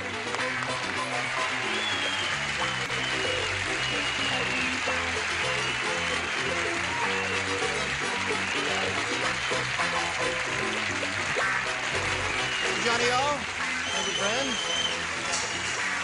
Please, the whistling is not good for my eardrums. I thank you for your enthusiasm, and thank you for joining us. You're going to have a good time because we got a marvelous bunch up here. Yes. Is the bunch ready? Yeah. Yes. What's your problem? I'm just one of the bananas in the bunch. Oh, all right. Well, they'll go bananas before the half hour is over. Now let's say hello to Joy Luther and Terry Barr over here. How are you? Fine. Good. Fine. Got a good luck charm there? Yes, they are. What are they, medals? They're charms. They're charms. My sister gave them to me just before we And came she in. said, take these with you and they'll bring you good luck. That's what she But so said. far they got $600 worth of good luck. That's right. That's Right. right. I love that jacket. Thank with the you. naval motif. That's Her right. husband is a naval officer, a captain in the United States Navy. That's right. And she's being challenged here by Terry Barr. We found out a little bit about you, didn't we, Terry? Well, let's find out a little more about you. A little more. Well, anything, because, you know, anything. to refresh Well, the people's let's memory. see. I'm single, cheerleading, songwriting instructor, native Californian, senior at Cal State University, Fullerton. Okay. All right, good luck to both ladies. We'll start this game right from the top, right after these messages for you. Hello. Here we go. All right, I'll push this button, start right from the top. Terry, you may have A or B. B, please. B it is. Okay. Ready? Yep. Oh, All I right. suppose. Oh, mercy. He just wants to show off his shoes. The Jolly Green Giant said, Would you like to see something in green? Hey, you know. oh, it is? Yeah. No kidding. Today's St. Patrick's Yeah. Day. 17. Oh, I didn't do a thing about it. I'm awfully sorry, but Aaron Gobra. Okay. Oh, I'm sorry to hear that. Oh, the Jolly Green Giant said, ho, ho, ho, ho, ho, ho, ho. Because I don't like strangers in my valley, so I put up a sign. It says, warning, trespassers will be blanked. Warning, trespassers will be blanked. Can I You see don't that a like no minute? stranger in his valley? I don't like strangers in my valley, so I put up a sign. It says, warning, trespassers will be blanked. Now watch your copy from it. Just one moment. America, could I have a camera, please? Yes, thank you. I have now, there's my answer. Long before he ever got, now could we have one on him? Ah, shut up. My very word. Oh, shut up, steady rules. Oh, yes, it is. Here we go. Terry Barr. The Jolly Green Giant said, ho, ho, ho, ho, ho, ho, ho, ho, ho, ho, ho, ho, ho, ho, ho. I don't like strangers in my valley, so I put up a sign. It says, warning, trespassers will be blanked. Canned. Ha! Very good. Kids got it. I like your Jolly Green Giant laugh. It sounds as if the Jolly Green Giant has been fooling around with Old Man Periwinkle. They're friends. Yes, but I hope this matches. It should. If there's any shred of decency in Ira Scotch's heart, the producer picked and canned. Picked and canned. Indeed, that is a match. Right. Right. That's one for Terry Barr. How about you? Now, this is one time where there's no way anybody will be able to accuse me of stealing Charles's answer. Why? Because you got a terrible answer. I didn't realize that the Jolly Green Giant worked in a factory. I thought he was out in the fields. I said planted. Planted. This is what trespassers will be planted. You really are. No, I think I'm losing my mind. I'm not going crazy, just losing my mind. You know, it's in Lost. Yes. I saw that. Oh, what? Hello? I felt it was going in match game 73. But I didn't want to say anything. Canned, of course. Canned it. Okay, Chief and Terry. Jolly Green Giant put up the sign, says, warning, trespassers will be canned. Yeah. And Little they'll play all- on words but- there. but- Little joke, you yeah, see. but they'll also be squashed. A little play on words there. A little Oh, squash, yeah, because he would step on them and squash them. Very good, my dear. Get the wet sheets out. Yes. Hello. We're trying to humor her. It's all right. What do you say? I said they'll be eaten. Oh, really? Yes, sir. Trespassers have just gone up now. They're on the increase. I don't know why. Hello there, Joyce. In Encino. Come on, Joyce. Get your act together. Okay, that's all right. You ready to go to work? I'm ready. Okay, here's your first rounder. Here it is. Tiny Tom Thumb said. Yes. No bigger than the palm of your hand. He says, I think the teeny tiny godfather is mad at me. This morning when I woke up, there was a blank's head in my bed. It's a real good one. I know it's going to take you 20 minutes, but I'll just give it to you. Like, it's a good one. I think the tiny... But there are two or three pretty good choices here, aren't there? Sure. Yeah. No, there's only one. Now there she goes again. I feel sorry for you. Did we give you permission to smoke that big, black, foul-smelling It is a gift cigar? of the producer, and I don't think you yes, should do I hope anything you're about enjoying it. that wonderful cigar. Thank Ready? you. Go. Write an answer. Okay, Joy Luther, are you ready? Have you been thinking about it? Okay, here we go. Tiny Tom Thumb said, I think the teeny tiny godfather is mad at me. This morning when I woke up, there was a blank's head in my bed. Pony. I would say pony. Would you? Pony would be good because in the real thing, in the Big Godfather, there was a horse's head, so pony would be one choice. Yes. That's not Tom Thumb, though. This is teeny tiny Tom Thumb. Oh, the tiny who's only 9 inches tall. Very small, and there was a mouse's head. Mouse's head. That would be in. That would be in. And it was very sad because it was his favorite mouse. Oh. Well, it would be a proportionate thing, a mouse. What do you say? I don't care what anybody says. I like my answer. I'm sick of it. I want a burst of applause and a standing ovation. He was teeny tiny, teeny weeny, teeny tiny. He had a Right. flea's head in his leaves.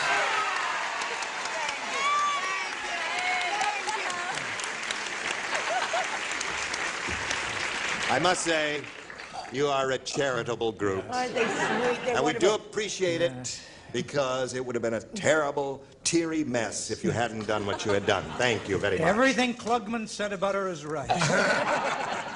What do you say? I went with Orson and said mouse. All right, so I got 2 mice and 1 flea so far. Linda Day, what do you offer here? Well, A blank's head in the bed. I said a horsefly's head. A horsefly's head. Very good. Very clever answer. Stinks, but Very clever, yes, but no match. It does not stink, Charles. Horsefly. Happens to be the hippest answer we've had so far, Charles. Joyce? Wait a minute, it's not the answer that got the most applause. No, and the that's standing what I- ovation. Well, that's Yes. because we Which was didn't beg Brett. these nice people. 1 MC per show, if you please. All right, I'll do it, but I can't. What's your answer? Are you ready? Yeah. I said a flea's head, like that. I didn't get a standing So ovation. there we are at the end of round 1, 3-0 in favor of Terry Barr. Round 2 coming up someday in the near future. All right, here we go. We are ready to carry on and go to round 2 here. Now, Terry, you may have A or B. B again, please. B again. Who plays? 3 people. Brett? Vale and myself. Oh, yes. All right, the 3 of you ready. Here we go. Frank said, at the picnic... Who said this? Frank. Frank. You remember Frank? Yeah. Testy, I He just said, asked you. at the picnic, the Tartaglia brothers were a real mess because they took the pizzas and used them as blanks. The Tartaglia brothers were a real mess because they took the pizzas and used them as blanks. That's at the picnic, you see. They serve pizzas at the picnic. I don't need you. I got it. I got it. Okay. I tried. It really wasn't Frank, it was Francesco. Yeah, Francesco. Now, we all know that Charles is not playing this time, don't Right, we? right. So you got it? You got it? You got it. Here we go. Joy, you ready? Terry, this is yours. Frank said, at the picnic, the Tartaglia brothers were a real mess because they took the pizzas and used them as... Napkins.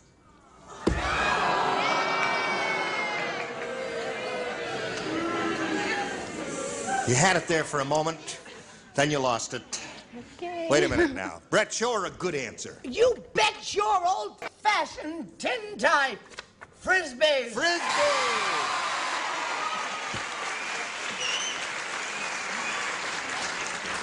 Do you understand? Okay. She was Hello. so clever before. wasn't Yes. she? Yes. Are you ready? Well, I Terrible. am, but I don't know if you are plates. Plate. Well, I mean, All right. All right, Richard. Obviously is just another pretty face. Frisbee. Frisbee. Well, Joy, you got a shot at it now. Okay, 3 to tie and 4 to win. okay. Here we go. Everybody plays. At the Eskimo banquet. I love it. Nobody ate the Eskimo pie. I'll tell you why nobody ate the Eskimo pie. Because up there, an Eskimo pie isn't ice cream. It's a pie with blank in it. That's why nobody ate the Eskimo pie. Is everybody playing? Is Charles playing? Everybody plays because she didn't match anybody in the first round. I'm covering up my answer. Ready? Ready, ready, ready. Here we go. Rainy, rainy, rainy.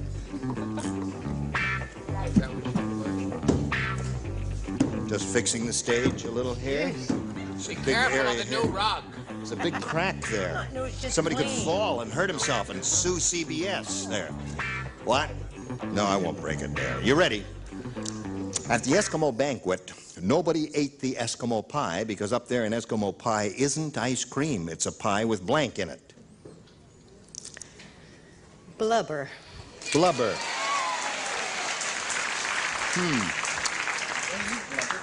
Yeah, they eat blubber. They eat blubber.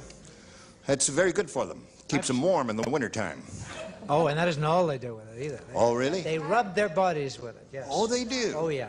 And after enough of them have rubbed their bodies with it, they all look alike, and, you know, Okay. what they say about Eskimos. I've seen better-looking rugs on Howard Cosell. Than this? Yes. This is brand new. They just bought this. Oh, did they? From Howard. All Right. Up there, would you mind setting this up for Yes, me? here we go. At the Eskimo banquet, nobody ate the Eskimo pie because Yes. up there, an Eskimo pie isn't ice cream. It's a pie with Eskimos. Eskimos in it. Right. Eskimos. See, that's why they don't eat Eskimo pie up there. Very good. The Very definitive answer. judgmental of them, I'd Yes. say. We know that I was the first one to finish outside of Mr. Dawson, who's always the first one to finish. So Thank you, therefore, Brett. I could not have stolen from anyone on this upper tier. Eskimo, Eskimo. Okay, that's two of That those. doesn't match, does it? No, I don't. Blubber is her answer. Give her a little blubber, Charles. I think You can spare some.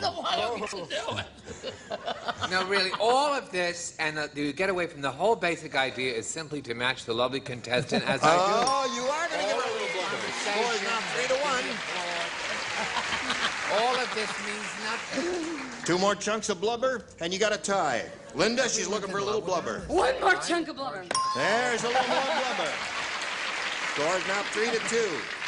Richard? I had a tie once made out of blubber. Oh, you did? Yeah, I bought it from an Eskimo. From an Eskimo. Tied it all together, you see. I see. Now, you must match Joyce to achieve a tie and stay in the game. All right, Joyce, it's up to you. I hate that. I like it to be up to me because I thought it was made out of Eskimos. So that means Terry Barr wins the game. Congratulations. I'll get the cable out of your way. Joy, I'm glad you're not leaving empty-handed. $600 for you, together with our best wishes. Thank Joy you. Luther, goodbye, my dear. And while she's spinning off, we'll spin these messages just for you.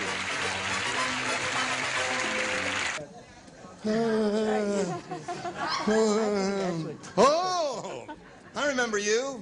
You're what's her name, aren't you? Now listen, Jayne, Jerry. What? Jayne, excuse me, before we go any further, I have a bet here with Linda. It's just a silly bet. I don't want to hear I it. want you to settle it for me. I don't want to hear a word of I've it. made a $5 bet Don't to a involve charity me in your problems. I don't want to that hear you're it. wearing blue socks. Now, I may be wrong. No. Now, wait a minute. Get out of here. I said yes. Get out of there. Get out. Get back there. Now, wait a minute. It's for charity. Yeah. Now, listen. Delighted to lose. Now, wait a minute. It's for charity. There has to be an element of trust here. Would a man known for his sartorial splendor, Yes. as I have been known for these many years, Yes. be so gauche as to wear blue socks Yes, with a yes. total brown ensemble? I'm wearing brown. I have black socks on. Well, But I'm going to Mexico right now. no, you've got to trust me. I am wearing brown socks. Can't believe it. Get out.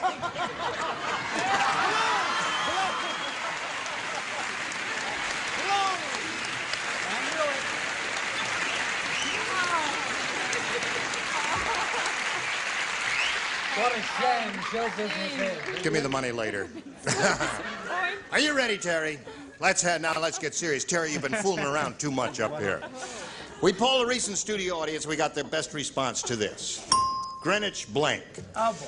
Now, the answer they gave most frequently get you $500 if you match it.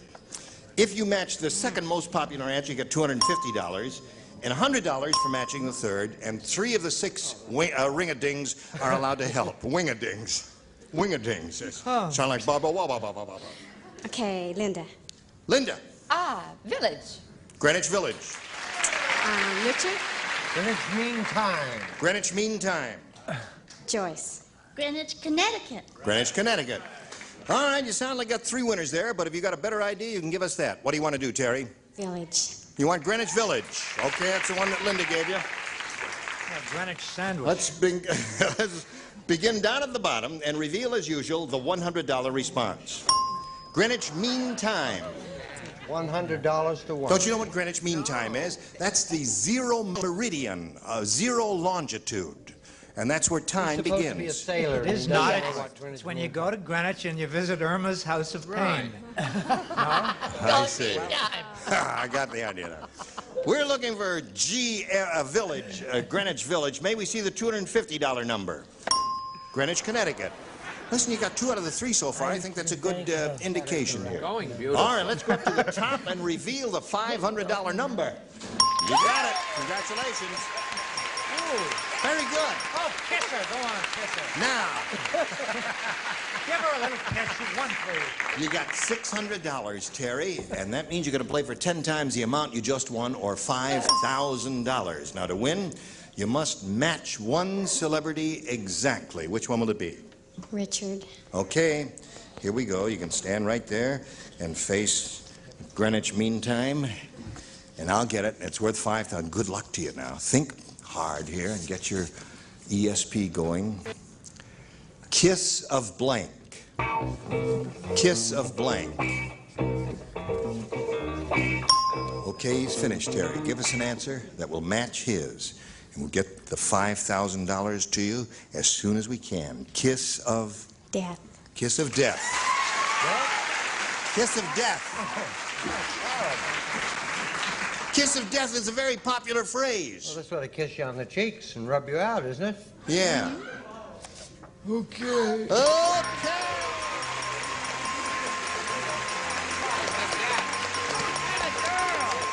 You got $5,600. Girl is very happy. She's got a lot of loot here, and we've got a little message for you especially.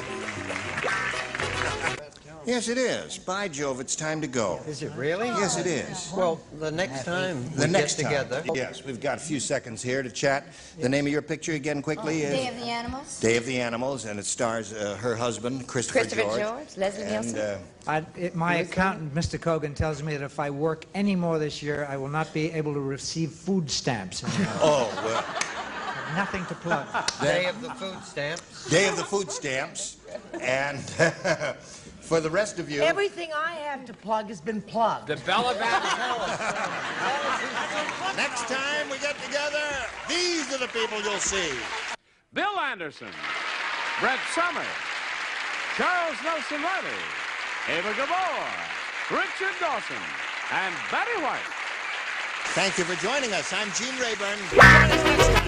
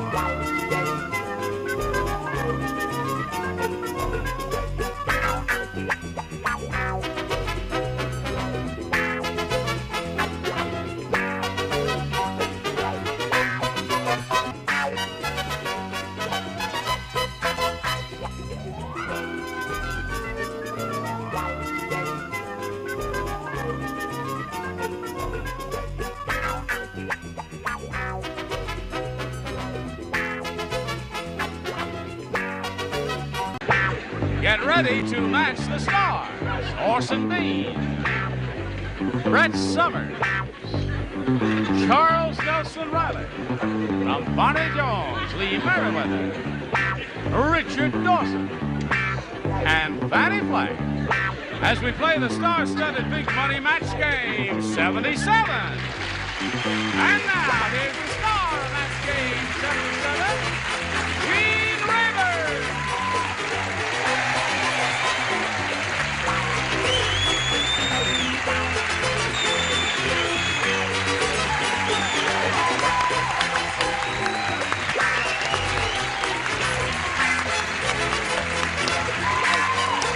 How are you, my dear? Nice to see you again. Nice to see you again. Seems like yesterday, doesn't it? Seemed like yesterday. It was yesterday. What a lousy day. Yes, it was. And you know what a lousy day yesterday was. Listen, will you make up your mind? Sometimes you come here, your hair is short. Sometimes you come here, your hair is long. Yes. How come? Because I never make up my mind. Oh, okay. He's got an earring. He's got? An earring. He's wearing an earring? Well, Holy goodness. Isn't it shocking, Charles? Well, sure. I mean, he's wearing an earring. I think it's very handsome. Well, look, Blackbeard the pirate used to wear an earring. No one ever called him a sissy. Called Blackbeard a sissy, make you walk the plank. That's right. Okay, Julian I ain't Elton. calling you no sissy. If I call you a sissy, what are you going to make me do? I'm going to make you walk the plank. Okay. Let's say hello to Stan Little and Odette Johnson over here. Applause, applause, applause. How are you, Stan? We're good. Stan's the current champ. He has a great deal of money credited to his account, specifically $5,600. That's a bicentennial tie, huh? Yep, I was told I could wear it in 77, too. Yeah, I haven't seen one of these. That's very handsome. I haven't seen it. It's a 1976 bicentennial tie with little flags on it and all that. Here is Odette Johnson, who had her first round question. What was that?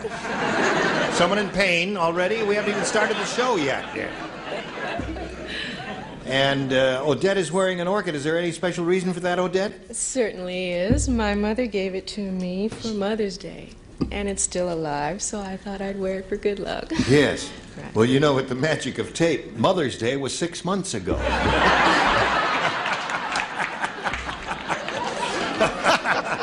So now you've let the secret out. Now everybody knows when this show was taped. Anyway.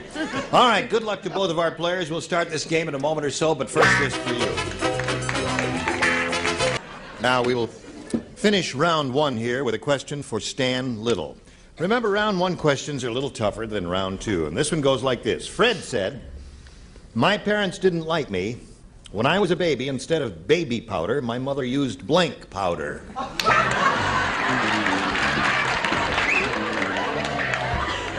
My parents didn't like me. When I was a baby, instead of baby powder, my mother used blank powder. Be very careful with Fanny today because she only had time to put in one contact lens, so she can only see out of half of her face. Just look at it. I can't see it all out of this eye. Do I get disability? I can't even tell you're wearing contact. Can you tell she's wearing contact lenses? Let me look. No, it doesn't look like that to me. You're not even looking at her. Where is she then? She's sitting here to your left there. I'm right here, Richard.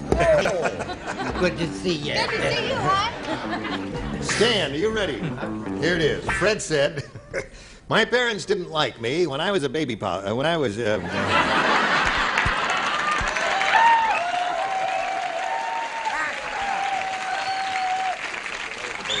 entitled to a mistake.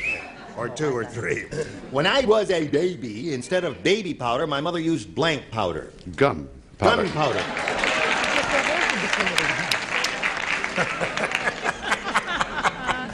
I hadn't realized there's some funny implications to that answer, Stan. Mother used gunpowder on him and blew up his blank. Yes. Charlie! Well, I didn't think that she despised the child. Right. I thought she just didn't like him, so she put itching powder. Oh! That's mean, too. Oh, yeah. That would be a terrible thing to do to a child. What'd you say? I was sitting over here racking my brain trying to think of something clever and wonderful and marvelous, and I came up with gun. Gunpowder. Okay, that's what... Listen, something in sterling silver would be a little more appropriate, but that's not bad. All us guys with earrings chose itching. I see. Won't you be surprised, Charles, if this pretty feminine lady, Lee Merriweather, chooses itching? Because she ain't no guy. What have you got? Thank heavens, because I tore up my original, which was roach, and said gunpowder. Gunpowder. Okay, 2 for you. My parents didn't like me when I was a baby. Instead of baby powder, my mother used blank powder. He said gunpowder. Gunpowder. Baby's complexion was shot to hell. Not to mention. I told you not to mention it. Oh, not to mention it. I told you not to mention it. I ain't going to mention it. What are you going to mention? I say, with apologies to Merle Norman, gun. Gun. Who's Merle Norman? Who's Merle Norman? Well, Merle's not with us anymore, but she made the makeup that my mother wears. I tell you, I am surrounded by weirdos there. Now, we go to round 2. Odette, you may have A or B. Well, I think I'll try B this time. A wasn't so good last time. Didn't do any good at all, did it? No. And he did remarkably well with his first round question. That's most unusual to get 4 in the first one. Now, let's see. Mildred said, my husband reminds me of Italy. And that's because his blank looks like the Leaning Tower of Pisa.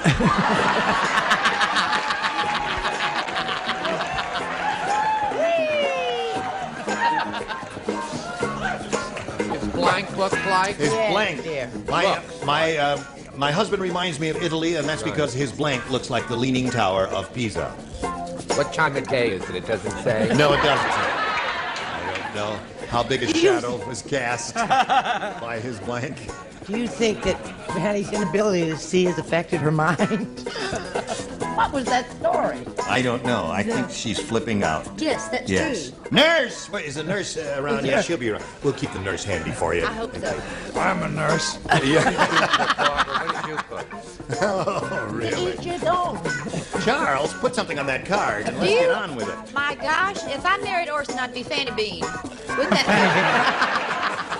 Fanny Bean. This is Fanny Bean. I like If it. Kitty Carlisle were married to Conway Twitty, her name would be Kitty Twitty. As the song goes.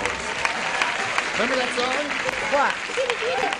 There was a whole song about that. If Kitty Carlisle were married to Conway Twitty, her name would be Kitty Twitty, and then it goes on and on, mentions all kinds of people. Are you ready? We're just vamping till ready here. There. Mildred said, my husband reminds me of Italy, and that's because his blank looks like the Leaning Tower of Pisa.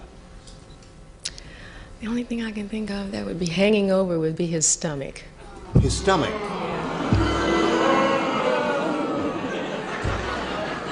I think your orchid just died.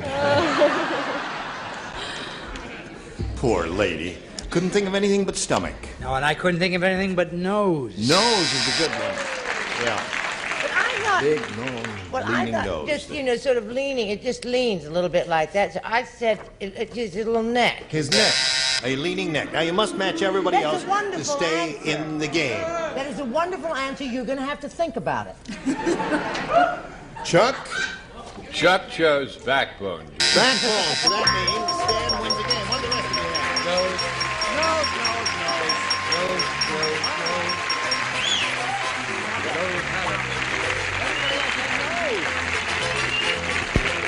You know where to go? Right over there, sir. Get back to you in a moment or so. Shake this lady's hand. Wish her well. Many gifts will be coming your way. Odette, thank you for being with us here on Match Game 77. Goodbye. While we're spinning her off, we'll spin a little message for you. And you hurry back and see how old Stan Little does.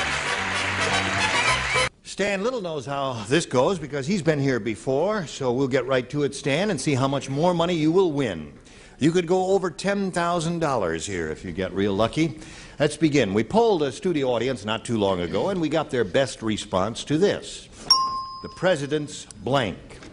Now, the answer that studio audience submitted most frequently will net you $500 if you match it.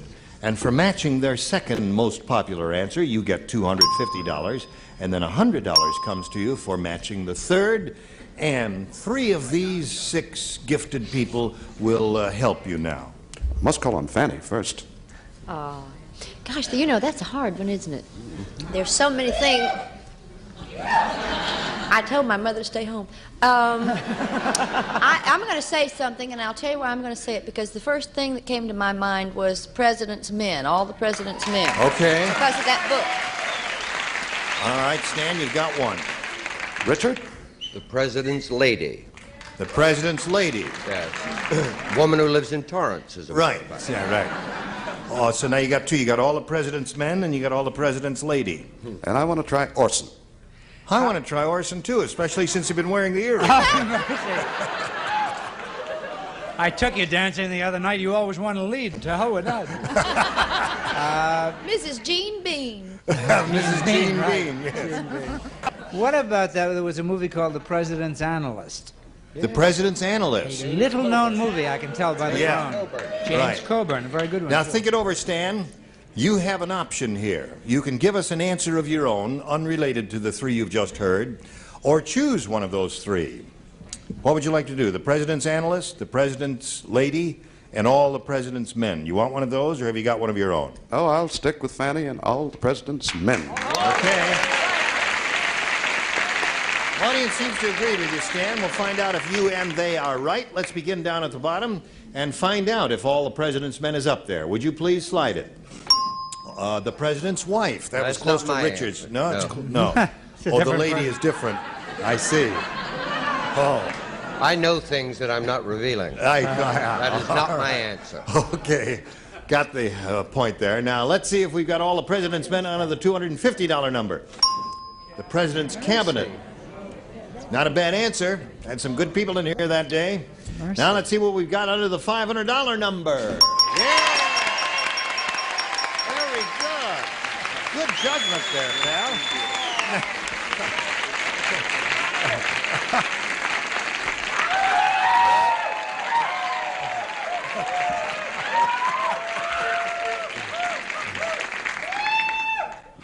How was she? That's better than $500. Yes, last time we played, Fanny got the big one for him, and he didn't kiss her. He didn't kiss her. Thought if I gave, you know. Yes, and of it worked course. like a charm. Worked, yeah. Aroused his libido immediately. Oh, good one. Now listen, Stan. Not that fast, I see. You've got an additional $500. You're over $6,000 now, and you're going to play for 10 times that amount, or $5,000. And remember, we are delighted to give you the money if you'll match one celebrity. Must be Richard. Must be Richard. You've abandoned Fanny. For the $5,000, I must go with Richard. Okay. You know what he's telling you, Fanny. Well, no, it worked the last time. You see, It did work Fanny- the last time. Fanny won the big thing, and we won the money together. Oh, I get to that's help right. him spend it. All right, good luck to you, Stan Little. Here it is. Blank act. A-C-T. Blank act. Blank act.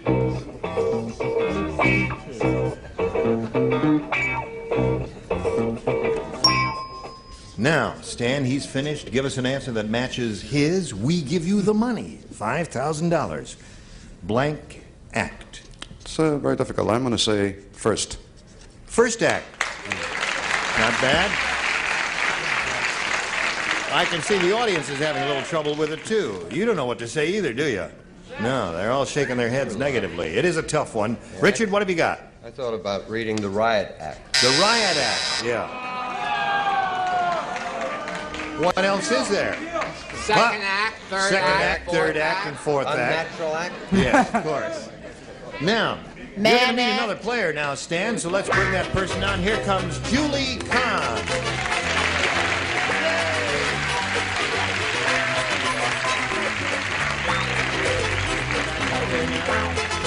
You know Julie Kahn, don't you? Now, let's find out who Julie Kahn is and where she's from and anything else she cares to contribute. All right, I'm a junior at UCLA, and I'm majoring in interpersonal communication.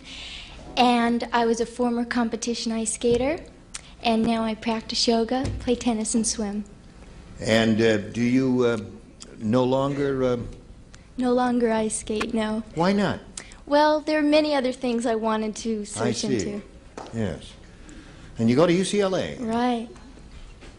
#1 school.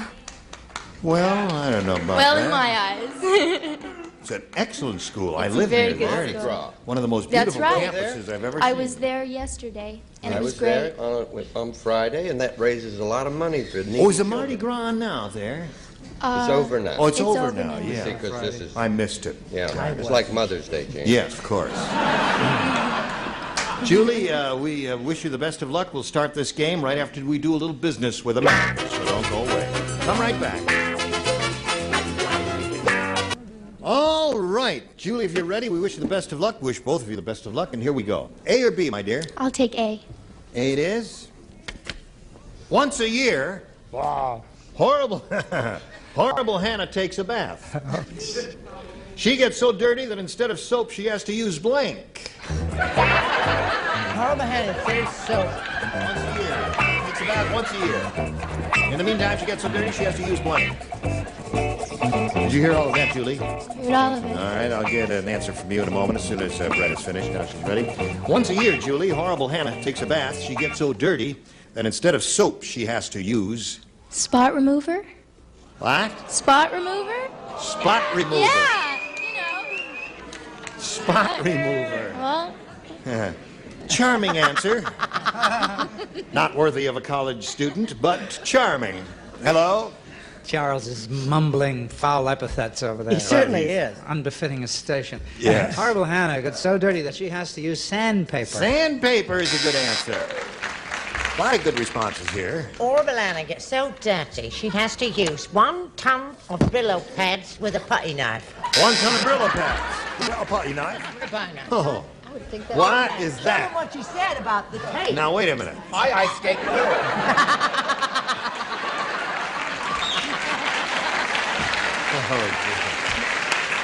Charles. I was a figure championship younger days, but I had to give it up for 2 reasons. What was one? It's my turn. You just lay out, will you, when I'm talking to him. Shut up and Give you'll it to me again. Yes. For 2 reasons you gave it up. What was one of them? 1, I lost my hair, and 2, I couldn't fit in the pants anymore. Pillow pants. Brillo pads. Yeah. Yeah. I'll tell you, I'll lay out from now on. You should have let me straight forward. You would have been better off. Sorry I asked. You would have Hello, been Lee. part of it. Once a year. He was doing figure eights and screwed himself into the ice. It was a terrible thing. Once a year, horrible Hannah takes a bath, and she gets so dirty that instead of soap, she has to use... Lysol. Lysol. Lysol. That would hurt, I think, Yes, a I little. think It's smart. Especially... If it ran. I don't have that answer that Julie gave us, but I thought it was a good answer. Spot remover is a good answer? If you've got a dirty spot, yes. Okay, you can... You can remove Well, it would be spots something with like Lysol, Energine wouldn't or it? any Isn't one that of those. Out, damn spot. I Yes. did say, however, sandpaper. Sandpaper. Yes, having a cruel streak in me. Abraded off. You know, the reason I thought of this first time I ever saw Brett, when I was 10. I Yeah. was watching, remember Death Valley Days? Yes. She had the lead, and she was terrific, and that's what made me think of 20 Mule Team Bar. Another cleansing agent. Okay, Stan, here we go with yours. You ready for it? Right on. This is it. Death Valley Day. Jolly Green Giant said, "My wife won't let me go to New York anymore. Because after my last trip, she looked through my suitcase and found the Statue of Liberty's blank." What was Jolly Green Giant said, "My wife won't let me go to New York anymore because after my last trip, she looked in my suitcase and found the Statue of Liberty's blank." There you go. It's an easy one. Jolly Green Giant, remember. Found the Statue of Liberty's blank. Yes, dear, I understand that, sweetheart. Well, there's nothing to it. But I'm doing it. Oh, terrific. Hello, Stan. Jolly Green Giant said, "My wife won't let me go to New York anymore because after my last trip, she looked through my suitcase and found the Statue of Liberty's Torch. torch." All right. That's okay. Anything belonging to the Statue of Liberty is all right. I had something kinkier in mind. The Statue of Liberty's bra. Yes, a very good one. That's better. Better than an old torch.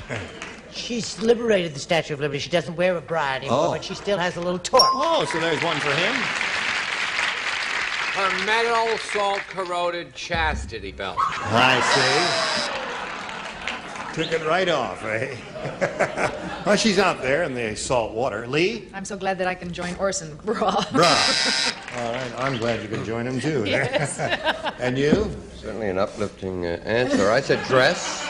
Statue of Liberty's dress. Yeah, if you're Found gonna in the suitcase. Take that. All right, and you? Torch. Torch. There's another one. There you go. 2-0 the score, and now we've got this for you. Join us next time for Match Game 77. Gene Rayburn here. Goodbye.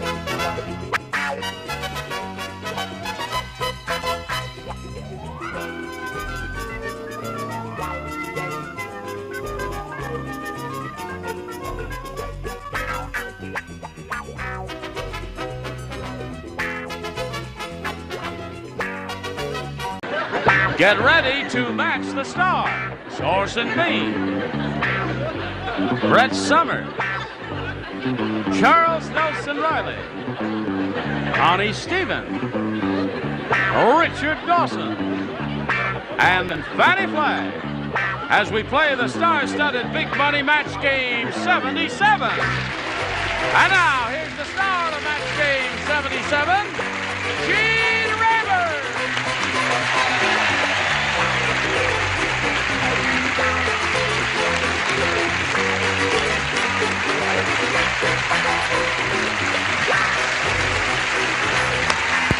Johnny Olson, my friend.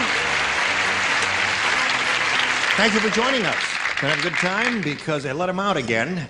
But only for the weekend. Pleasure to see all of you. Uh-oh, watch out, Oh, well. In keeping with the tradition here on Match Game, we got to officially welcome the new kid on the block, Connie Stevens, who's never done this show. So,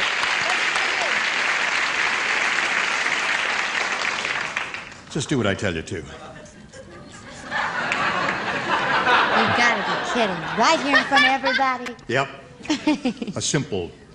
That's all it's going to fancy. be. Oh, that was nice. Thanks, Gene. Thank you. Welcome, Connie Stevens.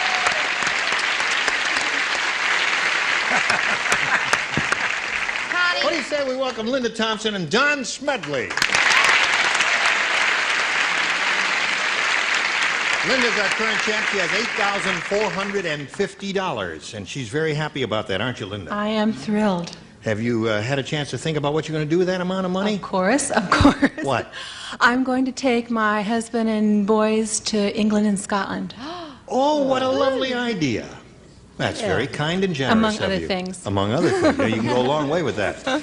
And Don Smedley here, we're going to start with you in a moment or so with your second round question. You're doing quite well so far. You had very good luck with your first round question. It's 5-1 in Don's favor. We'll see how this game ends right after we see about this. Hurry back. Now we'll press on here. There's our second round set up. And Don, it's up to you to choose A or B. A. A it is. One person plays. And Orson, you are that one person. Charming. You mean I come on the show after, just like That's that, right. and I'm the only... You're the one. It's on my shoulders. You're the one. Would you mind taking another spritz of the stuff? All right. No, it's all right. Please get back. You know I love you just as you are. Harriet said, Yes. "This is the windiest day I ever remember. Oh. It's so windy." Yes. You're fired. Yes. Yeah. All together, or the hell with it. Yeah, that's right. It's so windy that first my umbrella blew inside out, then my blank blew inside out.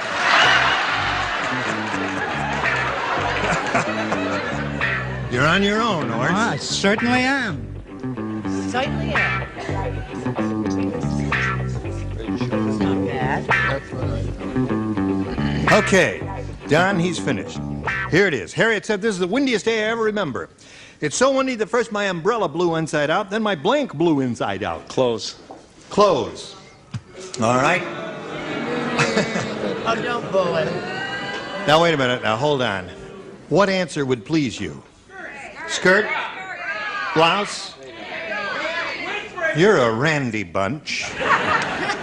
What do you say? I say that if you wanted to hire a fine old team of WASP lawyers Yes. to defend an unpopular client, Right. Smedley and Bean is whom you would look up in the Boston That's Yellow right. Pages. Smedley and I Bean. also say, unfortunately, Hats. Hats. All right, so Don, you what did do you not want? It could have been anything. He needs a good lawyer, right. Now, Linda, here's what you have to do. You have to match 4 to tie, 5 to win. And everyone except Richard will play. Oh, okay. I was the best, you see. That's right. Here it is. Abdul, the camel driver, said... Oh, I wish I were playing. He didn't say that. He didn't say, I wish I were playing. No, I love the Abdul He question. said, my new camel is giving me a lot of trouble. Yesterday I went for a ride and the camel got a flat blank.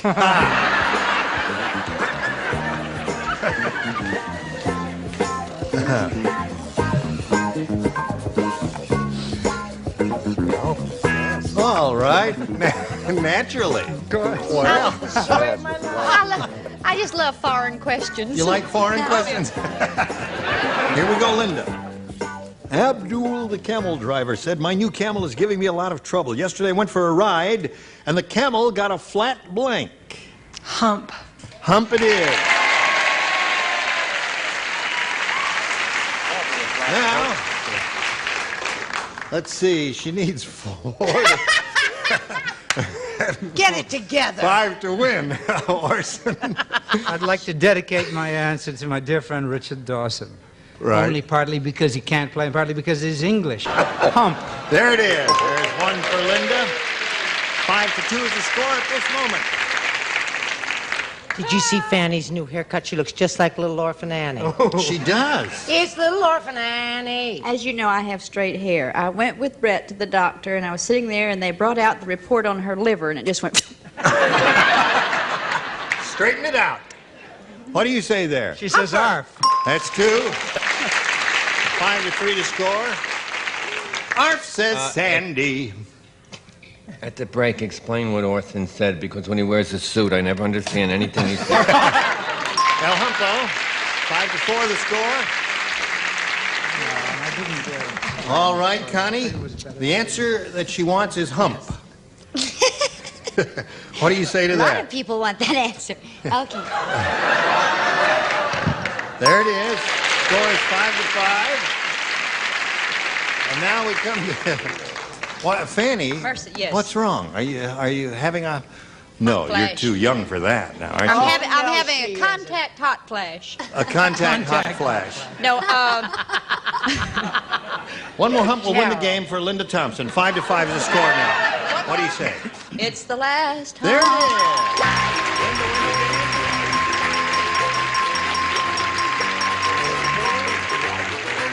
There you are, my dear. There's your spot. You know where to go. Don, you're a good game player, and you came very close. It was a final score was 5 to 6. We congratulate you for a good try, and many gifts will be coming your way from Match Game 77. Thank you. Don Smedley, while we're spinning him off, we want to spin this message to you. Now, Linda Thompson is up here for the 3rd time, and she's going to have a go at the big money. Shall we? Right. Right. Linda, not too long ago, we had a bunch of people in this room, and we gave them writing equipment, and we said, write down your... Wait a minute. Hold everything. Well, hey, you dropped in the wrong flat here. Take it out. Get it out. It's hitting the light. All right, pull it up now. Okay, keep it going. It's going to hit one more time, but it's all right. Pull it up all the way. Get it out of there. Pull it up when I say pull it out. That's it. Thank you very much. And don't let it come down again. Excuse me, I ordered an orange wall to come in here in about an hour ago. If you see it, let me know. You just missed it.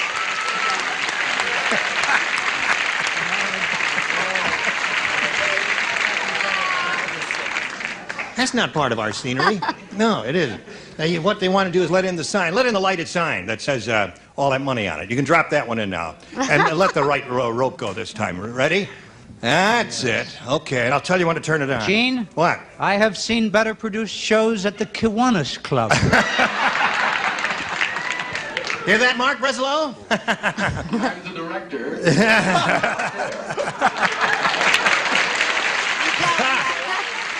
Okay. Now, Linda, here we go. We polled the studio audience and we said, write down your best answer to this. Vitamin blank. Now, the answer they gave most often will get you $500 if you match it. For matching the second most popular answer, $250. For matching the third most popular answer, $100. And 3 of the 6 will help you. Richard. Vitamin C. Vitamin C, the popular one. Brett?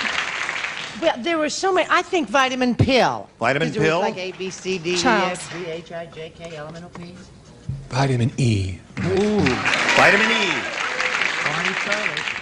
Okay, so you have vitamin C, vitamin E, and vitamin pill. Do you want one of those, or have you got a better idea? I'll take C. You'll take C. You look like you take C. You feel like a very healthy girl, doesn't she? Okay, let's see if we get any vitamin C up there anywhere, and if so, where? May we see the $100 number? E. Okay. There is the vitamin. That's very good for you. Very, very good for you. Looks lousy, just one letter on the sign, doesn't it? Yeah. Well, doesn't it? Not like a move nice, on when it looks like that. Right, okay. not like a nice orange wall. That's right, not like a nice orange wall. You can hardly find those anymore. Now, may we see the next one, please? Pills. All right, there's Brett's answer. Last chance for vitamin C. Slide it, Ori. There it is.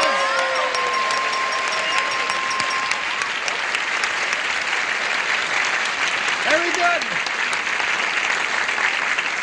You have a total of $9,050 now. There, get on that little. There we go. Now, the important thing is you're going to play for 10 times that amount, or $5,000. Turn it on now. There you go. 5,000. Thank you. That was good. You did that right for a change there, Mark. Okay. Now, in order to collect the 5,000, you got to match one of the loonies exactly. Richard. Here we go. Stand there, face me. This is worth $5,000 to Linda Thompson. We wish her the best of luck. It'll give you a real good bundle if you do it. College blank. College blank.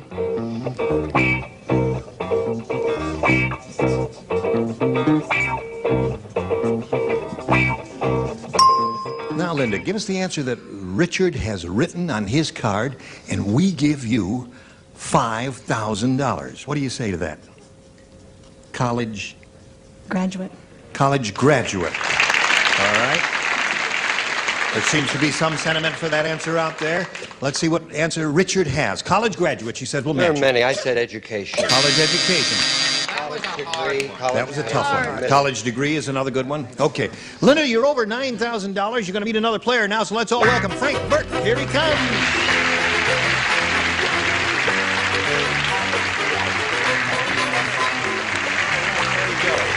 You know this lady, don't you, Frank? We welcome Frank Burke. We want to find out a little bit about you before we start the game and ask you to tell us anything you care to tell us about Frank Burke. Well, I was born in Canada, raised in Middle West. I was an over-the-road salesman for 28 years, and I'm an unemployed bartender. You were an on-the-road salesman? Over the road. Over-the-road salesman. You Same drove as a around. traveling salesman. Same as a traveling salesman. But you don't like to use that phrase? Is that what you're saying? Not all the time. Not all the time, yeah. Is it true what they say about... Sometimes. All right. Frank, good. You're an unemployed bartender. Yes. Well, good luck to you. Maybe somebody out there is listening right now in this area who will give you a job as a bartender. If you're ready, we'll begin by asking you to make a selection of A or B. B for Burke. B for Burke. Here it is. Say, did you hear that Bernie the lawyer got disbarred? No. Yep. Happened. Indeed it did. It happened after he introduced a surprise witness in the courtroom. Oh. The surprise was that the witness was blank. Now let's just do that all over again. Let's start back from scratch. Bernie the lawyer got disbarred because he introduced a surprise witness in the courtroom. The surprise was that the witness was blank. Oh, you little green-eyed sweetness, you. Ah. Are you wearing a monocle? Yeah, I'm actually wearing What is that? a monocle. A monocle. Or a cheap piece of jewelry. You know me. Nothing over $6.98. What kind of trial was it? It was a divorce trial. No, we didn't. It doesn't say. It was just he introduced a surprise witness in the courtroom, and he got disbarred because the witness was. Well, he's finished. Are you finished, Connie? Yeah. established she lies. That's right. She was not She finished. said yes and then started to write That's her right. answer. Holy mackerel. Now, Frank, Bernie the lawyer got disbarred, and it happened after he introduced a surprise witness in the courtroom. The surprise was that the witness was... Blind. The witness was blind. Blind. All right. I am a little taken aback by that answer because I never expected to hear it. What did you say? Oh, well, I believe that an unsighted person could be a perfectly good witness. Yes. Unless he or she were called upon to give a description of an assailant. Of the accident, yes. However, I said drunk. Drunk. All right. One of the good honor of- responses. In honor of the work Frank. that Frank is out of. And we'll be out, too, because he sure ain't going to get none here with those answers there. What do you say? Well, I said the witness was Dade. The witness is Dave, yes. Would be very difficult, and that would be a surprise. Couldn't get an answer. I said the witness was nude to show the brutal marks on her body inflicted by the defendant, Big Sal. Big Sal.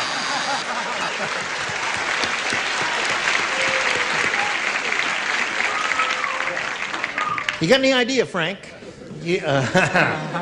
Now, Connie, the surprise witness was... Yeah, well, it would be a surprise. I said dead, too. Dead. Okay. There's a fly flitting around here. Did you see It's him? Vincent Price. No, it isn't. No, it is. Don't. Let's catch him. I hate He's here. flies. I can't stand flies. It's here. Yeah, wait a Hi, minute. Vinny. Don't. Vinny, come back. Yeah, he is. He's coming back. Now, wait a minute. Get him. Don't do that. Get him. Good cracker. All right, Richard, what do you say? Help me. No. What was that? Was that Vincent? No, he doesn't talk that way. Okay. I'm a prisoner in Miss Fanny. I said nude. Nude. Okay, Frank. One more here. One more? You are it. No, well, she was nude to show her best side. Now, Frank, you've had your baptism of fire, and we'll continue right after we do a little business with America.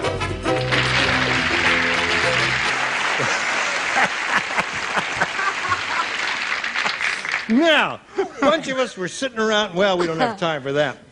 Thank you, Johnny. We do want to get back to the game here. The score at this moment is zip to zip. We're in the middle of round one. And, Linda, this is your first round question. Everyone plays. Fred said. Right. I just took a flight that was really no frills. The plane just taxis down the runway. The plane just taxis down the runway while the crew runs alongside holding up pictures of blanks.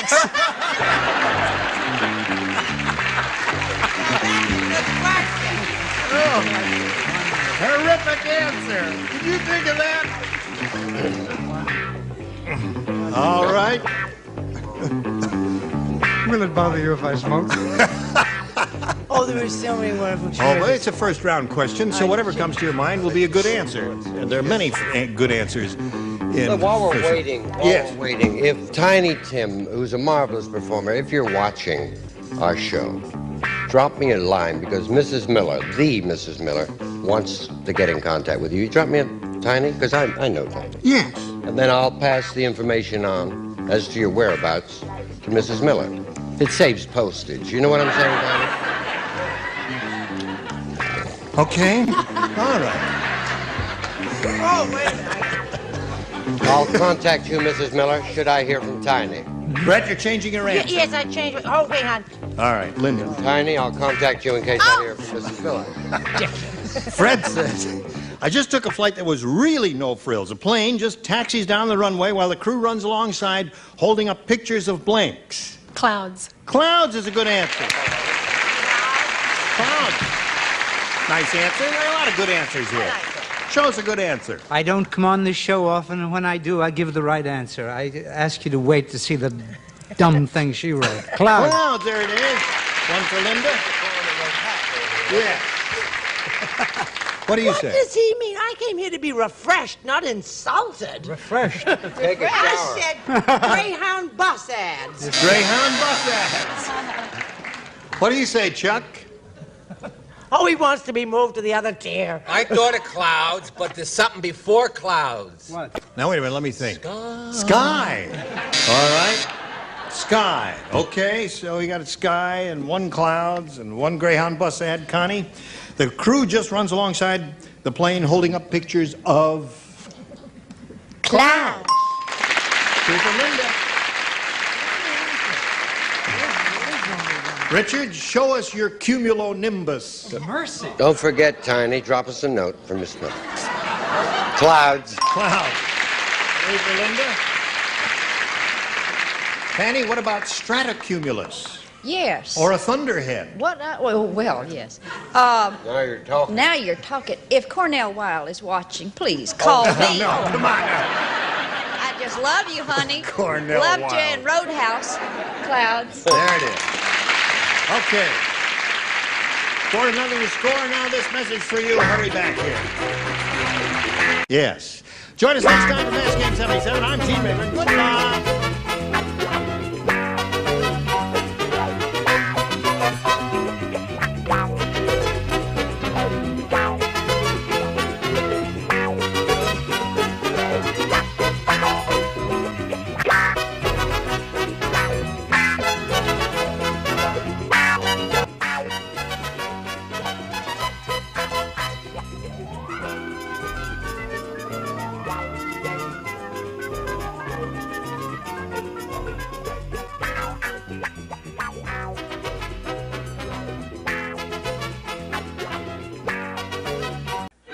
Get ready to match the stars. Orson Bean, Brett Summers, Charles Nelson Riley, Connie Stevens, Richard Dawson, and Fanny Flagg as we play the star-studded Big Bunny Match Game 77. And now, here's the star of Match Game 77, Jayne Rayburn.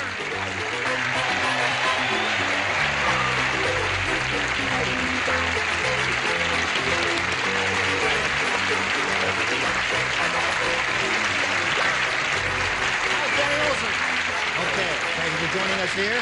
Are you all quite ready? Absolutely. Absolutely. For what? For a while. What do you expect? Half an hour of fun and laughter. All right, let's give them a little half hour of fun and laughter. Let's begin by introducing Gloria Gill and Chris Jensen. Applause, applause, applause. Thank you, thank you, thank you. This lady is the current champ. She's won $600. And she's happy about that, Very right? much. Le gusto. Mucho. Brava. And Chris Jensen here is challenging her.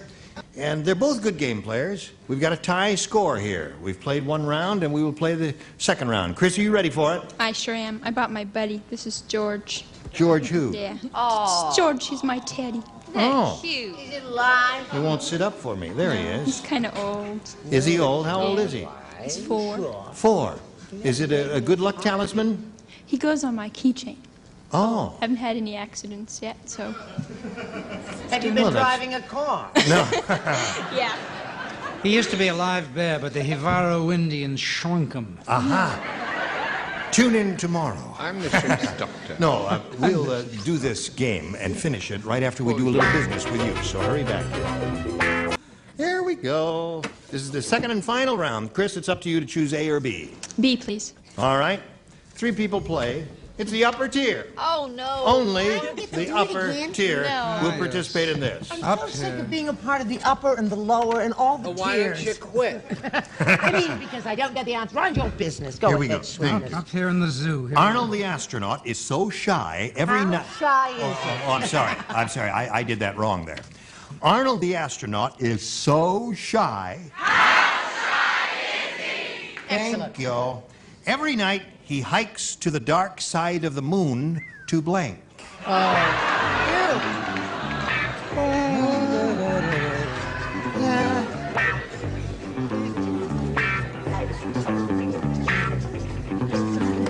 So you take the thing in your hand, and then you write something. That's the way the game is played.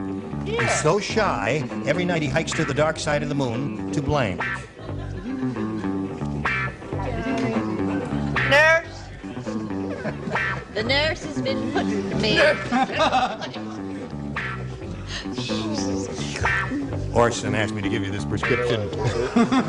Is it? Now we'll come over here to Chris Jensen. While Charles is writing, Chris, Arnold the astronaut is so shy, Every night he hikes to the dark side of the moon to... Sleep? Couldn't think of anything. You couldn't think of anything else? Nothing else came to your mind? No. Nothing.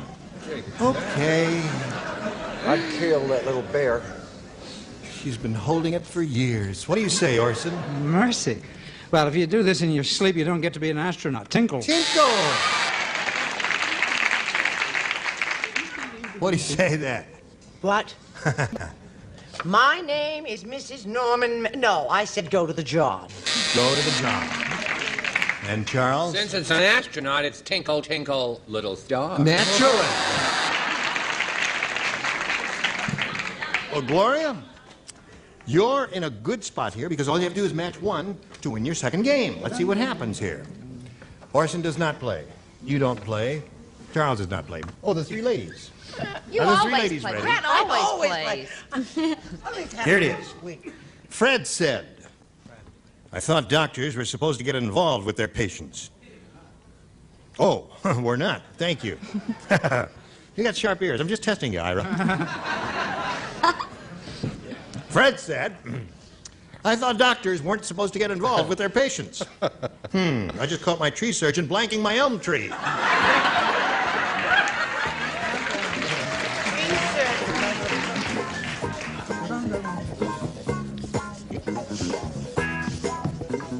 That's sweet. Okay. Gloria Gill.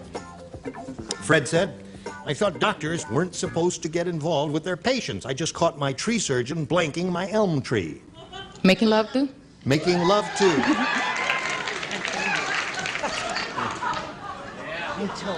That's where that song comes from, Making Love is Hard to Do. I tell you.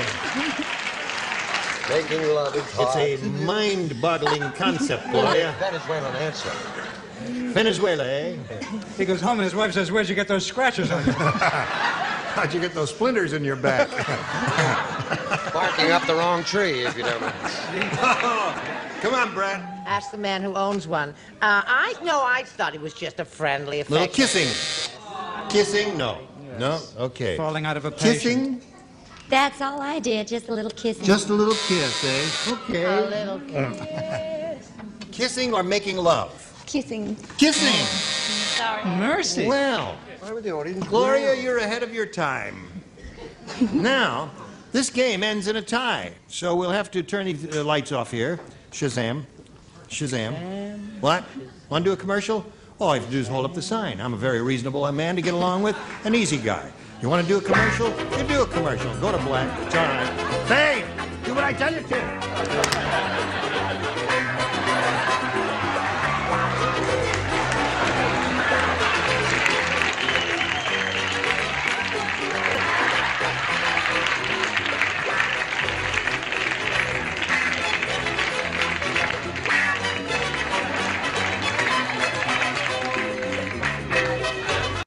What's going on? Well, I'll tell you what's going on. Game ended in a tie, 3-3. We turn the lights off, push this button, reveal 1 tie-breaking question for each. The one who's matched the most will be the winner. Chris, you may go first and choose A I'm or going B. to try B one more time. B one more time, she says. One more time. Old man Periwinkle said, oh.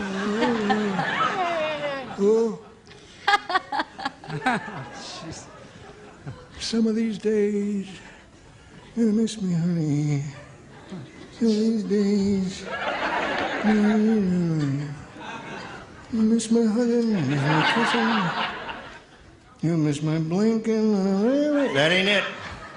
I says, yesterday I wrote my son asking him for support. Today all that whippersnapper sent me was a blink.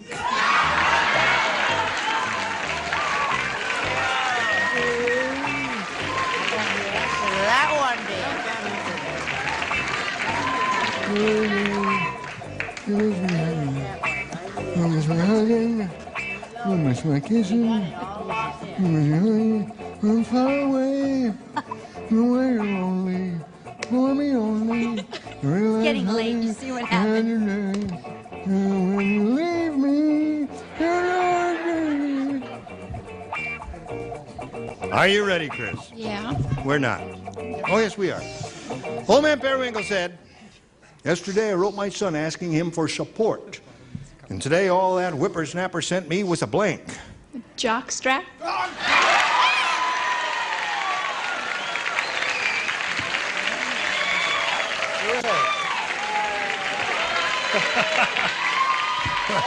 Really?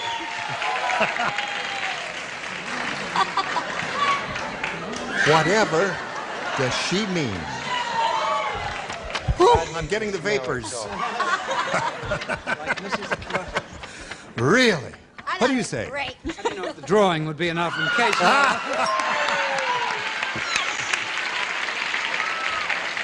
Well, that's one for her. Here we see yours. I'm awful disappointed in that little girl. She'd say something like that. Really? But I had to go along with her. Yeah, there it is.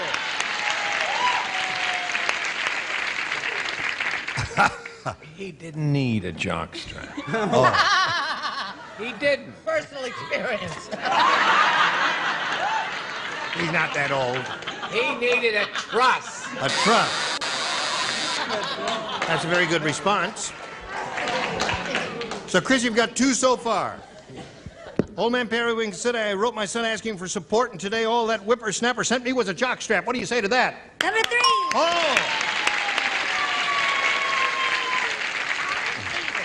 No doubt you are athletically inclined, Richard. Oh, I'll drink to that.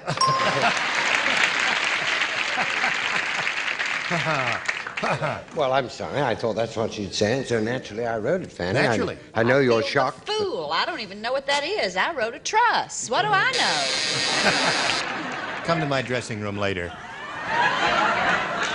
Now, listen, you did 4. That means, Gloria, you need 4 to tie again or 5 to win. Harriet said, I'll never go back to that disco again. Why? This guy asked me if I wanted to do the funky chicken. And when I said yes, that weirdo started blanking me.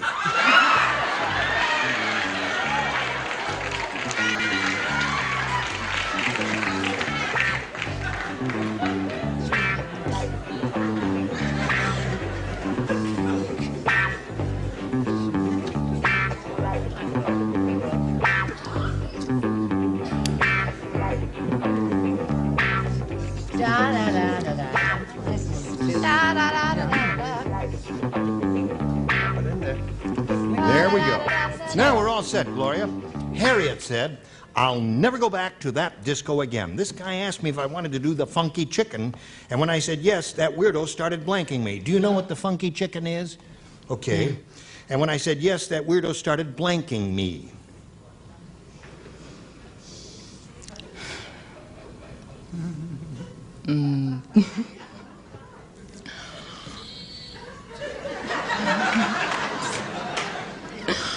Something is coming out of your mouth. Ahora. Attacking me. I just threw a blank. Attacking? Yeah. Attacking. Oh, okay. Attacking. She said attacking me. Yes. Yes. Yes. Show her a good answer. Yes, the weird chicken. Weird. The weird chicken. My answer is under here, but I threw away flicking and plucking and wound up with stuffing. Stuffing. Didn't matter. All good answers.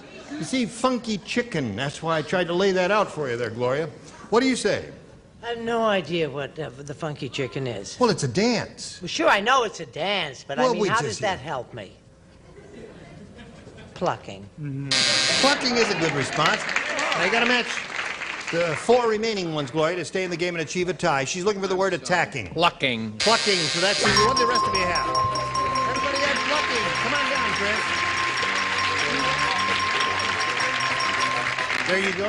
Right to the little spot on the rug there. Thank you. Gloria, you're going to be leaving here with $600 in our Thank best you wishes. very much. Nice I to really have enjoy you. it. Thank you. Now, while we spin her off, let's spin a message or 2 for you. I'll help you. Goodbye. Now, this is Chris Jensen's first time up here. She's won her first game. She has her $100.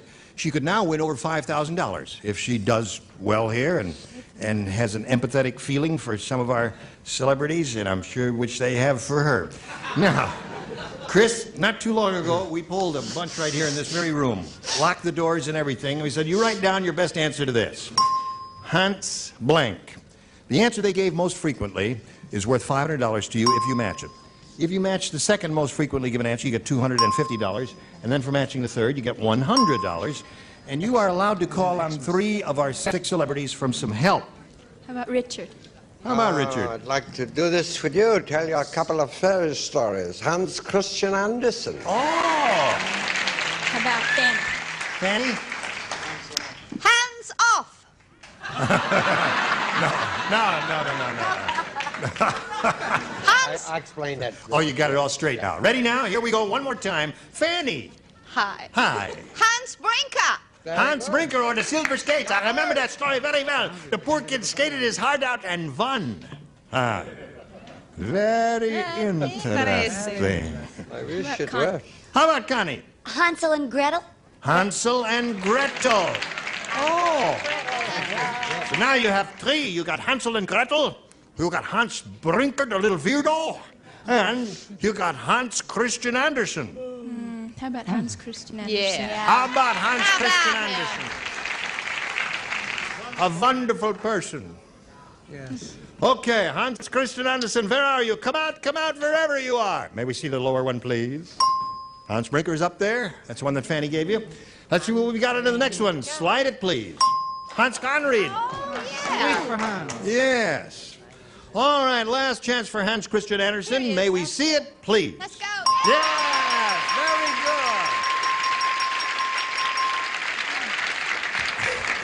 Congratulations. Don't squeeze your teddy bear. You got another $500. You have a total of $600 at this moment, Chris. Oh, your cup overfloweth. And you're going to play for 10 times that amount now, or $5,000. And to collect, you got to match. You got to match one of them. You have to choose one now. How about Richard? How about Richard? Yeah. You've made an old game player very happy. Thank you. Well, thank you, dear. Okay, good luck to you, Chris. Here it is, worth $5,000. Ready, Richard? Yes, sir. This is it. Paris blank. That's P-A-R-I-S blank.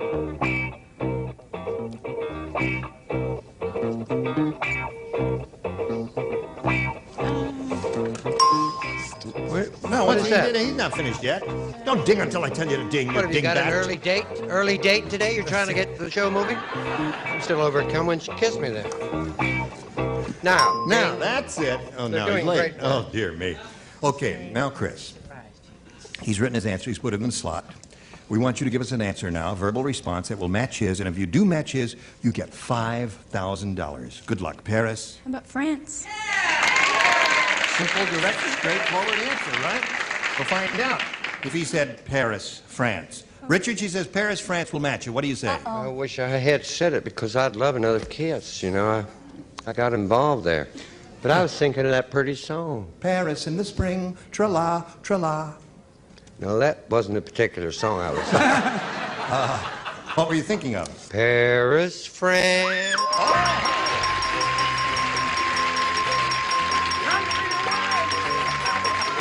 Congratulations, you have $5,600. Chris Jensen.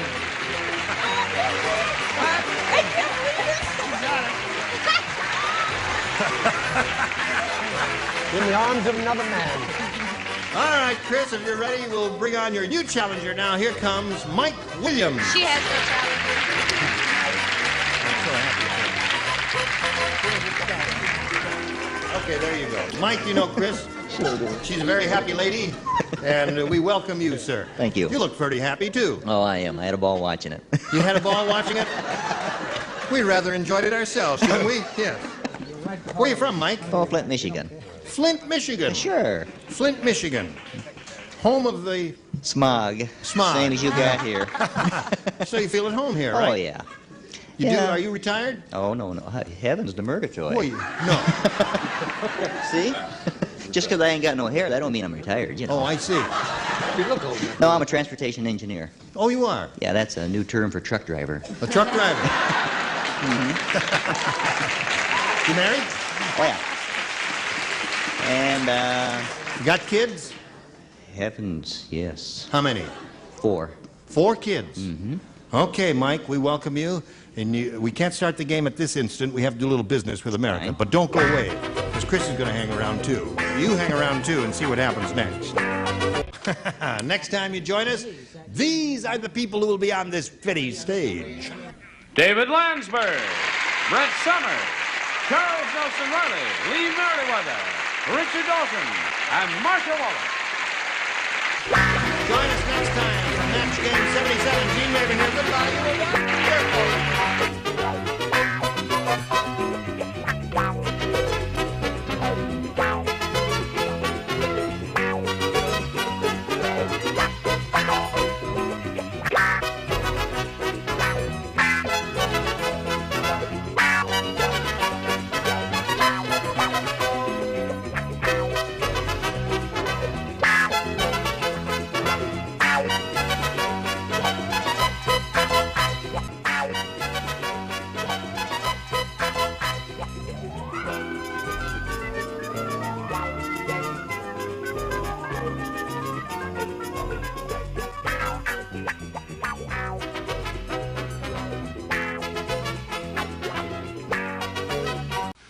Get ready to match the stars. Orson Bean, Brett Summers, Dick Martin, from Chips, Brianne Larry, Bill Daly, and Fanny Flagg, as we play the star-studded Big Money Match Game 79. And now, here's the star of Match Game 79, Gene Raven.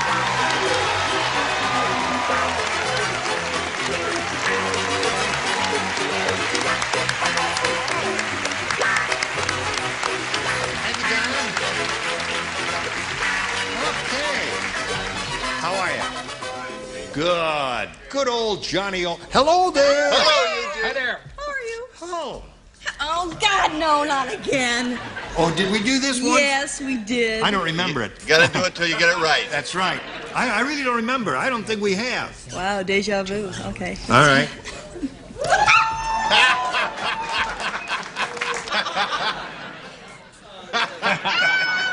Give us a kiss, old buddy. You Dare know, you? it's been ages know and it. ages I since you've know been it. here. Oh, I hate this stuff. We've missed you. For this, you spritzed your mouth? Yes.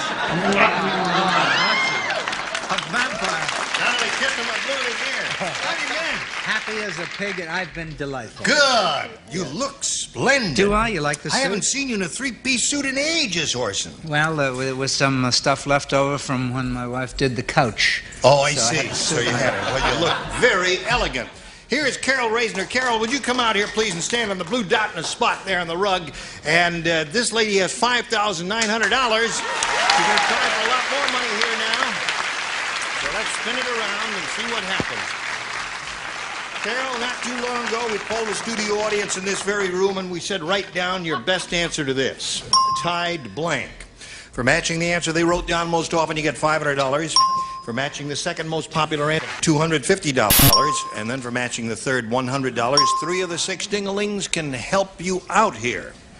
I'll take Fanny. Okay, I think tied up. Tied up. Yeah. Okay.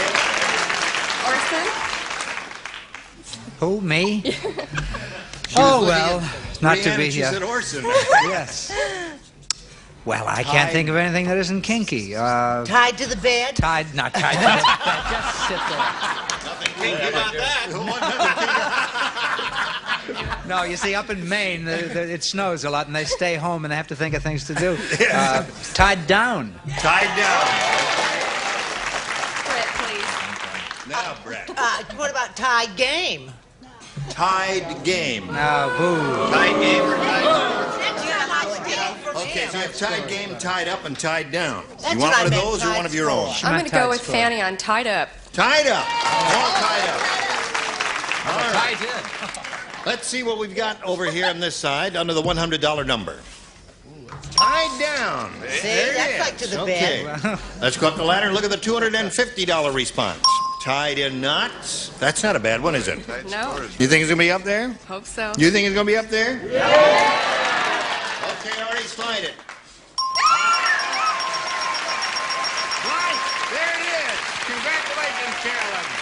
Holy mackerel. Another 500 means you got $6,400, and you're going to play for the big money right after we do this message. Now this lady's very excited because she just won the $500. That means the least she can play for is 10 times that amount or $5,000. But if she gets a lucky spin of the star wheel, she plays for $10,000. Good luck to you, my dear. We're all rooting for a double, right? Here we go.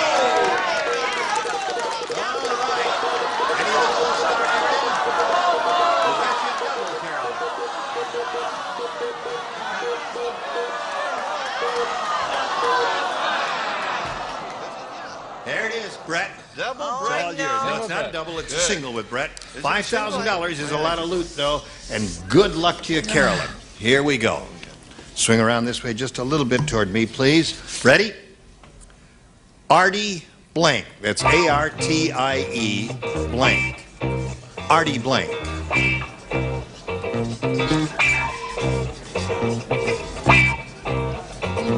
You ready? Don't say it yet. Okay, Brett, you're ready, and now Carolyn, you're ready. You thought of it right away, didn't you? I could tell by the look on your face. There it is. If you match her, you get $5,000. Artie Johnson. Artie Johnson. Have you ever been on the show while you were here? You've been here quite a while now, but you've seen him on the show, haven't you? Okay, he was here not too long ago. Brett, she says Artie Johnson will match her for the $5,000. You know, I didn't have my glasses on, and I thought she was old enough to remember Artie Shaw. Artie Shaw, great band leader. But I said John.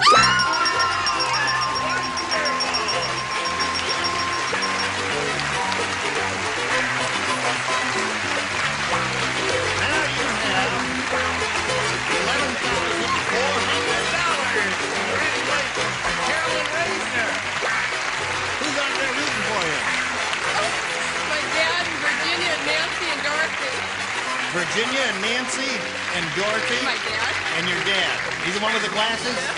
There he is. Congratulations to all. Now let's welcome Lauren Clark. Here she comes. Okay. Hello there, Lauren. Take your time. Get back on, Carolyn. We'll say hello to this lady, welcome her, and tell her that we'd like to get acquainted with her a little bit before we begin. Tell us where you're from, anything you want to contribute about yourself.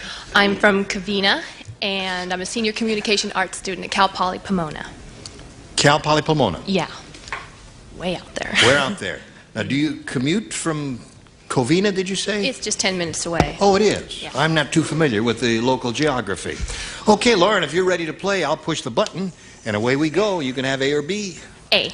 A it is. For Lauren Clark, A says, Weird Wanda is so weird. How weird is she? Once she went into a restaurant and ordered blank, extra crispy. That's how weird she is.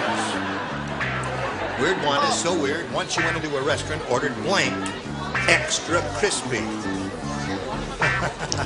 Okay, Lauren, Weird Wanda is so weird. Once she went into a restaurant and ordered blank, extra crispy. Steak. See, it's conceivable that if it's done well, barbecued very hard, a steak could be crispy. And there's some logic to that. Now show them something, Orson, that could never be Don't you show crispy him anything, hon. under any circumstances. I'm not going to show you anything. No. Come on now. Go away. Show something crispy to this little lady. I'll flash the answer now. Right, that's right. Soft-boiled eggs, extra Soft-boiled crispy.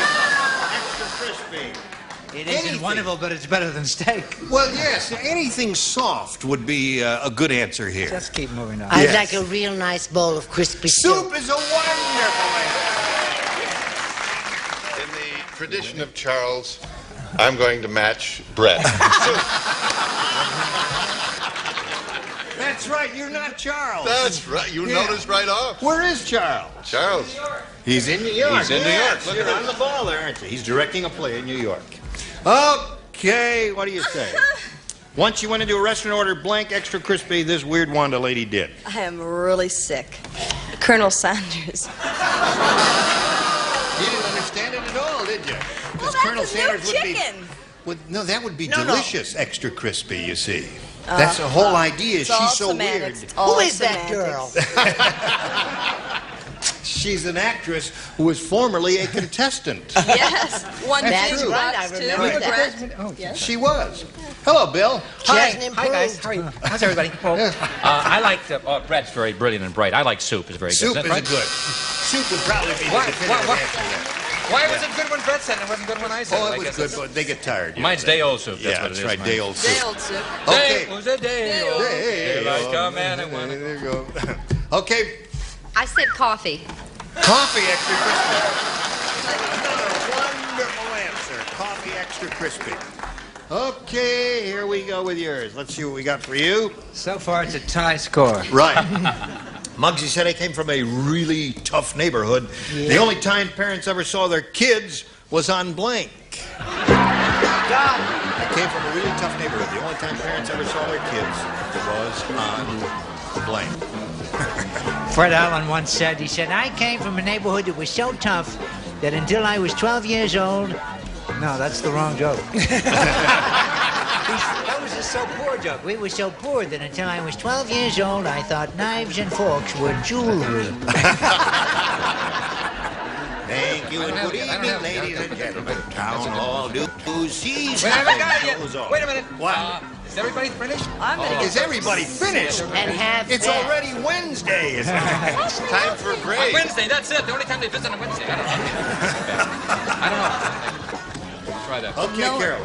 Muggsy said I came from a neighborhood that was a really tough neighborhood. The only time parents ever saw their kids was on... On Sunday in Reform School. What's that? On Sunday in Reform On School. Sunday in Reform School. Now,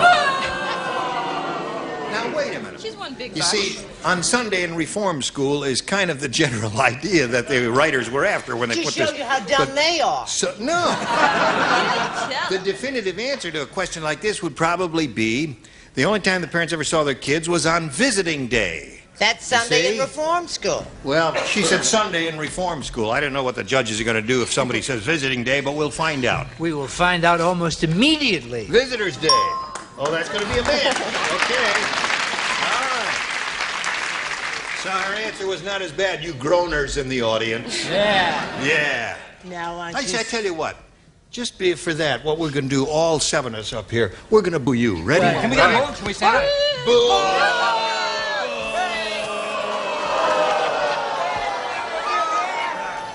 Pop your Albert. And your mother. That felt good, man. That was Good. I love that. All right, we have to You're work not out allowed those to. hostilities that felt once in a good. while That so we was don't great. belt each other. Have you got an answer? He can't. That's right. Get out of my light. That's right. She needs every watch she Oh, can boy, get. you can swing that in ragtime ducks.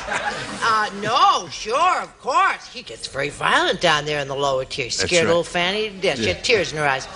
A visiting day. All right, two for there. Before the visiting day in the police lineup. In the police lineup. That's very good there. Okay, Carolyn, you got two. Let's see what we got from Brienne. The only time parents ever saw their kids was on... I don't want to deal with this. This is just so sick. Valentine's Day. Valentine's Day. Now, I ask again. Once more, I say, who is she? No! I can't she's a- deal with rejection. She's very old. You see, she doesn't look old, but she's quite old. And as a child, she remembers reading about the St. Valentine's Day massacre in the newspapers there. And that's tough. And that is a tough neighborhood. Okay, Bill. I had visiting parents' day. We've got another Visiting day. Parents' Day. Okay, there's another one for her. Three is what she has now. And now we come to Fanny. Visiting day. Visiting Day. Good for you. Okay, 4-0 at the end of round one. And you're going to work right after this message for America. Here we go. Round two coming up. This is the final round. Lauren, you got one more shot at it here, A or B? B, please. B. Let's see what we've got for her this time. I'm ready. Fred said, "It's tough living next door to a military base. Today, my dog almost got killed chasing a blank." It's tough living next door to a military base. Today, my dog almost got killed chasing a blank. Ready, Fred? Sure. I just stole Orson's answer. Who steals my answers steals trash. Shakespeare said that, didn't he? Yes. Okay, Lauren. Fred said it's tough living next door to a military base. Today, my dog almost got killed chasing a blank. Tank. Tank. Okay.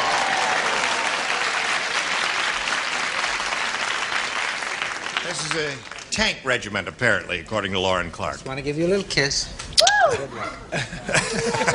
She bit my tongue. That was love. Tank. One for Lauren. Way to go, Lauren, baby. Damn. Oh. He wasn't lying, was he? Oh, the dog was much faster. He was chasing a missile. A missile? Very fast. Cruise missile? Cruise.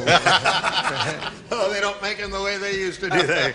Hey, speaking of cruise missiles. I am now back in the swing of things. I found my own space. Right on, right on. Right. Tank. Oh, there it is. Okay, Lauren, you got 3. Dog almost got killed chasing a... Now, to show you that I didn't cheat. Now, this is under here. This over here. Now, you told me how to spell howitzer, but I couldn't spell cannon, so I just dismissed that one. There, and I got tank over here, so whatever that is. Attaboy. Okay. All for Lauren? Yeah, right. What are you mumbling about over there? Well, I seem to have faltered. I was in the service. Yes. I said chasing a wave. A wave? Yes.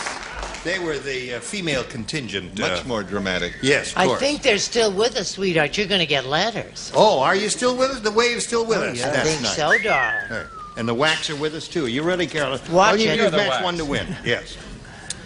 Prudish prudence is so prudish. How I don't like that half. Almost got me there. Close. Anyway, this girl is so prudish, she thinks the blank is a pornographic book. Oh. Let's see, you don't play either. Thank heaven. You don't play. It's just for Dish and for Brienne. Okay, good. It's right there in the slot there. Yeah, way to go. Here we go. Carolyn, prudence is so prudish, she thinks a blank is a pornographic book. A diary. The diary. What did she answer?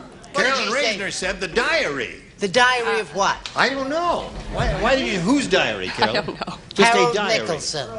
Okay. Well, Errol Flynn's diary would be a pornographic book. Dick, what have you got there? I said the Bible. The Bible! He came up with the answer. The answer? The answer. Well, of course. Oh, there it is. Okay, Brienne. So the game ends in a tie. We'll tell you what we have to do right after we do a little business with America, okay? Now, game ended in a tie 4-4. We'll turn off the score here and push the button, reveal one tie-breaking question for each. The one who's matched most will be the winner. Lauren, you can have A or B. B, please. B it is. For Lauren Clark. Fat Phyllis is so fat. You're improving. Fat Phyllis is so fat, yesterday at the beach, someone painted blank on her side. That's how fat she is. Fat Phyllis is so fat. Someone painted blank on her side. This is not going to work, is it?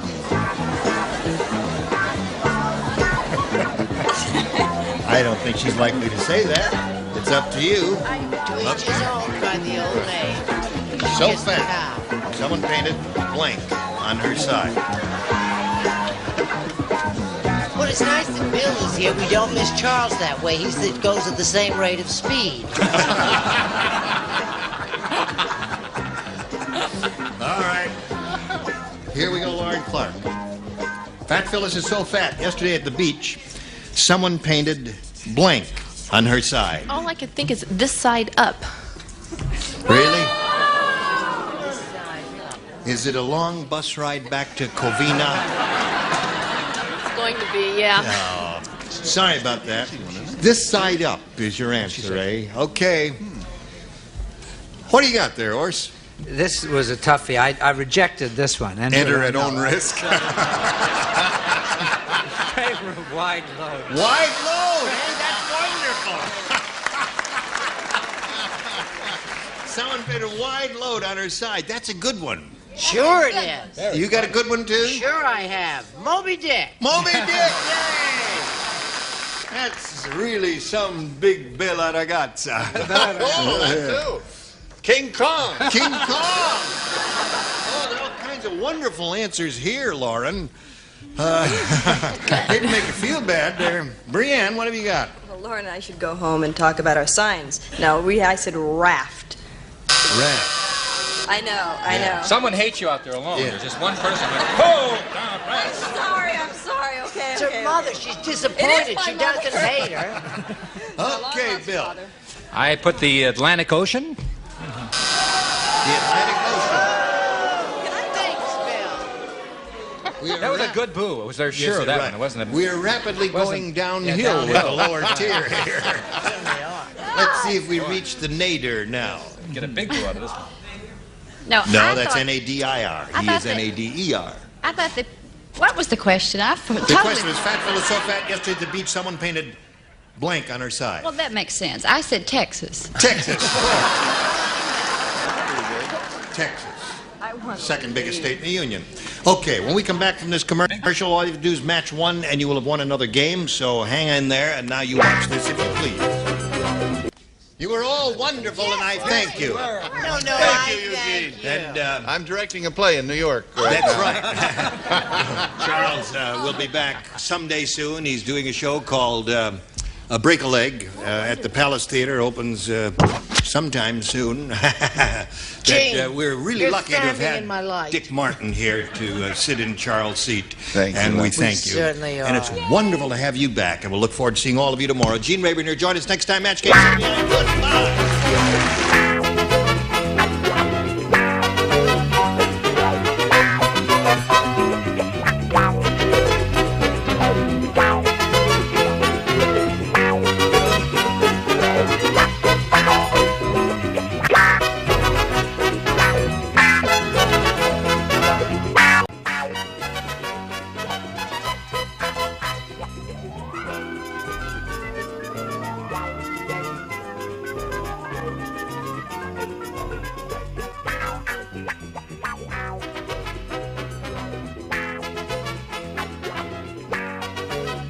Get ready to match the stars. Orson Bean, Brett Summers, Dick Martin, from Chips, Brianne Leary, Bill Daly, and Fanny Flagg, as we play the star-studded Big Funny Match Game 79.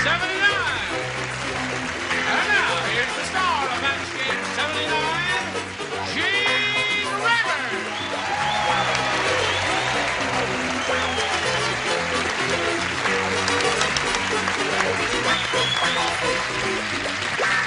Hello. Okay, are you ready? Yes. Are we ready? Shall we do it? Yes.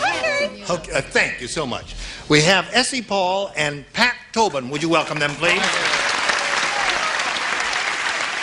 Essie's the current champ with $1,200. How do you feel? Terrific. Good. And she's now being challenged by Pat Tobin, whom we are meeting for the first time. Please tell us about yourself. Hello, I'm Pat Tobin, and I live in Culver City. I'm a freelance writer. As a matter of fact, I've just written an article that was published in a national magazine about one of your CBS stars of White Shadows, Kevin Hook. Oh. Yeah, I wrote an article about him, and I love to write, and I have a 13-year-old daughter and two very good girlfriends who are supporting me today. Good. What have you written about Match Game? Oh, I wrote that I'd like to be on, and I'm going to write how much fun it is after I'm through. I will write. Win or lose? Win or lose, I'll write a good story. Good. Okay. Fat chance. Oh, you're so supportive. All right, here we go. Good luck, Pat Tobin. Good luck, Essie Paul. Pat, you can have A or B. I'll take B. B. Okay. B. Ken said, my neighbor's house is authentic Japanese. Uh-huh. Even the mice have blanks. Authentic Japanese. Are we ready? Ken said my neighbor's house is authentic. No. We'll show you after the fact. Really? Ken said my neighbor's house is authentic Japanese. Even the mice have blanks. Rice? Even the mice have rice? Has a nice lilt to it for for a losing answer. It's very lilting there. She said even the mice have rice. That was Dick's thing that he threw at me. Oriental eyes. Oriental eyes. Very nicely put, too. Yes. Oriental eyes. She with stole my rice. taste. Hers was not nicely put. Oriental eyes. I saw that, Dick. Well, they shouldn't ask questions like that. They're crazy up there. They're wild and crazy people. Foxes. Right. Yes. Okay. Even the mice have. What did she say? Even- She said rice. Oh. She drew a blank. Even though I flunked geometry twice, I hate you, Miss Dickerson. I talk geometrically slanted eyes. Okay. All right. Bill, what have you got? She's going to write about the show, huh? She's going to write a story about the show. Well, I said chopsticks. That's Chopsticks. My neighbor's house is authentic Japanese. Even the mice have... chopsticks. No, wrong. When you write your article, remember, I tried. No, I said even the mice have cameras.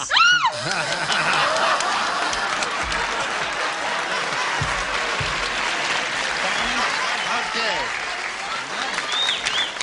Wonderful. I love that. Oh, that was good. Now, at least you got the hang of how to play the game now, haven't you? You're going to get better, Pat, as time goes on. Now we've got this for you, America, wherever you are. You're on. Hello, here we go. Shall we have a go at it? All right. Did you hear What? about Weird Willie's accident at the gym? No! Oh. Would you like to hear about it? Oh, yes. All right. What is it? Listen carefully now. It happened. Carefully listening. It happened when Willie tried to shave and blank at the same time. At the gym. Won't you go I'll put anything on. home, Bill Daly? All right, all right, all right. Okay. Essie, I don't know what that means. did you hear about Weird Willie's accident at the gym? It happened when Willie tried to shave and blank at the same time. Exercise. Shave and exercise. Okay. Shave and exercise. Yes. That would be cause some kind of an accident. It was a terrible accident because he dropped the razor. Oh, yes. And changed his religion. What did he do? Dropped the razor.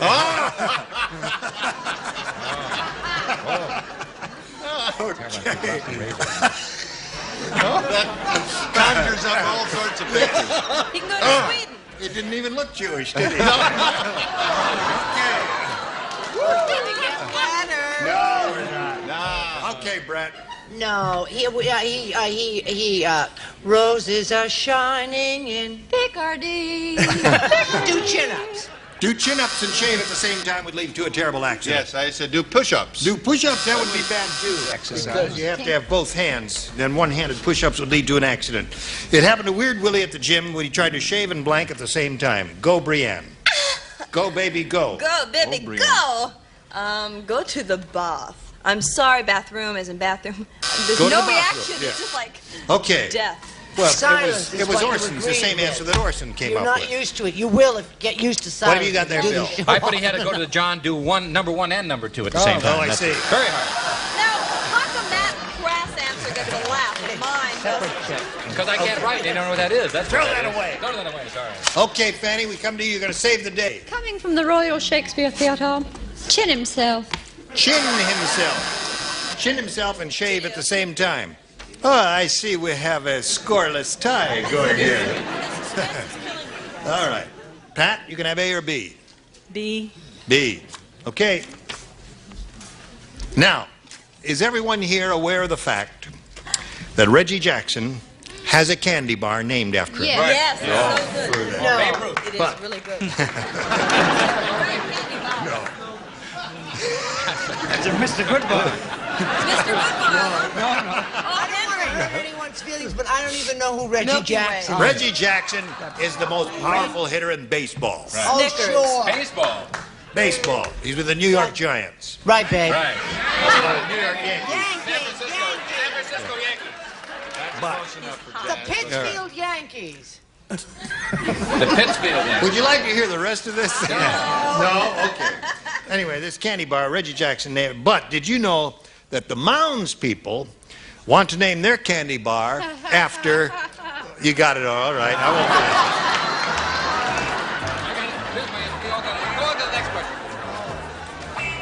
it. Okay.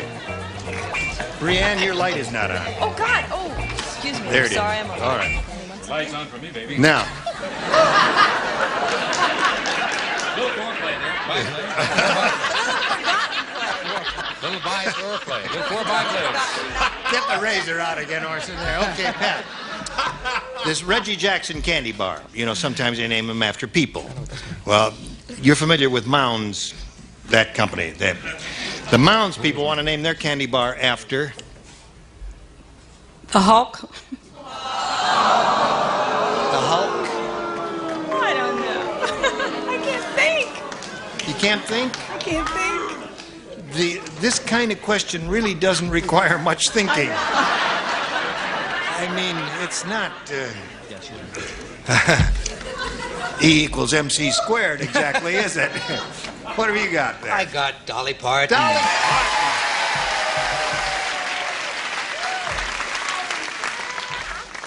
Parton. Do you understand now? Okay. Brett. You mean it's not Twiggy? No. No. Shucks. I started to put Fanny Flagg, but I thought it was Twiggy. Hot stuff. So I put Dolly Parton. Dolly Parton. Okay, there's 6 of those. All right. Brianne. Mounds people want to name their candy bar after... Heartbreaker. Dolly Parton. Dolly Parton. Got 4 of those so far, Pat. Now, wait a minute. What did he say? Oh, I can't... Now, wait a minute. You couldn't think of Dolly Parton. No, wrote wait the a minute. Hulk. No, in We defense said of Mounds. myself. No, I mean, I got to tell you now, a lot of you people don't know this, but I am a baseball fan, and I happen to know that Ty Cobb has large boobs.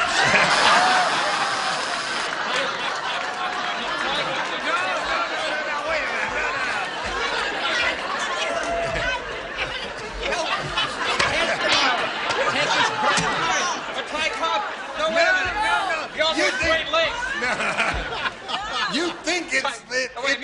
Are you trying to tell me that Ty Cobb is not right? Can I... Ty Cobb is the wrong answer. Besides, what he has is arthritis. Oh, That's what he has. It sounded so right at the time. I thought I had it. Yes. I thought that was a perfect match. Fanny, I hope you will inject a note of sanity into the proceedings. I wanted to tell the audience, because a lot of people don't know this, they have candy named after Brett along the same line. It's Raisinets.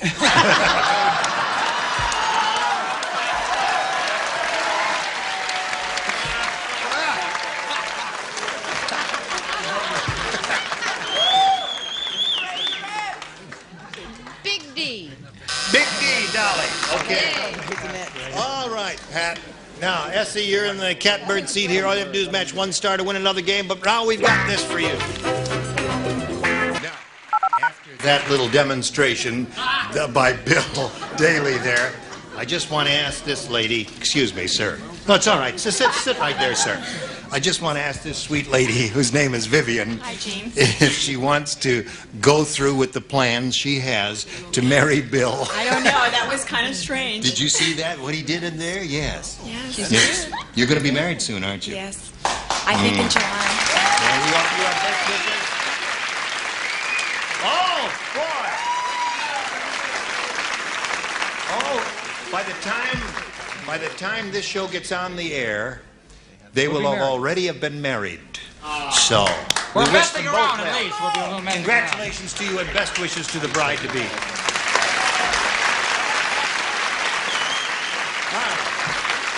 Essie, you ready? Yeah. She's a nifty kisser. Thank you. Yes. Hey, wait a minute. Here it is. Pete the Pirate said, I buried my treasure with a chicken so it would be easy to find. Blank marks the spot. I buried the treasure with a chicken so it'd be easy to find. Blank marks. Who wrote this question? Jake, did you write this question? Marcia, did you write this question? I got it. You got the answer? Yeah, Ty Cobb. Yeah! Perfect. Hey, I'm getting good at this. Yeah, very good. First time he's the first one finished there. How about that? Blank marks the spot. Okay? No help, no help. Here we go, Essie. Pete the Pirate said I buried my treasure with a chicken so it would be easy to find. Blank marks the spot. Well, it's got to be pretty warm under the sand, so the chicken would have laid an egg. Egg marks the spot. What? Egg. Egg.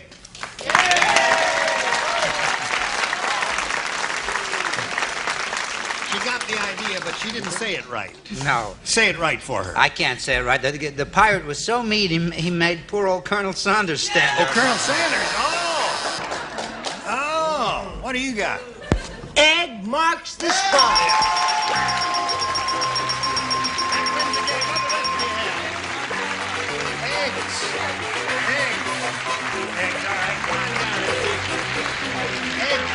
You know, X marks the spot is the way they say it, but eggs marks the spot. sorry, And a Pat. little blue spot, eggs marks the spot there.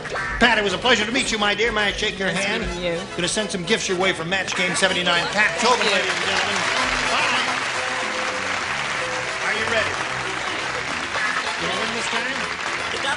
Good. Here it is. We polled the studio audience not too long ago and said, write down your best answer to this. Blank Shaw. Number 500 for the most popular. 250 for the second most popular, 100 for the third most popular. Whom do you call on this time? Bill, again. Oh my gosh. Artie Shaw. Artie Shaw. Orson. They're too young for Well, that. what about one of the great stars of Jaws, Robert Shaw? Robert Shaw, yes. Brett. What about one of the great Irish playwrights, George Bernard Shaw? Yes, GBS. So those are the three Shaws you have, Robert, George, and Artie. I'm going to go with Robert. Robert Shaw. Okay. Let's find out if we have a Robert Shaw up there anywhere. We'll begin at the bottom and reveal the $100 number. Robert Shaw it is, right off the bat. Where do you think is, well, let's go up to look at the 251. Think Artie's going to be next? Artie's going to be next because I'm very good at this. Rick Shaw. Rick Shaw. Rick Shaw. Remember him? Weird Chinese He wrote director. poems Played in all the Tibet. World War II movies. Right, Rick Shaw. Yes, he was a pusher. John. You Rick rascal. Shaw. One for Johnny. All right. Artie Shaw. Artie Shaw on top? I got it. George I know what I'm doing. George Bernard Shaw on top. Okay, who's on top? Go. George Bernard. Now, you've got another $100. You're up to $1,400. You got to stop right now and do a little business with America. In the meantime, you hang around here, okay? Now, Essie just won the $100. Means the least you can play for at this time is 10 times that amount, or $1,000. But we're going to ask you to spin the wheel again. She could double it up. Play for $2,000. Let's see what happens here. Let's all root for a double for Essie Paul. Here we go. Bing. There it is.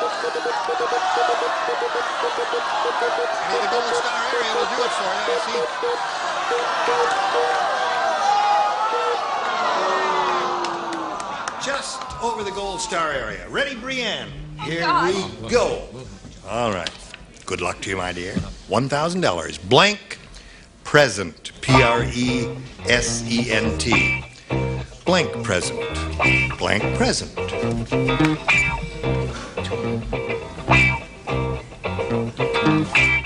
Okay. Brienne is finished. Now, if you give us the answer that she's written on the card, you get $1,000 additional. You'll be up to $2,400 altogether. What do you say? Birthday. Birthday. Okay. It was one or the other in my mind, Brienne. Yeah. What did you say? I really feel crummy. The others. I said Christmas. And You said Christmas present. Well, they're two really good answers. Birthday present and Christmas It's present. the first thing And- that came in my mind. Yes. Well, that's the way we ask you to play the game. So, Essie, you've got $1,400, and you're going to meet Susie Coker right now, and here she comes.